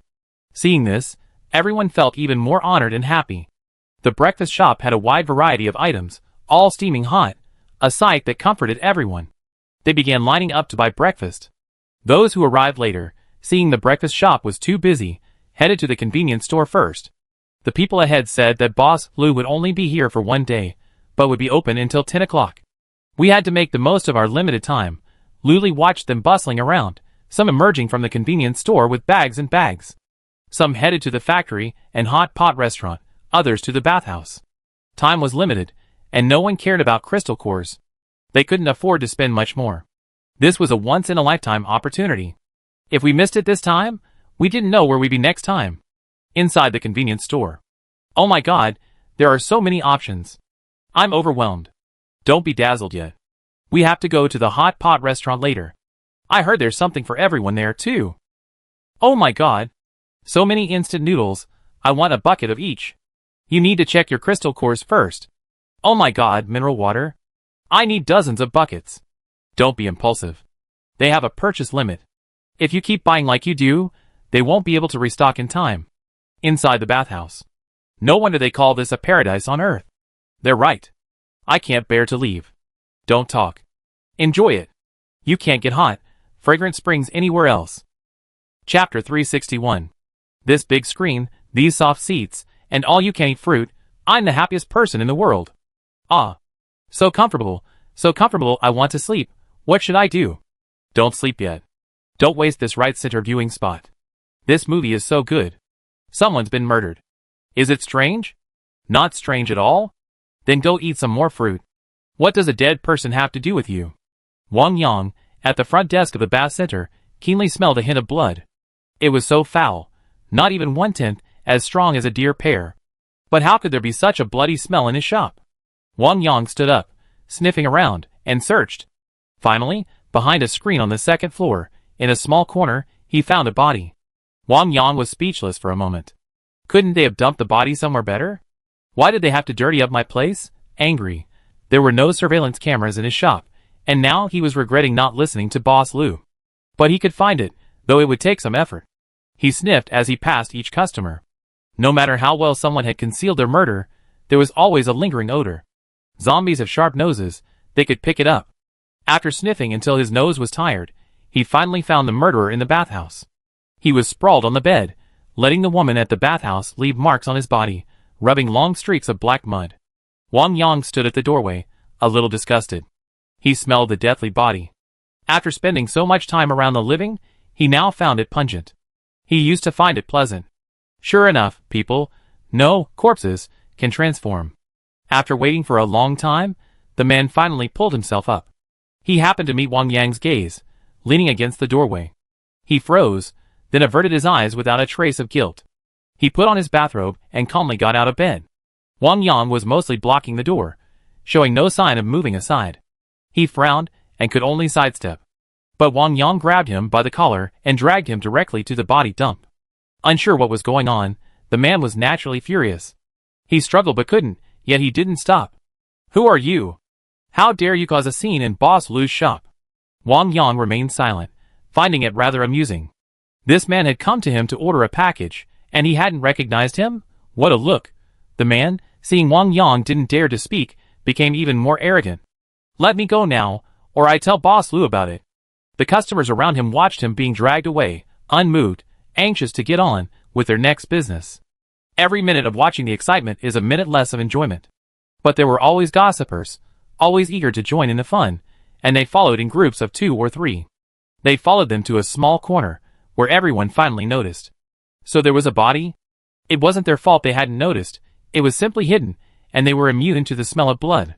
They were even less excited than when they smelled the delicious food. The man approached, vaguely sensing something, but fell silent. After being thrown to the ground by Wang Yang, he didn't dare say a word. After a long moment of reaction, he stood up again. Pointing at Wang Yang, he angrily shouted, I ask again, who are you? How dare you disrespect Boss Lu's customers? He hadn't even recognized him. Wang Yang laughed in anger. Was he really that unrecognizable? He put his hands on his hips and imitated his arrogant manner, saying, I own this shop. Who are you going to complain to? The man was stunned, his strong mental fortitude driving him. Everyone, come and see. This guy actually dares to pretend to be the boss. Get him out. Get him out. The onlookers looked at him like he was a fool. The man realized something was amiss. The tall man before him might actually be the owner of this shop. But he couldn't lose his nerve now, nor could he give in to him, or he'd be dead. He glared at the onlookers. What are you looking at? He's pretending to be the boss. Come with me downstairs, and see if the boss is even there. He was about to charge downstairs in a rage, but Wang Yang grabbed him by the back of his collar. Crack. Wang Yang tore his clothes to shreds. They had been worn for so long that they were brittle. Wang Yang sternly said, Don't leave yet. Throw the body out. Don't leave it here, dirtying my place. The man felt a chill run down his back. He instinctively tried to grab the shattered pieces of clothing, but found nothing. Thankfully, it wasn't his lower body, so he could barely withstand the scrutinizing and mocking gazes. Without the protection of his clothes, his courage to forge ahead seemed to have vanished. He timidly turned around and picked up the body. The crowd finally saw the corpse's face, and gasps erupted in surprise. Isn't this the base commander's brother? Oh my god, this guy is quite formidable. He even dared to kill the base commander's brother. Isn't he afraid of the base commander's revenge? I heard the base commander only has this one brother, and he protects him like the back of his eye. That's right. He'd gouge out someone's eyes if they glared at him. I heard about that too. He gouged them out right there on the spot. And then someone else cursed his brother, and he ripped his mouth off. Oh my, is that so cruel? There have been countless more brutal incidents, you just haven't heard of them. His brother has been doing evil all day, and now someone's finally bringing him down. He was completely wiped out with just one punishment. The onlookers all looked on in awe, almost wanting to applaud and cheer, showing no sympathy for the deceased. Wang Yang listened for a moment, before finally understanding that this man had deserved his punishment. So was he acting bravely? Eliminating a pest? Then there's no way they could just leave the body in my shop. The man, carrying the body, head bowed as he walked out, unexpectedly drawing some admiring and encouraging glances. He pretended not to notice, keeping his head down as he walked forward, wondering to himself, what's wrong with these people? They change so quickly. Well done. People like this need to be dealt with. That's right. If you don't, sooner or later, no one will. You're honest and brave, boy. Well done. Run. Don't get caught. As he walked, the man quickened his pace, refusing to get sentimental, but his eyes were slightly red, and his heart was filled with bitterness. Wang Yang didn't know what to say. He watched him disappear around the corner, and waved goodbye to the customers. Don't look anymore. It's almost time. Wang Yang's words instantly brought everyone back to reality. The most important thing for them now was to enjoy themselves. Enjoy themselves to the fullest. Inside the hot pot restaurant. This dish, I want them all, I want this one too. What should I do? I want them all. Then eat them. If you can't finish them, just pack them up. But I think we can finish them all. There are so many dishes. I'm overwhelmed again. Then you spend your money. I eat first. Don't blame me for eating more than you later. Lu Xinru sat behind the cashier, watching the customers come and go with a smile. The more people there were, the happier she was. Seeing every table filled, she felt an indescribable sense of accomplishment. Chapter 362. How wonderful. Everyone can have a full meal. The thought of this made Lu Xinru's smile even brighter. A certain heroic figure flashed through her mind. She wondered how she'd been doing lately, and how things were going at the Rising Sun base. At the same moment, far away at the central base, Su Su stared blankly at Eldershan, who sat across from her. Eldershan waved his hand in front of her face. What are you thinking about? Are you getting used to being transferred back? Su Su came back to her senses and nodded absent-mindedly. I'm quite used to it. Thank you for your concern, Eldershan. Eldershan chuckled. It's not a big deal. I'm just worried about whether the Rising Sun base can continue to operate without you. Of course we can. We purchase supplies from Boss Lu every week, and sell them to the residents in exchange for crystal cores. We're very familiar with the process, and the new base commander is very attentive. Other matters, big and small, will be arranged by the heads of the various departments. Just follow the instructions, and nothing major will go wrong. Su Su recounted the story. Eldershan listened, feeling relieved, but the woman before him still looked off. She didn't look like the dashing, heroic base commander he imagined. What are you thinking about being transferred back to the central base? Eldershan asked tactfully. Su Su pursed her lips, trying to lie inwardly, but facing Eldershan's all-seeing eyes, she couldn't bring herself to do it. She could only smile. Seeing this, Eldershan stopped asking questions. Her return was a welcome relief. It was another great help. After leaving Eldershan's office, Su Su sighed. She was back, but Boss Lu wasn't. But the group far away, at the Chuanji base knew nothing of this. Wang Yang was telling everyone about what had happened at the bathhouse that morning. He was incredibly excited, emphasizing the psychological process of the crowd. As Lu Mu listened, he felt an inexplicable sense of desolation, as if his job had been taken away. Lu Li, in particular, seemed to be listening intently, with such interest and enthusiasm. Is it really that funny? She was laughing so hard, she didn't even want to eat the meat in her bowl. Lu Mu stole glances, gnashing his teeth at the crispy pork, feeling rather unhappy. Shen Bing nudged him with her arm. What are you doing? Be careful, it's too obvious. Lu Mu lowered his head silently, concentrating on the dishes in his bowl, and shoveling the little rice left, listening intently for any noises from the other side. Wang Yang said he was tired, and was taking a break while enjoying a sip of soup. And then? Lu Li asked. And then he left, Wang Yang said honestly. TSK, boring. Lu Li lowered her head, and shoveled 2 large mouthfuls of rice. Wang Yang felt strangely annoyed by her, and racked his brains to think of what he might have done.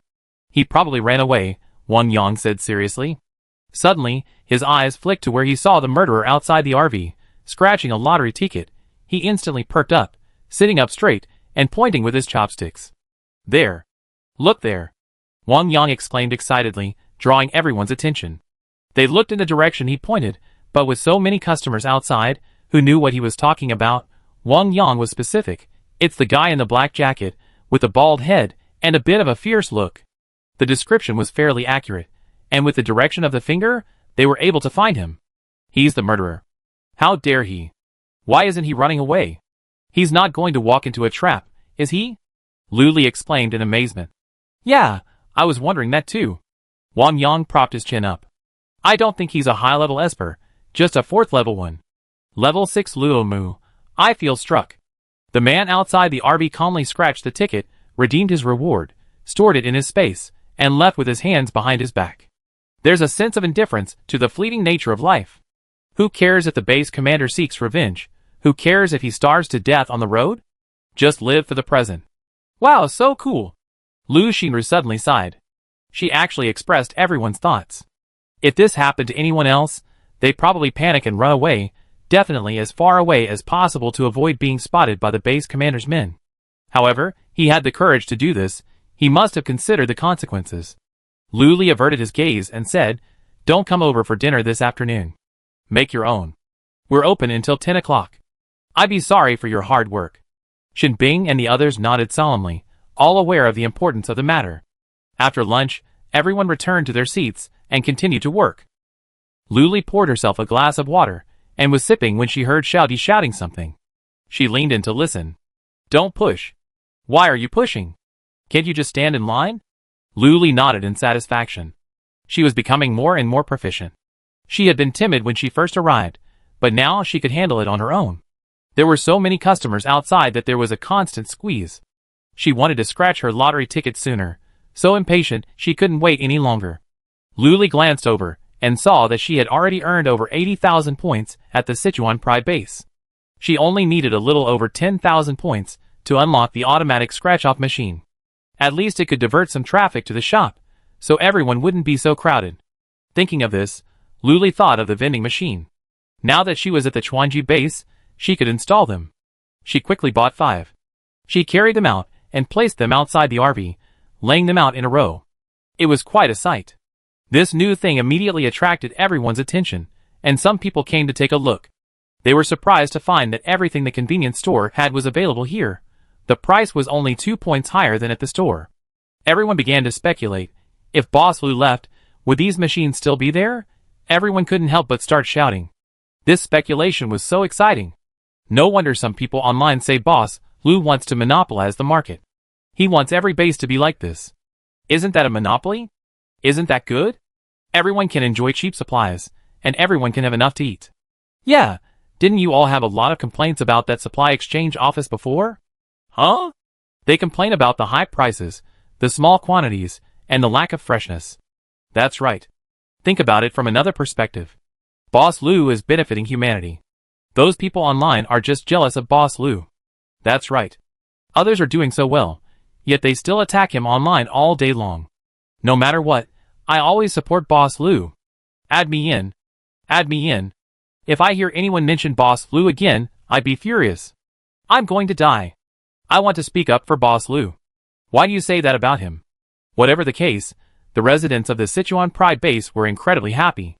They all heard that Boss Lu was only staying for 1 day, but he left behind 5 vending machines. That means a convenience store. This is fantastic news. In the RV, Lu Li was replying to Shen Bing's message. Why not just replicate a convenience store? Lu Li said seriously. It's expensive. Replicating a store costs 500,000 points, but buying a single machine only costs 5,000. What would you choose? Chapter 363. Shen Bing replied with a string of ellipses. The residents of the Chuanju base weren't having any luck. They were rewarded with prizes one after another, ranging from food to weapons and daily necessities. Although no one won first prize, most residents were quite satisfied. During dinner, Lu Li bought 5 scratch-off machines. They were neatly arranged next to the vending machines, a total of 10 machines, visible as soon as they exited the base, a very eye-catching sight. Today had been exhausting all day, with intense socializing, labor, and communication. Everyone was a little listless at dinner. Lu Mu couldn't help but ask, how long will this go on, Boss Lu? Boss Lu wanted to say that she wanted to visit all the bases in Yin Country and install vending machines and scratch-off machines in each one. Perfect. You could scratch off the lottery and enjoy cheap supplies. But seeing everyone like this, she hesitated to say it. What if it dampened their enthusiasm? She could only offer some hopeful words of encouragement, saying, "It'd be fine soon. Things will stabilize after this month." Everyone glanced at the calendar and said in unison, "But this month has only just begun. Today's the 2nd. Luli feigned ignorance, saying, "Huh? Really? I thought it was already the middle of the month." Everyone was speechless, consoling themselves that it didn't matter where they opened a shop.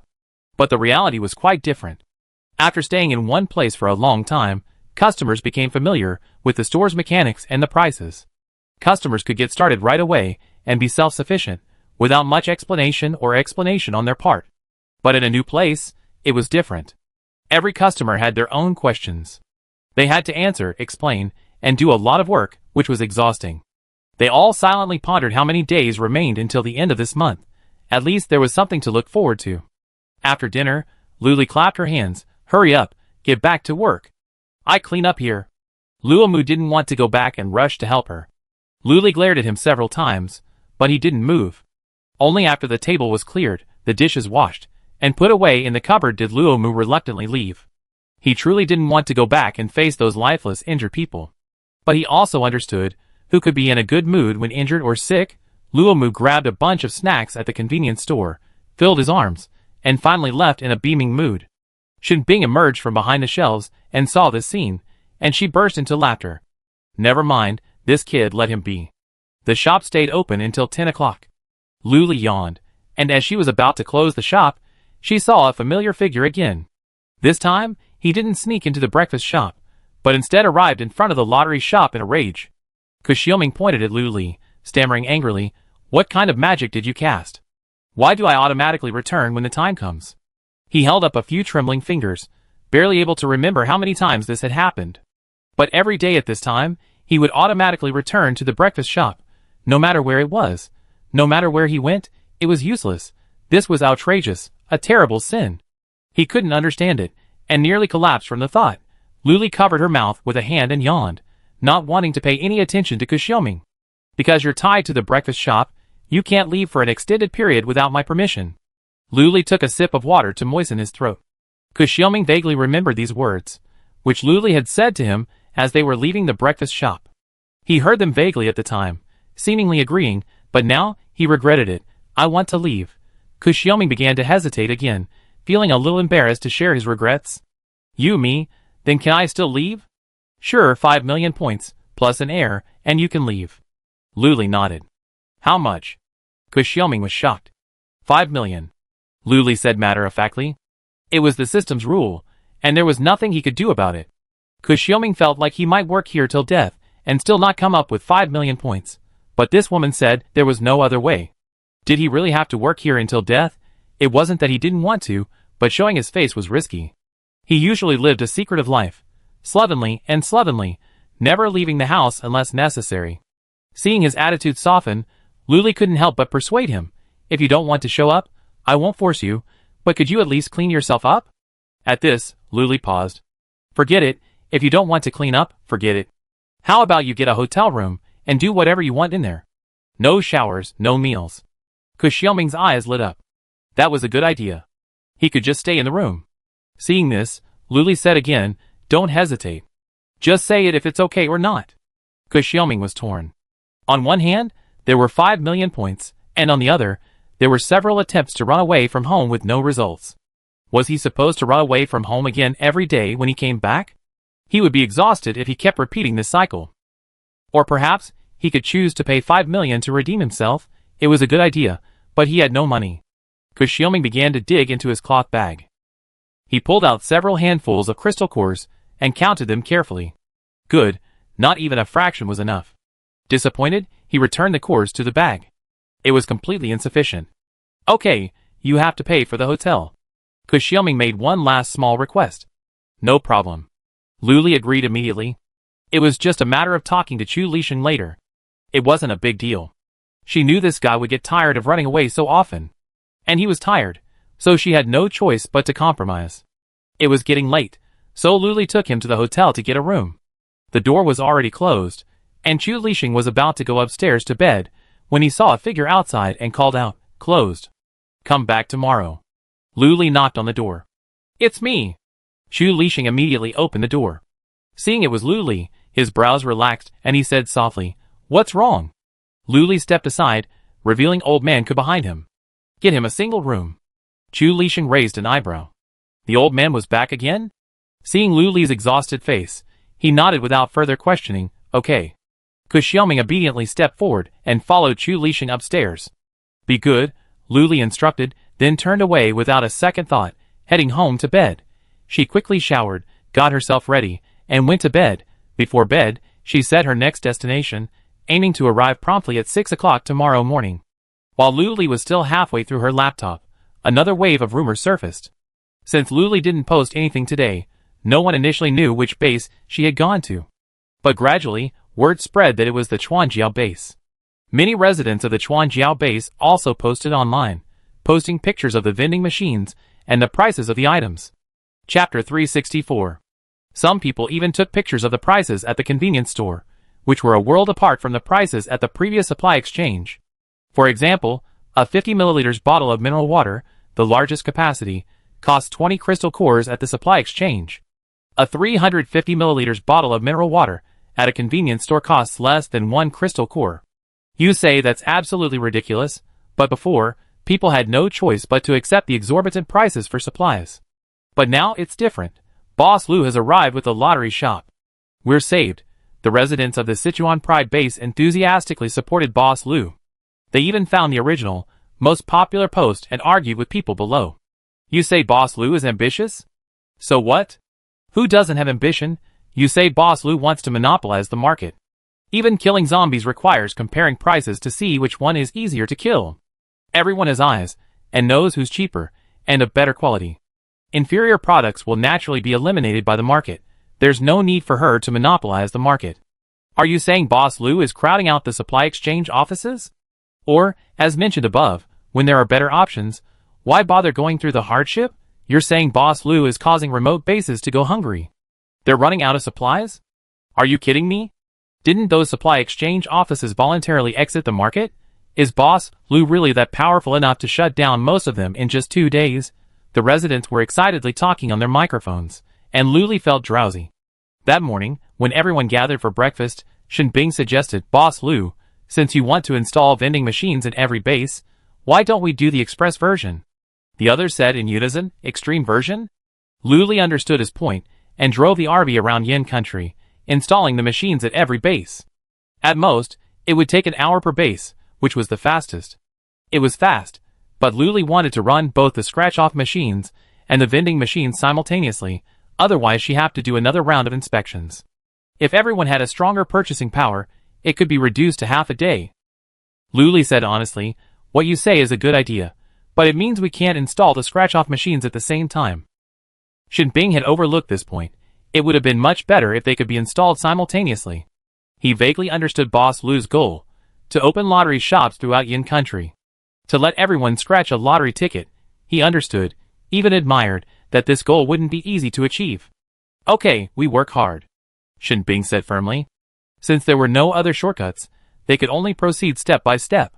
This was another new base named Bane Base. Lu Li had a hunch that the base commander was named Bane. It was a bit too obvious. After several days of preparation, Tang Dong was ready to officially open today. Lu Li even came to show his support, ordering 6 dishes for him to deliver to the RV at noon. Tang Dong was particularly formal about his first order. He posted the menu and private chef's instructions on the glass for easy viewing by passers-by. The daily limit was 50 dishes, with a progress bar clearly indicating how many were left. Today, there were only 44 left. Inside, Tang Dong was preparing Lu Li's dishes. Outside, someone knocked on the door. Tang Dong's eyes lit up, and he immediately stopped what he was doing, wiping his damp hands on his apron. He opened the door with his elbow and said enthusiastically, "Hello, welcome, this is Tang Private Kitchen." Tang Dong had a large frame, especially his face, which had become rounder after these days of excessive eating and drinking. That smile, a beaming happiness that made one want to pinch it. The customer asked cautiously, "Can we order food here?" Tang Dong's voice, his voice brimming with passion, said yes. Here's the menu for your reference. If you have any dishes you like to try, you can tell me. The customer racked his brains, but couldn't come up with an answer. It had been so long since he had a proper meal. But looking at the easy-to-understand names on the menu, he could imagine how delicious they would be. Let's have the meatball stew and the sweet and sour pork, the customer said cautiously. It wasn't expensive either. These 2 dishes cost less than 4 crystal cores, and after the rigors of the exchange, the customer felt it was a steal. Tang Dong immediately agreed. Okay, you can find a place to sit for a while. I make it, and bring it over right away. But looking around, he saw that the crowd outside was filled with people buying scratch-off tickets, and there wasn't a place where they could eat in peace. An idea suddenly struck him, and he led the customer to the night market. There were ready-made tables and chairs, and since the night market only opened in the evening, it was perfect. After settling the customers, Tang Dong immediately returned to preparing the dishes, ready to go. The dishes came with rice, and there were unlimited refills. Lu Li's 6 dishes needed to be delivered before midnight. Tang Dong planned to make the last customers first. It was a rare opportunity to get a new customer in. He couldn't keep them waiting too long. Half an hour later, Tang Dong brought the prepared dishes over, carefully protecting them along the way so nothing spilled. There was also a large bowl of rice, definitely enough for everyone. Since this was the second order, Tang Dong also added a bowl of soup. After the dishes were delivered, the customer beamed with joy and quickly paid for the crystal core. Without thinking twice, he picked up his bowl and chopsticks and prepared to eat. Tang Dong didn't leave, sitting nearby, trying to get feedback. The customer was so engrossed in his eating that he didn't notice. After quickly finishing one bowl and preparing to serve his second, he looked up and met Tang Dong's affectionate gaze. He shuddered, afraid to add more rice. Did the boss think he'd eaten too much? This was only his second bowl, so it wasn't much. But rice is precious, so it's wise to keep an eye on it. Tang Dong coughed twice, stood up, and turned around, rubbing his hands together to hide his embarrassment. Well, take your time. If you're not eating enough, you can ask me for more. Tang Dong rubbed his head and walked away, looking back every few steps. Only when the manager left did the customer feel relieved and began to eat again. The so-called meatball stew is a combination of various meatballs cooked together, then mixed and simmered to create a delicious meatball. The customer ate frantically, taking a bite of this meatball and finding it delicious. Then he took a bite of that one and found it even better. Take another bite of the sweet and sour pork. It was a taste I hadn't tasted in ages. It was so authentic, it made me want to cry. After finishing, the customer sniffed, as he returned his bowl and chopsticks, his face full of gratitude. Boss, your food is so delicious, woo. Tang Dong was touched. Thank you, you eat so cleanly. Whether it was a large bowl of rice, 2 dishes, or a bowl of soup, he devoured it all, leaving not even a drop of juice. The customer scratched his head sheepishly. Hey, as it should be. Waste is shameful. I could have finished twice as much. A customer waiting in line for scratch-off tickets saw someone coming out of the glass room and immediately stopped him to ask. Customer A asked, "What's going on in there?" Customer B said, "Yeah, I saw you carrying so many bowls in there." Chapter 365. And base. The satisfied customer who had just finished his meal strongly recommended it. It's like a restaurant. You can order dishes, and they're so delicious. Someone else asked, "How much is it? Is it expensive?" The customer shook his head vigorously. Not at all, He pointed to the menu posted on the wall. Look, that's the menu. I just had the meatball stew and sweet and sour pork. They were delicious. He gestured. He drew a circle on his chest. It's such a big pot. One dish would make you full. Just then, Tang Dong was fiddling with the progress bar. Lu Li ordered 6 dishes, and the person who just ordered 2. 42 dishes left today. Great, easy. The others pointed at the progress bar and asked, "What does that mean?" "I don't know." "Why don't you ask?" "I want to try it. I think it must be delicious." "Then you go try it first." "If you think it's delicious, I try it too." The others pushed each other, a little hesitant to try. Tang Dong stood at the door, actively soliciting customers. "Come on!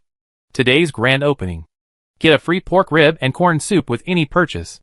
It was just one bowl, but it contained pork ribs, corn, and even carrots. For them, it was quite a feast. A bowl of hot soup in this weather was so comforting. Me. I want the soft-shell turtle and chicken hot pot," a customer exclaimed excitedly. Tang Dong immediately agreed. Okay. He immediately wrote it down in his notebook and gave the customer a small number tag.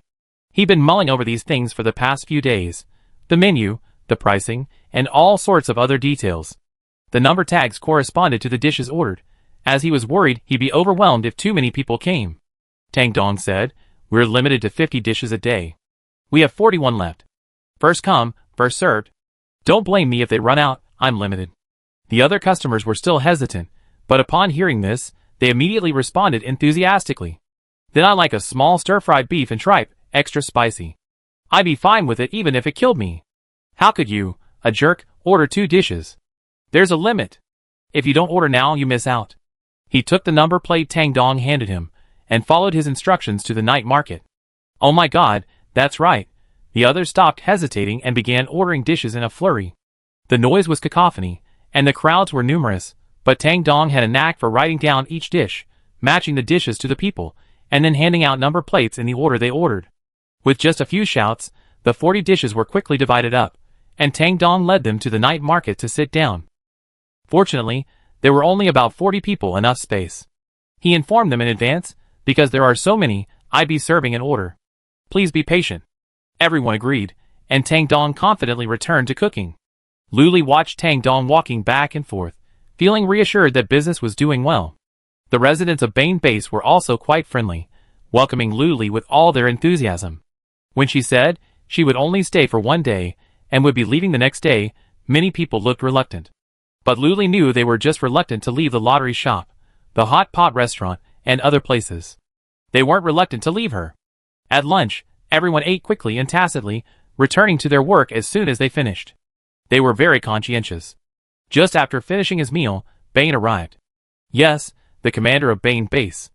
Luli was distracted when he introduced himself. Was he really called Bane? The moment he finished speaking, Luli snapped back to her senses. "I'm Luli. Commander Bane wants to see me." A blind guess, procuring supplies.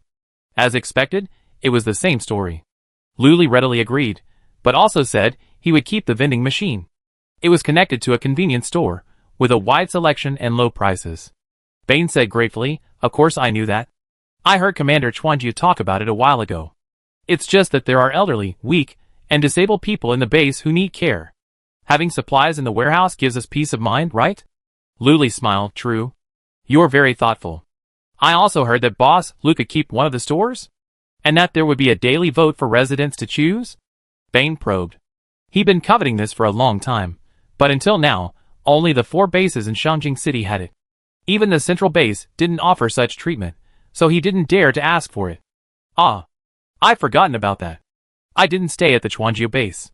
After getting into bed, setting my destination, I fell asleep." She clasped her hands. "Yes, yes. I hold a vote later.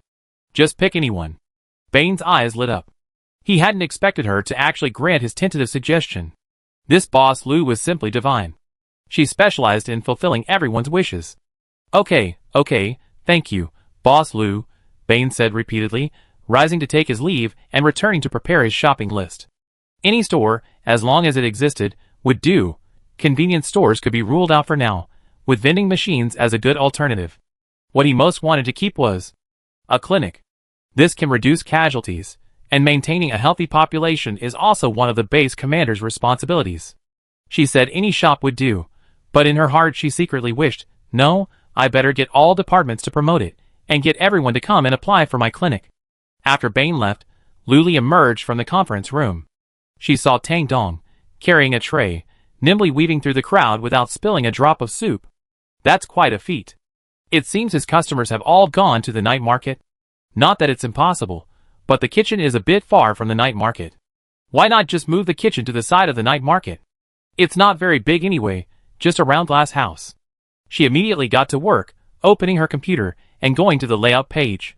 She long pressed the kitchen building and dragged it to the side of the night market. The entrance would face the night market, so she'd be right there when she opened it.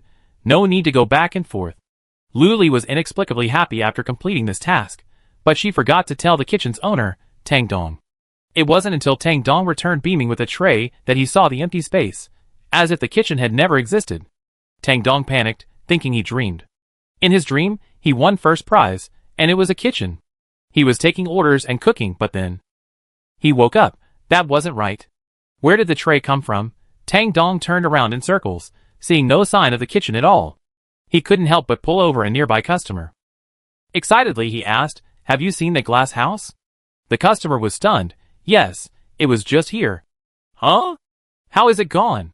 Tang Dong was even more confused. "Yeah. How did my huge kitchen disappear? How am I supposed to live like this?" "Yes, Boss Lu, go find Boss Lu. She's sure to have a solution." Tang Dong hurried to the RV and saw Luli leisurely sitting on the sofa, drinking milk tea.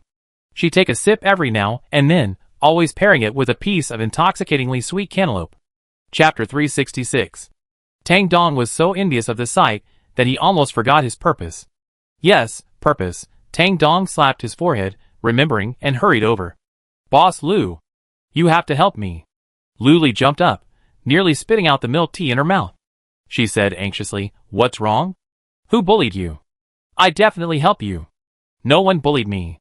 Tang Dong waved his hands quickly. "That's right, my kitchen is gone." "Gone?" Luli was even more surprised. Hadn't she just moved it? How could it be gone? Tang Dong, seeing her surprise, felt as if the sky had fallen. He pointed to the kitchen's original spot. "Look." Luli looked over. Indeed, there was no kitchen. Without time to explain, she hurried out of the RV and took Tang Dong to the night market. Seeing the familiar glass house still there, Luli and Tang Dong breathed a sigh of relief. Tang Dong asked, "Why are you here?" "I'm glad you're still here. Boss Lu, I'm busy serving them food." Luli clapped her hands.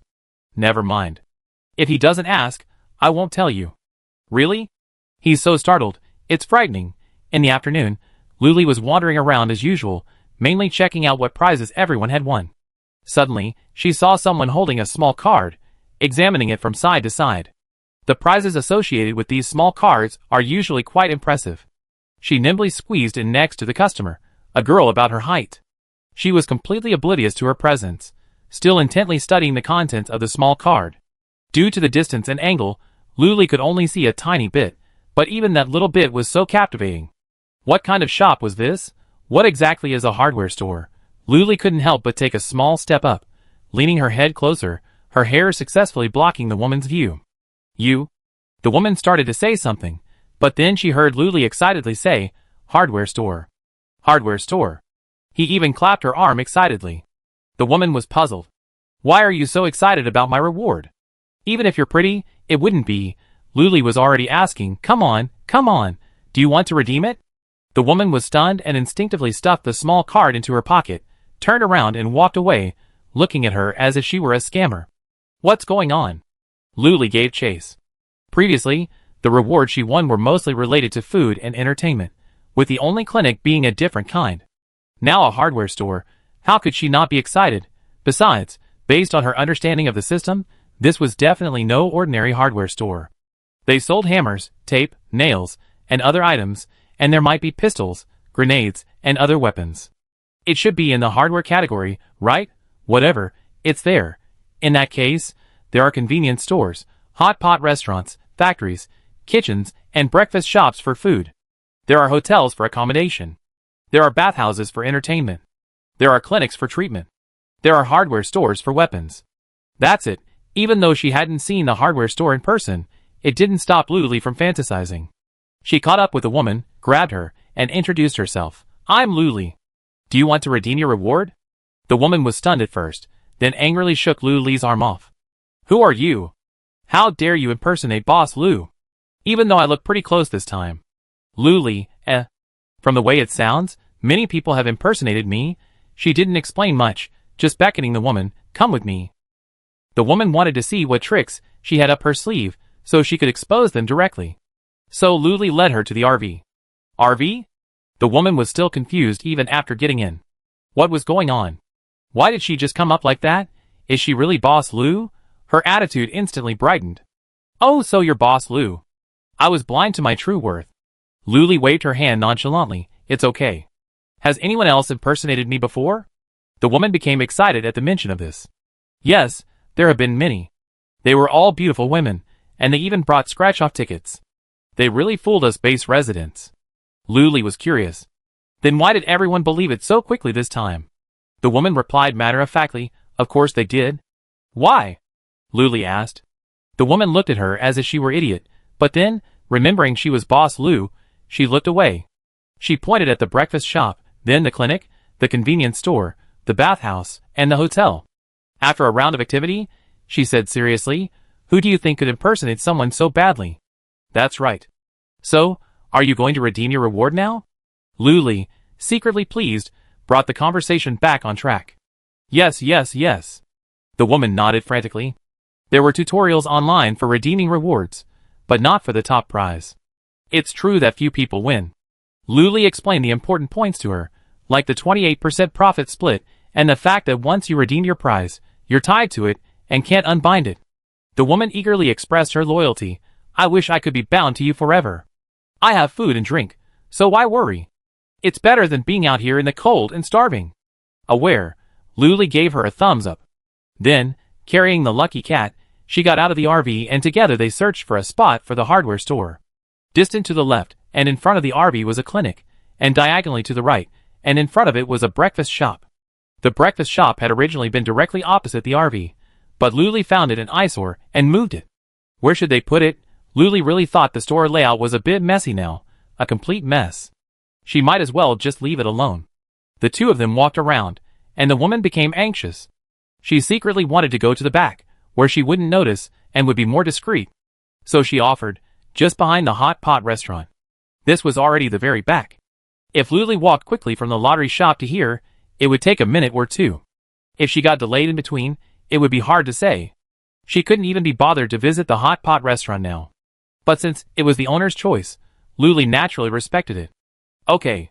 Holding the lucky cat in her arms, she said to the woman, "Put the little card in." "Okay." The woman, her expression trembling with excitement, inserted the card, her heart filled with anticipation for the future. A flash of white light flashed, and a store appeared before her. The sign read simply and clearly, "Hardware Store." The woman was thrilled just by looking at it. She walked inside, and was greeted by rows of shelves.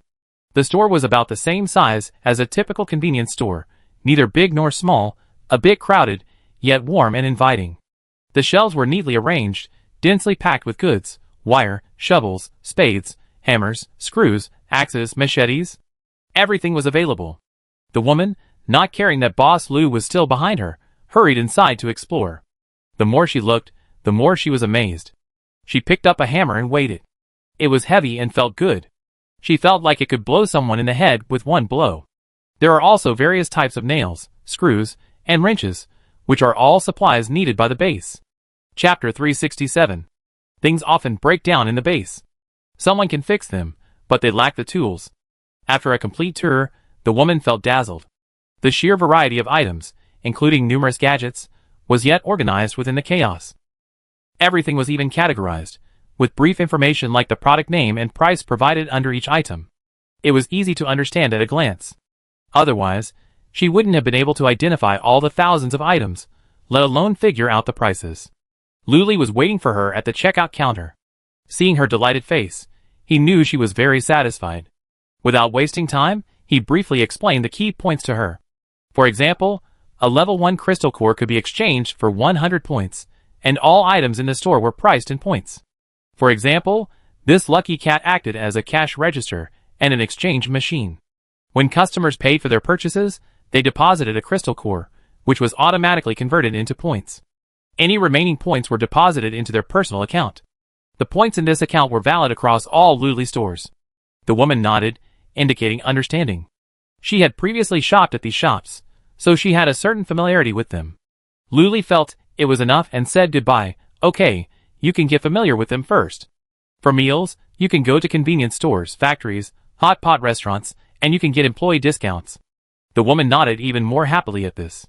Luli walked out, but after a few steps, she remembered and turned back to ask, "Oh, I forgot to ask. Your name is?" The woman also remembered to introduce herself, and immediately said seriously, "My name is Mao Xiao Xiao. Just call me Xiao Xiao." "What a cute name."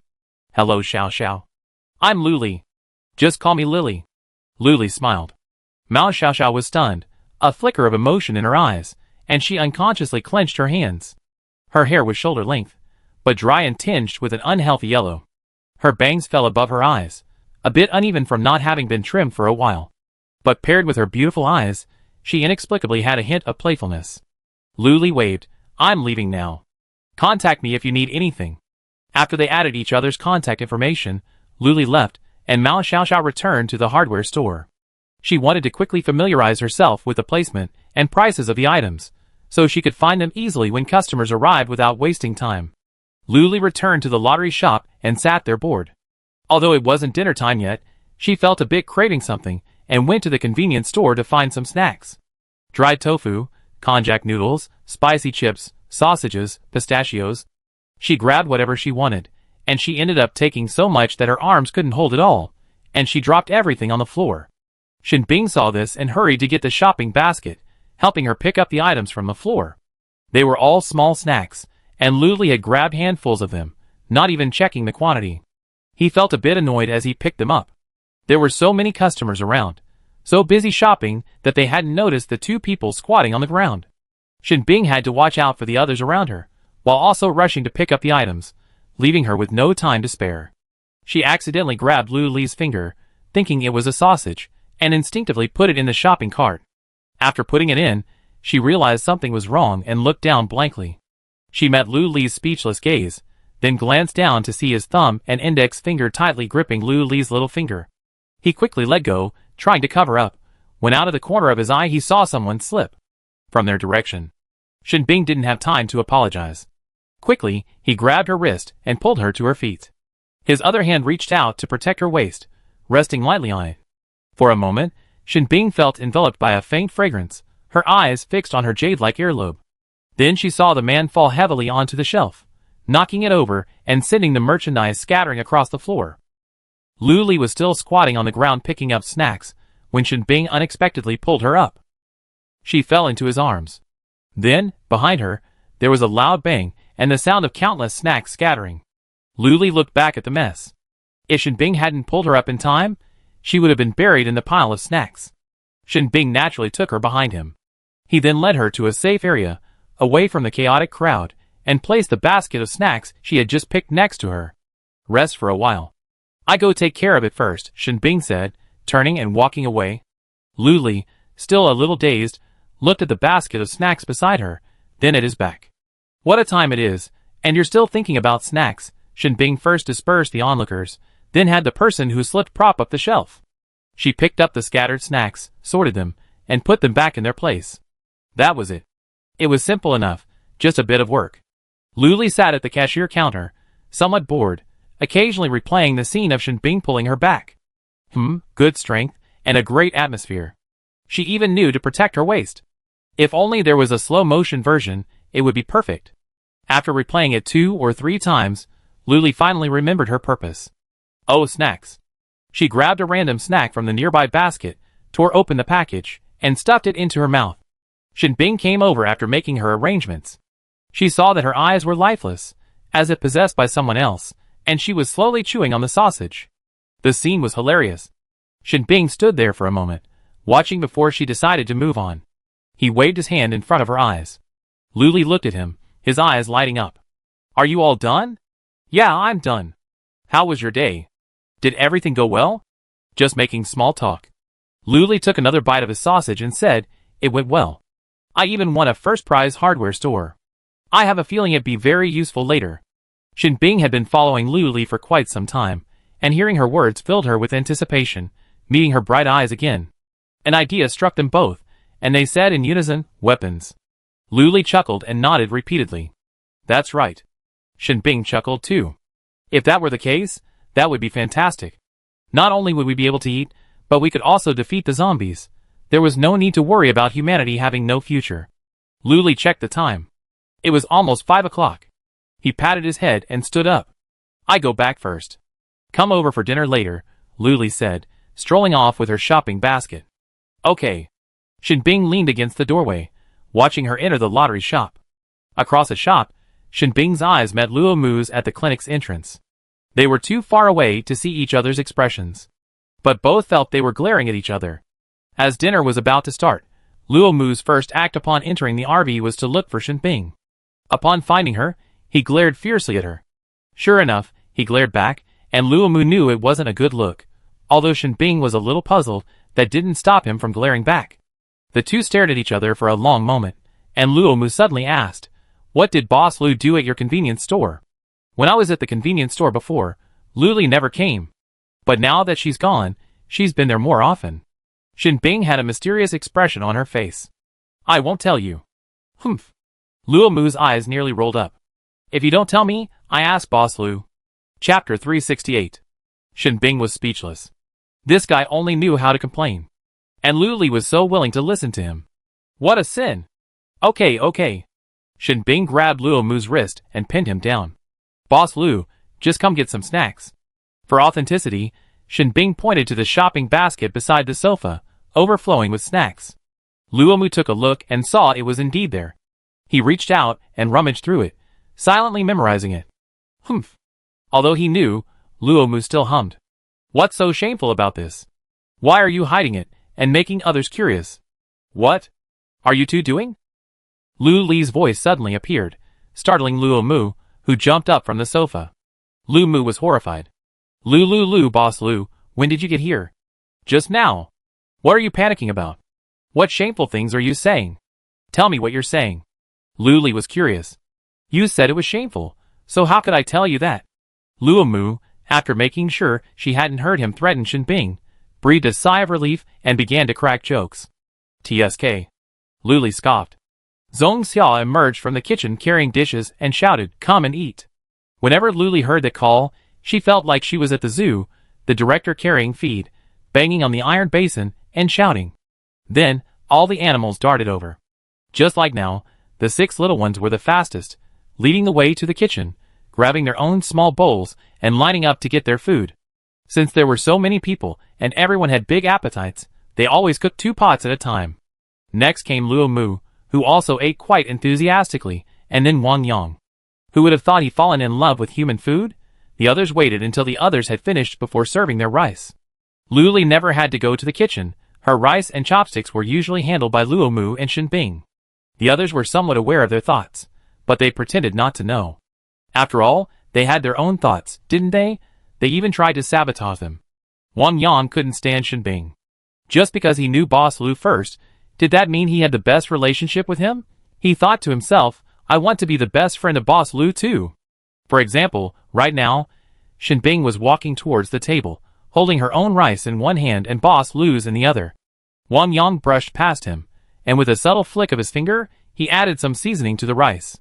He disguised himself so well that no one noticed, and he calmly headed to the bathroom.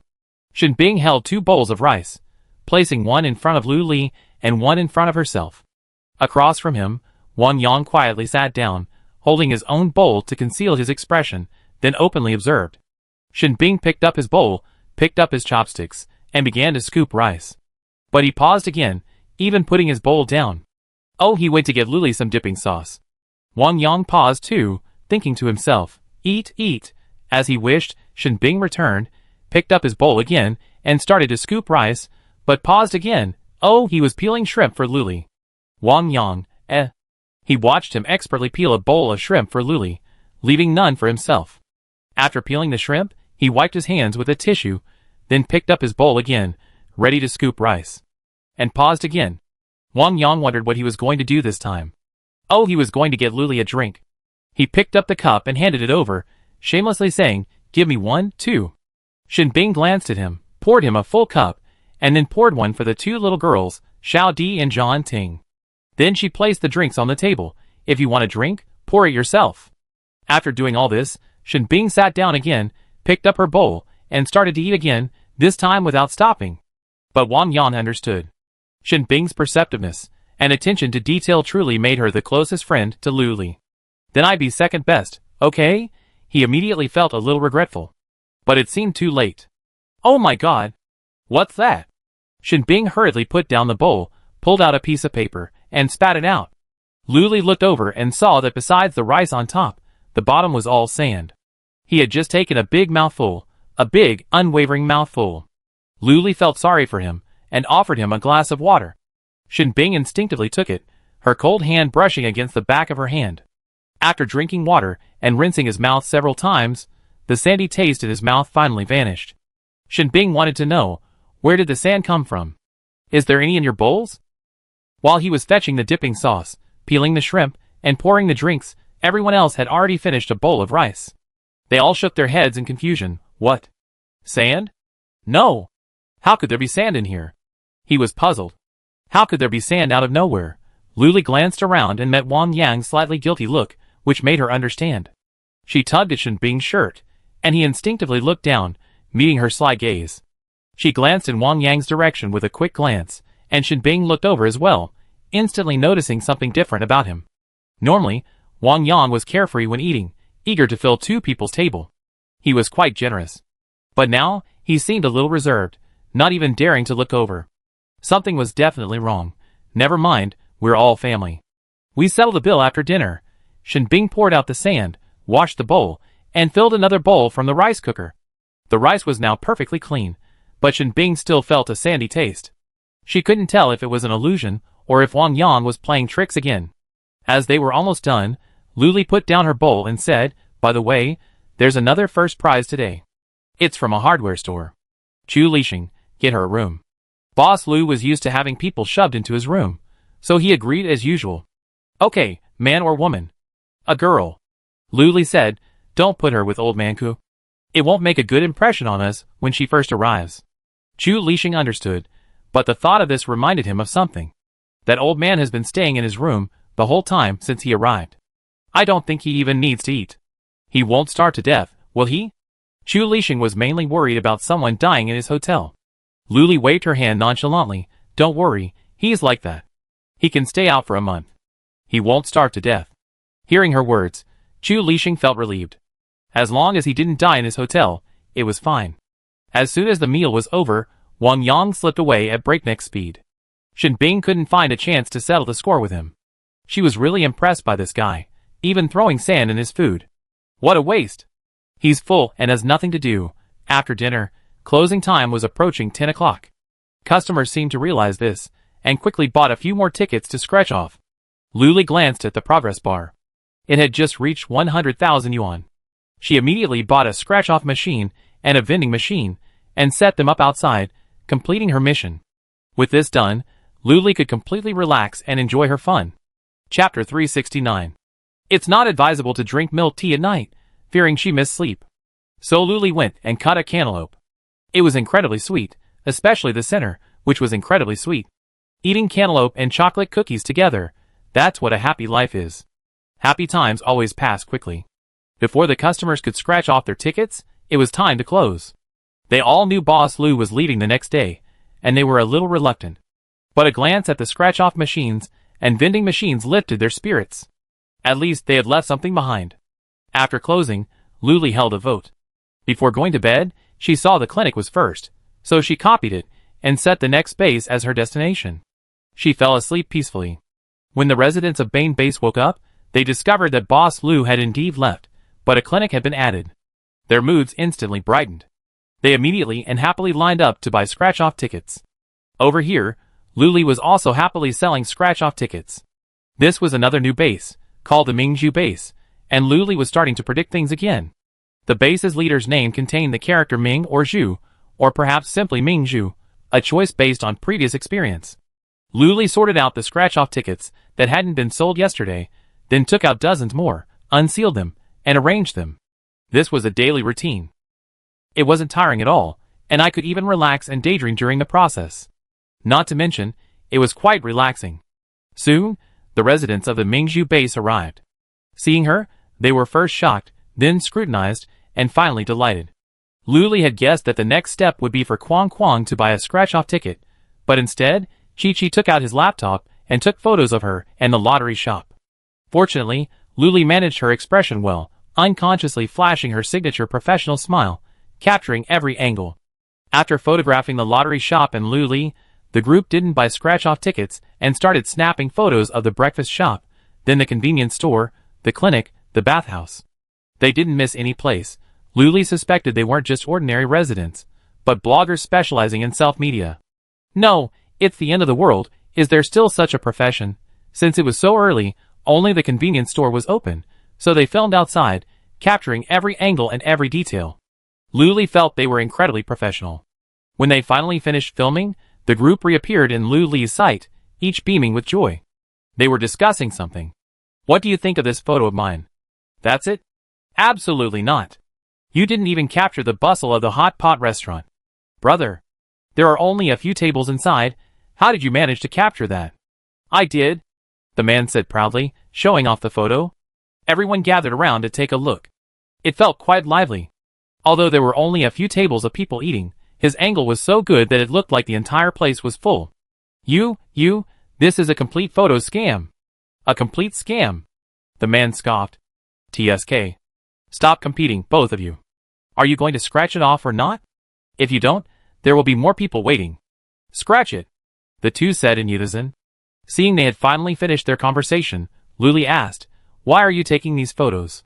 The group was concentrating on picking out scratch-off tickets, when they heard a voice suddenly descend from the sky. They were startled and all looked up. A representative from one of the more impressive clubs replied, We post it online for others to see and get some tips. Boss Lou, you're the latest rising star. Whenever you're mentioned, the views are skyrocketing. Someone's giving tips? What kind? Crystal cores? Luli was curious. Yes. Crystal cores. The platform takes half, and the remaining half is deposited into our account at a certain time. The man asked as he selected scratch-off tickets. Luli was surprised. So awesome. She had always thought optical computers were amazing. While they were similar to mobile phones in the civilized era, they didn't seem like something the researchers at the Research Institute could develop. She glanced at the group. Are you all in this business? Yes. We occasionally take pictures of zombies and mutant plants and animals and post them online. Clicks on them generate traffic and tips. Wow, but aren't they tired of seeing this? Luli asked, puzzled. The Shinia customers finally picked out their scratch-off tickets. Oh, we take pictures of everything, whether it's ugly or unusual. The Research Institute will even include our photos in its catalog. Luli gave them a thumbs up. Well done. They were delighted by the recognition, and each of them picked out a few more. Other residents, hearing the news, followed suit. They all began their shopping sprees. The hardware store had just opened yesterday, and wasn't even planning to open until today. There was no word online about it. Everyone knew all of Luli's stores by heart. When they wandered around to the back, they spotted one they hadn't heard of, and quickly peeked through the door. Huh? What's for sale here? Why do I see shovels and spades? Do people still farm in this day and age? Of course there's nothing. People at the Research Institute are supposed to be farming, even though they haven't grown anything yet. I saw a lot of light bulbs and really want to install one in my room, but there's no electricity. It's so fully equipped inside. I even saw some screws. I happened to see a broken table outside the base a few days ago. It could be fixed and used. A group of people were peeking through the door, chattering among themselves, completely oblivious to Mao Shishi's arrival behind them. She had spent the previous night at the hotel, the best sleep she had in all the years since the apocalypse. She even showered and washed her hair. She looked radiant, her shoulder-length hair smooth and silky. She coughed lightly, attracting no attention, but continued to peer inside, carefully counting what was inside. Mao Xiaoxiao, seeing this, stepped forward, pushed aside the people at the door, and took out her key to open it. Then, they realized, oh, the owner. They all followed him inside. She headed straight for her destination. She had already been selecting items outside for a while, and now she simply paid for them. Even though they didn't use many of the items, they still bought a bunch, just in case they might need them later. It had to be said, it was a wise choice. After leaving the hardware store, the group began spreading the word, not only to various stores, but also online. They said it was a treasure chest, with everything inside. Their original intention was to browse through the entire store first, see what was available, and then explore it in detail. So, instead of going from beginning to end, they start by shopping at the hardware store. Which place should they go to next? Hot pot restaurants were out of the question. They wait until lunch, as that's where they eat. But someone in the group, who knew Luli's shop well, said firmly, I suggest we get a number first. Get a number? What's that? The man explained seriously, there are a lot of people at our base, but there's only so many seats. Don't we have to queue? And don't we have to have numbers in the queue? So, Boss Lou has implemented a number system. Chapter 370. Oh. We can only go in and eat after we're in line. Everyone seemed confused. An impatient person said, then what are we waiting for? Hurry up. You all know how competitive the people in our base are. At his words, Everyone seemed to wake up from a dream and rush to the hot pot restaurant. When they reported their numbers and got their numbers, they felt like crying but couldn't. It was only a little after 9 o'clock, and the line was already 67. Too much, too much. They didn't think about waiting until lunch to eat. They would just eat as soon as they got in line. Waiting once wasn't easy. They waited, and Luli waited too, until the progress bar reached 100,000, but it was clear there was still a long way to go. The frequent changes of base had made Luli a little numb. Fortunately, the walls and gates were the same, and apart from the name, it was as if they hadn't changed. Shinbing and the others were also gradually adapting and finding appropriate coping strategies. At lunch, everyone was in good spirits, better than the previous 2 days. The past 2 days, I felt like a frostbitten eggplant, a man drained of his life force. Today, he seems like a brother full of energy, and even Luli finds it pleasing to the eye. She even ate 2 extra bowls of rice. After lunch, Luli began to enjoy the fruit after dinner. Although she was constantly changing bases, this life was much more comfortable than at the central base. None of the mysterious families, and the mess at the central base. The mysterious families, whom Luli had been muttering about, sneezed. They glanced at the camera with deep resentment, cursing silently. I had thought that closing all the base's supply exchange offices and redirecting public opinion against Luli would be a solution. At the very least, it would lower Luli's confidence and slow her career progress. I didn't expect it would actually help. This guy just brought out a vending machine, replacing the supply exchange, and the prices are so cheap, they're even more out of business. The mysterious family has been fuming lately. Not only have they lost their biggest source of income, but many base commanders have also complained about them. During the central base's regular meeting, several managers also expressed dissatisfaction with this matter. Their biggest source of income also came from the supply exchange. Now it's all gone, and Lucian is so scared of scratching tickets that he doesn't even dare to play them freely. Old Shin tells Luli about these fun things every day, so Luli is familiar with them, and chuckles to herself. I wonder which mastermind in the mysterious family came up with this idea. This is pure heaven help. Online public opinion has completely reversed, especially at the 3 bases that own vending machines, Wanfei, Chuanjiao, and Bane. The machine is being raved about online, making the other bases envious. Someone even filmed a video of people shopping at the vending machine, with all sorts of snacks cascading down the opening. The pleasant sound and beautiful images are simply stunning. I can't wait to experience them all. Luli ate fruit while scrolling through the comments praising her on the human social media platform. They're all very real.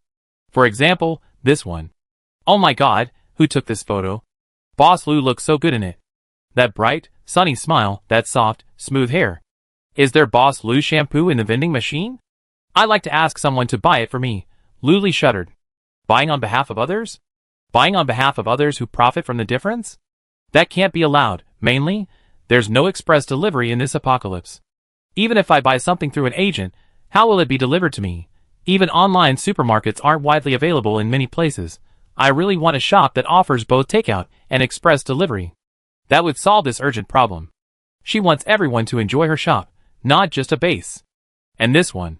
Oh my god, this hot pot restaurant makes me crave it every time I look at it. Boss Lu, please come quickly.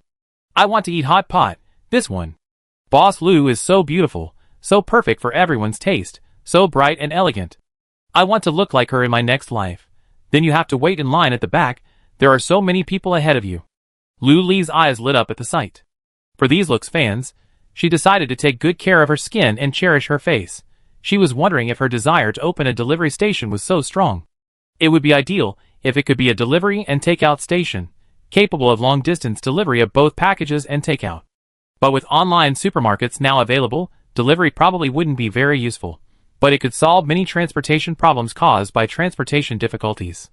It would be great if they could order takeout, regardless of distance. This way, people can sit at the base, and takeout will arrive. You can order from hot pot restaurants, breakfast shops, and night markets. She sent the online supermarket app to so many base leaders, but why weren't so many using it? She even included a direct link to the online supermarket with every post. She figured it was because everyone didn't have a laptop. Without a laptop, they couldn't use anything, including the internet. They couldn't use the online supermarket, couldn't buy fruit at the rush, and even if there were a post station, they wouldn't be able to buy groceries or order takeout. This was practically killing everything in its cradle. She immediately asked Mr. Shin how much a laptop cost. Old Shin replied, the cheapest one starts at 1,000 level 1 crystal cores, and that's the most basic one, which only allows you to take photos and locate your location online. For custom rings, necklaces, or earrings, the price is unlimited. No wonder so many people can't afford optical computers. Luli grumbled bitterly. There's no way around it. Optical computers are expensive, and they need to be recharged with crystal cores every month. They're considered a luxury item. Old Shin expressed frustration. Luli pondered, thinking, so, roughly how many people in Yin country use optical computers? Old Shin replied conservatively, less than 1 in 10. Luli was surprised, but it seems everyone in the shop has optical computers. Old Shin, not necessarily. They just don't show it. Generally, those without optical computers are desperately killing zombies to save crystal cores and exchange them for supplies. First, they're trying to survive, then buy optical computers. But it's not ruled out that they buy them right away. Luli, yeah, can't this thing be cheaper? It can't be cheaper. It's too expensive, and the production volume is too low. Old Shin was also helpless. Ever since Luli appeared, he lamented this issue many times. If only everyone had a light-based computer, online supermarkets would quickly become ubiquitous. Furthermore, the light-based computer technology is mastered by the mysterious family, one of their strengths, and they never revealed it. Elder Shin concluded. Luli thought, I see. No wonder the production is so low. It's probably intentionally controlled. Damn that mysterious family. They're just messing around all day, doing nothing. While she was lost in thought, Xiao Di quietly moved over and ate several pieces of cantaloupe with a toothpick. After finishing, he said, looks like someone else has won first prize. Luli's eyes lit up. She was now eagerly anticipating every first prize winner, eager to see what other shops would emerge. She thought Sheng Xian's soul-improving sapling was also a first prize winner. System, that's how it's categorized, isn't it? Chapter 371. No, you clearly said it was second prize, system, It seems so. But who knew Sheng Xian was such a good farmer?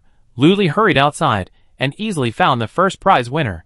She was also looking for herself, circling the RV but couldn't find the door, nor did she see anyone inside. She was standing there, bewildered, her small eyes wide open, filled with confusion. Luli took a quick look and saw a small card in her hand. Yes, it was her. I had to sigh again. This system shield is so useful, yet so misleading. If I hadn't known, I would have been confused. Luli strode towards her, and before she even got close, she extended her hand to greet her. Hi. Did you win first prize? The girl had a round face, and seeing Luli, she smiled unconsciously, 2 dimples appearing on her lips, giving her a friendly look. She knew this was the revered Boss Lu, and she also knew she won the top prize. She was sure to beg for food from Boss Lu from now on, so she immediately introduced herself. Hello, Boss Lu, my name is Kong Rong, a level 6 psychic. Her round dimples, paired with her small face, were adorable, and so was her name. Wow, she seemed to be the first one to introduce herself. The others before her had chatted for ages before introducing themselves. This one was quite understanding, not bad. Luli nodded at her, and Kong Rong, seeing this, immediately handed her the small card. Boss Lu, can you help me take a look? This looks like a cake shop, Kong Rong said excitedly. Luli's eyes lit up. A cake shop? It sounded so sweet and delicious. I must eat there every day. She took it and looked. It was indeed a cake shop, just 3 simple words, no other description. She asked, as usual, want to claim the prize now? Kong Rong nodded like a chick pecking at rice. Yes, yes, yes. Luli opened the owner's instructions she had compiled over the past 2 days, and showed them to her. Kong Rong felt a little overwhelmed, but knowing Luli was still watching her, she could only focus. There were 1, 2, 3, 4, 5, and 6 points in total, each summarized as concisely as possible. Luli had previously created a group for all the shop owners, 11 in total, excluding Kong Rong, and also shared the owner's instructions in the group. In addition, Shen Bing, Luo Mu, Zhong Xia, Sheng Xian, Wang Yang, Chu Lixing, Lin Qinru, and Lu Li, these 8 people, had their own small group. After reading it, Kong Rong nodded repeatedly to indicate she read it, promising to abide by it. She said earnestly, I read it, Boss Lu, and I want to claim my prize. Okay, then let's pick a prime feng shui location for your cake shop, Luli said. The final location was next to the hardware store. Kong Rong knew it was a new hardware store, and hers was a new cake shop too. They were both new, and they needed company. That's it, Kong Rong said passionately. Okay. Luli held out the lucky cat, and Kong Rong, impulsively, slipped the small card inside. The familiar white light flashed again. Luli was tired of seeing it, but it was Kong Rong's first time. She followed it with astonishment, her dimples dancing. The white light even attracted Mao Xiaoxiao, who cracked melon seeds and watched the show from the side. After the light faded, a lovely cake shop appeared before the three of them. Kong Rong's heart melted at the sight of it. The primary colors were pink and white, blending beautifully. It looked incredibly refined and adorable, a truly delicious cake shop. These two colors were also her favorites from her civilized days. I never thought, 10 years after the apocalypse, I still have a cake shop featuring these two colors. So blessed, Kong Rong was practically bursting into tears of joy.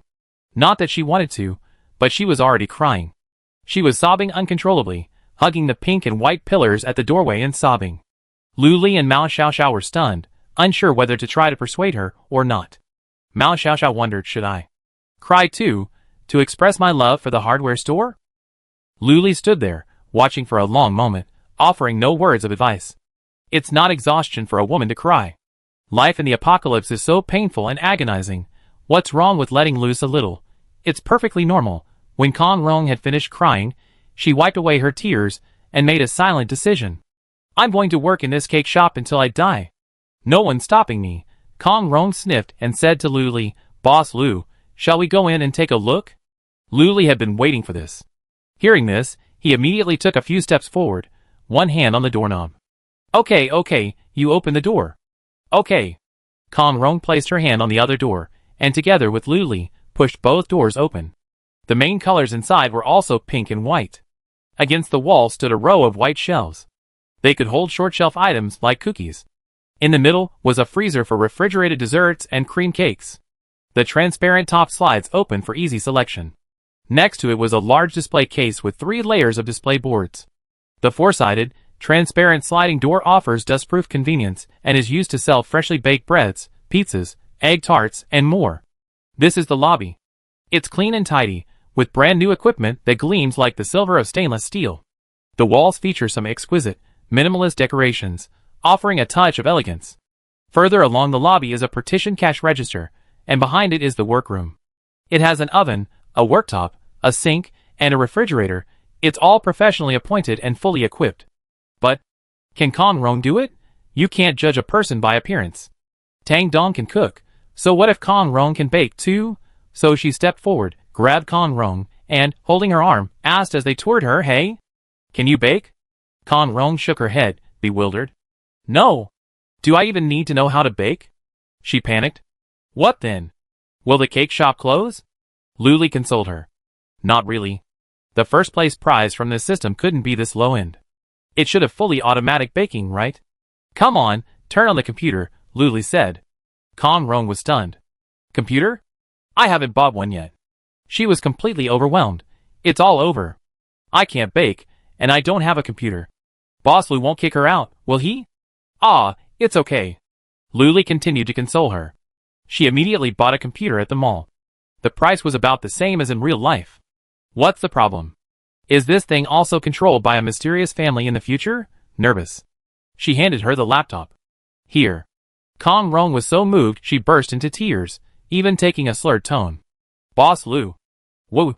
You're so kind. She hugged Luli tightly, sobbing uncontrollably. Luli, another little crybaby.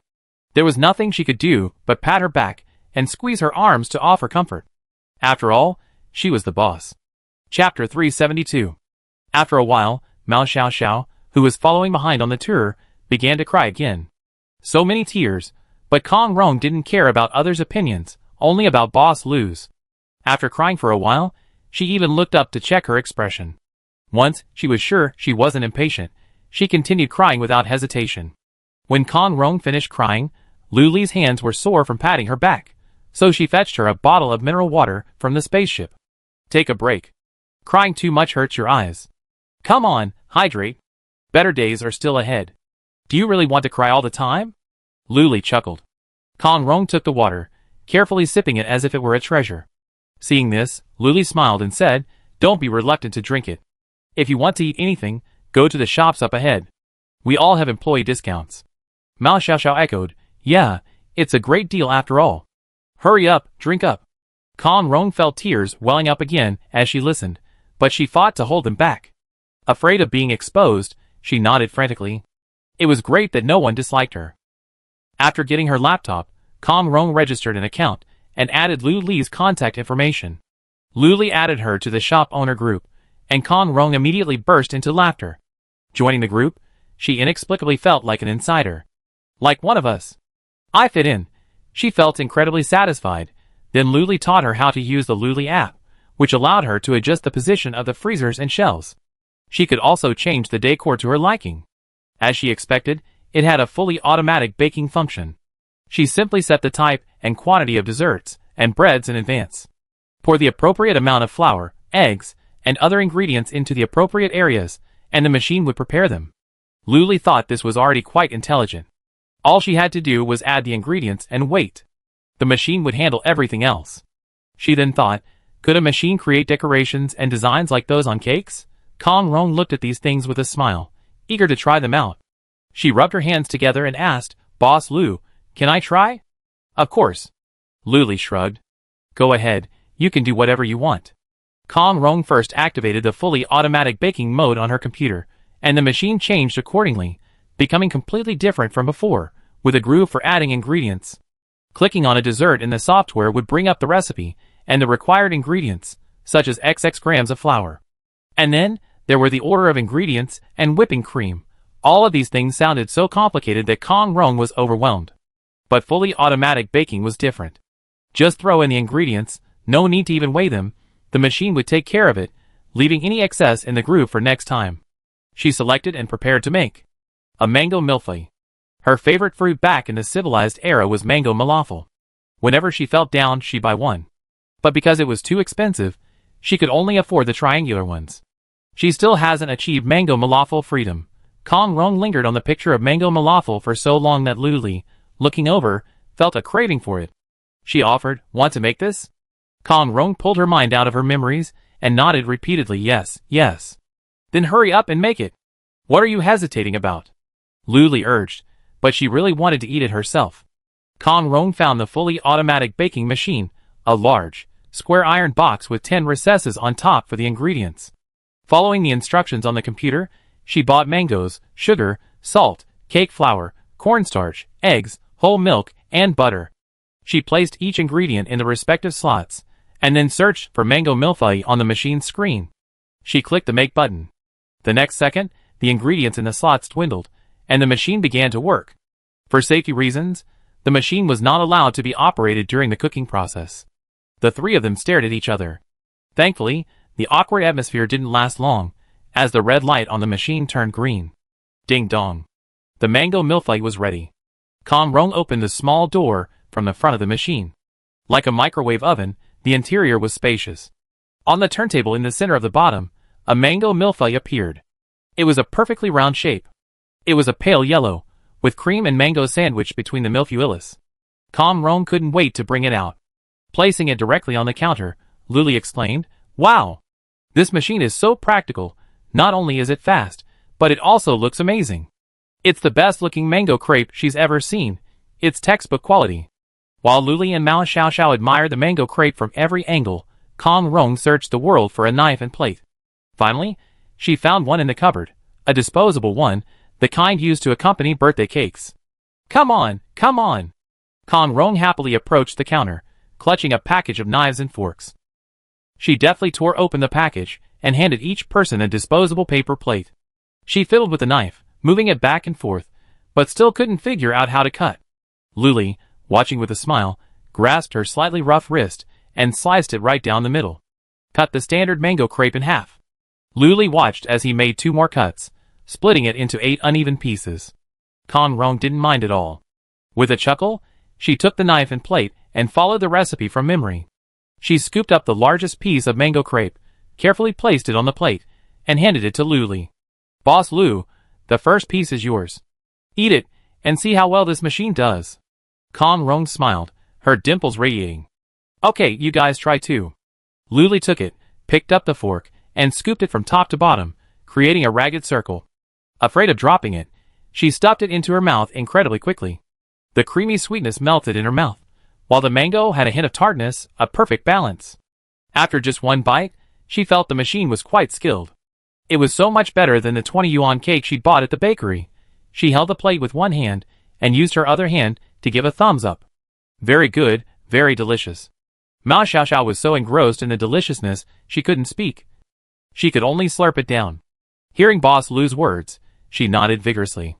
Delicious, delicious, absolutely delicious. With a serious look on her face, she paused her chomping and said earnestly, Rong Rong, if you have any cake scraps next time, be sure to call me. I take care of them right away. Luli glanced at her, but didn't expose her, saying, and me. Kong Rong's dimples reappeared, and Luli couldn't help but reach out and poke them. Her smile froze, but the dimples remained. Luli withdrew her hand naturally, masking her embarrassment, saying, I like desserts too. Kong Rong thought to herself, does Boss Lu like dimples? Then I must smile more often. Hearing what Boss Lu said, she immediately agreed, I like it too. If there are any delicious foods in the future, I will send them to you. Chapter 373. Luli had wanted to share a few more pieces with the others, but unexpectedly, the three of them finished the mango millefeuille while chatting. Mao Xiaoxiao and Kong Rong, in particular, finished 6 pieces between them, leaving Luli with 2. It was so delicious, sweet but not greasy. Luli asked, Rong Rong, when are you planning to open? Kong Rong paused and said, today. I want the residents of the Pearl Base to taste such delicious cakes. Okay. Then make more now. At least fill up those 3 display cases outside. Kong Rong's sense of urgency suddenly took over. It was almost noon, and time was tight, and the task was heavy. Luli had just eaten 2 pieces of mango millefeuille, and wasn't hungry at all. She decided to stay and help Kong Rong, while Mao Xiaoxiao went back to look after the shop. Kong Rong frantically searched the software for the cake style she would be selling. First, some breads, like little golden bread, grilled cheese, mango pudding, red velvet bread, matcha European bread, and exploding chocolate bread.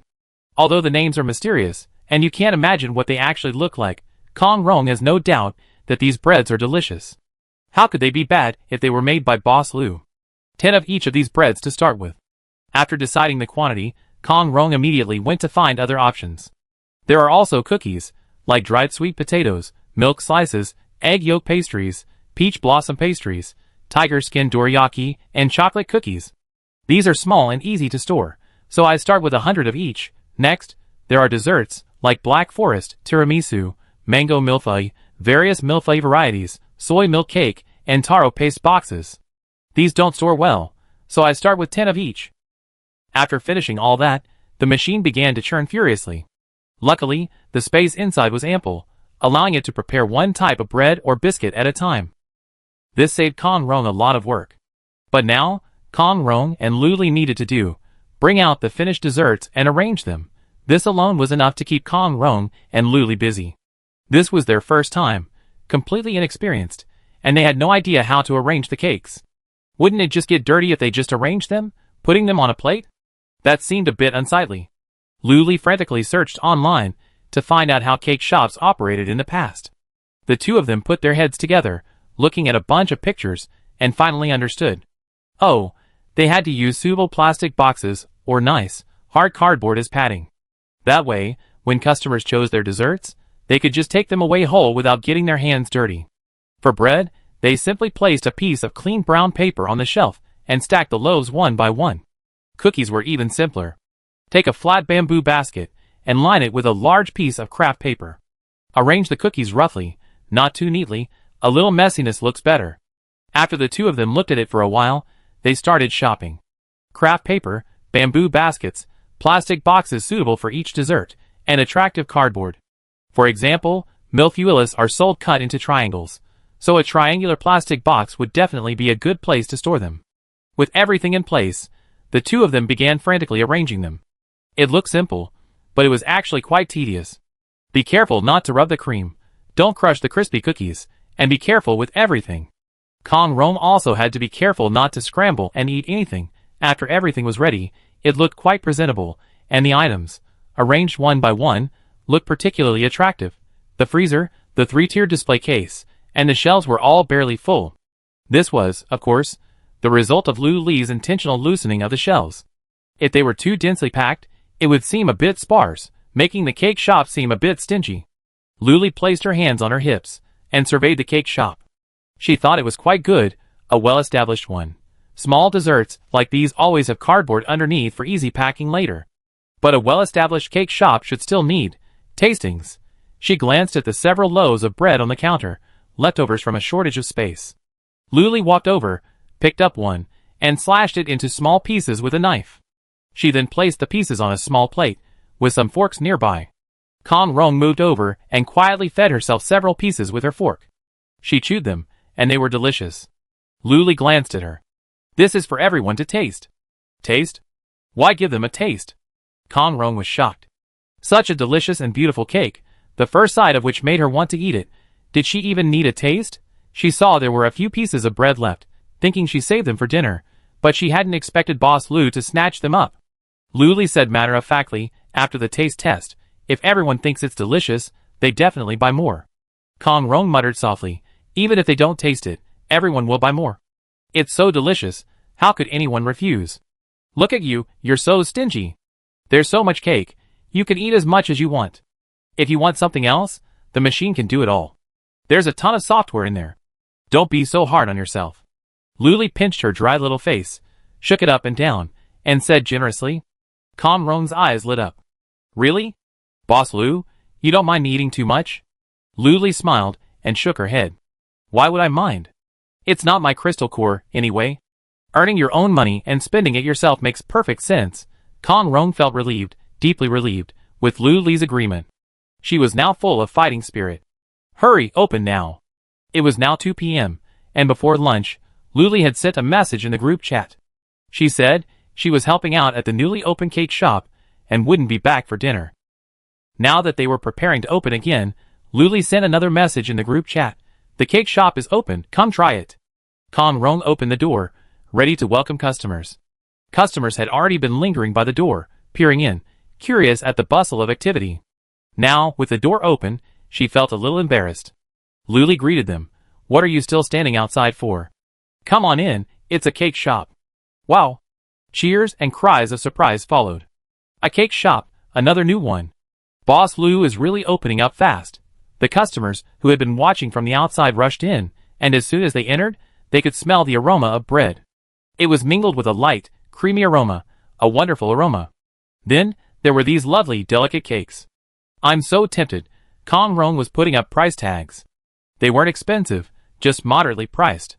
Seeing customers coming in, Kan Rong straightened up immediately, turned around, and greeted them. We have tastings. Come try them.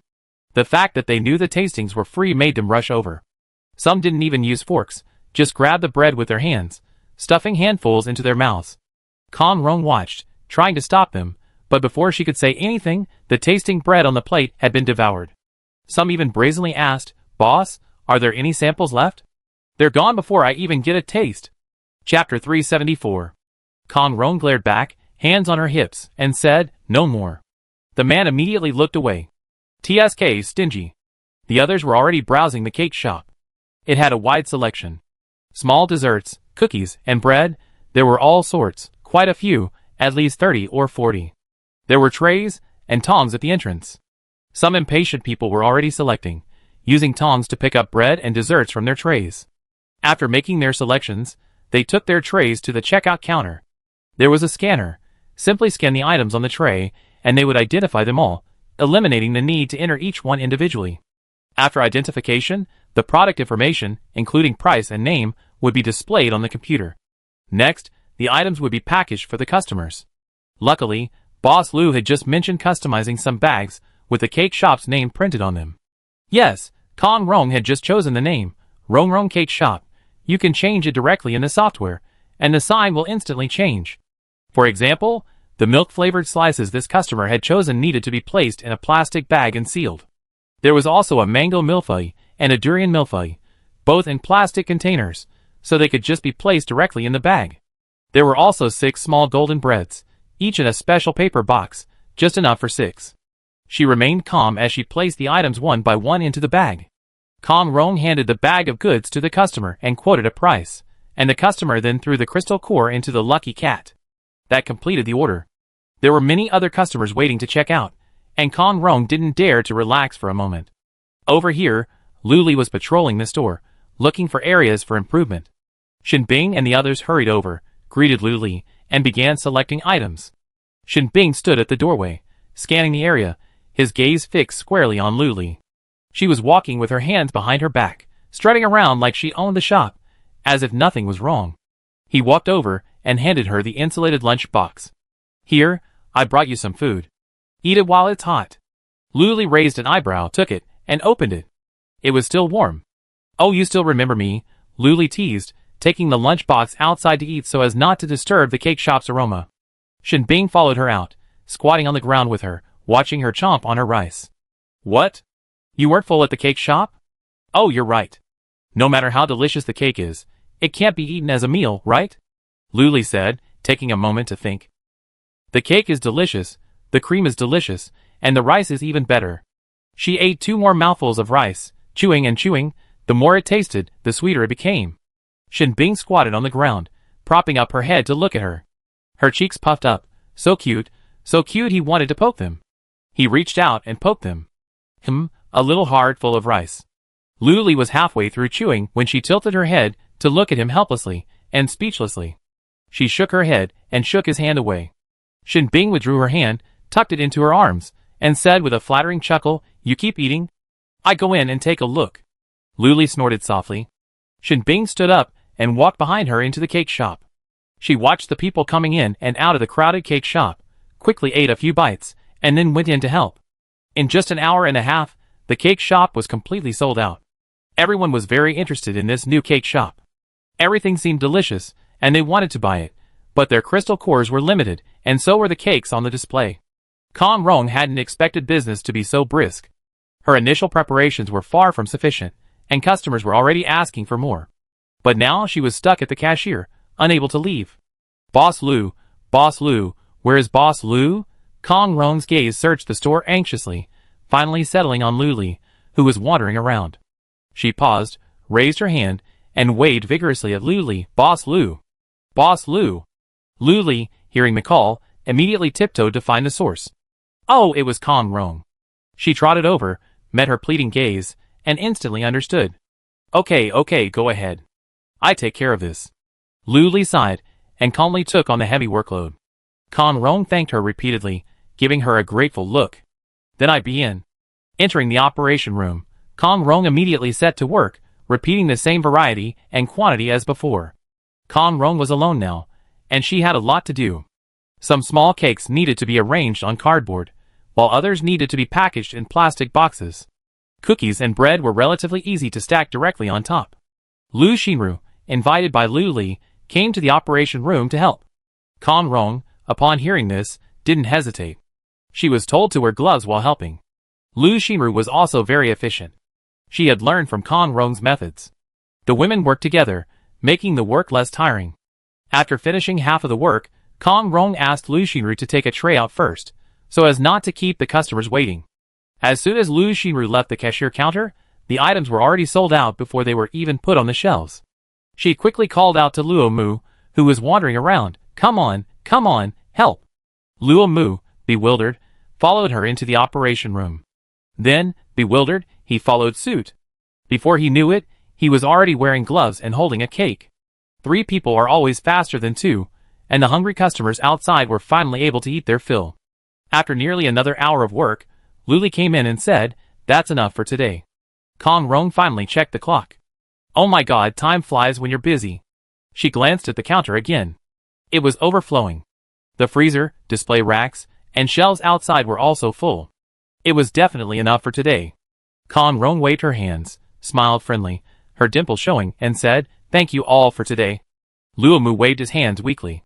"It's okay. Boss Lu had called him, so how could he not come?" He leaned against the counter and pinched a milk-flavored slice to eat. It was crispy, full of milky flavor, and not even a drop of residue. It was delicious. After working so long, Luo Mu felt instantly healed. Seeing this, Luli grabbed a small plastic bag, shook it, and filled it for him. She thrust a handful into his hand. "Here, take it home and enjoy it slowly."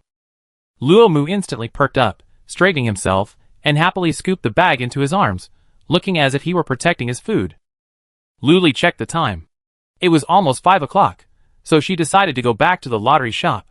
She instructed Conrong, "Once we sell all these, we be almost ready to close." Conrong agreed and hurried to the cashier outside to help. While Luli was there, Shinbing had been filling in, expertly operating the shop, sending customers off one by one. "Let me do it." "Thank you," Conrong said as she walked over. Shinbing nodded. He wasn't familiar with her, but had come to help out of Luli's favor. At this moment, Luli, Luomu, and Lu Xinru emerged from the operation room and nodded at them. Chu Lixing and others came to take a look around when the store opened. Chapter 375. Seeing areas where help was needed, everyone offered a hand, and then returned to their respective shops. Luli looked around and saw that the only work now was cashiering, so she led Shinbing and the others away with confidence. Back in the RV, Luomu slumped down on the table. Luli poked him with a smile. "What did you do? Why are you so tired?" Luomu shrugged and changed his position for her to poke. "Arranging the cake is making my hands tired. If you're a novice, practice more." Shinbing muttered quietly. Luomu straightened his back instantly. "You're the novice. You're just hanging out outside. You're definitely not tired." Luli felt like laughing at him and poured him a glass of water. He became even more proud. Waving the glass of water Luli poured in front of Shinbing, his face full of arrogance. Shinbing's eyes darkened. She stared at the glass of water for a moment, then looked at Luli pitifully. Without saying anything, she glared at him, asking, "Why pour water for Luomu and not me?" Luli burst into laughter. "Here, here, here." She handed the cup over, forgetting it was hers. Shinbing hesitated for a moment before taking it, but held it in her hand, not daring to drink. She felt quite satisfied, and forgot about arguing with Luomu. Luomu noticed and opened his mouth, about to yell, but Shinbing covered his mouth with hers and glared at him. "Humph." Luomu snorted and took a long gulp of water. Not long after Luli handed over the water, she went to help Xiaodi sort out the scratch-off tickets. She was completely oblivious to the little argument that ensued. Although it was time for dinner, Luli wasn't hungry at all. She had eaten cake, and the meal Shinbing had brought her in the afternoon. She was still a little full. Luomu had already started preparing dinner. As usual, he asked Luli what she wanted to eat. Luli shook her head. "I don't know. Just follow your lead." "Okay." Luomu agreed, carrying his unfinished glass of water and happily heading to the kitchen. Shinbing placed the glass back on the table and quietly entered the kitchen to help Luomu prepare the dishes. As 7 o'clock approached, everyone started arriving. It seemed to have become a tradition for the same people to eat. Luli stopped calling the shop owners, who had won the first prize. Firstly, they weren't particularly well known, and secondly, the number of shop owners would keep increasing. If they all came to eat, the cook would be exhausted. So, the number of people who ate 3 meals a day remained constant. Shinbing at the convenience store, Luomu at the clinic, Chu Lixing at the hotel, Wang Yan at the bathhouse, Sheng Xian at the vegetable garden, Zhong Xia at the factory, Lu Xinru at the hot pot restaurant, plus the 6 children, and Luli. 14 people in total. But they all had big appetites, and they cooked at least 2 pots of rice every day. Luckily, everyone was conscientious and cooked together, not just one person. After dinner, closing time was drawing near. The customers all knew Luli would only stay for a day, and the closer closing time got, the more reluctant they became. This was reflected in their spending. Some customers were even lamenting why they hadn't been killing zombies more often and saving more crystal cores. You only regret having too few crystal cores when you need them. As closing time approached, a roar erupted from the crowd. "Who stole my crystal cores?" Luli helplessly held her forehead. It had happened again. She always reminded them to take care of their money to prevent pickpockets from stealing it, because then it would be too late to cry. She propped her head up and looked at the heads outside. How could she find them? It's basically impossible to find it. The man, having passed his anger phase, began to unconditionally and indiscriminately suspect the customers nearby. Every time he caught someone, he say he stole it, then another, she say she stole it, and he wouldn't let anyone off the hook. No one was easy to bully, and when wrongly accused, they immediately lash out. Luli just stood there and watched. It wasn't that she didn't want to help. This had happened countless times before. The first few times, she felt sorry for the customers and offered to help. She called the security system to check the surveillance, but the crowd was so huge that they couldn't find the person and couldn't pinpoint the suspect. They were clearly repeat offenders, escaping immediately after their theft, blending into the crowd, like a drop of water into the ocean, perfectly concealed. Even their expressions were perfectly natural and calm. Luli stopped reminiscing and turned her attention back to the customer who had lost the crystal core. Unable to find the thief, he went berserk, even asking the surrounding customers to compensate him with one. It was simply that no one cared. The alarm clock rang at 10, signaling closing time. Luli jumped up from her chair with a start. Finally, it's time to get off work. My own joy wasn't enough. I had to share it with everyone else. She sent a message to the shop owner group. It's time to get off work. Everyone pack up. It's time to get off work. Then she sent a private message to Kong Rong. Go get a room with Chu Lixing. There's an employee discount. And all the shops around here have employee discounts. Eat to your heart's content. Don't worry. Kong Rong was deeply touched by the message. She immediately wanted to make some money, so she could return the money for the laptop to Boss Lu. While she might not accept it, she had to give it to him. After closing, Luli bought 5 scratch-off machines and 5 vending machines and set them out. Then, according to the voting results, the clinic was copied and the next destination was set. Then I could wash up and go to bed in peace. Central Base. Lucian and the other two gathered for another small meeting. Chenling yawned and said helplessly, Do we have to have a meeting so late at night? Are you stupid? Won't people find out in broad daylight?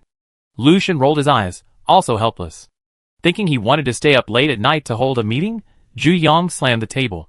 All right, stop arguing. What's the topic of this meeting? It's Boss Lu again. How many bases does she have to visit? Does she have any accurate information? Lucian asked anxiously. Chenling and Zhu Yang shook their heads and said in unison, I don't know. Who could possibly guess what she's thinking? She's in Shengjing City's 5 bases.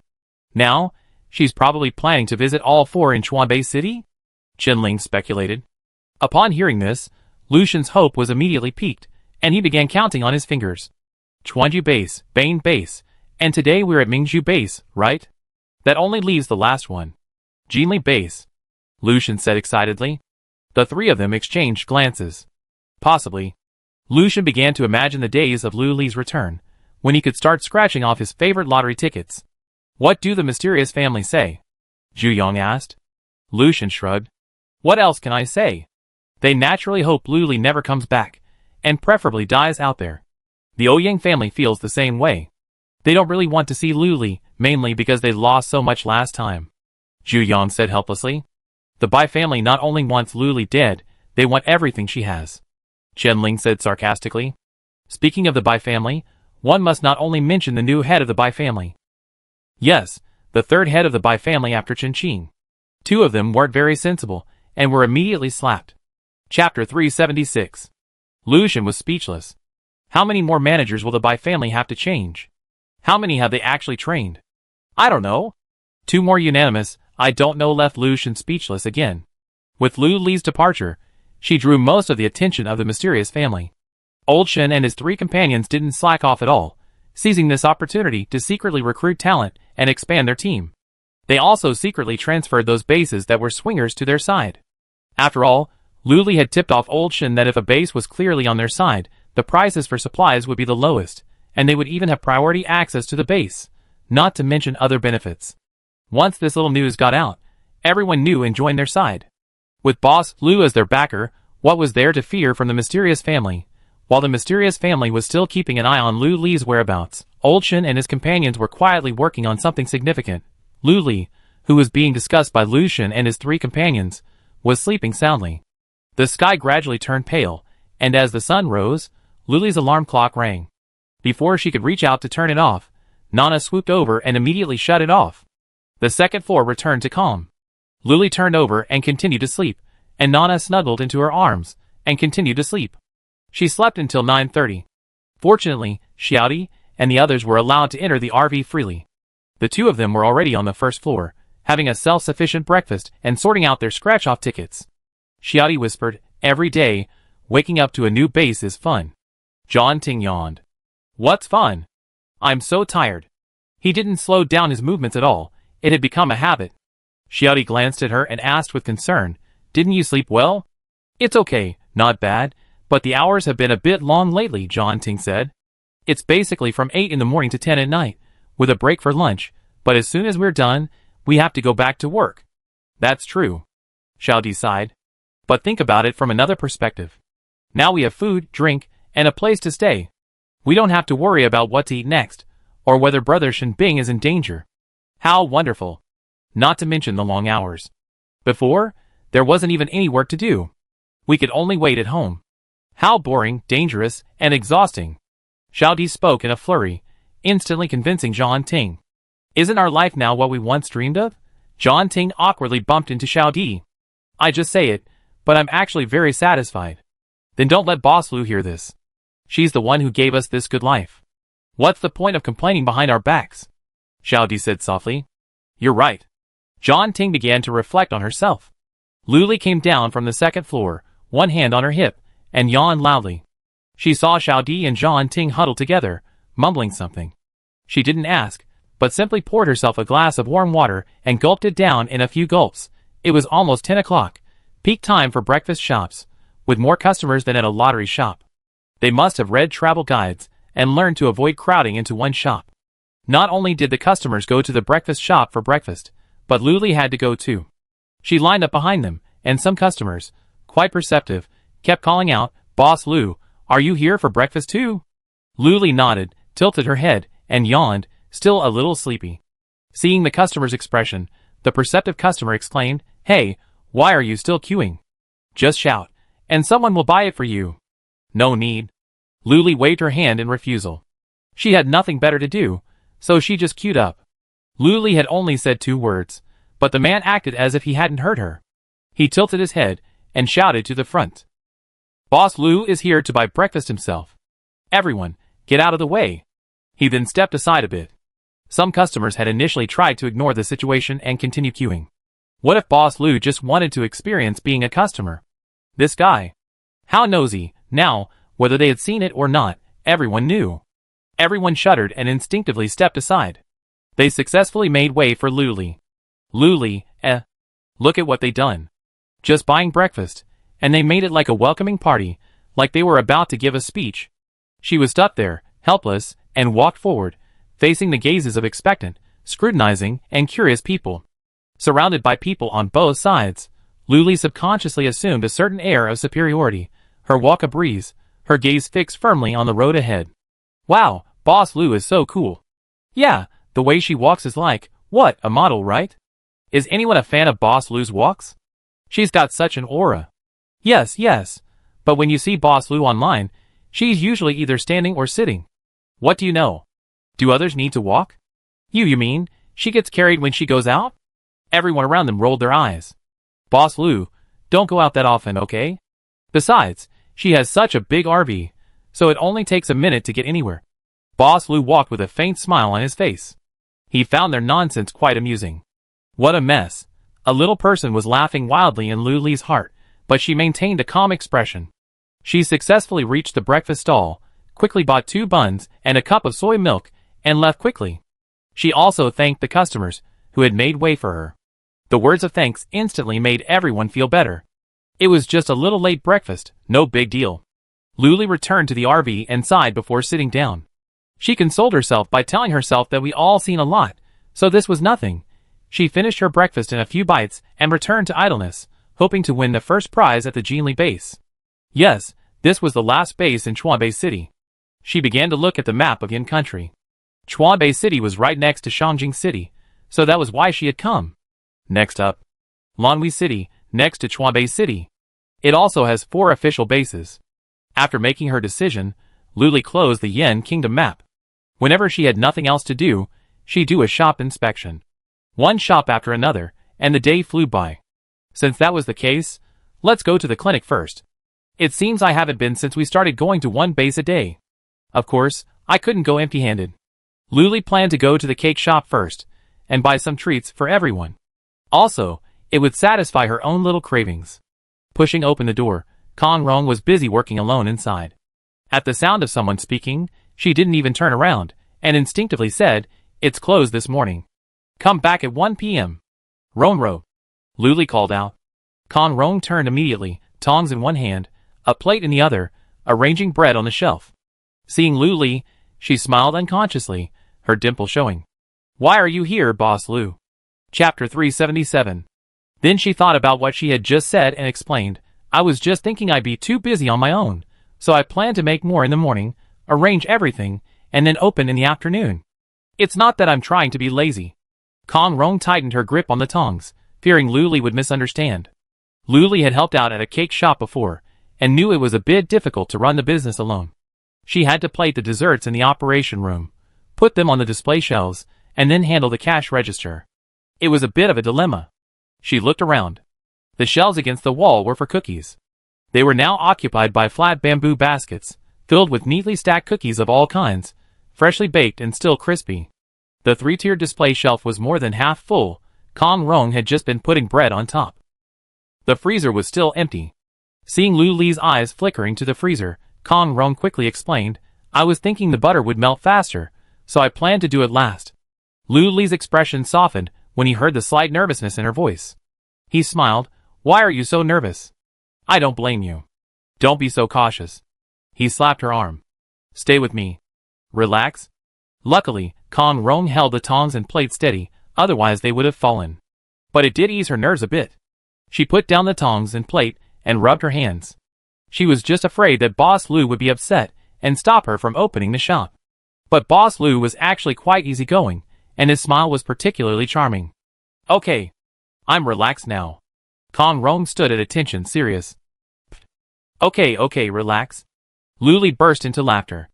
Remembering the important matter, Luli sincerely suggested, How about buying a few robots to help you? Robots? Kong Rong's mind flashed to images of tall, mighty, super robots intent on destroying the world. So much so that when she saw the small, yet agile robots at the breakfast shop, she struggled to shake off this stereotype.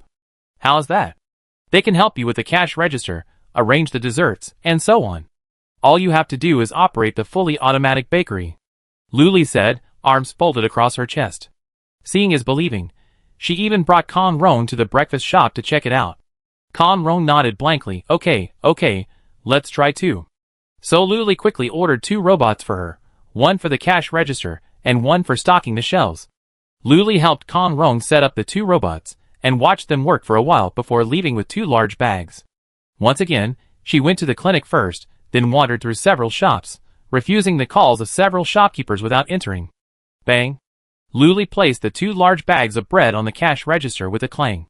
This startled Luo Mu, who was sprawled on the counter, resting with his eyes closed. He quickly stood up, about to yell, Who is this?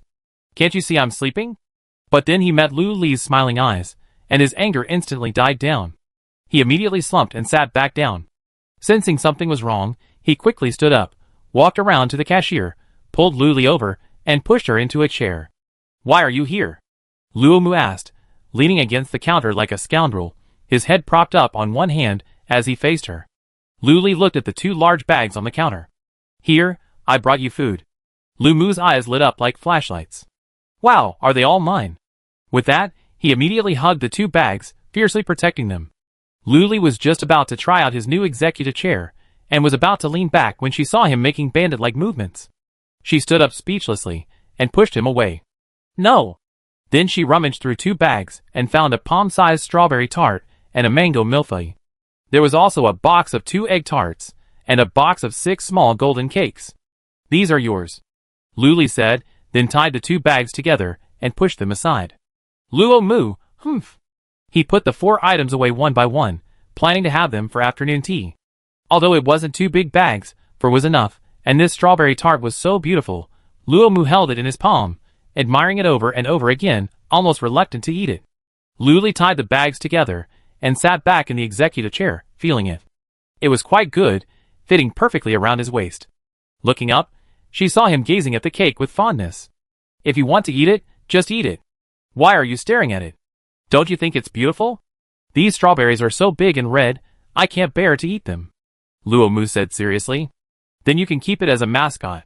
Lu Li folded her arms and scoffed. Lu Mu snorted, covering the strawberry tart box with one hand. If we don't listen, it's just bad-mouthing. It's so beautiful, we should really eat it. That's the only way to show respect. Right, there are still many cake shops. Lu Li said. She chatted with him for a while, observing the clinic's operations. Ever since they designated a separate treatment pod as an emergency room, The number of customer disputes has greatly decreased. The dying or seriously injured are sent directly to the emergency pod. Okay, I'm leaving now. I have to go to the next one. Lu stood up. Luomu waved at her obediently. Bye, Boss Lu. Next time you come, remember to bring me some goodies. Eat, eat, eat, all you know is eat. Lu rolled her eyes at him. But I think I'm the same way. Lumu ignored her words and continued to debate which place to eat first. Next place was the hotel. There wasn't much to inspect. Chu Lixing had always been steady and managed the hotel perfectly. The lobby was spotless, and they had added a vending machine that sold only drinks and daily necessities. For customers' occasional needs. She walked in, her bag swung in her hand, and glanced around, quite satisfied. As expected, there are advantages to having a man older. Maturity and stability. Thinking of this, Lu couldn't help but think of Xiaoming, but she immediately dismissed it. Perhaps there were exceptions. Normally, Chu Lixing would notice her the moment she entered, but this time, she was almost at the cashier counter, and he hadn't noticed yet? She walked closer and saw Chu Lixing, his head down, typing away at his laptop, his fingers twitching rapidly. He seemed to be chatting with someone, and since it involved privacy, Lu didn't want to pry any further. She simply placed the bag on the cashier counter, drawing his attention. Chu Lixing looked up, his brow furrowed, a look of unwavering worry between his features. Seeing it was Boss Lu, his frown subconsciously relaxed a little, and he whispered, "Why are you here, Boss Lu?" Although it involved employee privacy, Lu felt compelled to check in. "What's wrong? What happened?" Lu asked. "Nothing, just something happened to Li Ruo," Chu Lixing said, a hint of concern. Li Ruo, such a familiar name. It took Lu a moment to remember who it was. She's a minion of the Jiang family stationed at the central base. A very cool girl, and her position seems to be the commander of the guards? Chapter 378. But because she had hit Jiang Shuer with her car that day, she didn't stop him in time. She then took Jiang Shuer back to the Jiang residence, and it seemed she hadn't seen her since?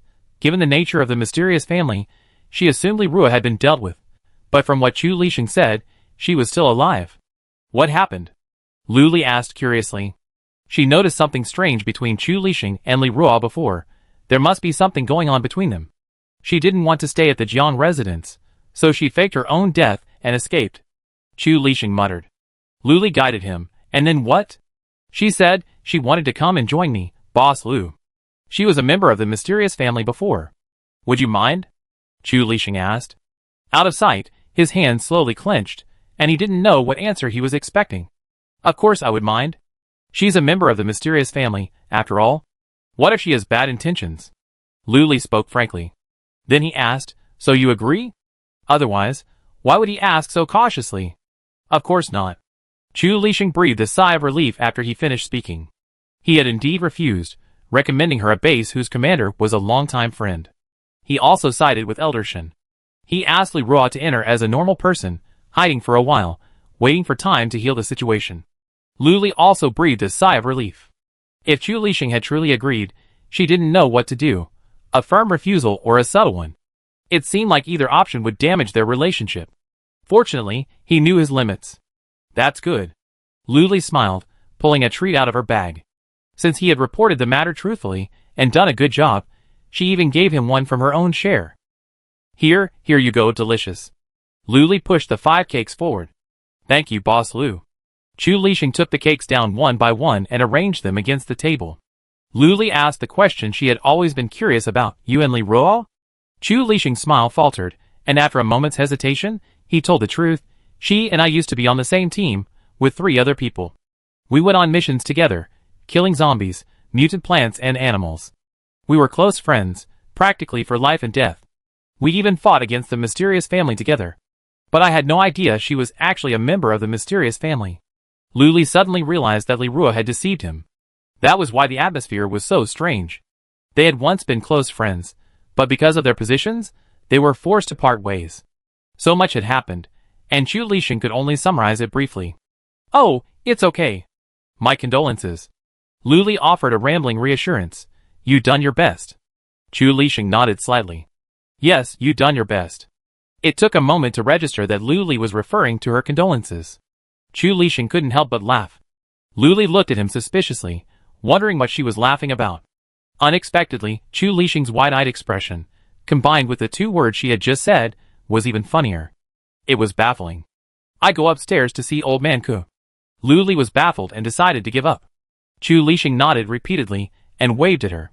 The serious expression on her face, as she just said her condolences, flashed through his mind.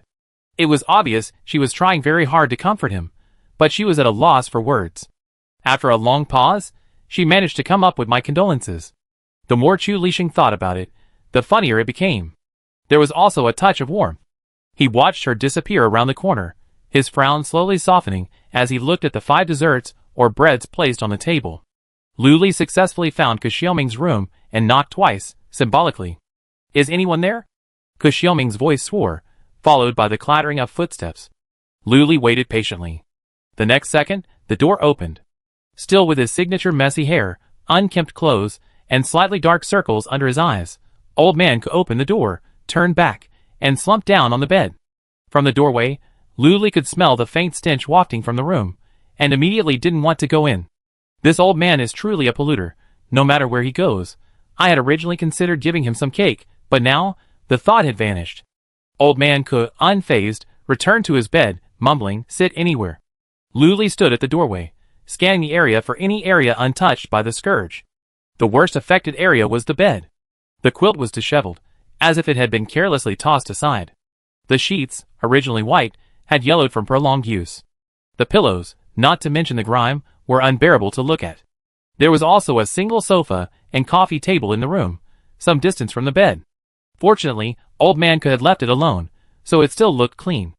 Luli tiptoed, carrying 2 heavy bags, and cautiously approached the sofa.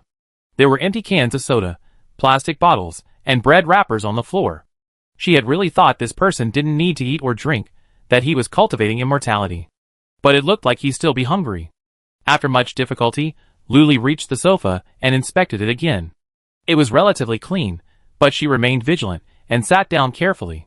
She was only halfway seated, her arms wrapped around the bread bag, hugging it to her chest. The moment she sat down, she suddenly wondered why she'd come in. It seemed like she was just checking to see if old man Ku was dead. Wouldn't she be able to check from the door? Never mind, now that she was here, Luli began to rummage through the bag. Strawberry tart?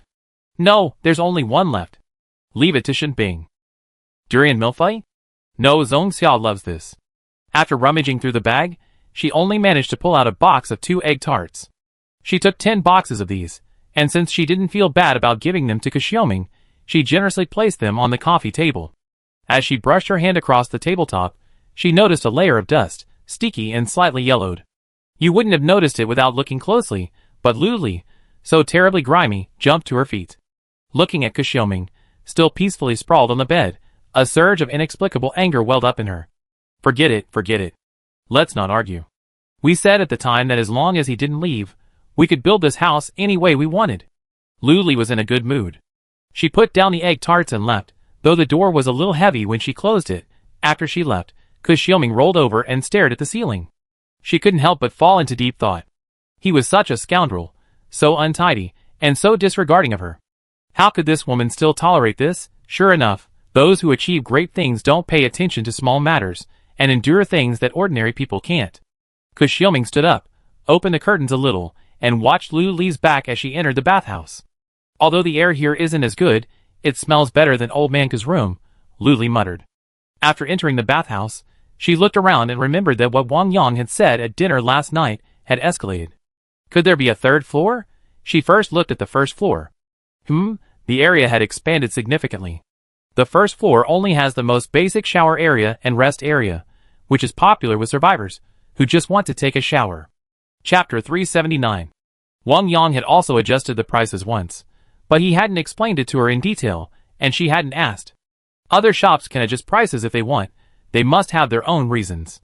She usually went to the cashier, but he wasn't there. Where had he been? Luli put down 2 large bags of desserts and bread, took out a cake, and began to explore the 1st floor. The 1st floor was now quite large.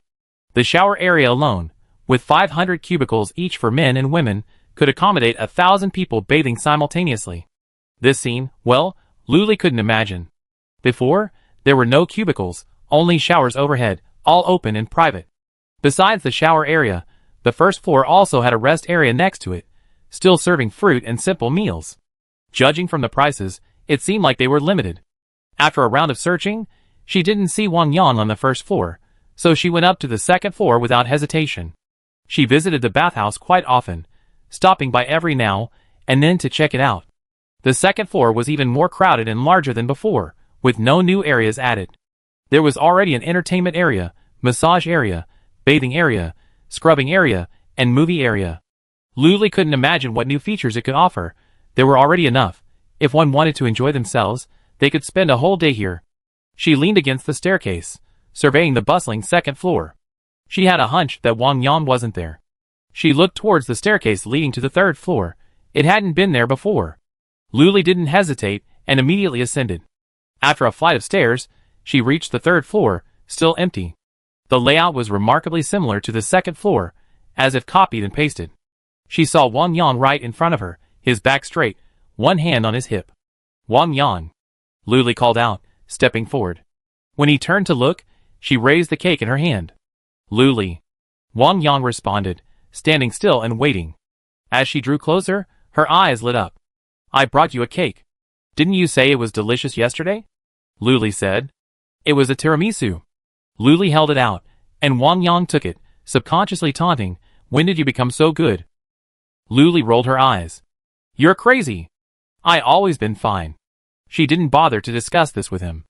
"Is this a new addition after the upgrade?" she asked. She glanced around. "It looks pretty similar to the second floor." Wang Yang chuckled to himself at her deftness at changing the subject. "Yes, the layout is similar, but the bathing, scrubbing, and massage areas have been moved to the third floor, leaving the second floor entirely for entertainment. That way you can move around. Oh, and there's a karaoke area on the second floor with 20 small private rooms. It's very soundproof." Luli's eyes widened. "So cool. That way we can accommodate more people and avoid conflicts." Wang Yang also said, "Yes, there used to be a shortage of seats on the second floor, and people kept complaining. If they complain again, I kick them out." "You?" Luli was speechless. Calm down, calm down." Wang Yang glanced at her, hummed, and reached out to lift the lid of the tiramisu. He picked up his fork, and was about to eat when he caught Luli's perceptive gaze. He looked back at the tiramisu in his hand, and suddenly, a sudden inspiration struck him. He asked, "Do you want some?" Luli gave him a surprised look. "Wow! You made it." Wang Yang's brows raised, his heart instantly brightening. Just as he was about to boast, he heard her decline, "But no, I just ate one. TSK, love it or not." Wang Yang withdrew his offered hand, angrily saying. As he dug into his tiramisu, he showed Luli the newly added third floor. While the layout was identical to the second floor, well, they were indeed the same. The third floor had 3 areas, all quite large. They didn't finish the tour, just a quick look around. Once Wang Yang finished setting up, they could welcome customers. Wang Yang led her to the newly added karaoke area on the second floor, which was similar to a KTV in the civilized era. The private room was neither too big nor too small, seating about 15 people. Luli even tested the speakers and microphone, which were quite good, and ordered a song for a trial. The singing was so heartbreaking, her throat nearly ripping. "I die. I love you." Wang Yang sat on the sofa, legs crossed. He scratched his ear, his face full of disdain. But upon closer inspection, she saw a smile on her face, a slight upturn at the corner of her mouth, a hint of fondness in her eyes. She looked so relaxed, so adorable. Luli finished singing and plopped down on the sofa. Tired of singing, she needed a break. Wang Yang forked her some cantaloupe. "Here, eat." He also poured her a bottle of water. "Moisten your throat." "Ah." Luli instinctively opened her mouth to take the water, then took 2 large gulps. After a short break, Luli stood up. Let's go down." Wang Yang followed suit, taking her unfinished bottle of water and the plate of cantaloupe. Leaving the private room, Wang Yang glanced back and silently decided to close it to the public. Leave it for her. The two of them walked to the cashier, one after the other. Wang Yang looked at the 2 large bags of desserts and said with a smug smile, "All for me." Luli, upon hearing this, immediately defended her food. How could that be? She picked it up. She whispered, "You're a zombie, eat less and just eat that tiramisu." Wang Yang, He looked down at the last bite of tiramisu left. "Why? Even if I'm a zombie, I'm going to eat it." Luli smiled. Okay, I was just kidding. She continued to rummage through the bag. I remember you like little gold. Here, I give you a box. And this strawberry tart cake, today's new product, I give you a try too, Luli said. Wang Yang happily took it, hugged it in his arms, and secretly rejoiced. But he still muttered, only 2 of them. Boss Lu, you're so stingy. Luli, you're so beautiful. Wang Yang was satisfied, but he still said a little unsatisfied, okay, I just take it. Luli rolled her eyes at him, then walked away with the 2 large bags of bread, not even looking back. As soon as she left, Wang Yang immediately opened the box of little gold and began to devour it, finishing it in a flash, leaving only an empty box. After finishing little gold, Wang Yang finished the last bite of his tiramisu. After finishing little gold, he also opened the strawberry tart. It looked quite nice, and he snapped a picture of it. After snapping the picture, he began to eat without hesitation, first finishing the large, red strawberries on top. A little sour. Wang Yang was successfully impressed by the sour taste. After quickly finishing all 3, Wang Yang opened the bottle of water that Luli had just drunk from, hesitated for a moment, and then drank it in one gulp. Strange, this water is sweeter than usual. What's going on? While Wang Yang was slurping, Luli had already arrived at the convenience store, but she didn't see Shen Bing on the first floor. She glanced at the Dong behind the cash register, but noticed he had a strange expression, seemingly downcast. Where's Shen Bing? Luli asked a Dong. Chapter 380. What's going on? No one's around today. I have to look for them one by one. Dadong pointed upstairs and said honestly, he's fixing a light bulb upstairs. He continued to rest his chin on his hand. Luli instinctively lifted her leg and walked upstairs. After 2 or 3 steps, she turned back to look at Dadong, observing his expression. This kid's got something going on. Never mind, let's go find Shen Bing first. Luli reached the 2nd floor of the convenience store and immediately saw Shen Bing fixing the light bulb in the hallway. He had brought a ladder and sat on it, tilting his head back, screwdriver in one hand, removing the light bulb with the other. Luli looked up from the ground and noticed that his short-sleeved shirt was not tucked into his pants. And because his jacket was unzipped, both hands were stretched upwards at the same time, which resulted in her seeing his abs. It looks even better from below. A different perspective, like a winding mountain range, in short, quite something. She folded her arms across her chest, tilting her head back, and continued to watch. Shen Bing was concentrating on changing the light bulb, completely oblivious to her naked gaze. Shen Bing was halfway through changing the light bulb, just as she was about to stretch her neck when she glanced down and caught sight of Luli. Meeting her slightly naked body, her scrutinizing gaze, she felt strangely uneasy. Her body stiffened, and she dropped her hands. Instinctively, she tugged at her clothes, smoothed her hair, and straightened her appearance. Luli. He glanced down at her, greeting her, noticing the bag she was carrying. Luli regained her composure, took 2 deep breaths, and shook the 2 large bags of bread in her hands. Want some? Shen Bing was amused by this, and instinctively tried to descend the ladder. You change first, I wait. Luli stopped her. This wasn't about finishing things from beginning to end. Oh, okay. Shen Bing immediately sat back down and hurried to change the light bulb. It was supposed to be a simple task, but the thought of her watching him made him inexplicably flustered. Shen Bing hurriedly changed the light bulb and scrambled down the ladder, gathering his tools and wiping his grubby hands on his body. Luli chuckled. How could a light bulb in a convenience store break? I'm curious too. Shen Bing scratched his head, then remembered his hands were a bit dirty, and quickly put them in his pockets. Luli rummaged through the bag, found a strawberry tart, and handed it to him. New, try it. Okay, I try it now. It looks delicious, Shen Bing said with delight. Just as Shen Bing was about to touch the cake, Luli pulled it back. Why don't you go wash your hands first? I meet you on the balcony. Did this mean they could eat together? Shen Bing happily went to the bathroom to wash her hands, moving faster than ever. Luli carried the bag to the balcony. Shen Bing had decorated the place beautifully, with small wooden tables and chairs, and a few plants. It was a relaxing place, perfect for sitting and drinking tea. Luli placed 2 large bags of bread on the table. After several rounds of deliveries, the amount was much smaller. Shen Bing washed her hands, not even drying them, and ran over happily. Arriving on the balcony, Shen Bing saw Luli sitting on a small wooden chair, hands on knees, gazing into the distance. There was something strangely docile about this sitting posture. Shen Bing sat on another small wooden chair, with a small round wooden table between them. Shinbing dug through the bag, found the puffs Luli loved, opened the lid, and pushed the whole box toward her. Eat it quickly. Didn't you say freshly made ones are the best? Luli nodded. It's not too late. She pinched one and handed it to him. You have one too. Shinbing, unsure whether her mind or heart was acting strangely, lifted her hips and reached for the puff. Only after it was in her mouth did she react. She sat back down on the small wooden chair, her ears reddening. She subconsciously touched her earlobe and stammered, I thought. He wanted to explain, but when he met her gaze, his mind faltered again. He picked up the puff and placed it directly to Luli's lips. Ah!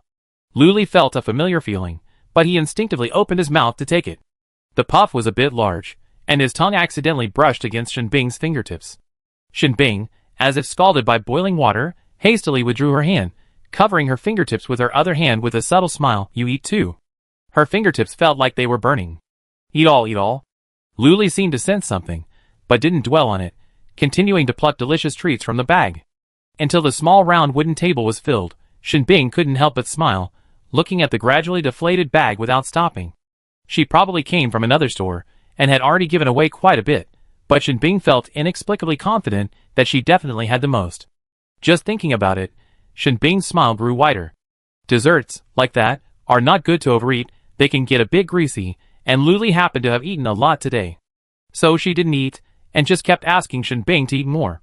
At first, Shinbing didn't notice, simply lost in the joy of Luli asking him to eat more. After eating 2 puffs in a row, Shinbing noticed that she was gazing off into the distance, as if taking in the scenery. Shinbing held the puff in her mouth, mesmerized. Her profile was truly beautiful, with a rounded nose and curled eyelashes. And that rosy little mouth, beautifully shaped, with a perfect upturned curve at its natural angle. Hey, why is there a smear of cream on the corner of her mouth? Shinbing immediately searched for a tissue, but couldn't find one. After a moment's hesitation, she called out, Luli. She tilted her head blankly, and instinctively replied, Huh? Shinbing suddenly stood up and reached out to her, the cool touch melting around her lips. Luli stared at him blankly, his face close to her, his eyes earnest and reverent, as he wiped her mouth with his hand. He was indeed the first man she had ever fallen for in the apocalypse. Even after all this time, she still hadn't grown tired of him. Instead, he was becoming more and more attractive. Luli enjoyed his little ministrations, studying his face intently, staring at him until he felt a little embarrassed. Their eyes met, and Shinbing withdrew her hand, swaying a bit awkwardly. Just as she was about to sit down, Luli grabbed her collar and pulled her towards her. Shinbing staggered, her heart pounding. What was she trying to do? The thought flashed through Shinbing's mind, and her body froze, not daring to resist. Their heads were so close, barely a fist's length apart. Shinbing could see each of her eyelashes, each distinct and curled. If it weren't for his racing heartbeat, he could have counted them. Luli's lips curled slightly, and she slowly said, Close your eyes. Shinbing didn't dare breathe, and simply obeyed her command, closing her eyes obediently. The moment she closed her eyes, her other senses became clearer. She could hear the noisy voices of the customers outside.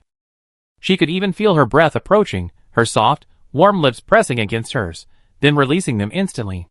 Shinbing didn't dare open her eyes, didn't dare breathe. Her heart was pounding, and it felt like it was about to burst out of her throat. She clenched her fists. Luli loosened his collar, and thought back to the feeling just now. Not bad. Chapter 381. Seeing his dazed expression again, his eyes still closed, she couldn't help but chuckle. Hey, open your eyes. Shinbing slowly opened her eyes, met her teasing smile, and sat back in panic. Her mind was full of random thoughts. Luli just kissed me. Was it an illusion? Absolutely not. Shinbing took a few deep breaths to calm her pounding emotions. After a long moment of calming herself, she realized she couldn't. What should she do? Shinbing quietly raised her eyes to look at her. She was so calm, as if she hadn't done anything. She simply propped her chin up, her eyebrows curved as she looked at her. Shinbing suddenly felt like a decent family member being flirted with. Do you want more? Luli raised an eyebrow, glancing at the pile of desserts or bread on the table. Shinbing shook her head, suddenly wanting to make a bold decision. He stood up, his upper body over the small round table, supporting himself with one hand and wrapping his other around her neck. He leaned in, eyes closed subconsciously, and kissed her precisely. Luli's eyes widened, her face flushing red as her heartbeat quickened. Oh, this boy, he's taking the initiative. Fearing she missed this chance, Shinbing subconsciously deepened the kiss. Clatter. The small round table, unable to bear the weight, toppled over, spilling the desserts and bread onto the floor. Neither of them was affected at all, their minds focused solely on each other. After a while, Shinbing slowly released her. Hadn't felt it before, now she felt a burning sensation all over her body. Too embarrassed to meet her gaze, she frantically began to clean up the mess. Shinbing squatted down, first lifting the small round table, then picking up the bread one by one. Luli suddenly said, "Your kissing skills aren't bad, but you need more practice." Huh? Shinbing looked up, a bewildered look in her eyes. Why were you commenting on kissing skills? More practice? With whom should I practice? Shinbing's eyes lit up again and again. She stared at Luli with her bright eyes, but all she could see were his moist lips, his voluptuous Adam's apple, and the tips of his red ears. She smiled faintly. Ah, teasing him was so fun. Shinbing realized she was teasing her and lowered her head silently, but the corners of her mouth couldn't help but curl up. In her heart, it was like fireworks were going off. Bye bye bye, whoosh whoosh, a spectacular display of fireworks. Shinbing's thoughts drifted as she slowly packed up her things. There was a question she'd been wanting to ask, but she didn't dare. After packing, Shinbing sat back on the small wooden chair and stammered, Luli, why? Why? Luli was puzzled. Why kiss me? Shinbing asked in one breath, her heart pounding with nervousness. Luli, the atmosphere is right, so I just want to kiss you. I didn't think about why, it was all my own way. But meeting Shinbing's searching gaze, the words just my way seemed a little difficult to utter. Shinbing saw Luli hesitate, and an answer came to her mind, but she quickly adjusted her composure. It doesn't matter. I'd definitely be the first person Luli kisses here. Yes, only here, only the first among Luomu and the others. So happy. Shinbing thought, extremely easily satisfied, and continued with a slight embarrassment, if you want more, I'd be there anytime you ask. Luli burst into laughter, wanting to agree but feeling awkward, so she nodded with a straight face, suppressing a smile. The atmosphere fell silent for a moment, and Shinbing took the initiative to ask, which store are you planning to visit next? Luli counted on his fingers. We already been to the clinic, the bathhouse, the hotel. Oh, the clinic first. Shinbing pondered silently. He listed the remaining stores for her, so that leaves the hot pot restaurant, the factory, the hardware store, the kitchen? Oh yes. Luli nodded. Shinbing, somewhat reluctantly, said, So are you going now? Or should we go later? Luli looked at him. Shinbing waved her hands frantically. No, I'm not rushing you. I'm just asking because I'm worried you'd be busy. Luli smiled. Shinbing panicked even more, instinctively feeling she said something wrong. Well then, are you going to eat these? Which of these do you want? I help you open them. Luli shook her head. I had too much sweet food. I want something salty to mix it up. He immediately stood up and rubbed his hands together. Then I go downstairs and get you some spicy noodles and snacks. Luli smiled and agreed. Okay. Shinbing swiftly ran downstairs and away like the wind. Luli clenched her fist, placed it lightly to her lips, and chuckled to herself. Soon, footsteps approached. Without turning around, she knew it was Shinbing. Shinbing carried a large bag of snacks and slammed it into her arms. Just eat whatever you like. Luli looked down. Oh my god, he brought 2 bags of every snack variety from the convenience store. She randomly picked out a bag of snacks and was about to open it when Shinbing took it from her. Let me open it, Shinbing said, carefully opening the package and handing her the snack inside. Luli ate earnestly, while Shinbing watched her from the side, her head propped up. She looked so good even while eating. The atmosphere quieted, but neither of them felt awkward at all. After Luli finished, they remained silent for a moment before she stood up and said she was leaving. Shinbing quickly stood up and offered to see her off. The hallway wasn't long, with rooms on either side, each occupied by their own occupants. The two walked, one in front of the other.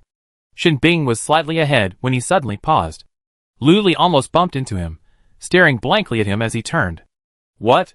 Luli began to speak, but he silenced her. She subconsciously closed her eyes, resigned to the pleasure, her mind still rambling, thinking, this kid is making rapid progress. When Shinbing released her, her eyes were still a little glazed over, but now it was his turn to smirk, and he couldn't help but pinch her cheek. Yes, I'm sorry. It just occurred to me. The apology was quite sincere. But the kiss he just given was unwavering. Luli hummed softly, unconcerned. Deep down, she actually somewhat enjoyed this suddenness. She snorted softly, "Let's go." "Why are you still standing here?" Shin Bing bravely took her hand, his own trembling, and asked tentatively, "Can we do it again?" Luli chuckled softly, then stood on tiptoe and tapped his lips. Shin Bing couldn't hold back her laughter, tilting her head to the side. She turned her head back to look at Luli, and couldn't help but hug her. Luli extended a finger and easily pushed him away. All right, enough is enough." After a pause, she continued, "Well, the fact that we kissed." Before she could finish, Shin Bing raised her hand and swore. "I keep it a secret. I won't tell anyone else. This is just our little secret." Shin Bing was very self-conscious. He knew Luli might just be in a spur-of-the-moment mood, or just be in the right mood, or just... Regardless, it was his business if he liked Luli. Chapter 382. "Okay, on your way." Luli grudgingly praised him, tugging at his shirt hem and walking forward. Shin Bing followed obediently, watching her delicate white hands sway, and her own shirt hem swayed with them. For some reason, it felt like it wasn't a shirt hem, but a chain. She was pulling at her own chain, woo. She took Shin Bing's hand, placed the back of her own hand against his cheek, and teased, "Come on, cool down. Your hands are cold." Shin Bing smiled, reached out her other hand, placed it against her other cheek, and said cheerfully, "Okay, cool down." Looking at her gleaming, teasing look, he placed the back of his hand against her cheek. "Why isn't your face hot? Do you think everyone is like you?" Luli sneered. "What do you mean?" Shin Bing was puzzled. "Do you blush as easily as I do? Or do you like me as much as I do?" Luli let go of his wrist. "All right, let's go. It's almost lunchtime." Shin Bing said obediently, "What do you want to eat? I make it for you, okay?" As they walked downstairs, Shin Bing played with the ends of her hair, her high ponytail swinging back and forth, looking quite flamboyant. "Anything's fine, anything spicy." "I ate too much sweet this morning," Luli said. The two of them went downstairs, and Shin Bing followed her back to the RV, completely unaware of Daedong's hesitant expression. Besides Xiao Di and Zhang Ting, there was another eyesore in the RV. Luo Mu. Of course, this was Shin Bing's sole opinion. Seeing it was almost time for dinner, Luo Mu went to the RV to cook. Suddenly, he saw Luli and Shin Bing enter the kitchen, one after the other. He suddenly had a hunch. Did something happen between these two, something he didn't know about, but he couldn't put his finger on it. Meanwhile, he felt the atmosphere between them was very different. What was going on? Luo Mu scratched his head with the hand holding the kitchen knife, puzzled. Luli nibbled on a piece of fruit from the refrigerator and casually asked the two, "What's for lunch today?" Shin Bing, "Spicy chicken." Luo Mu, "Stir-fried beef." The two spoke in unison, and the next moment, their eyes met, as if glaring at each other. Then, they simultaneously looked at Boss Lu and asked in unison, "Boss Lu, which one do you want?" Luli paused, chewing on the fruit. "Huh? I want them all." Shin Bing, "Humph." She was being inexplicably implied. What should she do? Lu Mu said happily, "Okay, I make it for you." She immediately began happily chopping the beef. Luli glanced at Shin Bing and gave him a look that instantly comforted her. With a chuckle, she also began preparing the food. She continued chewing on the fruit as she wandered into the living room. Before leaving the kitchen, she glanced back. They were both wearing aprons, and, somewhat coincidentally, they were both chopping vegetables, their backs diligent and handsome. Luli, satisfied, went to the sofa and plopped down, feeling a sense of weightlessness as if she had been thrown into the softness of the couch. She munched on the fruit while fiddling with her laptop, but after a while, it became boring and her gaze drifted outside. Her eyes flicked past the clinic, convenience store, and hotel. The number of first-prize shops has been increasing rapidly lately, resulting in a somewhat chaotic layout. A rough count revealed 10 shops, not counting the night market. While she had some free time, she planned to plan things carefully. She planned to return to the original plan, a main avenue in the middle, with shops lining both sides, all facing the main road. This way, it wouldn't be too cluttered, allowing customers to browse from one store to the next. If the layout continued as haphazardly as it was now, she'd eventually get lost. She immediately decided to start the avenue with the lottery shop. On the left were the clinic, convenience store, hotel, factory, and hardware store, Mao Xiao Xiao. She even made some small categorizations, focusing on practicality. On the right were the breakfast shop, cake shop, Kong Rong, Hot Pot Restaurant, Lu Xinru, Bath Center, Kitchen, Tang Dong, and Night Market. They were more edible. Lu Li first took a piece of paper and mapped out the route. The straight line was the main road, and the starting point was the lottery shop. The shops would be on either side of the line. After deciding, Lu Li sent a message to the shop owners group as a heads up. Of course, they weren't moving now. They would wait until closing time tonight, when all the customers had left.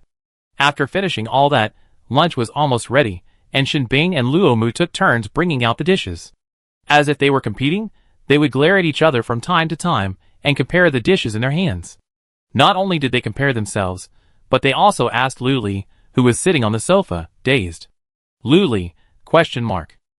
She had no choice but to get up and walk over to the table.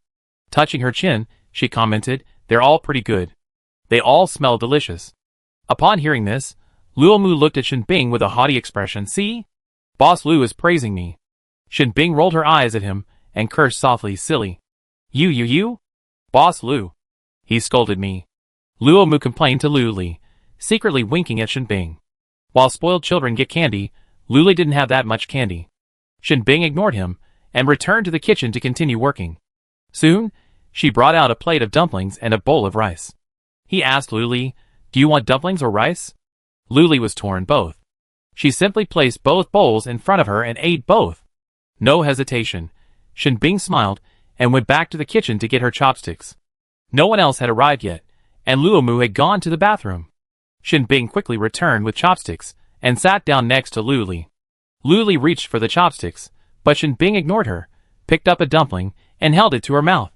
She glanced at him, but didn't reveal his subtle thoughts, and obediently leaned forward. Shinbing's attention wasn't on the dumplings or the chopsticks, but on her lips, which were leaning in close. What should she do? She felt like kissing her. He held his chopsticks steadily and leaned in, Lu Li completely oblivious. Ah! Luomu emerged from the bathroom, wiping his wet hands on his clothes. Looking up, he saw Shinbing's head creeping closer. He couldn't help but cry out in surprise and dashed over. He covered Shinbing's head with one hand and her mouth with the other. He then used his foot to pull the stool from under her hips a little further, and the dumpling fell to the ground with a thud. Lu Li looked down, a trace of regret in his eyes. He couldn't tell if it was regret for the dumpling or for not being able to kiss her earlier. Luomu released his hand from around Shinbing, his face a mixture of surprise and fury. What do you want? Shinbing didn't want to talk. She straightened her chair, picked up a dumpling from the floor, blew on it twice, and stuffed it into Luomu's mouth. Chapter 383. Luomu's eyes widened, about to curse, but he subconsciously began chewing. He turned around, pulled a chair, and squeezed himself in between the two of them. He said to Shinbing, "Hurry up, get over there." He didn't forget to turn and smile at Lu Li. Lu Li smiled speechlessly. The three of them glared at each other. "Why are you all staring at me? Eat." Luomu nodded and said to Shinbing righteously, "Did you hear that? Boss Lu told you to eat." Shinbing, He passed Luomu and handed the chopsticks to Lu Li, then stood up and went to the kitchen to get a pair. Chu Lixing and the others arrived one after another, and saw Luomu sitting next to Lu Li, looking annoyed. Accustomed to the usual routine, everyone lined up in the kitchen to get their rice, where they discovered that there were already cooked dumplings. "Wow, dumplings!" Wang Yang said happily, filling his own bowl. Even though he was a zombie, he found these to be truly delicious. Why hadn't he noticed how delicious these things were when he was human? Maybe his sense of taste had changed after becoming a zombie. Without dwelling on it, Wang Yang hurriedly carried the dumplings out and began to eat. After filling the dumplings, Wang Yang took the bowl and took the first step, sitting down across from Lu Li without hesitation. Seeing her own bowl of dumplings, Wang Yang couldn't help but ask, "Wow, Boss Lu, are these dumplings good?" "I haven't had them yet," Lu Li said, her tone a little strange. Luomu, standing next to her, covered his head, not daring to look up. Wang Yang tasted one, chewed it twice, and swallowed it. He immediately waved his hands and said, "Not bad, Boss Lu, you should eat too." "Okay." Lu Li thought of what had just happened, smiled to herself, and stuffed one into her mouth. After a joyful meal, everyone helped clear the dishes and put them in the kitchen. There was a dishwasher, so there was no need for everyone to wash them, just put them in properly. After cleaning up, Lu Li went to the bathroom. When she came out, everyone had left, except Shinbing, still sitting on the sofa. He heard a noise, looked back, and immediately stood up, leaning against the back of the sofa and leaping over, reaching her in a few steps. "Why haven't you left yet? Don't you need to watch the shop anymore?" Luli asked. She unconsciously shook the water from her hands, her eyes rolling, and wiped it on him. She printed 2 five-finger mountains on his clothes. Shinbing smiled without saying a word, even seeming to enjoy her little gesture. Seeing he remained silent, Luli looked up at him with her arms folded across her chest. This guy has ulterior motives. Could he be addicted to kissing? This is a bit tricky. She glanced at Xiao Di and Zhan Ting, who were concentrating on their work, then tugged on Shinbing's skirt and pulled him into the bathroom. She said seriously, come on, I have something to tell you." She closed the bathroom door, blocking out the outside view. Shinbing leaned against the door, facing Luli, who was serious, her arms folded across her chest. She was chattering, "You have to work hard. You can't let your mind wander to all this nonsense, okay?" "Well?" Shinbing put his arm around her waist, pressed close to her, and leaned in to kiss her, stopping her from saying anything else. His grip tightened, and she felt soft and fragrant. After a while, their lips parted. Shinbing wiped the saliva from her mouth and said seriously, "Go on, I'm listening." "Luli, where was I?" Shinbing repeated, "Don't dwell on this nonsense." Luli nodded and was about to continue, but she was still in his embrace, feeling so powerless. She pushed him away, stood firm, and glared at him. "Don't do this anymore, especially in public, around other people. Can you be more restrained?" "Okay." Shinbing agreed, staring at her face. "But what can I do if I can't help it?" He really can't help it. Is this what an 18-year-old man is like? His maturity often makes me forget he's only 18. "Luli, you have to bear it even if you can't help it, baby." She reached out and stroked his head, kissing him on the cheek. Having successfully coaxed him into submission, Shinbing pouted and reluctantly agreed. "Okay, but there's no one else around, and this isn't a public place." Luli barely realized what he meant when he was grabbed by the waist and pressed against her. Another long, dizzying kiss. Shinbing was improving rapidly in this area, perhaps because he had a good master. He now had the upper hand, kissing Luli until her legs went limp. After a long moment, Luli urged Shinbing, "You go out first. I go out later." She felt strangely like they were having an affair. She couldn't help but think so. A sweet and cool female boss seducing a handsome male employee. Is this a rare occurrence? It must be quite common. She consoled herself as she pushed Shinbing into the bathroom, wiped her slightly swollen mouth, and applied cold water. Suddenly, a voice came from outside. Xiao Di asked, "Hey? Brother Shinbing, you haven't left yet? Where did you come from?" Zhan Ting was also puzzled. "Yeah, I just looked and there was no one there." Shinbing said calmly, "Just came up." "Oh, and where's Boss Lu? I need to talk to her about something." Luli emerged from the bathroom, shaking the water off her hands. "What did you want to see me for?" As soon as she finished speaking, she saw Shinbing winking at her and agreeing, "Sit down and talk." The two of them sat on the sofa. Seeing this, Xiao Di and Zhan Ting stopped looking. Little did they know, Shinbing, taking advantage of the angle, was secretly playing with Lu Li's pinky finger. Every time Luli let go, he entangled her. Every time she let go, every time he entangled her. He was tired of playing. Where had the shy Shinbing gone? Had the kiss broken the seal? Luli glared at him, asking him to hold back. Shinbing got the message and reluctantly let go. As soon as their hands parted, Xiao Di turned around and called out, "Sister Luli." It was clearly Luli who was calling, but Shinbing was startled. She instinctively looked up, then instantly adjusted her posture and feigned composure. Luli glanced at him, smiled, and asked, "What's wrong? Looks like someone won first prize." Xiao Di was excited. "I go check it out." Luli was also excited. One first prize per base was ideal, not too often, or he'd be too busy. Luli stood up, and Shinbing followed closely behind. She turned, poked his shoulder, and warned, "Go back to your convenience store first. I don't need you following me around. Then be careful." Shinbing said nothing more, just a word of caution. After she got out of the RV, Shinbing returned to the convenience store and began watching as usual. Luli found the customer who had won first prize and saw her small card, feeling a little surprised. Milk tea shop. Even though she had arrived in the apocalypse, her habit of enjoying a milk tea every now and then remained unchanged. She had always bought it at the mall though. If there was a milk tea shop nearby, that would be even better. After killing zombies, Everyone can reward themselves with a cup of milk tea or a small cake. Perfect. The customer was also very excited. After all, this was the first prize. Such a great opportunity. Chapter 384.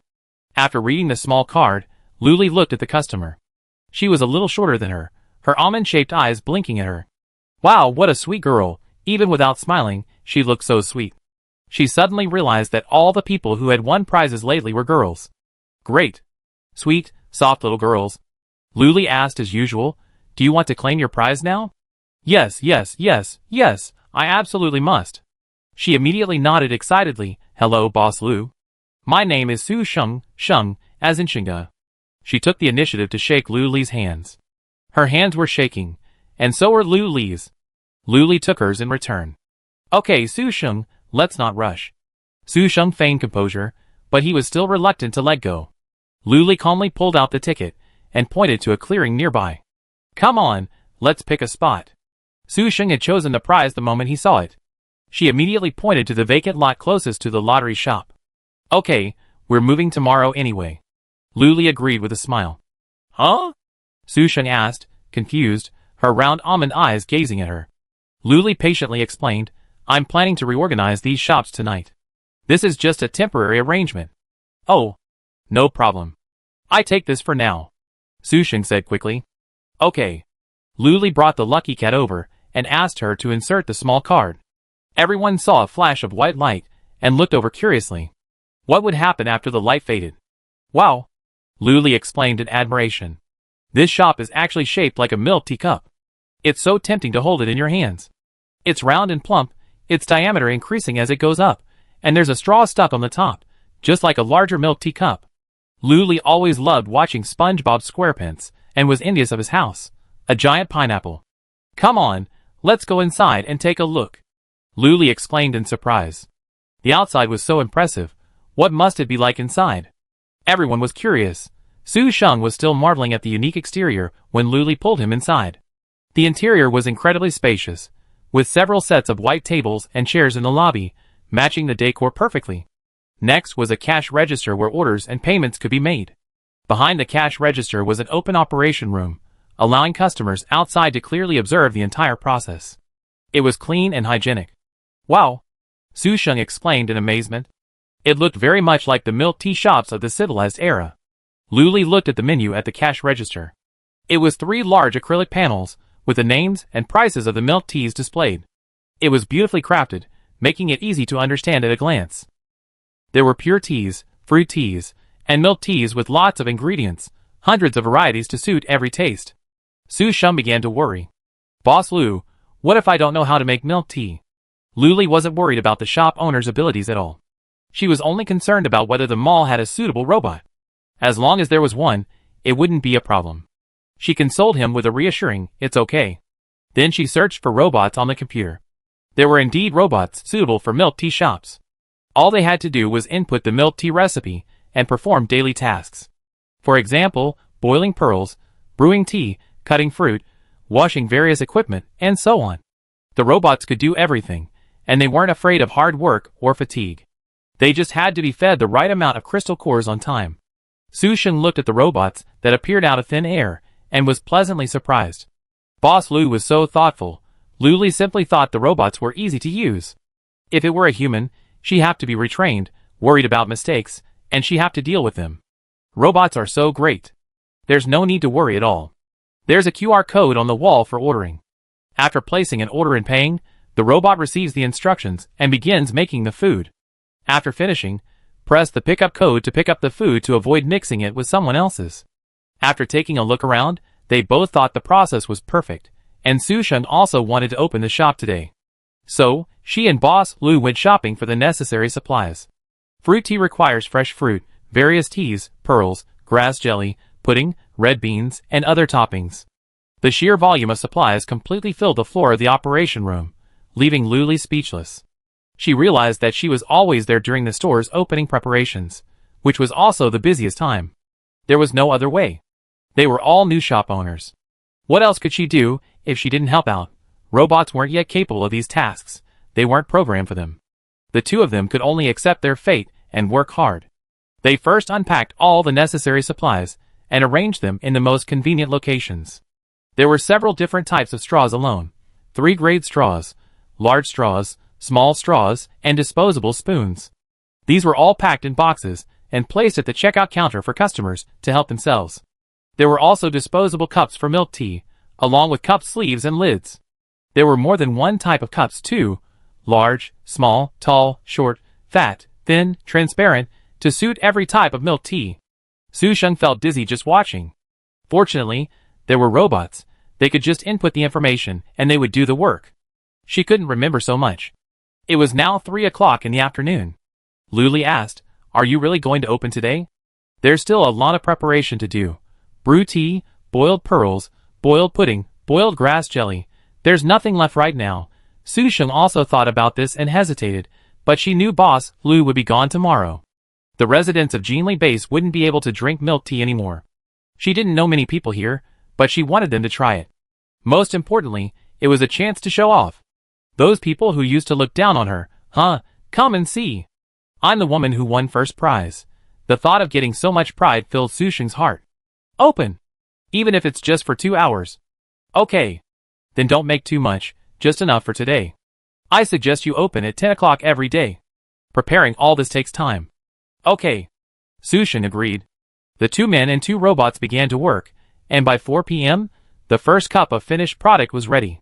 It was pure tea, without any toppings. Just tea and milk, like the signature tea lady from the civilized era. Luli tasted exactly the same, and the name was well chosen: a tea flavor. It's hard to tell what it is at first glance, but you're still tempted to try it. After completing all the preparations, Luli opened the door and greeted the long-awaited customers with a smile. While the customers were outside, they tossed the oversized milk tea cup around, scratching off tickets and anticipating the grand opening. "Wow! I didn't expect it to be even bigger inside. Yeah, I wonder who got so lucky to win this first prize. Oh my god, isn't that Su-sheng?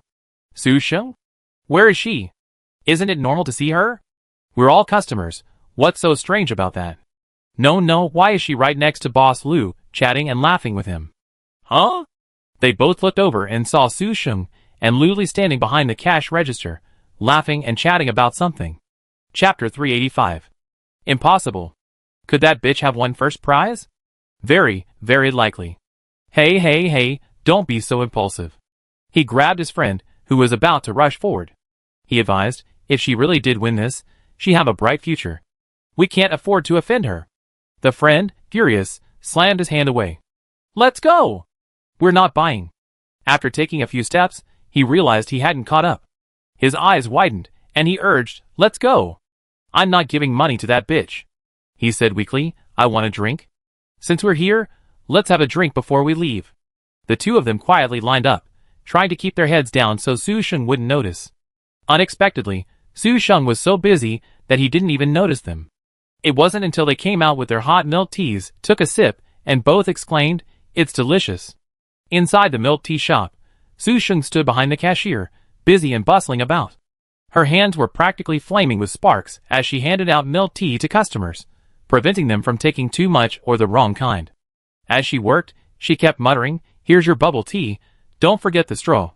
Here's your grass jelly tea, don't forget the spoon and straw."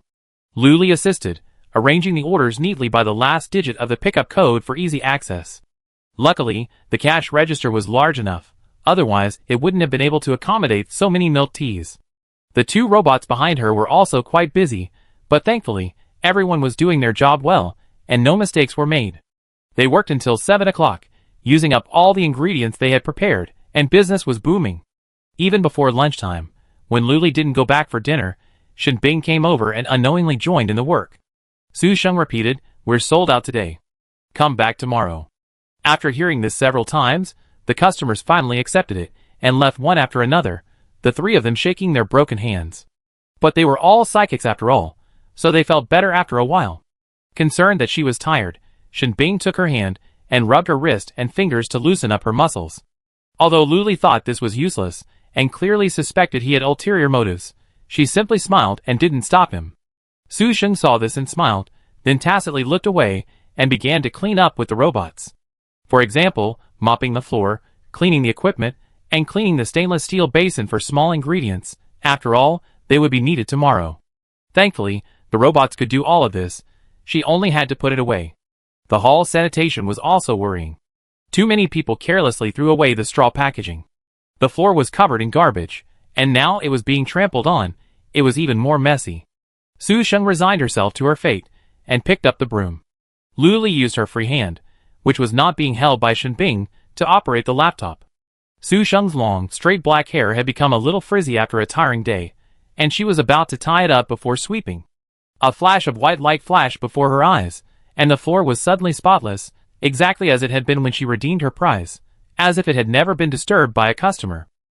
Su Sheng lowered her hands in surprise and looked at Boss Lu, who raised an eyebrow and smiled. "Stop sweeping.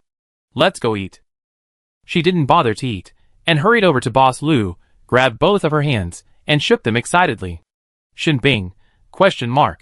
Su Sheng hugged Lu Li excitedly. "Ah. Boss Lu, you're amazing. You can actually clean with just one click." As he spoke, he kissed Lu Li on the cheek, then smacked her. After the kiss, he quickly let go of her and sprinted out of the milk tea shop. "So hungry, let's go eat." Lu Li was stunned, and so was Shen Bing, but he quickly recovered. He kissed her on the other side, then rubbed the spot Su Sheng had kissed twice. Lu Li, The family was speechless. What were all these people, men and women, trying to do? "Let's go eat too," Lu Li called out, closing the milk tea shop door behind them as they left. When the two of them returned to the RV, Zhong Xiao and Sheng Xian were cooking in the kitchen. It was almost finished, just the last 2 dishes left. Chu Lixing sat on the sofa, his eyes fixed on Lu Li and Shen Bing. Strange, these two were always so close today. Lu Li sat down, and Shen Bing naturally poured her a glass of water. She said, "We just opened a milk tea shop. You can go try it when you have time."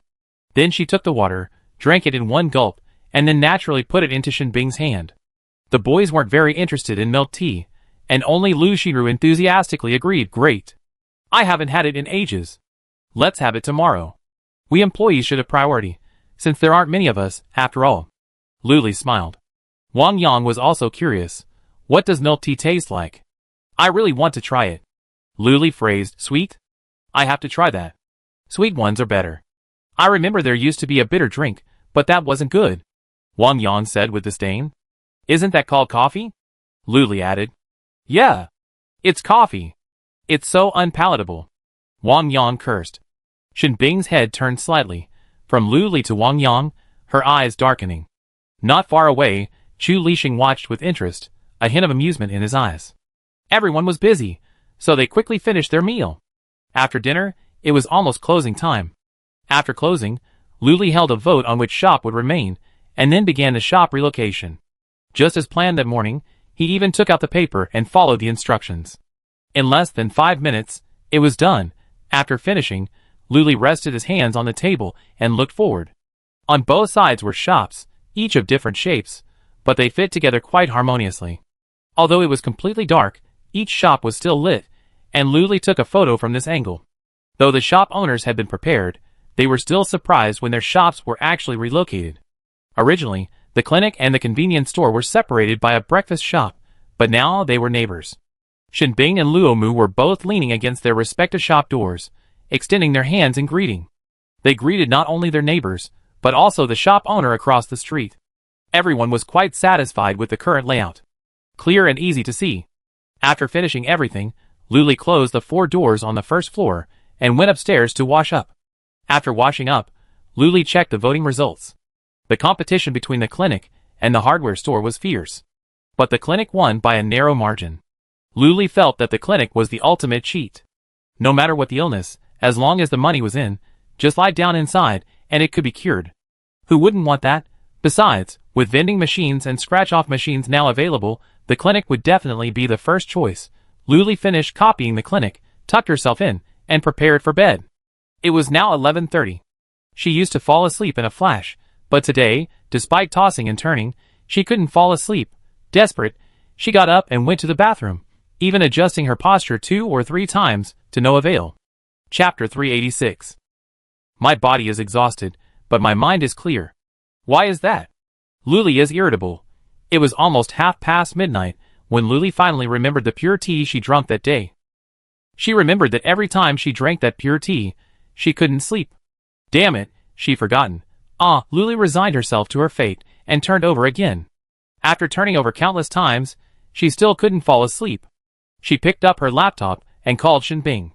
Luli was just looking for a distraction to make the time pass more slowly. Forcing herself to sleep when she couldn't was too painful. Unexpectedly, the call was answered immediately. Shinbing's hoarse, anxious voice came from the other end. What's wrong, Lily? Did something happen? Luli shook her head, then realized she couldn't hear him. Nothing. I can't sleep, so I just wanted to chat. She could hear Shinbing's soft laugh. She heard it many times in real life, but why did it sound even better through the laptop? Okay, what are you talking about? Shinbing asked. Luli was still lost in thought when Shinbing asked again, Can I come up? Huh? Luli was stunned. I'm downstairs, Shinbing said cautiously, afraid Luli would refuse, and also afraid she'd be upset. Luli paused before saying, Okay, come up. Shinbing assumed that during this brief pause, Luli had gotten out of bed or was sorting something. In reality, Luli was dealing with the annoying Nana. This person jumped onto the bed and wouldn't leave. Just imagine that.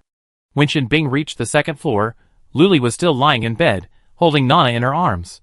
From Shinbing's perspective, Luli was nestled softly in the quilt, caressing Nana. He swallowed hard, walked over, and squatted down in front of her. Talk what? On the second floor, only one light was on, a warm yellow, not very bright, but Shinbing's eyesight was good, and she could see clearly, which made her even more nervous. Luli lazily lifted her eyelids and glanced at him. It's okay, just keep talking.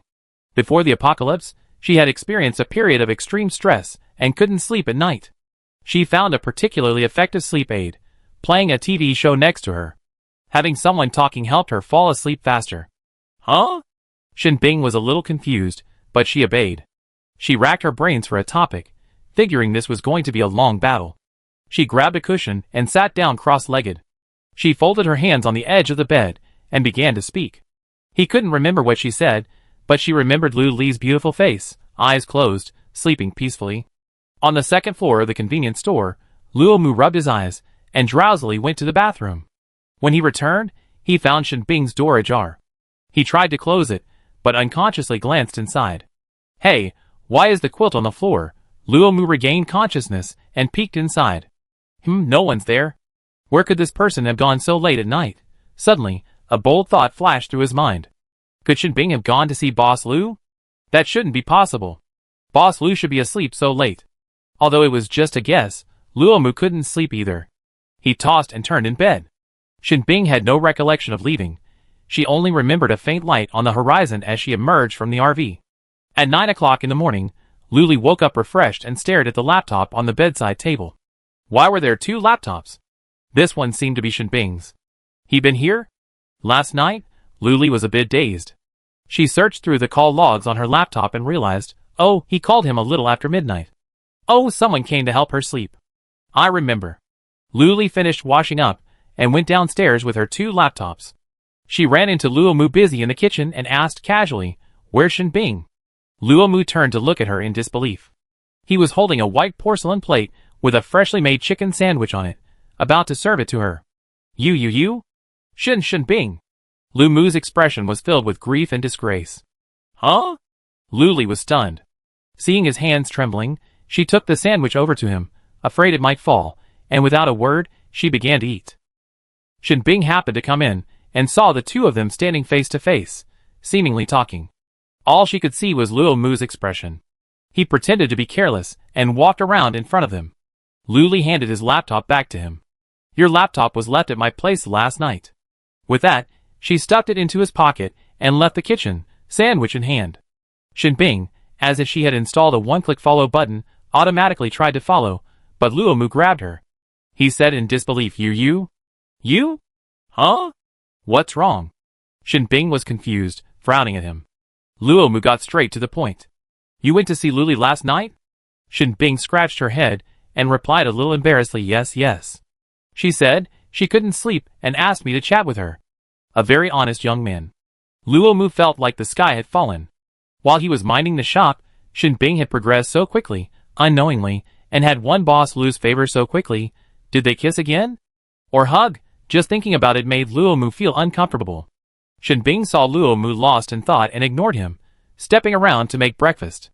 After a while, Luomu pulled himself out of his thoughts, clasped his hands around Shinbing's shoulder, and whispered, "So what's going on with you two now? What situation?" "It's still the same as before." Shinbing's tone was slightly resentful as she spoke. What could it be? She was just an unrecognized existence. Luomu felt a little relieved upon hearing this, but the two of them were moving a little too fast, and he didn't want to see that happen again. Before, everyone was secretly vying for favor, jealous of each other, and they were quite happy. Why did he get to be the first one? He ruined the atmosphere. Humph. Luomu stood blankly in the kitchen, his mind racing with thoughts, some chaotic, some painful, and ultimately, very complicated. Shinbing had already prepared breakfast and carried it out, leaving Luomu alone in a daze. After a long pause, he made another sandwich and ate it directly from his hand. He walked out blankly, completely unaware of Shinbing's scrutinizing gaze, as if she were searching for something. His mind was wandering as he nibbled haphazardly. Until Xiaobi called out, "Sister Luli, someone's found the night market's food machines." The three of them looked over, and Luomu's thoughts were brought back to reality. Before Luli could get up, Xiaobi called out again, "Someone's found another one. 2 of the night market's food machines." Luli, wow! Amazing! Do the people at this base have some kind of food-making body? No one had found any at the previous bases, and now there were 2 at this base. It was hard not to suspect a human factor. But it seemed like the previous bases had all given out first prizes? Yes, this was another new base, called Sichuan Elephant Base. Chapter 387. Luli had just finished her sandwich and hurriedly got up from the RV. The 2 men, knowing the rules, naturally wanted to set up a stall at the night market. The customer base was stable, and no one dared to bully them. A man and a woman, each with a machine in front of them. In Luli's experience, it was hard to tell. These machines all looked the same. The only difference was the food they produced. Before she even approached, the 2 men eagerly began to introduce their scraping machines. As if they were afraid Boss Lu wouldn't like it. "Don't worry, he loves everything." "Boss Lu, come and see. I have a cold noodle machine. I heard it's delicious. But I haven't tried it yet, hee." "Don't look at her, Boss Lu. Come look at mine first. My machine is beef offal hot pot." "Beef offal hot pot.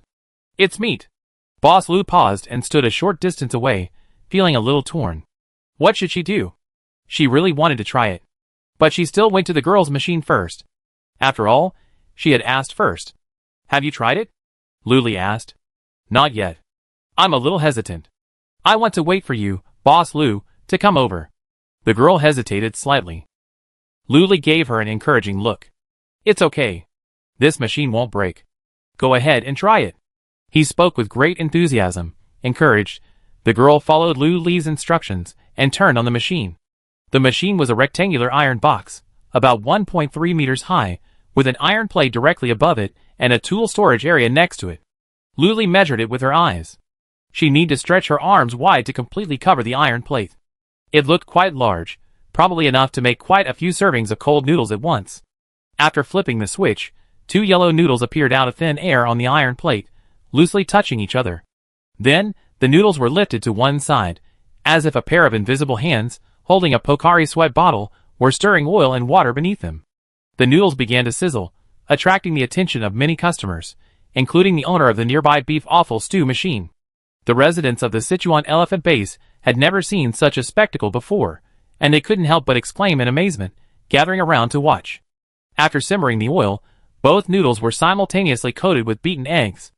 A pair of spatulas appeared from the air, spreading the egg evenly over the noodles, flipping them over, and then brushing them with sauce, applying it evenly, paying attention to every detail.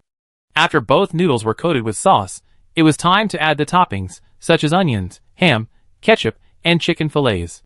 Soon, a basic cold noodle dish was ready, served in a disposable paper container with 2 skewers. Everyone's attention was riveted. It was incredibly fragrant, rolled into rolls, filled with various toppings, and generously coated with sauce. Who would get this grilled cold noodle? The girl swallowed, desperate to eat it herself, but she heard that at the night market, the first portion went to Mr. Lu. She handed it to Luli. "Mr. Lu, try it, and see how it tastes." Luli had just finished a sandwich and wasn't hungry yet, so she declined. "No, you have it. I'm not hungry. I make another one if necessary." The girl gave up her excuses. She hadn't had a proper meal in days, and she wolfed it down. The owner of the beef offal hot pot immediately stepped forward and pulled Luli over to his machine. "Mr. Lu, take a look at my machine." It looked similar, a rectangular iron box, but instead of a hot plate, it had 5 burners. She turned on the switch curiously, and a round, earthy yellow clay pot appeared on one of the burners, bubbling with steam. She didn't dare touch it, fearing she'd get burned. She waited until the red light turned green before removing the lid. The aroma was overwhelming. Luli took a quick look and saw radish, beef brisket, tongue, tripe, intestines, and more inside. In short, everything related to cattle. The food looked incredibly delicious, and Luli's mouth watered. It had been ages since she had beef offal hot pot. It was delicious and warming, perfect for winter. The stall owner also began to drool. He hadn't eaten meat in ages, and he couldn't remember how long it had been. Right now, there was nothing else on his mind but this beef offal hot pot. Luli immediately pulled disposable bowls and chopsticks from the inside of the tin box, gave one set to the stall owner, and took one for herself, unceremoniously greeting him. "Come on. Eat." She acted as if the machine belonged to her. The stall owner came to his senses, took the bowls and chopsticks, and began to devour his meal. All he could think about was how delicious it was. It was so delicious. Luli picked up a piece of radish. It was incredibly flavorful and slightly spicy, perfect for this weather, but she wasn't really hungry. After finishing the radish and tripe, she put down her bowl and chopsticks, patted the stall owner on the shoulder, and said, "Good job." She didn't forget to address the other stall owner on the shoulder, saying the same words. After they finished eating, Luli took them to the night market. It was quite large, but a bit messy. Especially the placement of the stalls. They were all very individual, not arranged in a neat row at all, which made Luli feel a little uncomfortable. There will be more and more stalls in the future. How can this be tolerated?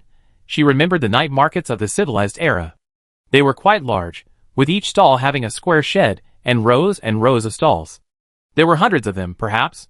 There were regular spaces between the rows, allowing for tables, chairs, and benches for customers to sit. Luli decided to reorganize the night market accordingly. After setting up the grilled cold noodles and beef offal hot pot, Luli returned to the RV. She wanted to make some adjustments now, but the stall owners were all catching up on sleep in the hotel. When she returned to the RV, Shinbing and Luomu had already left. She sat on the sofa, lost in thought, when a serious thought suddenly occurred to her. She had already reached level 6, but where was her level up reward? As soon as this thought crossed her mind, Luli felt the system in her mind jolt. As expected, a damn greedy system. Other systems are always racking their brains to benefit their hosts. But why is this system thinking of taking rewards from me? She lowered her voice. "Hurry up, hand it over. Don't make me say it again." The system, sensing she was truly angry, dropped its usual playful smile and quickly handed over the hidden reward. It hadn't wanted to, actually, because the neighboring system. The reward appeared in her backpack, a large lucky draw wheel. Luli glanced at it, and what caught her most was transportation, followed by a parenthetical list, including but not limited to high-speed rail, buses, subways, shared bikes, and shared electric vehicles. Wow! Transportation? Luli's mind raced. Is it only usable within the base, or can it connect to other bases? If the latter, it would truly benefit the people. The current lack of supply is largely due to inconvenient transportation. There are too many zombies, and mutated plants and animals on the road. Chapter 388. The more obstacles there are, the slower the journey, resulting in casualties. Over time, everyone reduced their travels, and confined themselves to the vicinity of the base. Kill zombies to make ends meet. But no matter how many zombies there are near the base, they eventually be wiped out. Everyone will have to travel further and further, returning later and later.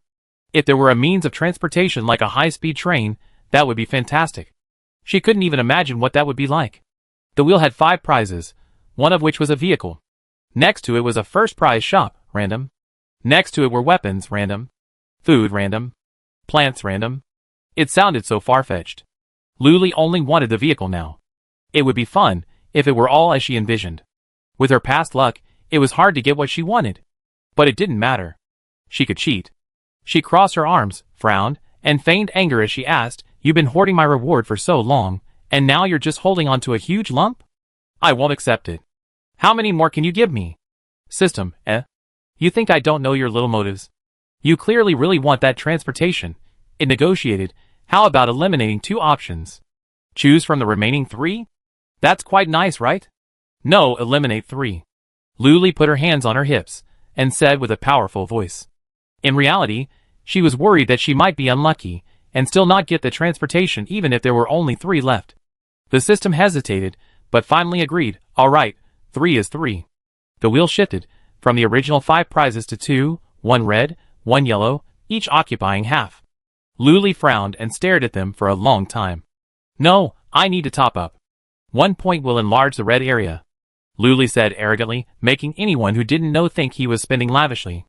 Red represents transportation, and yellow represents the first prize store. System, we met a tough opponent. Due to the main system above it, the system couldn't agree too readily, and said hesitantly, no, it's too little. It's already been made clear. Top up more, and I give you a backdoor.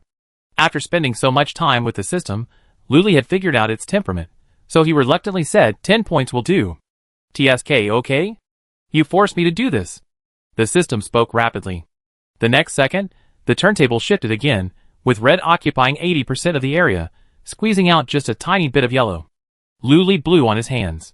He already cheated so badly, what if he couldn't get the transportation again? She just threatened the system to spin again. The needle now pointed directly at red. Luli grasped the edge of the wheel and gave it a gentle twitch. If the yellow hadn't shifted slightly upward, the system would have almost thought she hadn't spun. Wow, that was a pretty good trick. You say she didn't spun, right? She did, you say she spun, but the increment was too small. The cheating was too obvious. The system shook its head, but it was helpless. Okay. The rewards are being distributed, the system said, then vanished in an instant. The wheel was the reward for reaching level 6. There were 5 prizes in total, each of them significant, but only 1 chance to claim them. But Luli was satisfied, and no longer curious about the other random rewards. She immediately checked her backpack. It was a transportation gift pack, and Luli took it out. Expanding the list, she saw all sorts of transportation: airplanes, high-speed trains, subways, buses. However, there were numerous restrictions. The first was that installation was only possible at bases Luli had visited. And installation required points, so it wasn't a simple process. For example, airplanes required the installation of a terminal, aprons, runways, and other structures. She took a look and saw that installing an airport at a base would require at least 1 million points. No small sum. High-speed rail stations were much cheaper, costing only 200,000 points, including the train, though the track was a separate price. After all, the distances between bases were long, and there were many obstacles along the way, making track laying a challenge. Luli expressed her understanding and took another look at the price. Thankfully, it wasn't calculated by kilometer, which was a reasonable price. For example, the distance from Central Base to Zhejiang Base was about 400 kilometers, and laying 2 tracks would require nearly 30,000 points. At first glance, the price seemed acceptable, but with so many bases across Yin country, connecting them all would be a gargantuan sum. She felt she couldn't handle such a major undertaking alone. She had to call in Elder Shen. She immediately told him about the matter, detailing every aspect. She mainly wanted him to contribute, otherwise, what was she gaining? She wouldn't need this high-speed rail, relying on her RB for transportation. No, if the high-speed rail station was built, people would definitely need to buy tickets to board the train. She could take a cut of that. Luli thought contentedly. This wasn't too much. Eldershan responded quickly. This had to happen. If we had a high-speed rail station, that would be fantastic. I know that, but money's a little tight right now. You know, if it's built later, how about I split the ticket revenue with the central base? Luli said calmly. Although she's making a lot of money now, she's also spending a lot. Duplicate stores every day require 500,000 points. Buying 5 vending machines costs 25,000, and buying a scratch-off lottery machine also requires 50,000 points. Right now, it's just about even. Neither losing money nor making much either. Mr. Shen smiled upon hearing this. He now controls the central base's supply exchange. He purchases supplies from Mr. Liu a few times a week and then places them at the exchange, where people will buy them. The prices are a bit higher than at convenience stores and vending machines, but not by much, and within everyone's acceptable range. After all, it was more expensive when it was in the hands of the mysterious family, but now it seems quite cheap. So, Mr. Shen has been making quite a bit of money recently. Even if he doesn't have enough, he can always get it from the logistics department. After all, the logistics department director is his man. However, Such major matters require a meeting and a vote. Eldershan wasn't worried at all. 80% of the people at the meeting were on his side, and the mysterious family couldn't stir up any more trouble. Even if he didn't want to agree, he had to agree. Although the meeting hadn't started yet, Eldershan had already discussed it with Luli. It had to be done. At least build a high-speed rail station connecting the various bases. Bus stations and the like could be discussed later. Trains can transport not only people but also supplies, right? With Eldershan's support, even though the points hadn't arrived yet, Luli trusted him and got started. First, choose to build a high-speed rail station in the computer and pay 200,000 points. She chose a site outside the Chuanxiang base. Considering the large area it would occupy, she chose a clear open area. Chapter 389. She had been thinking that building a high-speed rail station would take time. To her surprise, it was a fully fledged station. With a flick of her finger, she dragged it out and placed it in the spot she had chosen. With a clang, the station landed, gradually growing larger and larger from a tiny model. Gradually returning to its normal size, it looked majestic. 5 bold red characters stood atop the station. Chuanxiang High-Speed Railway Station. The station was a distance from the lottery shop, but this distance perfectly afforded a better vantage point for admiring the station. Magnificent. You had to tilt your head to see it. Luli was curious about the interior of the station. Was it an empty shell, or were the facilities intact? Would they walk over? It was still a bit far, and Luli was too lazy to walk. She remembered that she had bought a minibus a while ago, seemingly just for this very situation, but she hadn't used it yet. She took it out of her backpack and watched it grow larger. Another serious thought struck her. She couldn't drive. This is such bad news. She'd been asking in the group chat, who can drive? Urgent. The clinic was the closest to the lottery shop on the left. The second after Luli sent the message, she saw Luomu sprinting out. He held up his laptop and said happily, I can drive, and I even have a motorcycle. How about taking you for a ride? He hadn't noticed the minibus next to the RV at all. Luli thought, okay, sure. Why would we drive a minibus with just the two of us? What a waste of resources. With a wave of her hand, the minibus vanished, and she got out of the RV, happily saying, sure. Luomu was delighted and happily pulled the motorcycle out of the space. It was the one he'd ridden when Luli first met him. It was, well, rather showy, but it suited him perfectly. He straddled his long legs and easily climbed aboard, his blonde hair fluttering with his movements. Luomu even patted the back table. Come on, get on. Luli was startled to realize his hair had grown considerably longer than when they first met. Without a trim, it would completely cover his eyes. She thought of the other men's hair, it seemed similar. How could they get their hair cut after all these years in the apocalypse? Just pick up a knife and do it yourself? It was time to give them a haircut. Luomu saw her standing not far away, lost in thought, and thought she was impressed by his slick way of getting on the bike. He simply started the scooter, stepped on the throttle, and circled around Luli. His technique was excellent, and he didn't even touch her. The roar of the scooter rang in her ears, and Luli came back to her senses, looking at him with a smile. Luomu was nearly dazzled by that smile. He immediately stopped the car and said with a silly grin, hurry up, Boss Lu. Luli took 2 steps forward, one hand on Luomu's shoulder, and imitated him as she climbed on. Luckily, she wasn't short, otherwise she wouldn't have been able to get on. Are you seated properly? Luomu asked. After a moment's hesitation, he finally grasped her hand, moving it from his shoulder to his waist.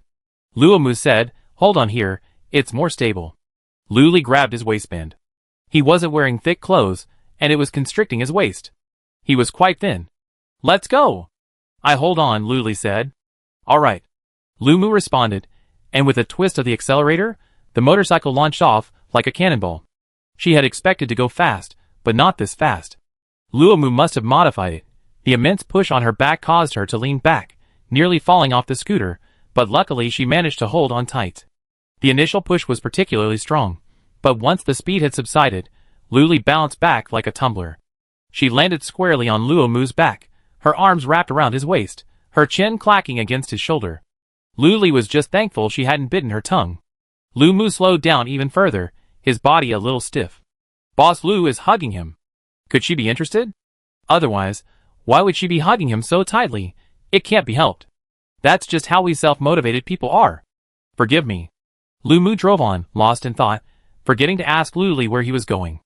After Luli recovered, she supported herself on his shoulder and moved a little further away.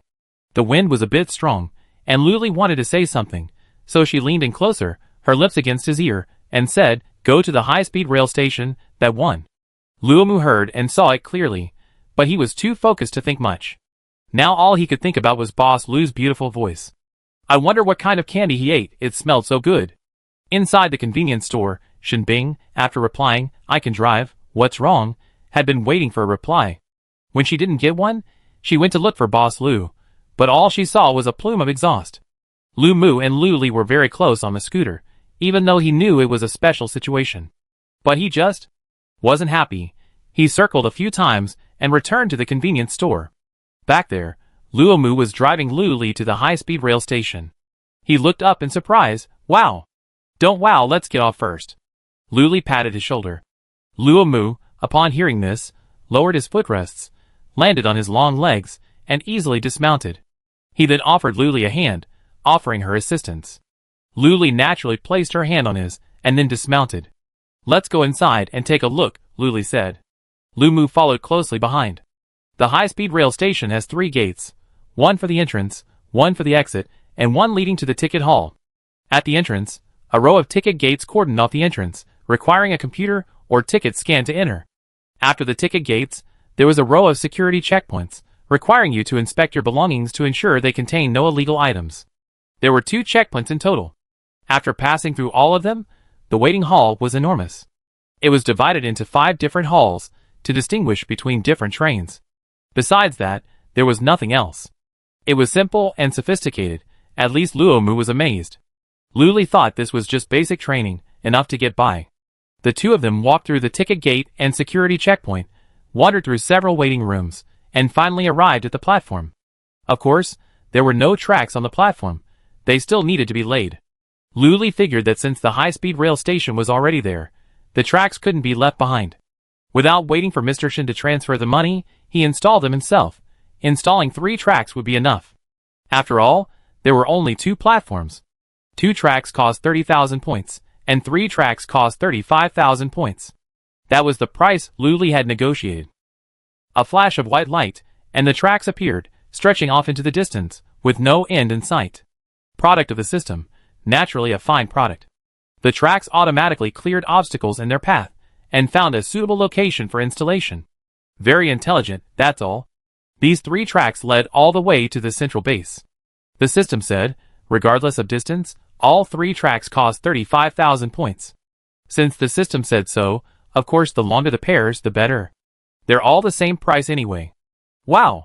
This was the nth time Luo Mu had explained in admiration. Chapter 390. Lu Li also thought it was pretty cool. Everything just appeared out of nowhere. It was so cool, Lu Mu boldly speculated. So just take the high-speed rail, and you can go anywhere you want? How is that possible? That base needs to have a high-speed rail station and a connection. Lu Li laughed. Chuanxiang Base was the first base in Yin Country to have a high-speed rail station, although it hadn't yet been connected to the other bases. But it was bound to happen sooner or later. Thinking of this, Lu Li was eager to try the high-speed rail. Although he had ridden it many times, this was his first time in the apocalypse. Lu Li immediately installed a high-speed rail station outside the central base. Once the high-speed rail station was in place, the tracks would be detected and the platform would be visible. Lu Li checked on the computer, and saw that the 2 high-speed rail stations were connected and open to traffic. Lu Li was surprised, and pulled Luo Mu to the ticket office. There were no ticket windows, only automatic ticket machines. That was a good thing, it saved manpower. The process was simple. Simply select the high-speed rail station you wanted to reach and pay the corresponding crystal cores. Of course, since there were only 2 high-speed rail stations, they were interconnected and you couldn't get off the train midway. It was a completely direct journey. Lu Li bought 2 tickets, totaling 40 crystal cores, meaning 20 per ticket. Wow, that was incredibly cheap. After all, a full meal at a hot pot restaurant would cost 5 or 6 crystal cores. She remembered that high-speed rail used to have business class, first class, second class, and so on, but here there were no distinctions, everyone was treated the same, and the price was the same. After Lu Li bought her ticket, the high-speed rail station began operating.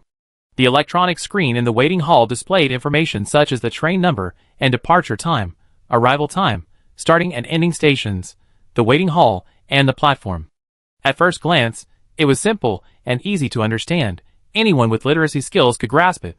Since there was only one route, the two high-speed rail stations served only these two bases, so there were very many trains. With trains departing almost every half hour, the journey from Sichuan Elephant Base to Central Base took about 3.5 hours, which was quite fast. Luli didn't think much of it, and pulled Luo Mu through the ticket gate and onto the platform again. A high-speed train was already waiting in front of the platform, ready to depart as soon as it was scheduled. The train had 8 carriages, and Luo Mu's mouth dropped open in surprise. It looked almost identical to what he remembered, even newer. "Let's go up and take a look," Luli said. The two found their seats according to the information on their tickets. Seats 3D and 3F in carriage 7. There were 5 seats in a row, designated A, B, C, and D, with an aisle between C and D. After settling in, the two curiously surveyed their surroundings. Overhead were luggage racks, and each car had restrooms and storage areas for large luggage at the front and rear. Carriage 5 even had a dining area, stocked with boxed lunches, mineral water, soft drinks, instant noodles, and more. Of course, you had to pay for it. At 11:10, the high-speed train began its journey. At first, the two sat still, curiously gazing at the receding scenery outside. It was moving at a rapid pace. But there wasn't much scenery, just dilapidated, desolate cityscapes or uninhabited deserts. Luo Mu asked, "Why haven't we seen any zombies? Aren't they curious? Maybe it's too fast, and they can't catch up," Luli speculated. He also wondered if the high-speed train had protective measures to repel zombies, or if they couldn't see them, or if it was just moving so fast that even if they did, they wouldn't be able to do anything. After driving for a while, the two of them grew restless, and it was time for lunch. Luo Mu suggested, "Why don't we go to the dining car?" Luli had already stood up and urged, "Let's go." After all, he was sitting outside, and in her anxiety, Luli accidentally kicked the seat, throwing herself forward uncontrollably. Luo Mu quickly caught her, scooping her up with one arm, one on her shoulder, and the other on her wrist. His lips curled slightly as he said proudly, Oh, why are you in such a hurry? Really? Even if you wanted to throw yourself into my arms, you didn't have to do it here." Luo Mu thought to himself, quickly straightening her up. Luli rolled her eyes at him, blaming him with a huge responsibility. "It's all your fault. I told you to leave, but you insisted on sitting. Now you see? Whether it was your fault or not, it was right to blame it on others. You absolutely couldn't burn yourself out. Luo Mu, huh? Who knew you were so anxious?" His voice gradually faded, and he could only mutter to himself. Under her gaze, Luo Mu gave in, taking her wrist and saying, "Come on, let's go to the dining car." "Humph. That's more like it." The two of them walked all the way from car 7 to car 5. Honestly, there was no one else on the train except the two of them. It was a rather eerie feeling. The scene outside was also bleak, as if she and Luo Mu were the only ones left in the world on this death train. Lu Li's wandering thoughts were interrupted by Luo Mu's exclamation. "Wow! What a complete collection!" Luo Mu exclaimed in surprise. It had to be said that this was a man of great emotional value. From the moment she got on his motorcycle, his admiration and surprise never ceased. Sometimes it was just a quiet wow, but it was refreshing to hear. Lu Li glanced and saw that half of this carriage had been converted into a dining area. 2 rows of shelves ran against the wall, reaching all the way to the ceiling. There were 7 or 8 layers, divided into small compartments. Each compartment contained goods, whether it was mineral water, instant noodles or drinks, bread, boxed lunches, snacks, and so on. You had to scan a QR code to pay before you could take the corresponding item. The boxed lunches automatically heated up when you opened the lid, and there was no need to worry about instant noodles either. There was hot water and a trash can. The two of them each bought a boxed lunch and a few snacks and sat down to eat. After the items in the compartments were taken, they would be immediately replaced with the same items. After all, the journey was short, so it was just a matter of satisfying their cravings. Seeing this, Luo Mu bought 2 more bottles of water, opened them, and handed them to her. The two began to eat, and Luo Mu remarked, "This lunchbox tastes pretty much like the one sold at the factory." Lu Li tasted it and agreed, looking at the lid, Zhongxia Production Factory. Wow, it's indeed supplied by the factory, and they connected so quickly. So these instant noodles, are they from the convenience store? Wow, as expected of the high-speed rail, adhering to that principle, expensive. A lunch box that costs 188 points outside is almost double the price on the high-speed rail, 300 points, not counting the cents. Not to mention the other items, which are also almost double the price. No matter, it all goes into her pocket anyway. The two leisurely finished their meal and returned to their seats, idle away. At 2:40, the high-speed train arrived at the central base. Luomu stretched and stood up, and Luli also stood up, sleepily. Coming out of the high-speed rail station, they were surprised to see a crowd of residents gathered at the exit, all curious about the building but afraid to enter. They all guessed that this was a new product developed by Boss Lu. Chapter 391. High-speed rail station, a familiar name, it can take you anywhere you want. But it's the end of the world, how could the high-speed rail still operate? If anyone else had mentioned this, they would have scoffed. But if Boss Lu had spoken up, they would have thought it was right without a second thought, and even wanted to try it out immediately. There was nothing they could do. She had performed so many miracles. They were discussing whether the building was usable when they saw someone exit the exit. Just as they were wondering who was so impressive, someone with sharp eyes spotted it. Is this Boss Lu? Really? What? Is Boss Lu coming back? What? Is Boss Lu coming back to sell scratch-off tickets? I heard a lot of new shops have been added. If Boss Lu could bring them back. Hee hee. That would be awesome. Doesn't look like he's going to be selling scratch-off tickets? As they spoke, Boss Lu had already emerged from the exit, gazing out at the central base in the distance. Ignoring the group nearby, he said to Luomu, "Should we go to the central base or go straight back?" Luomu didn't like the central base very much. He felt it was filled with too much intrigue and scheming, and everyone was too cunning. Hearing Boss Lu's question, he naturally said, "Let's just go back. It's not fun." That's true.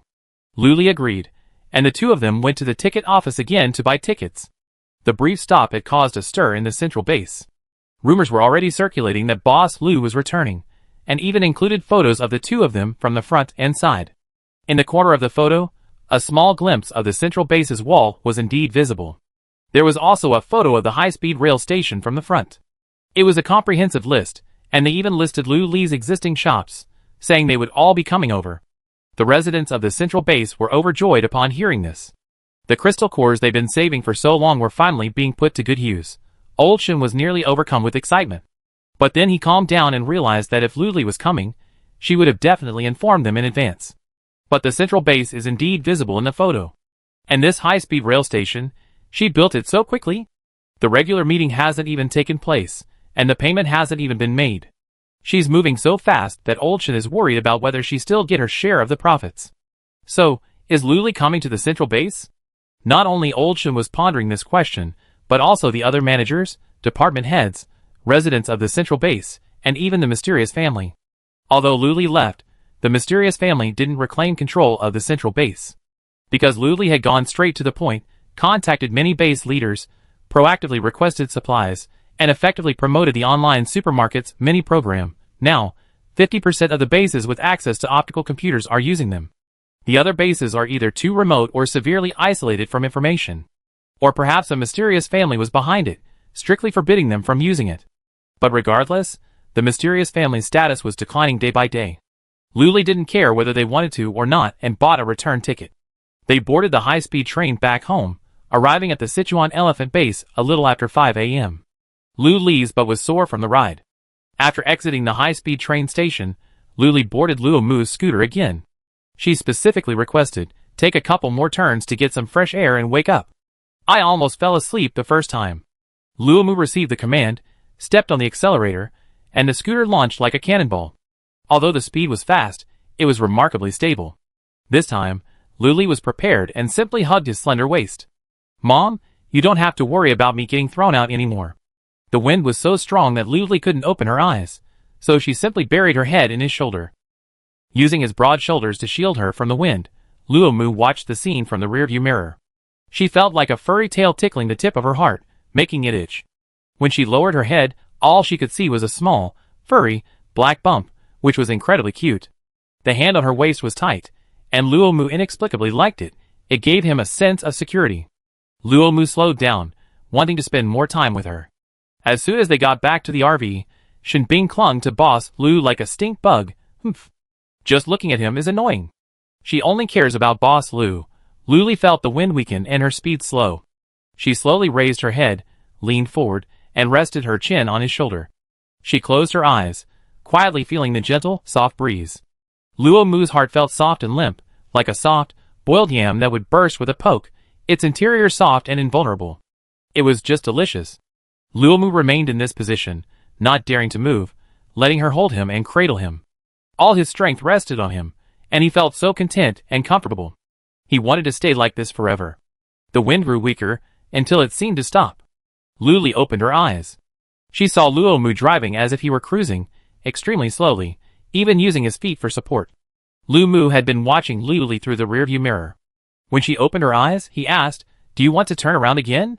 "No, let's go back."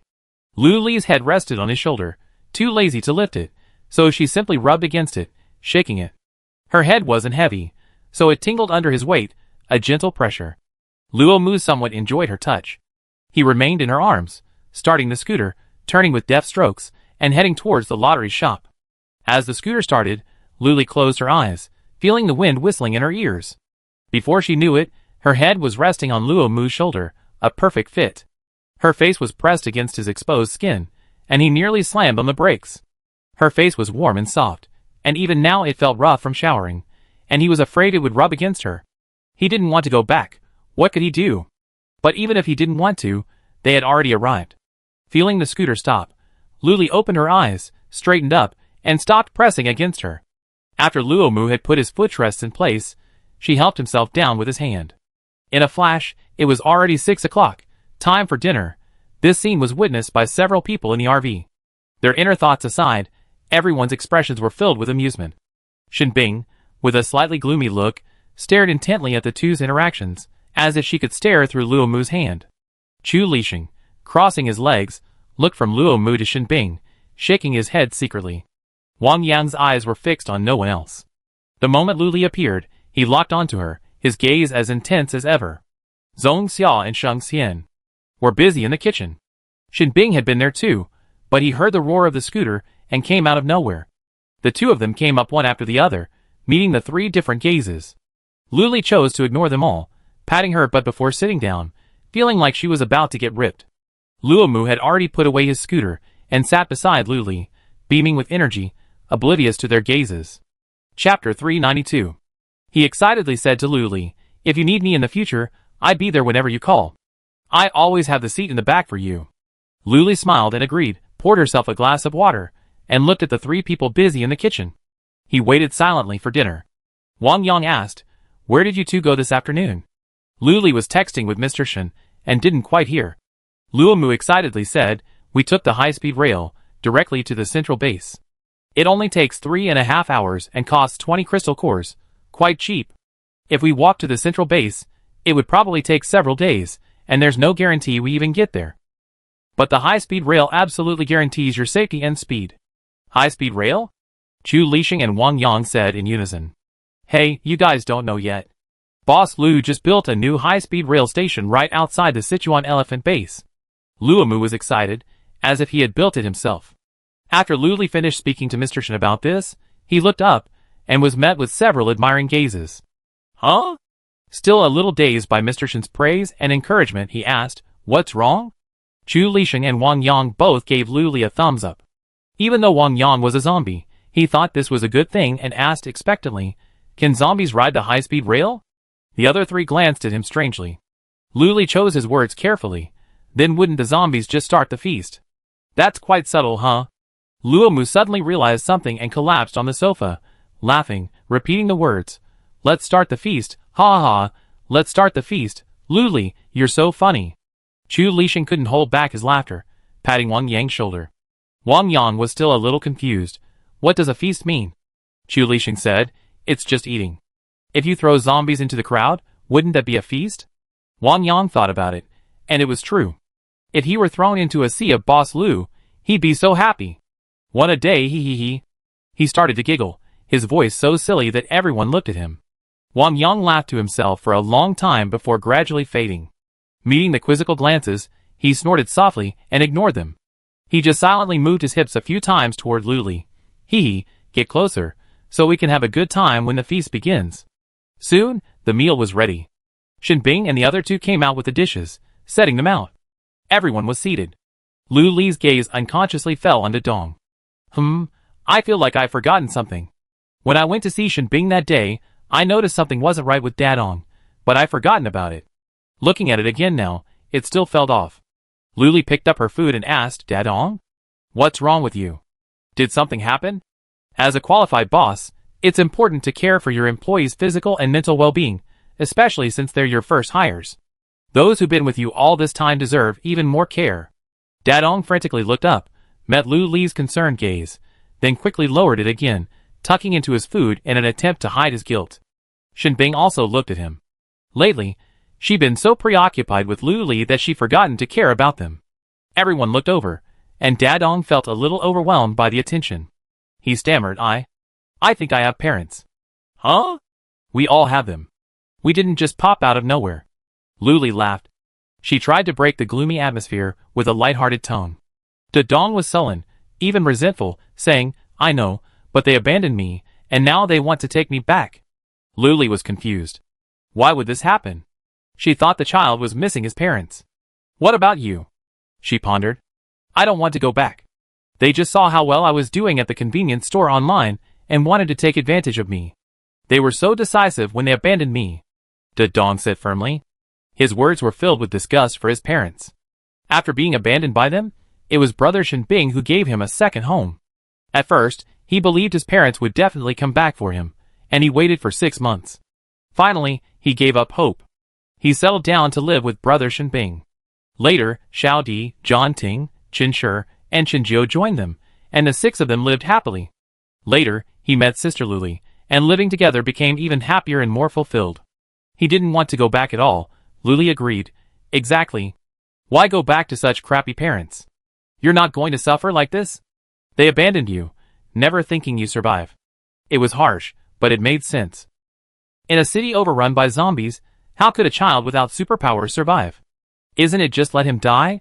Dadong, encouraged, became more determined, but also a little worried. But they said that if I don't go back or don't provide them with supplies, they come to the convenience store and cause trouble. I'm afraid. Don't be afraid.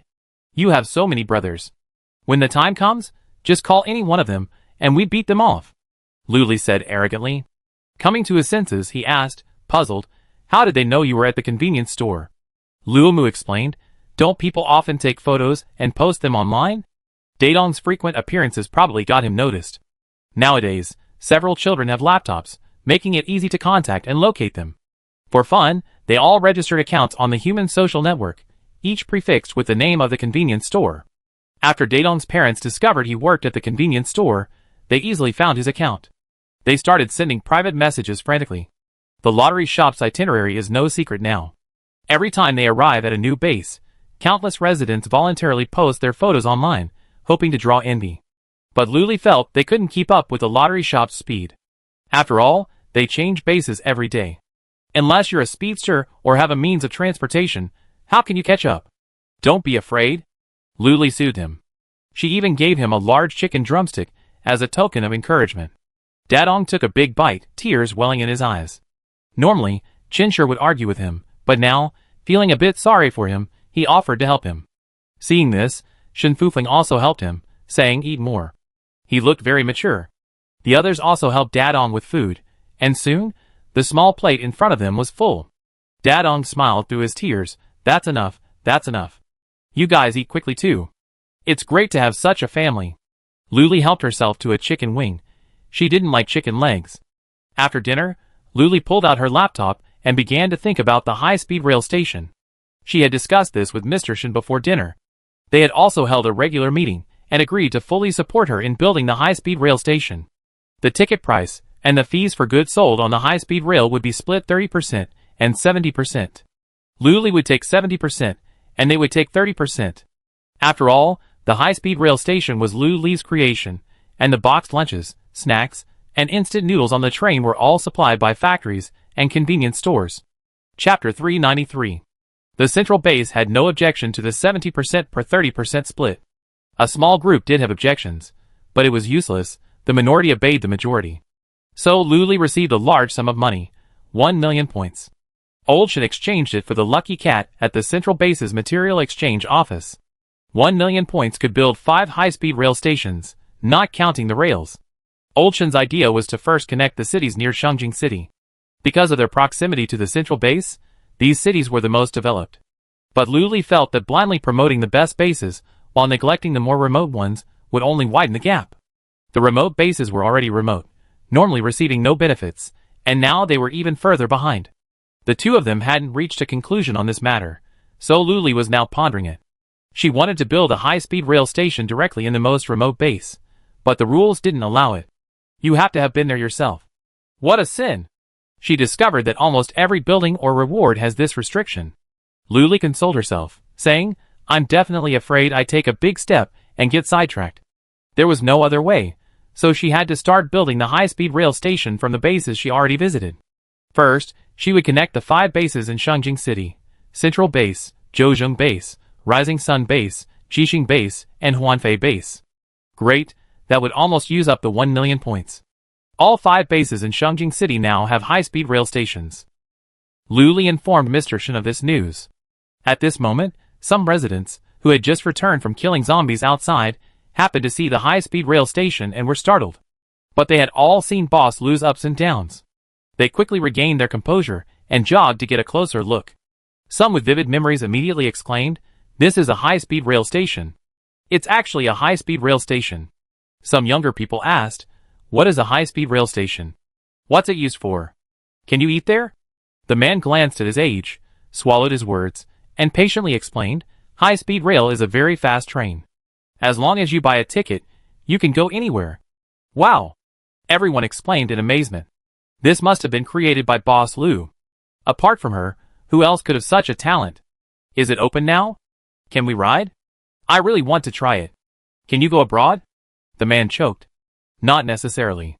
Maybe it's not open yet. This is the ticket office. Let's go in and take a look. Inside was a row of ticket machines against the wall, and everyone gathered around one. The person at the back made some adjustments, and everyone exclaimed, "Wow, we can actually get to Huanfei Base. I remember it was so far away." There are only 6 high-speed rail stations right now. Central High-Speed Rail Station, Huanfei, Zhouzheng, Jixing, Shiri, and Chuanxiang. Where is Chuanxiang Base? It's in the next city, next to Chuanbei City. I think it's called something like Silver Oak City? Oh, so far. And we can actually get there.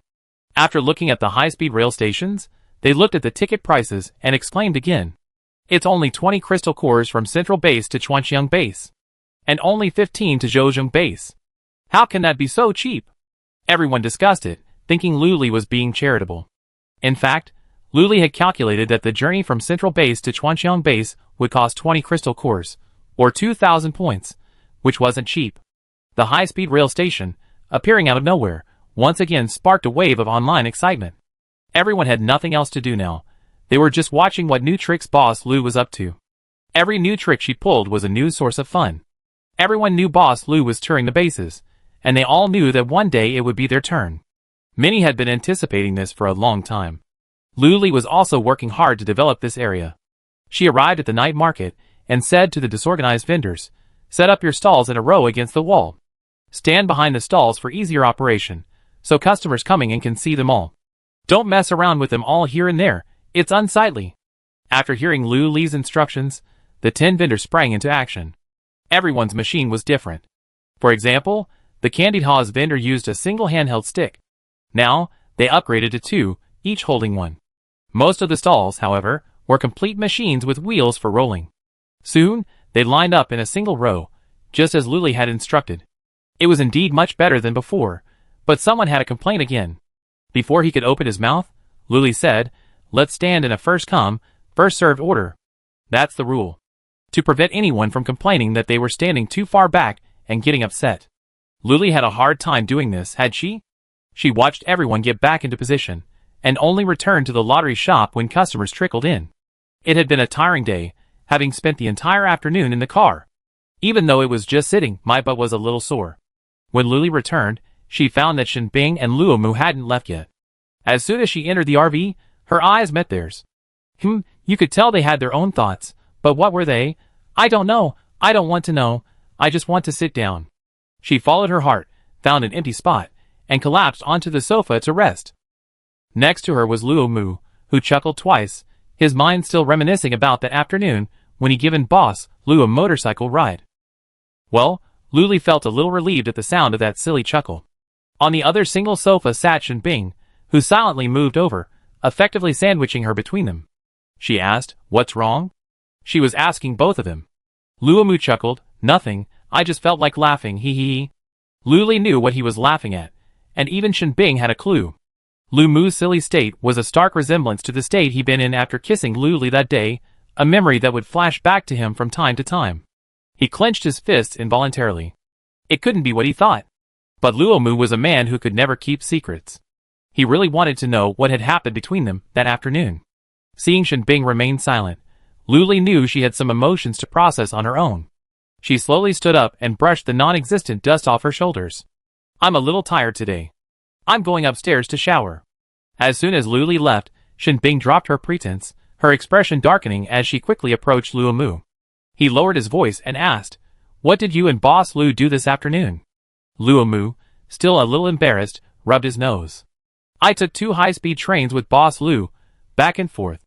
"Oh yes, I rode my scooter." "On a scooter, 2 high-speed trains back and forth. Alone." Anything could break Shinbing's defenses, and she didn't dare dwell on this scene. She wanted to say something, open her mouth, but then felt she had no position, no qualifications. She could only pat Luomu on the shoulder and return dejected. Chapter 394. What's wrong with this guy? Luomu didn't quite understand, and got up to go back to the clinic. He hadn't been at the clinic all afternoon, so he wondered if it was going well. Of course, it was going quite well. After several improvements, the clinic could now run smoothly even without anyone on duty, thanks to its few machines. Luli washed up upstairs, her mind naturally clear, free from all the chaotic thoughts they had. Anyway, as long as she was happy, that was all. Who cared about that? They were the ones who had to be considerate. She was solely responsible for their happiness. She hadn't even considered being responsible. What era was this? This was the end of the world, and she had given them all this. Luli felt perfectly at ease with what she was doing, sometimes even wanting to do something more extreme. After washing up, changing into pajamas, and putting on a coat, Luli went downstairs. She poured herself a glass of water, and realized they were both gone. A thought flashed through her mind. "I want to eat beef hot pot. I'm craving it. Let's do it tomorrow." After drinking her water, Luli checked the time, but didn't go upstairs. She sat on the sofa to rest, pretentiously calling it watching the shop. With an hour and a half left before closing, Luli was idly wandering around in the RV when she spotted a large group of people suddenly approaching from the direction of the high-speed rail station. At first glance, their frantic running postures made her think they were zombies. Luli was about to activate her highest defense, but upon closer inspection, they looked like people, a very large group. As they ran, they waved their hands and feet, waving a greeting at her. "Boss Lu, we're here." Then they passed the lottery shop. After entering the shopping avenue, the crowd began to split up, some heading straight for the clinic, some for the hot pot restaurant, and still others for the factory. Luli, where did all this people come from? Of course, some people didn't skip the lottery shop and excitedly ran over to scratch off tickets, shouting, "Boss Lu, I haven't won a prize since you left Central Base." Luli was surprised. "You guys aren't from Central Base, are you?" The customer nodded, selecting scratch-off tickets. Yes, we took the high-speed rail. It was so fast. And Zhoujing Base and Shiri Base? We all came on the same train. Wow, they all got together. So, how are you going back? Are you taking the subway too? Luli asked, puzzled. Yes, we already checked. The last train leaves at 2:30 a.m., so we arrive around dawn. Just in time for a nap, hee, the customer said. Luli applauded. That's a good idea, but we close at 10. Customer, huh? Upon hearing this, he immediately put away his scratch-off tickets and headed straight for the factory. They came this time specifically to buy the legendary warm clothing. The weather was getting colder, so they needed to keep warm and stock up on food. That would be a good winter. The winter of the apocalypse was the longest. The factory was packed with customers, and the small window was completely crowded. Zhong Xia was stunned. He should have been waiting for the end of the day, but why were there so many people? Is this right? Zhong Xia checked the time and sighed. There was nothing he could do but roll up his sleeves and get to work. The fast food was sold out, leaving only clothes. Some people came just for the warm clothing, but not every piece was. There was a chance. Ever since he discovered it, Zhong Xia had been keeping an eye on it. He had specially picked out some warm clothing and now had a lot of it. But looking at the dense crowd outside the window, he didn't think it would be enough to fill their stomachs. Zhong Xia sighed again, and turned on the clothing assembly line. As he sold, the line produced, and he wished time would pass faster. He wanted to get off work.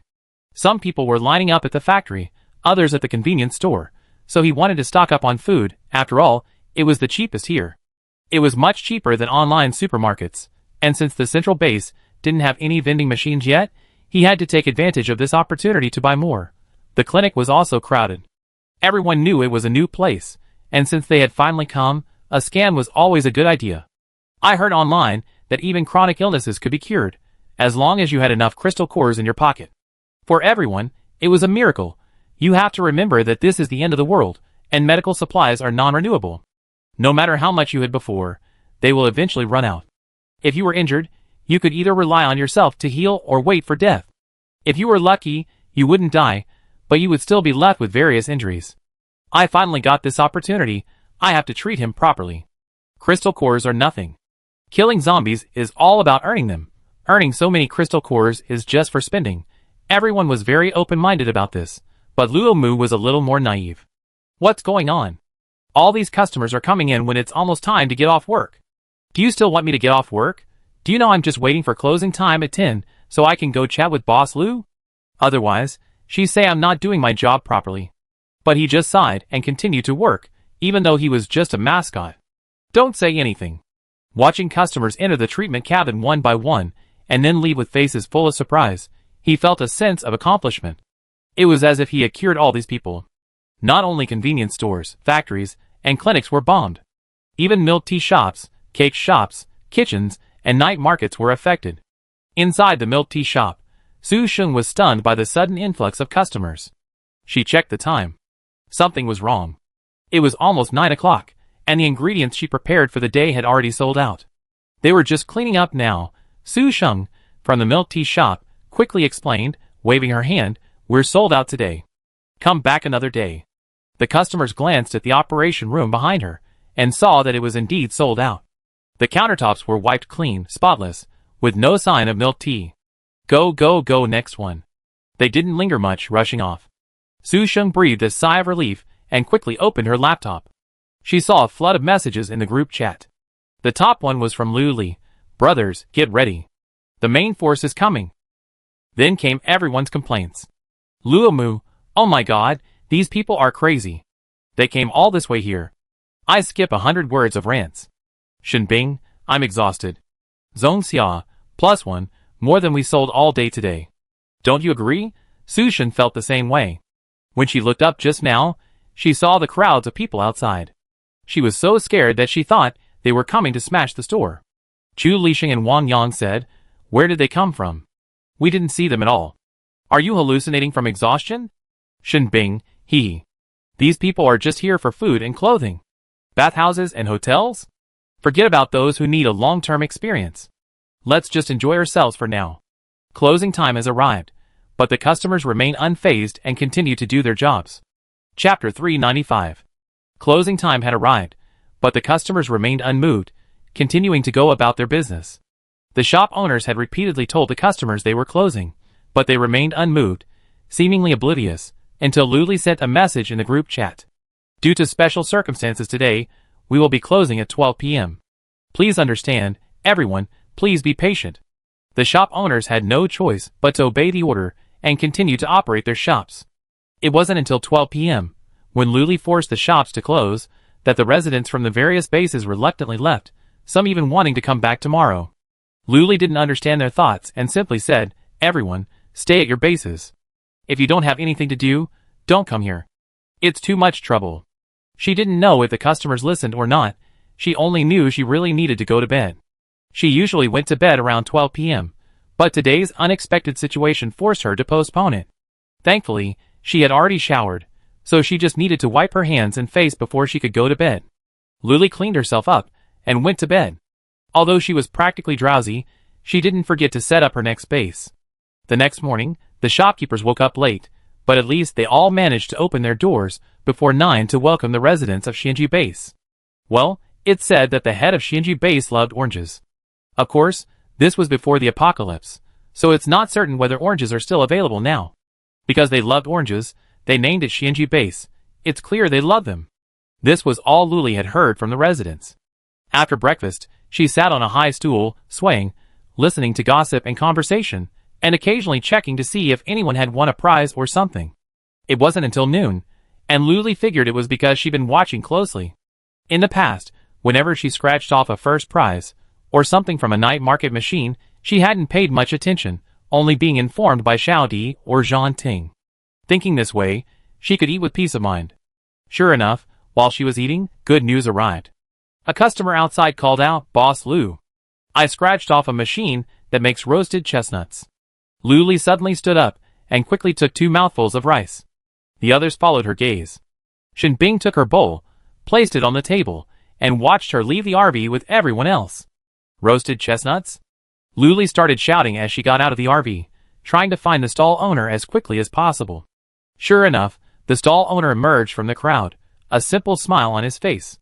The machine was already running, and the crowd was onlookers. The stall owner waved at Luli. "Come on, come on."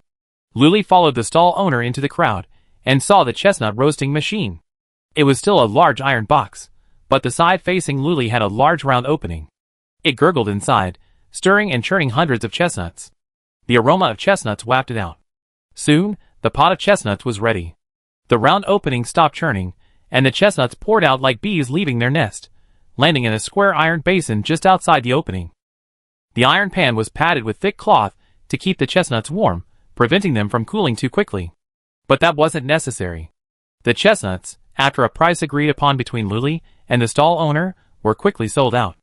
Luckily, the stall owner had left a full bag for Luli. Luli first told him the location of the night market, and if he wanted, he could set up a stall there in the evening. Seeing he was taking it well, she returned to the RV with a bag of warm chestnuts. Everyone was still eating. Luli immediately began distributing the chestnuts, grabbing a handful each. "Come on, everyone, reach out. The delicious food is here." Everyone was curious about every new delicacy at the night market, and they all seemed to be delicious. Upon hearing this, they immediately put down their bowls and chopsticks and reverently accepted them with their hands. After Luli finished distributing them, she was left with only a handful. She sat down, ready to peel one, but found it was still intact. She searched around but couldn't find a spot to start. She was about to ask if there was a more respectable way to do it besides biting it with her teeth. Suddenly, a hand thrust forward from either side. She glanced left and right. It was Shinbing and Luo Mu, both of whom had peeled the first whole chestnut. They both reached out, wanting her to try. Neither of them was looking at the chestnuts, or at her, but at each other. Luli didn't bother to pay attention. She reached out and took both chestnuts, stuffing them into her mouth. She chewed and chewed. They were indeed delicious, very soft and chewy. They would make a great after-dinner snack. Shinbing and Luo Mu saw this, and immediately looked away. They began peeling with a frenzy. Luli observed how they peeled them. Oh, it was all just brute force. That was boring. She had to find a way. After a long time of experimenting, pressing and turning, she finally found a quick way to open the chestnuts. You find the bottom of the chestnut, usually a small spot, and with a firm press, it opens. However, it's difficult to get a whole chestnut, most are broken. Luli didn't mind, eating a little at a time. When she finished the few in her hand, she saw Shinbing holding a palm full of chestnuts, and offering them to her. Wow! Luli looked at the handful of chestnuts, feeling a surge of joy. She picked them up one by one, and Shinbing remained motionless, smiling at her. Lu Mu's teeth itched, but then he glanced at the few remaining chestnuts he craved. Forget it, he'd just eat them himself. Boss Lu wouldn't need these chestnuts anyway. No, was Shinbing really not greedy? I think he only ate one. Who could resist? Such fragrant, warm chestnuts. Lu Mu thought angrily as he stuffed chestnuts into his mouth, savoring their delicious, soft, and chewy texture. After finishing the chestnuts, he cleared the table. Luli remembered something she hadn't finished yesterday. How about I trim your hair? Look how long they've grown. Lu Mu was slightly incredulous. Ah? You? Do you know how to do it, Boss Lu? Of course not.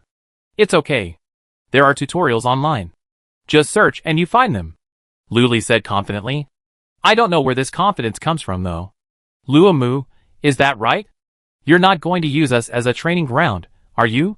Shinbing was also a little skeptical. How about we wait until someone else leaves the barbershop and we get another trim? Luli rubbed her chin, thinking, then said resolutely no. Who's going first? Sit here. She pointed to the bench in front of her and then ordered a complete set of barber tools online, all kinds of scissors, clippers, combs, and more. Anything you could want, but Luli wasn't very good at using them. She picked them up one by one and took a look, only to find they all looked the same. Never mind, she searched online for a tutorial. When she looked up from her computer, feeling dizzy, she saw Wang Yang sitting on the bench. The others were watching, seemingly wanting to see how good Boss Lu was. Chapter 396. You? Don't you trust me that much? Luli sneered, holding a pair of scissors. Shen Bing waved her hands repeatedly. No, Wang Yang volunteered to be the first one. Chu Lishan couldn't help but laugh. Shen Bing felt guilty just hearing the sound of it. In the past, whenever there was an opportunity to get close to Luli, he always scrambled for it. Luli snorted coldly, picked up the scissors, and walked towards Wang Yang. He suddenly felt a little regretful. Boss Lu's expression was terrifying, and he still had the scissors in his hand. As if he was going to cut off your thing in the next second if you didn't obey? No, he's a zombie. Could he have that thing too? Maybe. Wang Yang closed his eyes and began to comfort himself. It was okay. After all, his hairstyle could change at will. He could just treat it as a fun thing for Boss Lu. With this mindset, Wang Yang quickly came to his senses. With his eyes closed, his other senses became clearer. Wang Yang felt Luli lift his bangs, then let them down again. Not a single hair moved, then he lifted them again, then let them down again, as if examining something. The surroundings were remarkably quiet again. The group of men, usually quite talkative, were now completely silent. Wang Yang quietly opened his eyes a fraction, and met Luli's serious expression. He chuckled. What are you looking at? Luli stared at his hair seriously. Seeing what hairstyle would suit you. Then, like a magic trick, he pulled out his laptop, revealing a series of pictures. They were all trendy men's hairstyles, with all sorts of names. Short chop with steel clips, wispy texture, Morgan short chop, for 6 texture, wool curls, fluffy chop, 3/7 split, short chop, silver carp cut, Morgan front spike. Anyway, you can't imagine the hairstyle just by looking at the name. The others gathered around, and Luli saw this. Come on, everyone pick one. She said this as if she could do it for everyone. While they were choosing hairstyles, Luli was also looking for a barber robot. She really wasn't that good at it. You know, a man's hairstyle is his image. If it gets messed up, she'd be the one to suffer the consequences of looking at it every day. It's better to be cautious. She finally found a barber robot and chose an expensive one, hoping for a good result. Just in case, Shen Bing and the others chose hairstyles that looked particularly simple and easy to cut, just in case Boss Lu wasn't very good with her hands. Who would have thought that after they made their selections, Luli pulled out a robot. She called it a barber robot. Everyone took one look and immediately pointed to the hairstyle they liked. They all chimed in, I want this microfractionated cap. I want this. Then I want this, it looks good. Luli stared at them speechlessly. Men, they don't trust themselves at all. Okay, actually, I don't trust myself that much either. After all, this isn't her area of expertise. After everyone chose their hairstyles, Wang Yang was still the first to go. Luli entered Wang Yang's choice and pressed the start button. Wang Yang felt a little nervous, but before he could get nervous, the robot suddenly revealed 8 hands. Each hand held a tool, various scissors, combs, watering cans, and so on. A fleeting image passed by, and before anyone could even see the robot's movements, it had already finished the cut. The robot withdrew its hand, a triumphant gesture, and everyone got a clear view of Wang Yang's head. Not to mention, it was exactly the same as his choice, and it perfectly matched his face, making his looks even more impressive. Wow! This robot's craftsmanship is quite impressive. Luli applauded. Unfazed by the stares, Wang Yang grew even more confident. He stood up and went to the bathroom, staring at himself in the mirror for a long moment. He emerged, feeling satisfied, and even smoothed his hair. The others watched and scrambled to sit on the bench. First, Luo Mu yelled. Get out of the way. Shen Bing pushed him. Stop arguing, I do it. Chu Lixing shouted. The winner turned out to be Sheng Xian. While everyone was scrambling for the hair, he quietly sat down on the bench. Luli watched speechlessly, as he programmed Sheng Xian's chosen hairstyle into the robot's program. Another flurry of cuts. Wow, he'd chosen a silver carp head. His already fair face looked even more feminine, yet possessed a unique charm. Not bad, not bad. Nice people, and excellent robotics. After finishing their haircuts, Luli had them all sit on the sofas, and even had a few of the kids stand behind them for a photo. She had everyone included, and the more she looked at it, the more satisfied she was. Not bad, fantastic. A new hairstyle is like a new person. There's something new again. It was almost 3 o'clock, and Luli sent everyone home. Just as she had seen everyone off, she heard John Ting say, "Sister Luli, come on.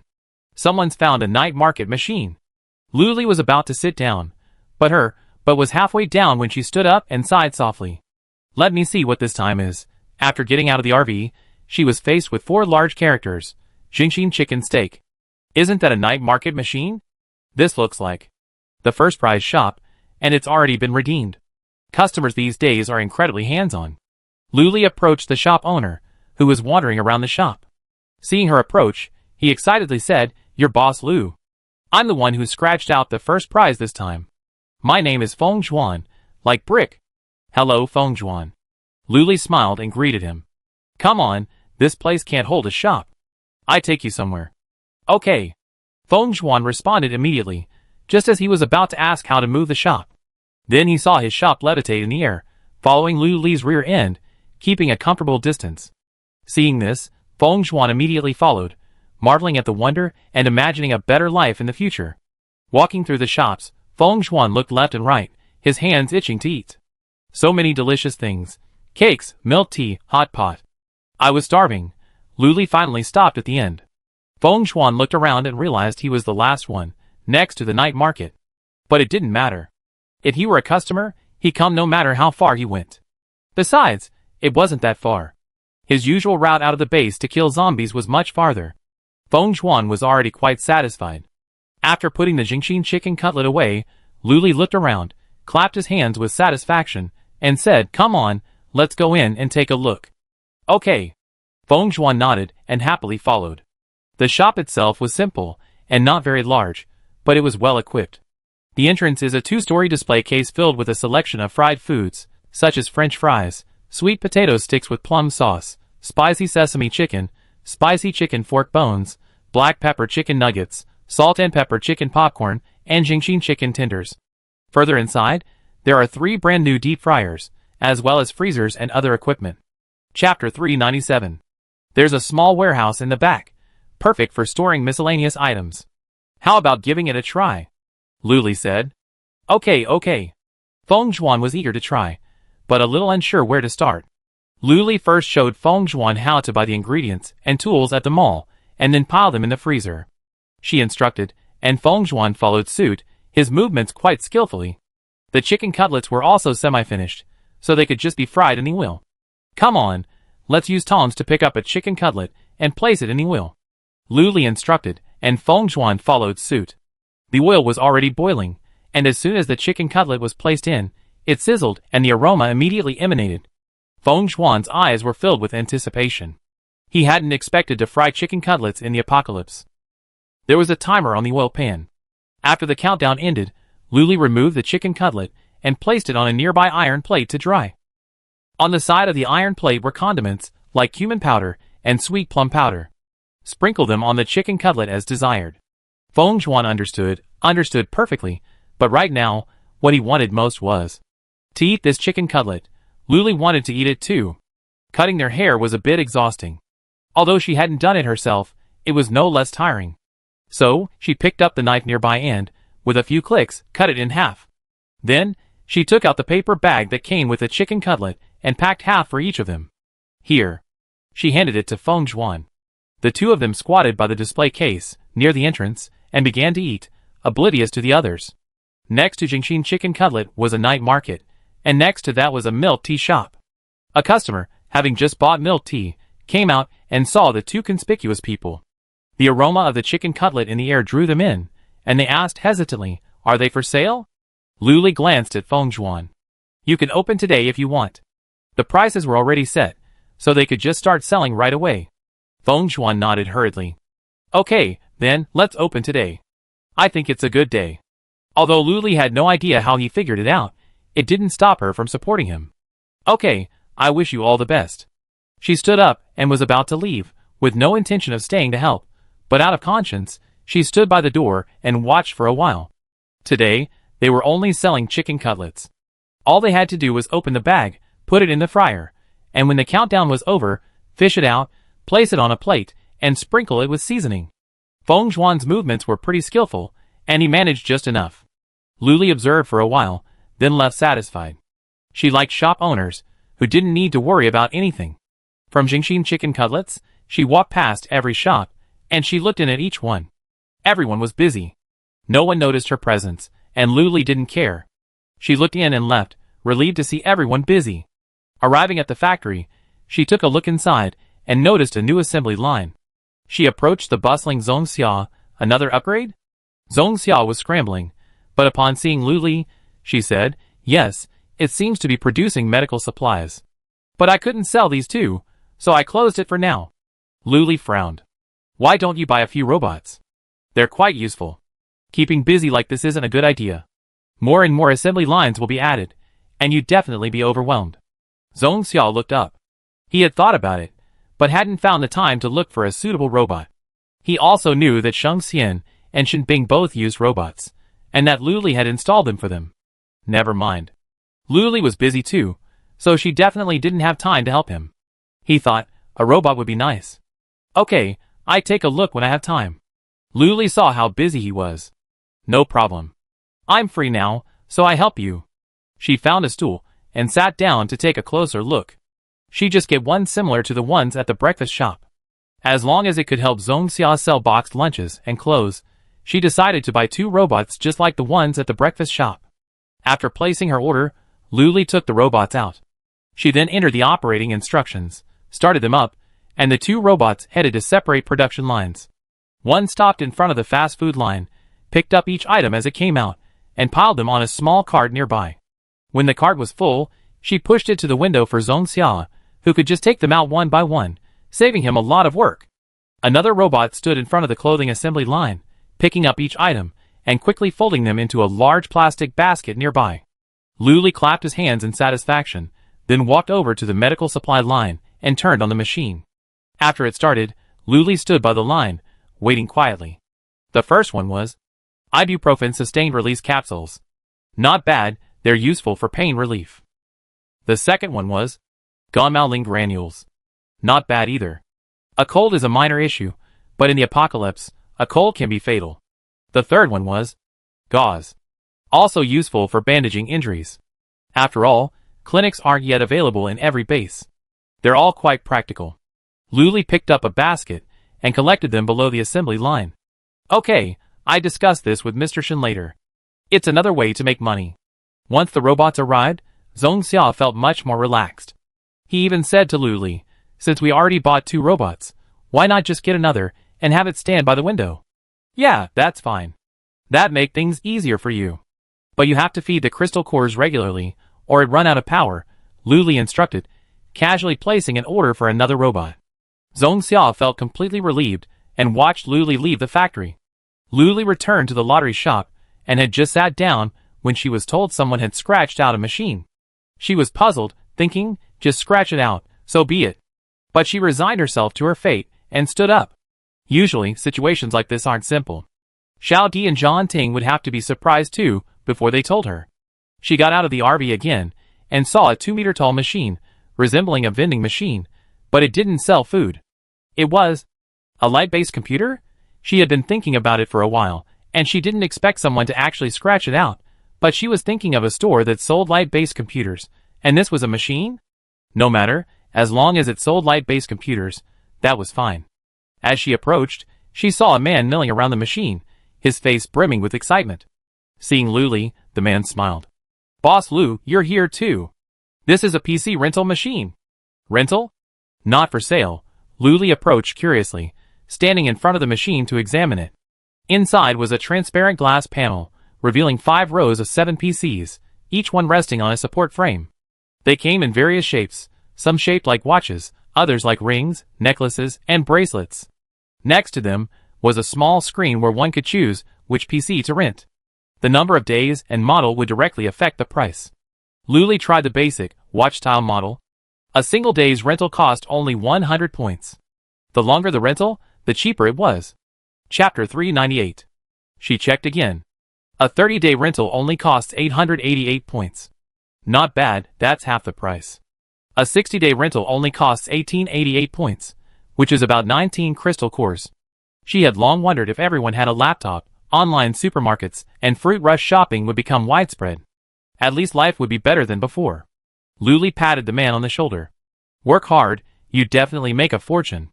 The man rubbed his hands and asked hesitantly, Boss Lu, can I come with you? I don't want to stay at the Xianji base anymore. Sure. Luli didn't ask why, but simply agreed. She had wanted him to come anyway, and now that he asked, she naturally agreed.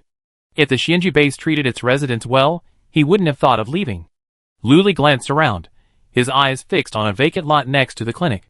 Pointing there, he said to the man, Why don't you just leave the machine there? It's an automatic rental machine anyway, so it doesn't need much supervision. The man took one look and agreed then. Where am I supposed to sleep tonight? Let's get a long-term room at the hotel. It's not expensive, and there's an employee discount, so it's half the price of other options. Luli said, as if it was a matter of course. Okay, thank you, Boss Lu. The man followed Luli and placed the machine next to the clinic. The clinic was the first shop on the left, so a useful machine like this had to be front and center, so no customer would miss it. So, while Luli was taking the man to the hotel to book a room, word of the automatic optical computer rental machine spread throughout the Xianji base. Wow, everyone came to see it. You can actually rent it, and it's even cheaper than buying a computer. A new basic optical computer costs around 800 to 1000 crystal cores, and there are also customized and premium versions. Officially, an optical computer has a lifespan of about 2 to 3 years, and needs annual maintenance, which is another expense. So, if you have a choice, it's better to rent one here for a year or two. It's much more cost-effective than buying one. People began lining up frantically, but most customers opted for the basic version. It's just enough to work. Nothing fancy is necessary. Only the wealthy would go for customization or premium options. While checking in, Luli also learned the man's name, He Dongwei. After checking in, He Dongwei took the room card and left with Boss Lu, his mind on the computer. As they approached, they saw the place was packed with people, impossible to get through. He Dongwei instinctively felt a little nervous. Because of what had happened before, he was a little afraid of crowds. Luli, walking ahead, noticed he had fallen behind and turned back to greet him. What's wrong? Aren't you going to go check it out? He had just been muttering about whether the stock would automatically restock if it ran out, whether the machine would run out of battery after a while, and whether he would have to buy it himself if it ran out. Why aren't you leaving? He Dongwei's face was troubled, his eyes occasionally glancing at the large crowd, a hint of hesitation. After a long struggle, he resolutely decided to go. He couldn't be a coward for the rest of his life. He had to overcome this hurdle. After all, there would be many more such times in the future. Be brave. Luli was about to urge him on when he saw He Dongwei, with a look of determination as if he were ready to die. Suddenly things changed. Luli followed, watching He Dongwei squeeze into the crowd and begin restocking the machine.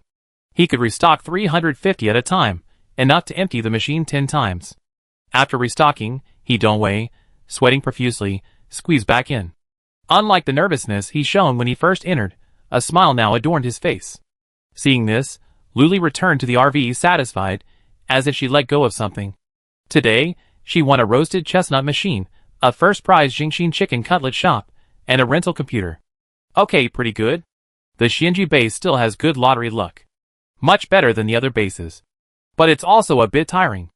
After a stroll outside, it's almost time for dinner. Luli hoped she'd be left alone until dinner, and that she wouldn't come again. But as is often the case, what you fear will come true. Xiaodi turned the high stool around and faced her, Sister Luli. Luli instinctively lifted her hips at the call. What's wrong? Did someone scrape something out? Let's all take a break, please. Yeah. Xiaodi grabbed Luli, stopping her from going down. Someone scraped an orange tree out.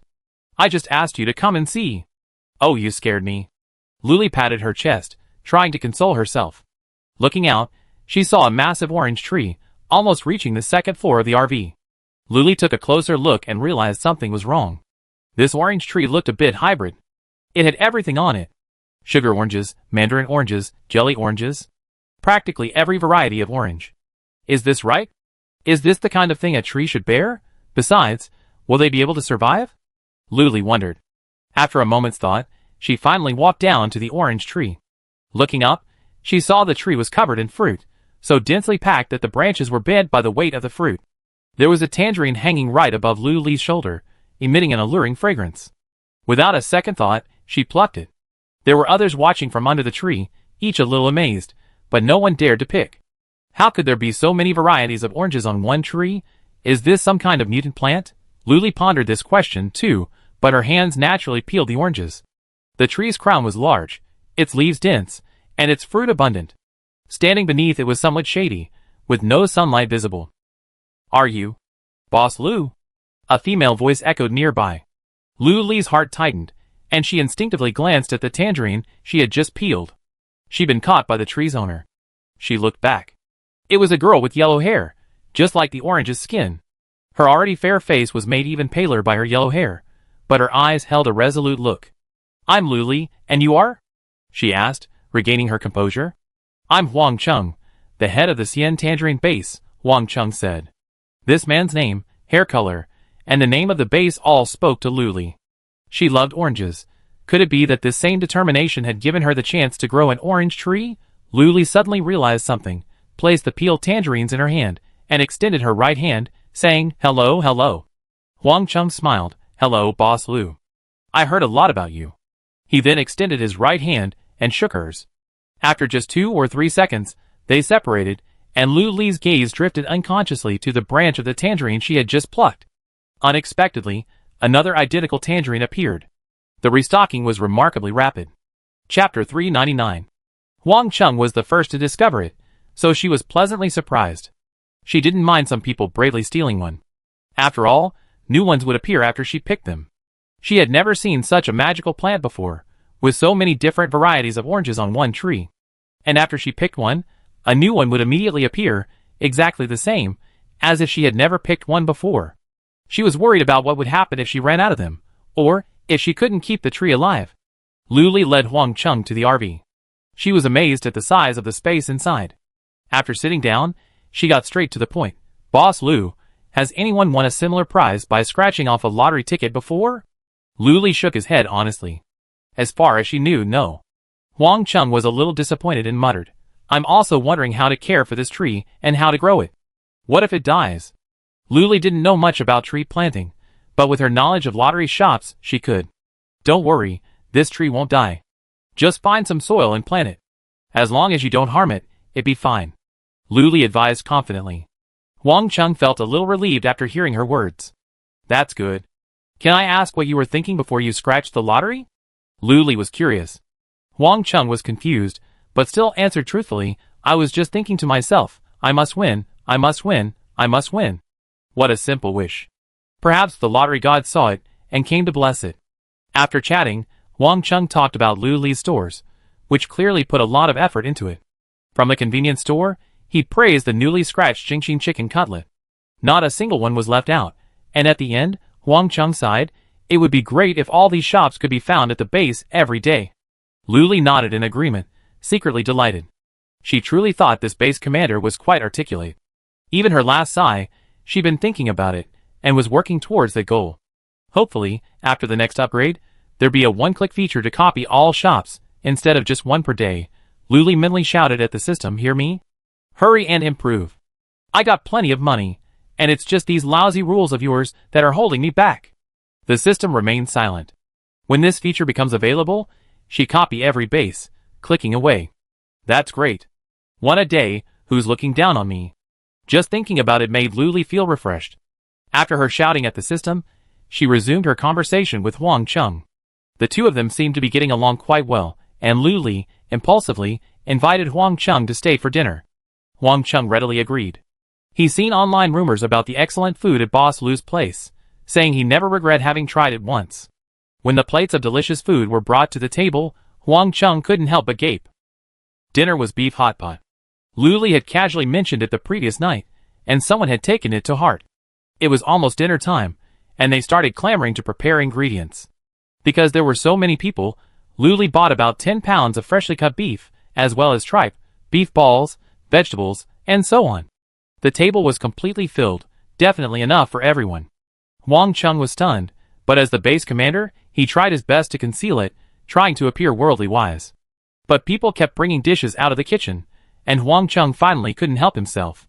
I quietly asked Lu Xinru, at the hot pot restaurant, "Do you usually eat like this?" Lu Xinru and Lu Li had been together for so long that she wasn't surprised. She said naturally, "Yes, it's like this. We're all adults, busy and tired during the day, so we eat a lot." Wang Chung swallowed. It was obvious that everyone had a big appetite, and Lu Li didn't hide it. He always let everyone eat as much as they wanted. Finally, it was time to eat, and Wang Cheng's stomach had been growling for several rounds. Freshly cut beef must be eaten immediately after being cooked. It can't stay in the pot for too long. There were 3 pots in total, each with a large colander. First, place the beef on the colander, then lower it into the pot. Stir for about 10 seconds, then remove it. The beef would remain on the pot, bubbling with steam to prevent it from cooling too quickly. Mounds of delicious beef were placed generously on the colander. Anyone who wants to eat, help themselves. Lu Li unceremoniously took a chopstickful of beef and dipped it into her special dipping sauce. He devoured it with a roar. It was delicious, absolutely delicious. Each piece of beef was incredibly fresh, coated in the sauce, yet you could still taste the beef's subtle milky aroma. Ah!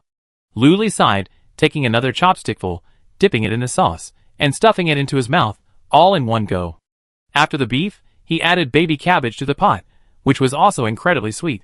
Wang Chung, having heard Lu Li's words before the meal, "Eat as much as you can, eat to your heart's content," didn't hesitate at all. He ate so much that he didn't even want to lift his head, nor did he listen to the others' conversation. All he could think about was eating. He also thought, "If I miss this village, I never see this place again." He had to eat like crazy. After finishing the meal, Wang Chung felt full for the first time in a long time. Even when her body warned her otherwise, Wang Chung was reluctant to put down her chopsticks. After a short rest, feeling less full, she resumed stuffing her mouth with beef. Her appearance didn't stand out, and everyone else ate intently, only occasionally chatting. After finishing, Wang Chung sat back in her chair, somewhat reluctant to move. Who could understand this feeling of being completely stuffed? It had been ages, since I felt it. Seeing everyone begin to clear their bowls and chopsticks, Wang Chung leaned against the back of her chair and tried to stand up to help. Lu Li couldn't help but laugh at her, saying, "What's wrong? Are you too full?" Wang Chung pursed her lips, expecting Lu Li to mock her and bracing herself for it. But she said, "If you're full, sit down and rest for a while. Don't wander around.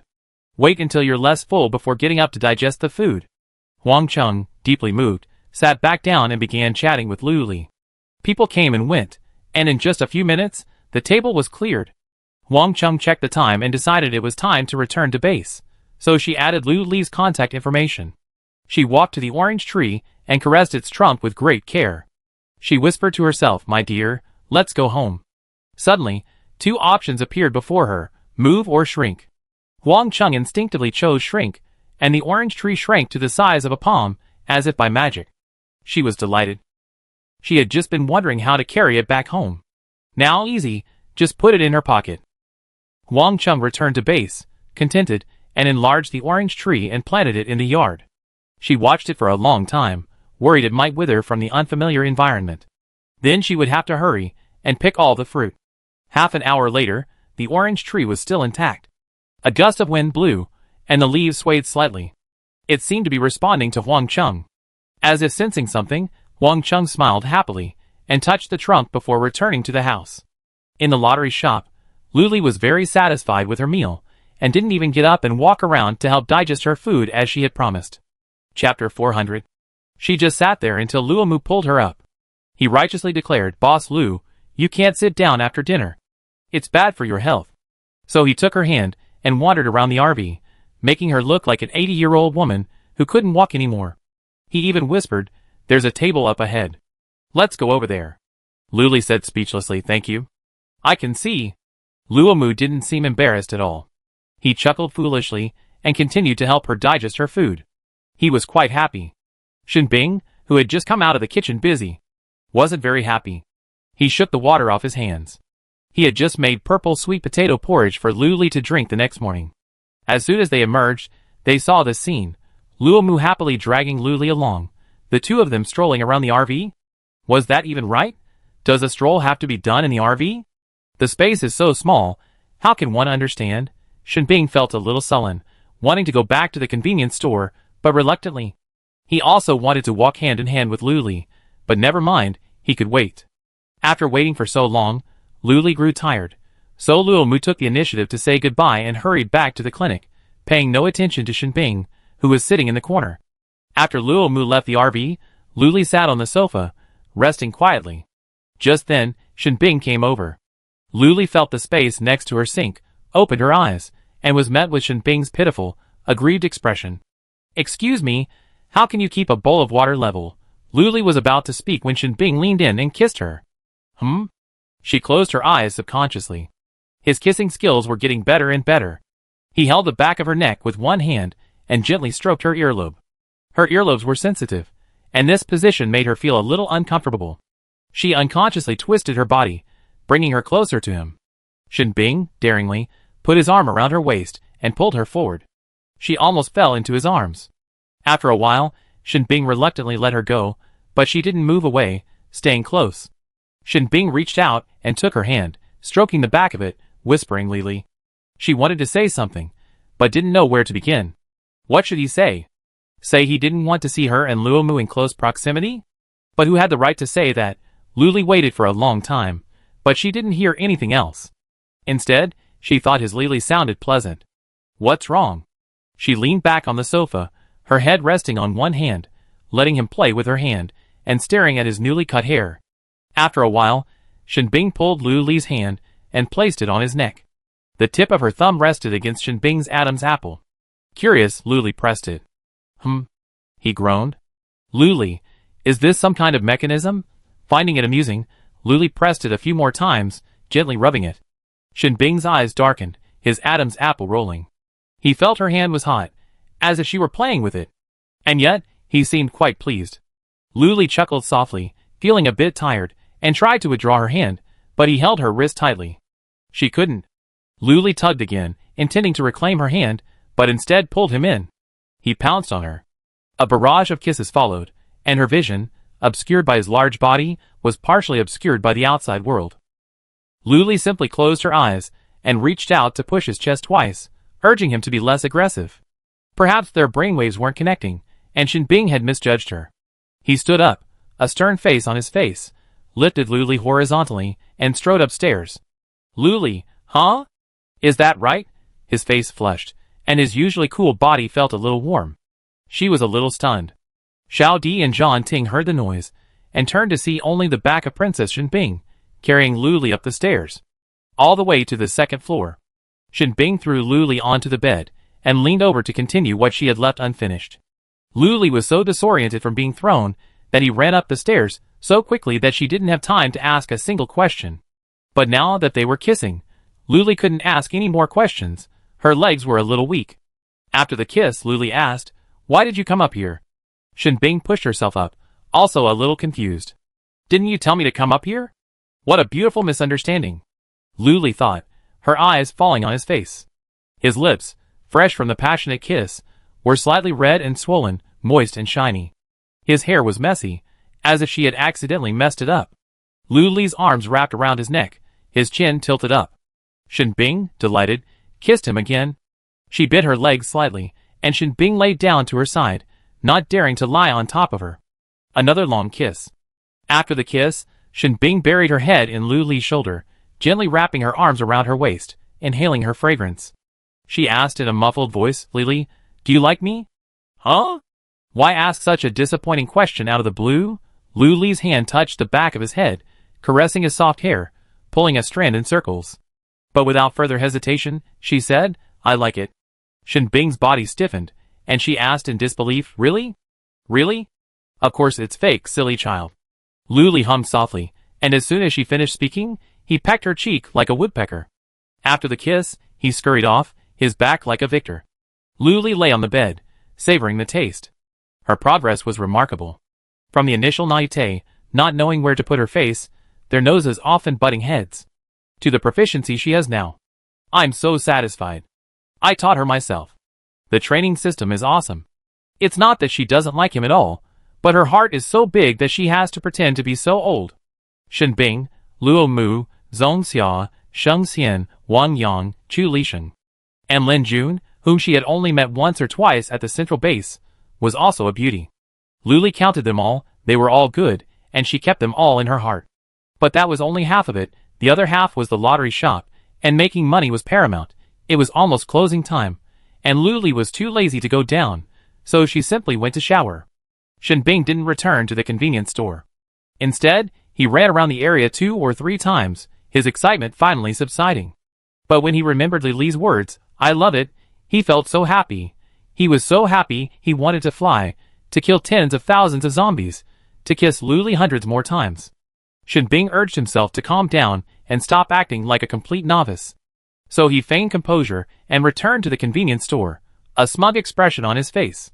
He even walked past the clinic entrance and made eye contact with Luo Mu behind the cashier. Luo Mu followed his gaze, perplexed, then looked away, only to think something was wrong. Under what circumstances would Shenbing be so arrogant? After thinking about this, Luo Mu couldn't sit still anymore and paced around the cashier several times in anger.